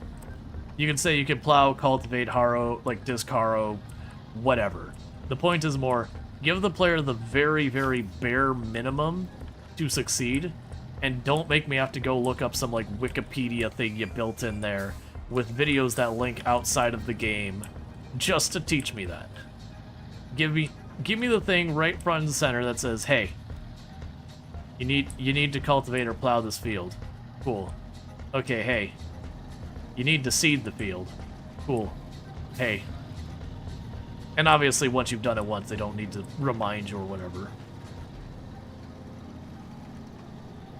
Alright, we take the next left. Yeah, and that was always the big thing. Like, 22 was worse for it than 25, but 22, it was like every other thing. It was like, hey, if you want to learn more, you can go to, I can't remember what they call it, it's like the Farm Sim Academy or whatever, and you click it, open up your browser, and you're like, are you, what? Just put it in your game, man.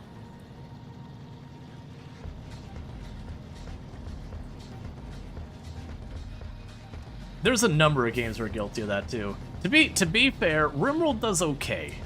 RimWorld does okay. It does have a massive learning curve, and there is a lot of stuff missing from it.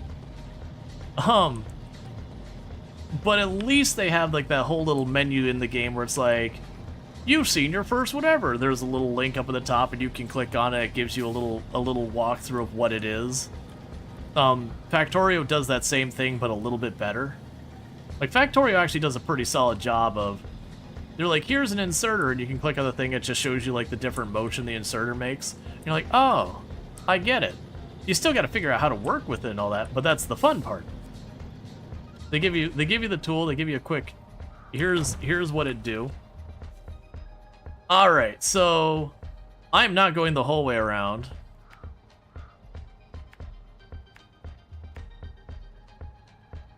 So we're gonna go ahead and take this spicy route again. We did this earlier today. And it wasn't honestly that bad with our upgrade. And that'll take us to the dam, which is where I need to drop this off.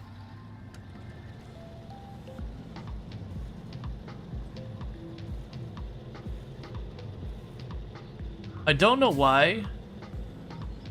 Oh, I know why. I know why this has been the big logs have been easier than the small ones. What's the worst that could happen? The reason why the big logs have been easier than the back ones is it's pushing down on our actual drive wheels. Versus when I have just the medium logs and the trailer behind, I have no downward force on my actual wheels that are pulling. I just have the weight in the back digging in really good. Let's see, maybe this is bias, but you've already learned the game, but Zomboid does learn by doing really well. In your opinion, it's not easy to pull off a lot of genres. I would say somewhat yes. I would say Product Zomboid has both a steep and unreasonable learning curve, but also a very accessible learning curve at the same time. And the reason I would say that is when it comes to smack zombie with weapon, it does give you enough to do that. You play the little tutorial, they show you how to like set up a weapon and hit it, and to basically move around the world and loot. So if you do the tutorial, it does give you the very basics. Now, the place I will say Zomboid does not do well is Zomboid does not do well with some of its UI navigation. Some things being buried on the context menus, some place being buried on the radial wheel, and not always clear on where to find what.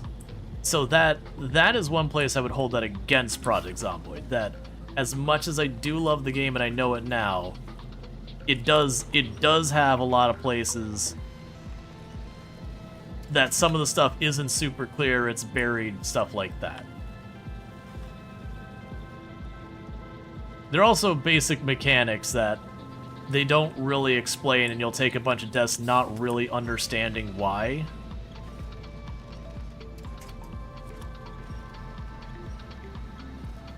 Alright, let's go to diff lock real fast.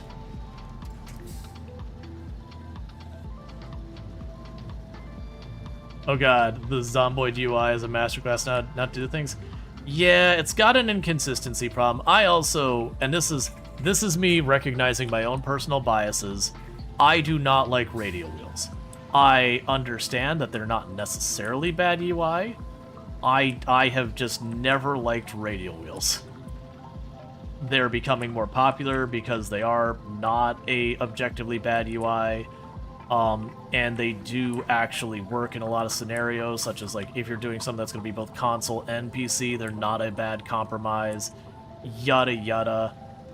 But with all that said, I personally don't like them. I find, to me, they're a buried and hidden UI element that I just have to... Like, genuinely, I played Product Zomboid, and I think it was surviving over a month before I even realized there was a radial wheel. It just wasn't a thing. How deep in the campaign is this? I don't know how far it goes, because this is my first, like, proper playthrough. Like, this isn't the first stream of it or whatever. But I'm still on my first playthrough. Oh, here. The first playthrough of it. We have done a lot in Michigan, but I have no context of how much there is in Michigan. I know the maps do take a long time. I haven't meaningfully done much in the other maps. I think we did briefly touch one of the other maps, but I am the kind of player who I would like to prefer finish one thing before I move on to the next. I do understand this game doesn't really fully work that way, that you do a little bit of back and forth sometimes. But yeah. We're rank 10, if that means anything.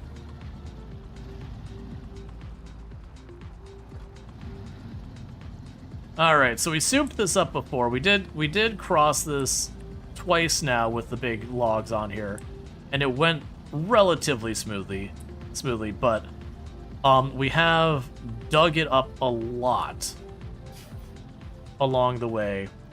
So we actually were avoiding doing this again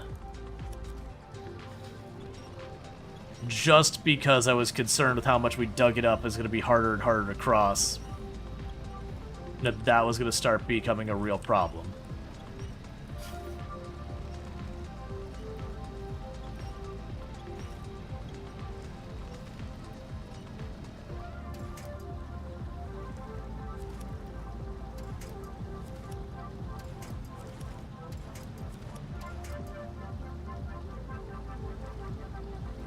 Yeah, no, it's not that bad.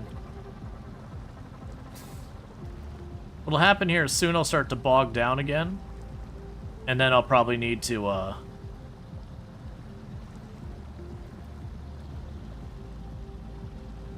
grab the winch again. That said, it seems to be crossing just fine without the winch at the moment.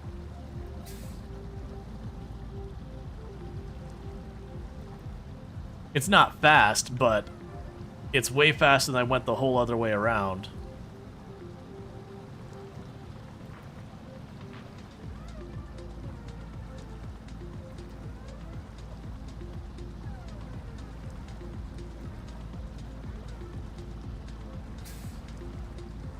This is a very generous definition of a road. Yeah, to be fair, this place has been flooded, so the road's been washed away. Yep, we're still just crawling forward. Truck isn't stuck until the truck stops moving.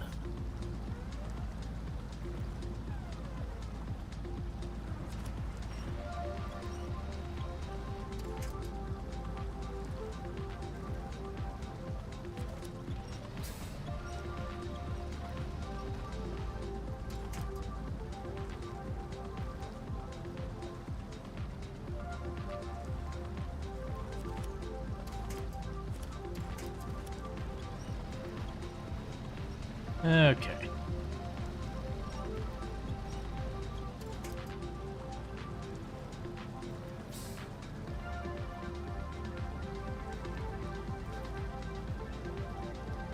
Yes, I just needed the, like where we started to swamp down in there properly. I'll probably need to use it one more time. I don't like how much I'm tipping here, though.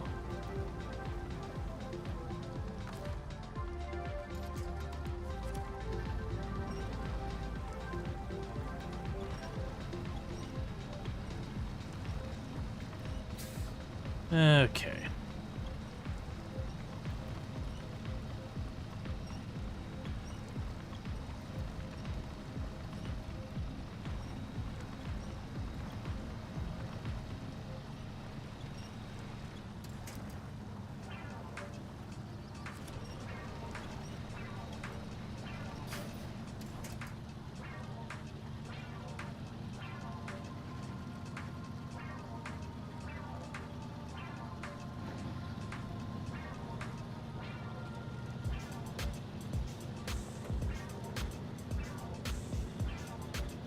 So the real big question is,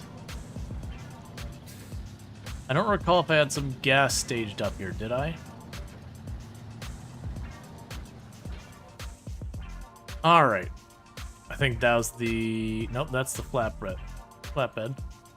So let's check, before we get too far into the damn map, let's see where we got gas. So we are going to come in from here. Okay, there's a gas station literally right there.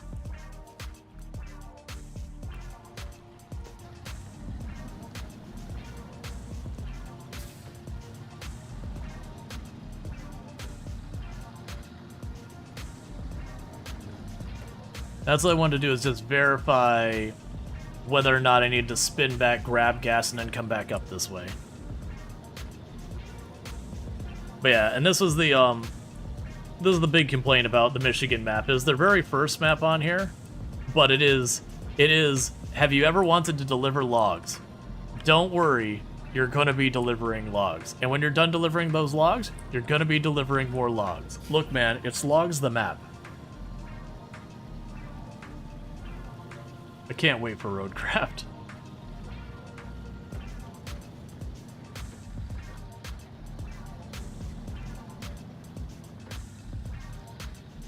And genuinely, it's worth not using all-wheel drive if you don't need to. It literally cuts the gas mileage by like half.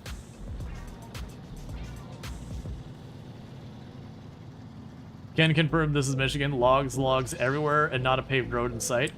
Yeah, if you get to northern Michigan, absolutely. I understand northern West Michigan's also that way.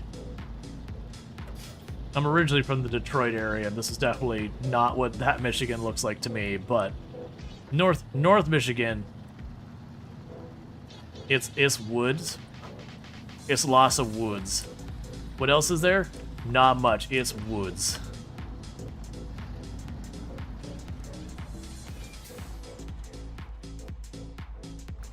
Okay. Just double checking my route.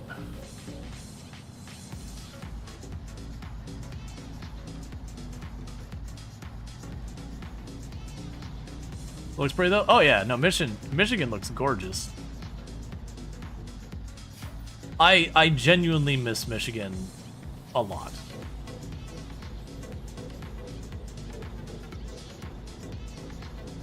It wasn't but you can confirm Northwest Michigan part. You miss it? Yeah, no, I definitely miss Michigan as well. Like, don't get me wrong, the winters could get pretty brutal sometimes. Not every year. I definitely know there was 1 or 2 years that I was up there that we had like a proper cold winter. And it can get pretty brisk. There's definitely a point where you're like, yay, winter, snow, ice, this is great. And they're like, yeah, so we're gonna put a dash in front of your temperatures right now? Oh, I hate it. Thanks.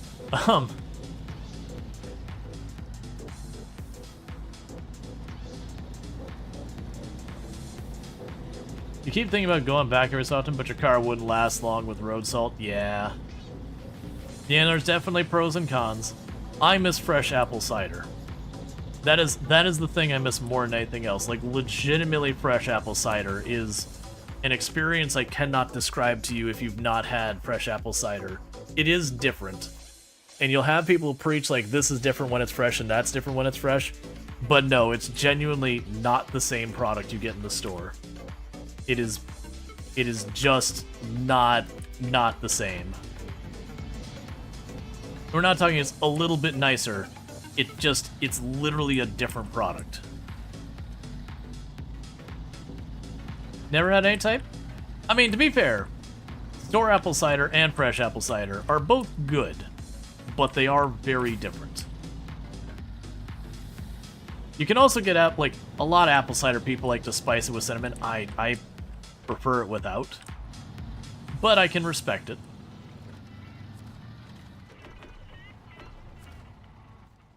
Okay, so I've got 2 places. We gotta get the drilling site and the quarry.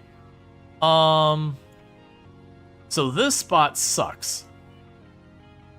Yes, I think my answer is to go up this way, cut across there, go down here, go down that way. Oh, I know the quarry's gonna be a bad time. I know the quarry's gonna be a really, really bad time.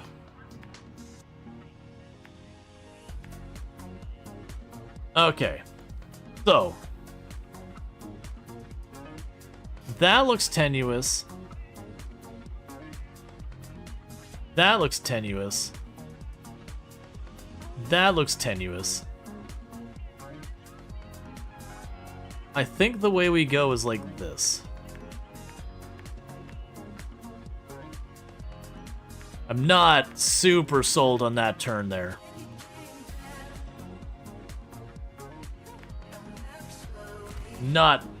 I'm not super sold on that turn there. Apple cider is what happens when you let apple vinegar sit too long? Yes. Yeah. No, apple vinegar is it's not exactly the same, but it does basically start at what would be the equivalent of apple cider. It's just usually they do different prep because they are intentionally doing that. Yeah, because apple cider without the preservatives needed to ship and all that is very different. Because unfortunately, apples don't have a great shelf life once the innards are exposed, the flesh of the apple. But you can tell, like, just cut it, like, slice an apple sometime, like, get an apple slice, sit on the counter, like, an hour later, it'll just be straight up brown. They don't hold up well.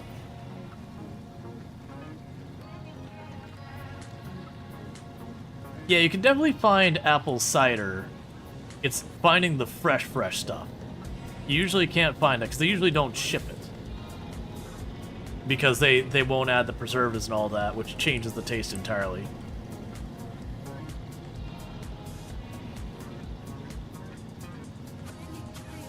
Let's see, you made homemade cider years because you have a huge apple tree, and there's always way too many to eat, and they don't last. Oh yeah, no, apples don't have a particularly amazing shelf life. Oh, it's because you live in Brazil, it's not a common product? Gotcha, yeah, I'm under the impression that, in general, to the south, like South America, that until you start getting to, like, way south, you're generally talking warmer temperatures, not counting, like, high elevation and yada yada. Like, generally speaking, the southern hemisphere is warmer than the northern hemisphere. Because of the Earth's tilt and all that garbage. So it wouldn't surprise me, because apples tend to prefer fairly temperate climates. Like, you can grow some varieties that like to grow in warmer areas, but they're usually not great. There's a lot of crops that you'll have, like, the warm weather variety, like, and it depends. Like, there's some things that are generally, like grapes.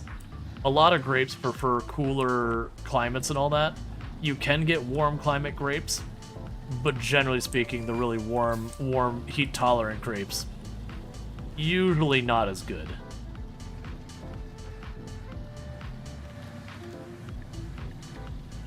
One way to cut apples and make them last longer is to splash them with lemon juice. Right, so you're getting them exposed to citric acid. Makes sense. Citric acid is actually used as a preservative.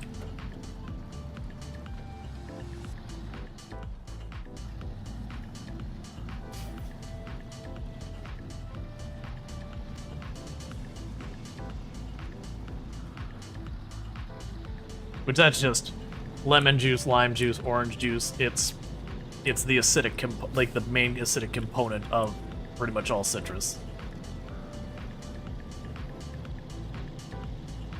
Yeah, this is what I figured. Because I figured this wouldn't be bad to cross. This road is not bad to take the logs across. This way, that way sucks.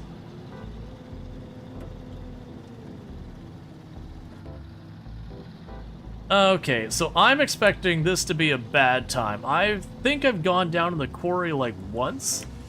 And I remember even with a smaller vehicle, it was a pretty tenuous drive. Let alone hauling a full load of logs. But I figured my choice were to cut over to the east and deal with like going through the mud and all that way. Or take the trickier terrain.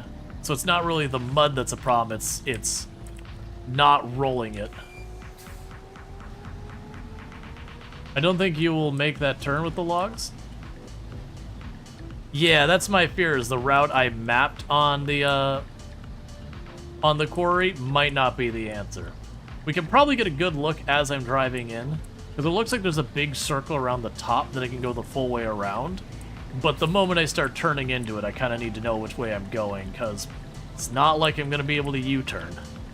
It's going to be a narrow path.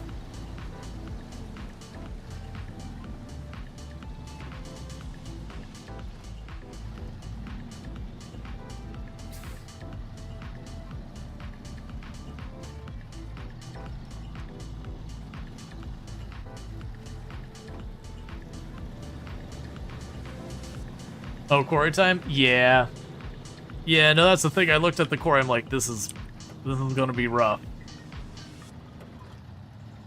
I've heard a lot of people talk about how tough this is, and I'm assuming this is the load that the quarry's rough about. Because this is a very long load. It's one of the bigger ones you can get so far as how big the vehicle has to be. Whereas, like, if it was just the truck with the box back, it'd probably be a lot more manageable. Okay. Here we are.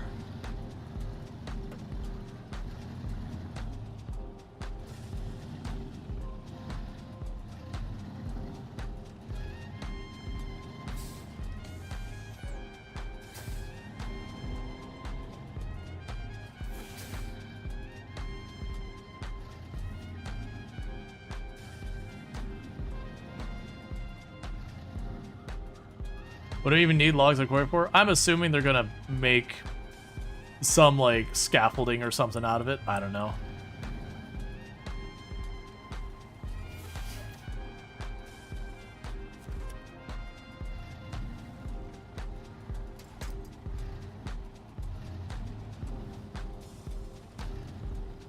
All right.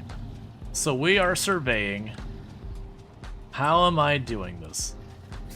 Okay, so that spot over there to the left that I said I think was going to be a bad time, doesn't... Oh, wait, never mind. There's the spot. Actually, that still doesn't look as bad as I thought. It might literally be we go around to the right here, and we just keep going around the circle down there and going around the circle. We'll get a better view when I'm over there. So I think we keep the original route. We just don't do that hairpin turn that I had previously marked. I want to ride up on these rocks a little bit to try and tip the vehicle to the right. There we go. Because imagining tipping is our main concern here.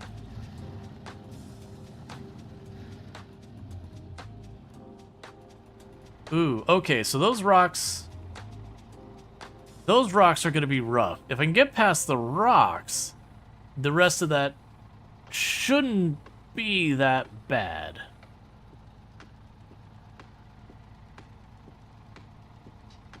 Yeah, so going that way is going to be the, like, by where that backhoe is. Going that way would be probably the easiest one, but there's not a good place for me to turn there.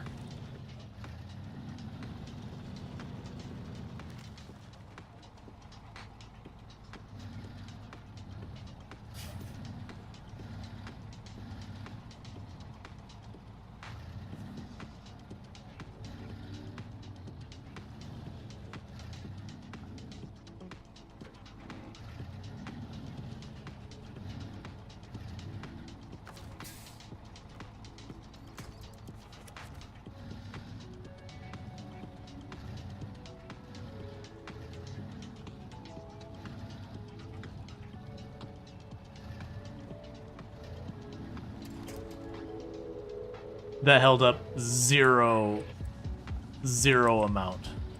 So I'm trying to go as far left as I can, because that's got a pretty steep hill to it. So it's a little flatter to the left, but that's closer to the edge. I don't know if that's the winning play. Please, please, please, please. I'm saying nice things. Pretty please. Let's be cool. I'll be cool. You be cool.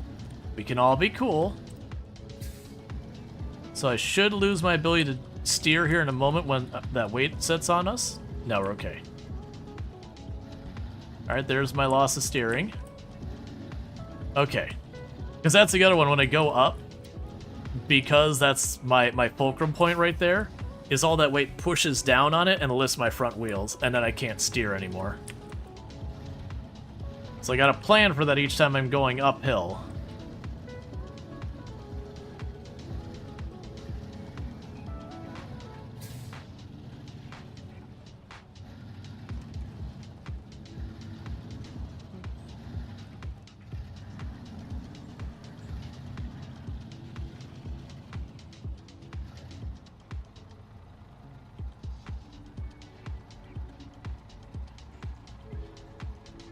Yeah, I think as we just do the laps around and slowly go in.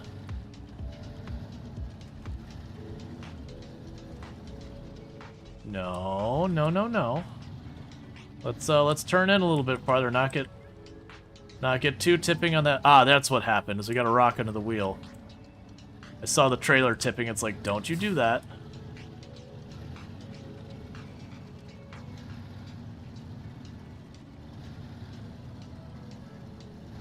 So how much hazard pay are they offering us? Because it feels like whatever it is, it's not enough.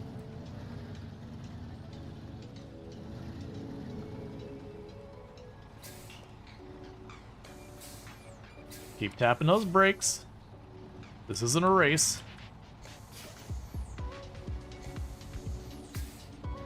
This isn't a speed course, this is a technical. Okay, let me up on these rocks over here on the left, because if I tip right, that's fine. I don't want to tip left. Tipping right, I just smoosh up against the rocks. Oh, oh, oh, oh. Don't do that. That would be... Alright, automatic.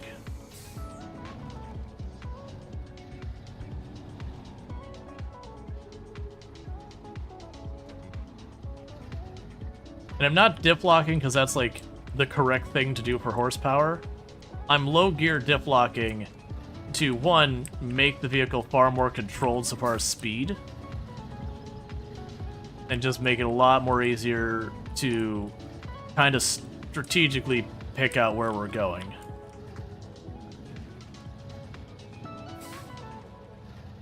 Alright, so now's the question. I got choices here. I can go the whole way around and ramp down. That's what we're doing. Alright, so we're gonna go the whole way around. Because this turn here, that turn right there. Ooh,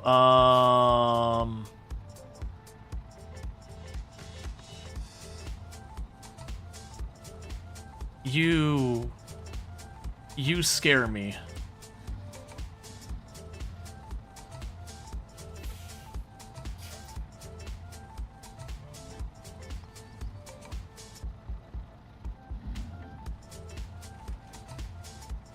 I need to get the front across enough that I can get onto the left side of that lane so that the front's tipping the other way to drag the trailer. Because we're going to be real close to rolling here.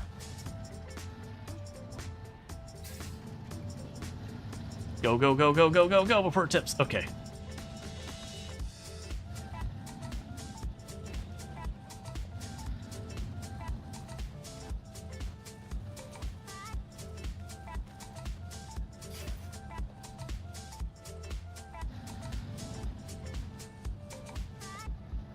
Please. There we go.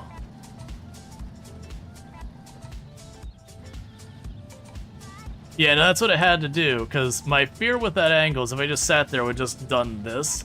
So it's kind of like I just lined it up, and I just needed it to get across that ramp before it went over. And we did it.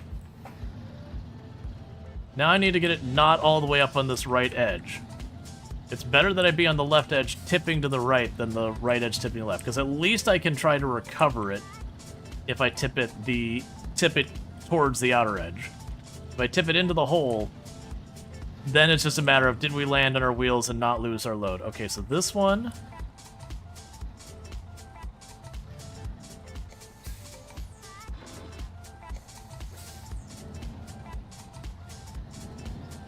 So I've got a catch-22 here.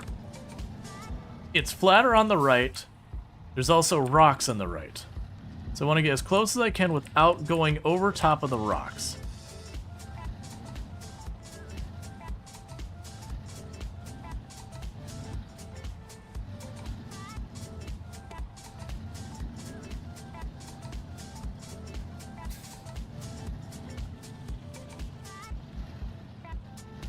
I hate this.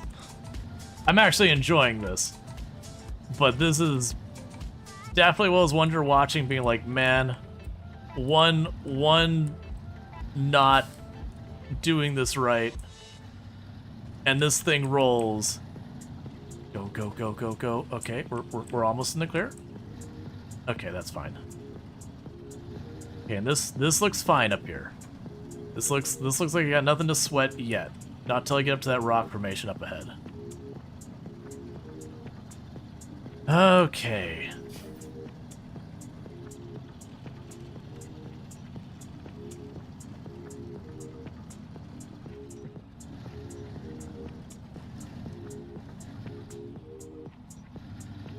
That looks plenty flat.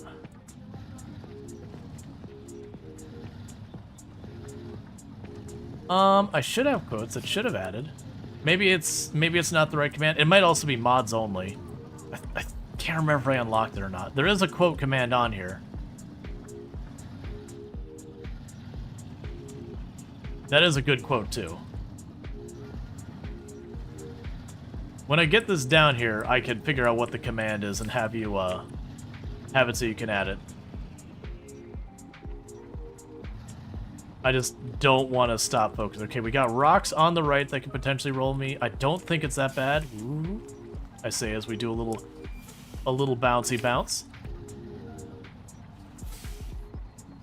Yeah, no, I used to advertise that we had the quote stuff more. It just didn't get enough use. I think the only one who really did use it a lot was when Ionek isn't lurking, Ionek has added quotes in there, mostly around the destruction of trees and nature. For a good while there, every single quote on it had to do with the destruction of trees and or nature. We got up to something like 13 quotes around that before it finally wasn't all that.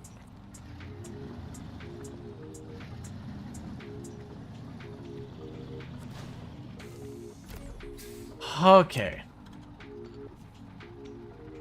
Unload. Alright, so bear with me for 2 seconds, because I'm curious about what the actual command is for that. You're definitely safer. Going around is definitely a safer flight. Yeah, no, I looked at that turn and I'm like, alright, system commands, where are you? Quotes management, what is quote add? So you can just say, you can say exclamation mark quote space add space the username space the message. Cool. So literally you needed an add in between that and the quote, and then just you have to have the username as a second variable. So we do have another trailer down there. Alright, I can get it. I couldn't remember if it was set up that way. Here, I'll get it for you. Cool. I need to go through there and mess with that. I haven't touched in a long time. Alright, so... now I got that cursed nonsense back. Now I just need to climb back out of the hole, which is over there.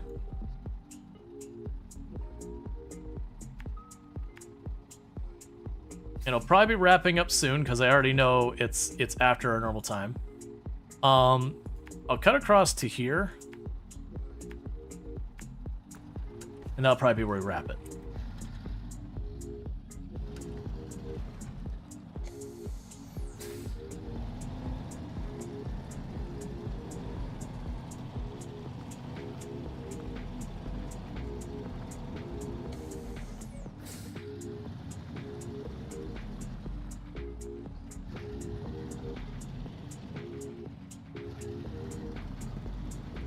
I'm gonna roll this trying to get this back out of here. Yeah, no, I mean, I'm honestly okay with opening it up. I originally had it as mods only and all that. I am okay with opening it up, because if someone misuses, I just go in and I remove the quote. And I start timing people out if people just abuse it too much. And like, when I say abuse it, I don't mean like using it as intended kind of thing. But if people start like misattributing quotes to me, like that I said something that, you know, definitely not okay or whatever, or other people, then that's that's a whole different thing. The idea is it should be things that people actually said.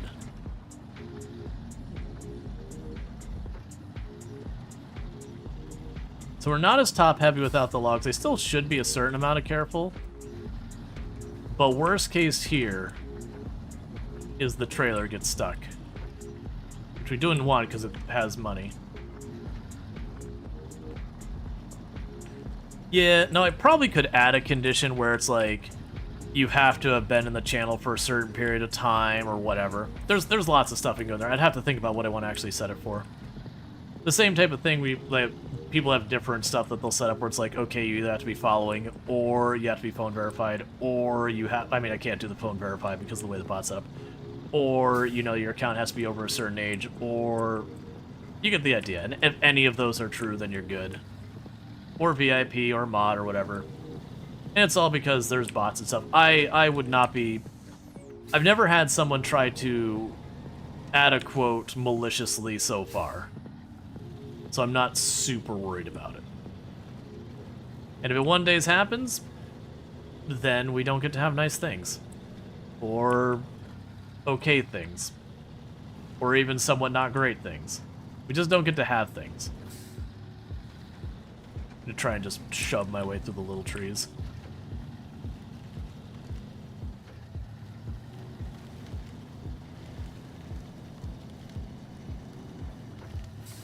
Yeah, just no things. We don't get things.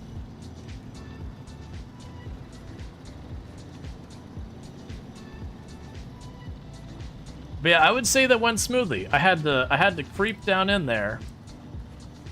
But as long as I took the time to be like, okay, up here it's angling that way. All right, where is the flattest spot of it? And there's only that one spot where it kind of went like this and then back up kind of thing.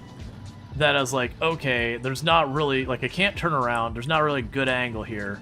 And it's definitely going to tip us a bunch.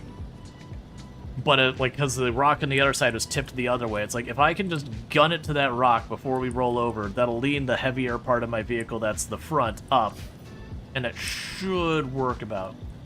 Yeah, it could be nothing burger to work about. You've seen people with thousands of quotes, and none are malicious. Yeah, no, I haven't had a problem, like...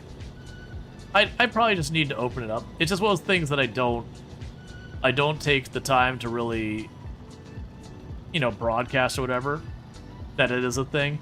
Like I said, there was a couple times I tried to push to get people to use it, and the only one I had use it on any real amount, for the most part, was Enoch. I had a couple people pop in quotes as well, but Enoch was the only one who actually did use it on any frequency. And Enoch's still around, just to be clear. Like, I don't reveal, like, how often they're here hanging out or anything like that. But, you know.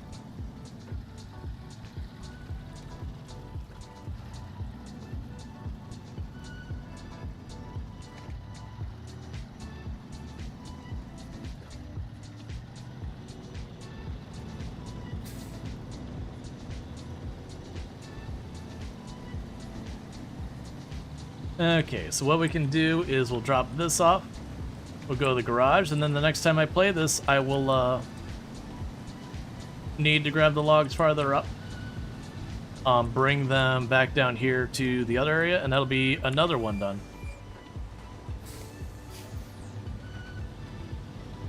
Alright. Man. It's a good thing, but just looking at how much there is per map, SnowRunner is a long game. SnowRunner is a really, really long game. A lot of the games of this style, you just don't expect them to be nearly that long. Like, you look at games like Construction Simulator, and really it's not that long a game. Like, even their biggest map, which was like the Space Center kind of thing, it's a handful of projects with complicated steps, and you can make it take a long time depending on your settings. But, like, that entire DLC is effectively one map and, like, 4 or 5 major projects. None of which I would say is even the same scope as what we deal with in here. And I think that game's also good. To be fair, I do find Construction Simulator has a lot more headaches, where they give you a machine, they're like, do the pylon, and you stare at it and go, I have no idea how to control this thing. And you fumble around with the keys, just trying to interpret what they actually want you to do with it. And once you get like one of the pylons driven, you're like, oh, okay, so I lined this up to that. All right, we're good. But sometimes the UI is pretty cryptic.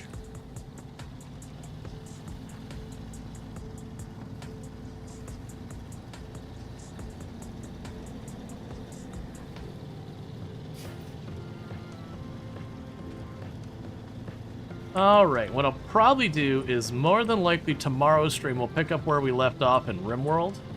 For those who missed, we did fail the royalty ending, but we didn't fail it in a way where we didn't even lose a colonist. We failed the royalty ending because I may or may not have kind of dropped an airstrike on the Imperials. So I can't be held responsible for that. It clearly wasn't my fault. But they became hostile because of it, which instantly failed it. So for the record, all you have to do is just wait, and after a little bit of time, it'll be like Royal Ascent. So like we already got back to allied with them. I'm pretty salty about it because it was an airstrike I absolutely didn't need.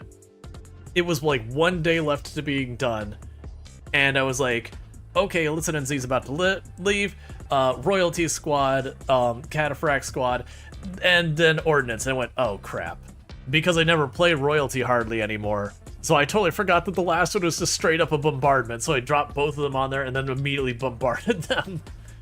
And then I failed. So while I was there, I killed the leader of the Empire because, you know, hey, if I'm already at minus 100 hostile, let's just finish the job. So with all that said, though, if you are watching on the channel, which I assume you are if you're listening to this, because this will be weird otherwise, and you're not already following the channel, don't forget to drop a follow. That way you can find your way back here to the future. If you're over on YouTube, don't forget to drop a subscription, subscribe, because that's your equivalent to following there. That way you can find your way back. The stream will be abruptly ending for you over on YouTube because I don't have rating and all that figured out over there. For everyone over here on Twitch, don't go anywhere, because what I'm going to go ahead and do is I'm going to put up my ending stream screen, and I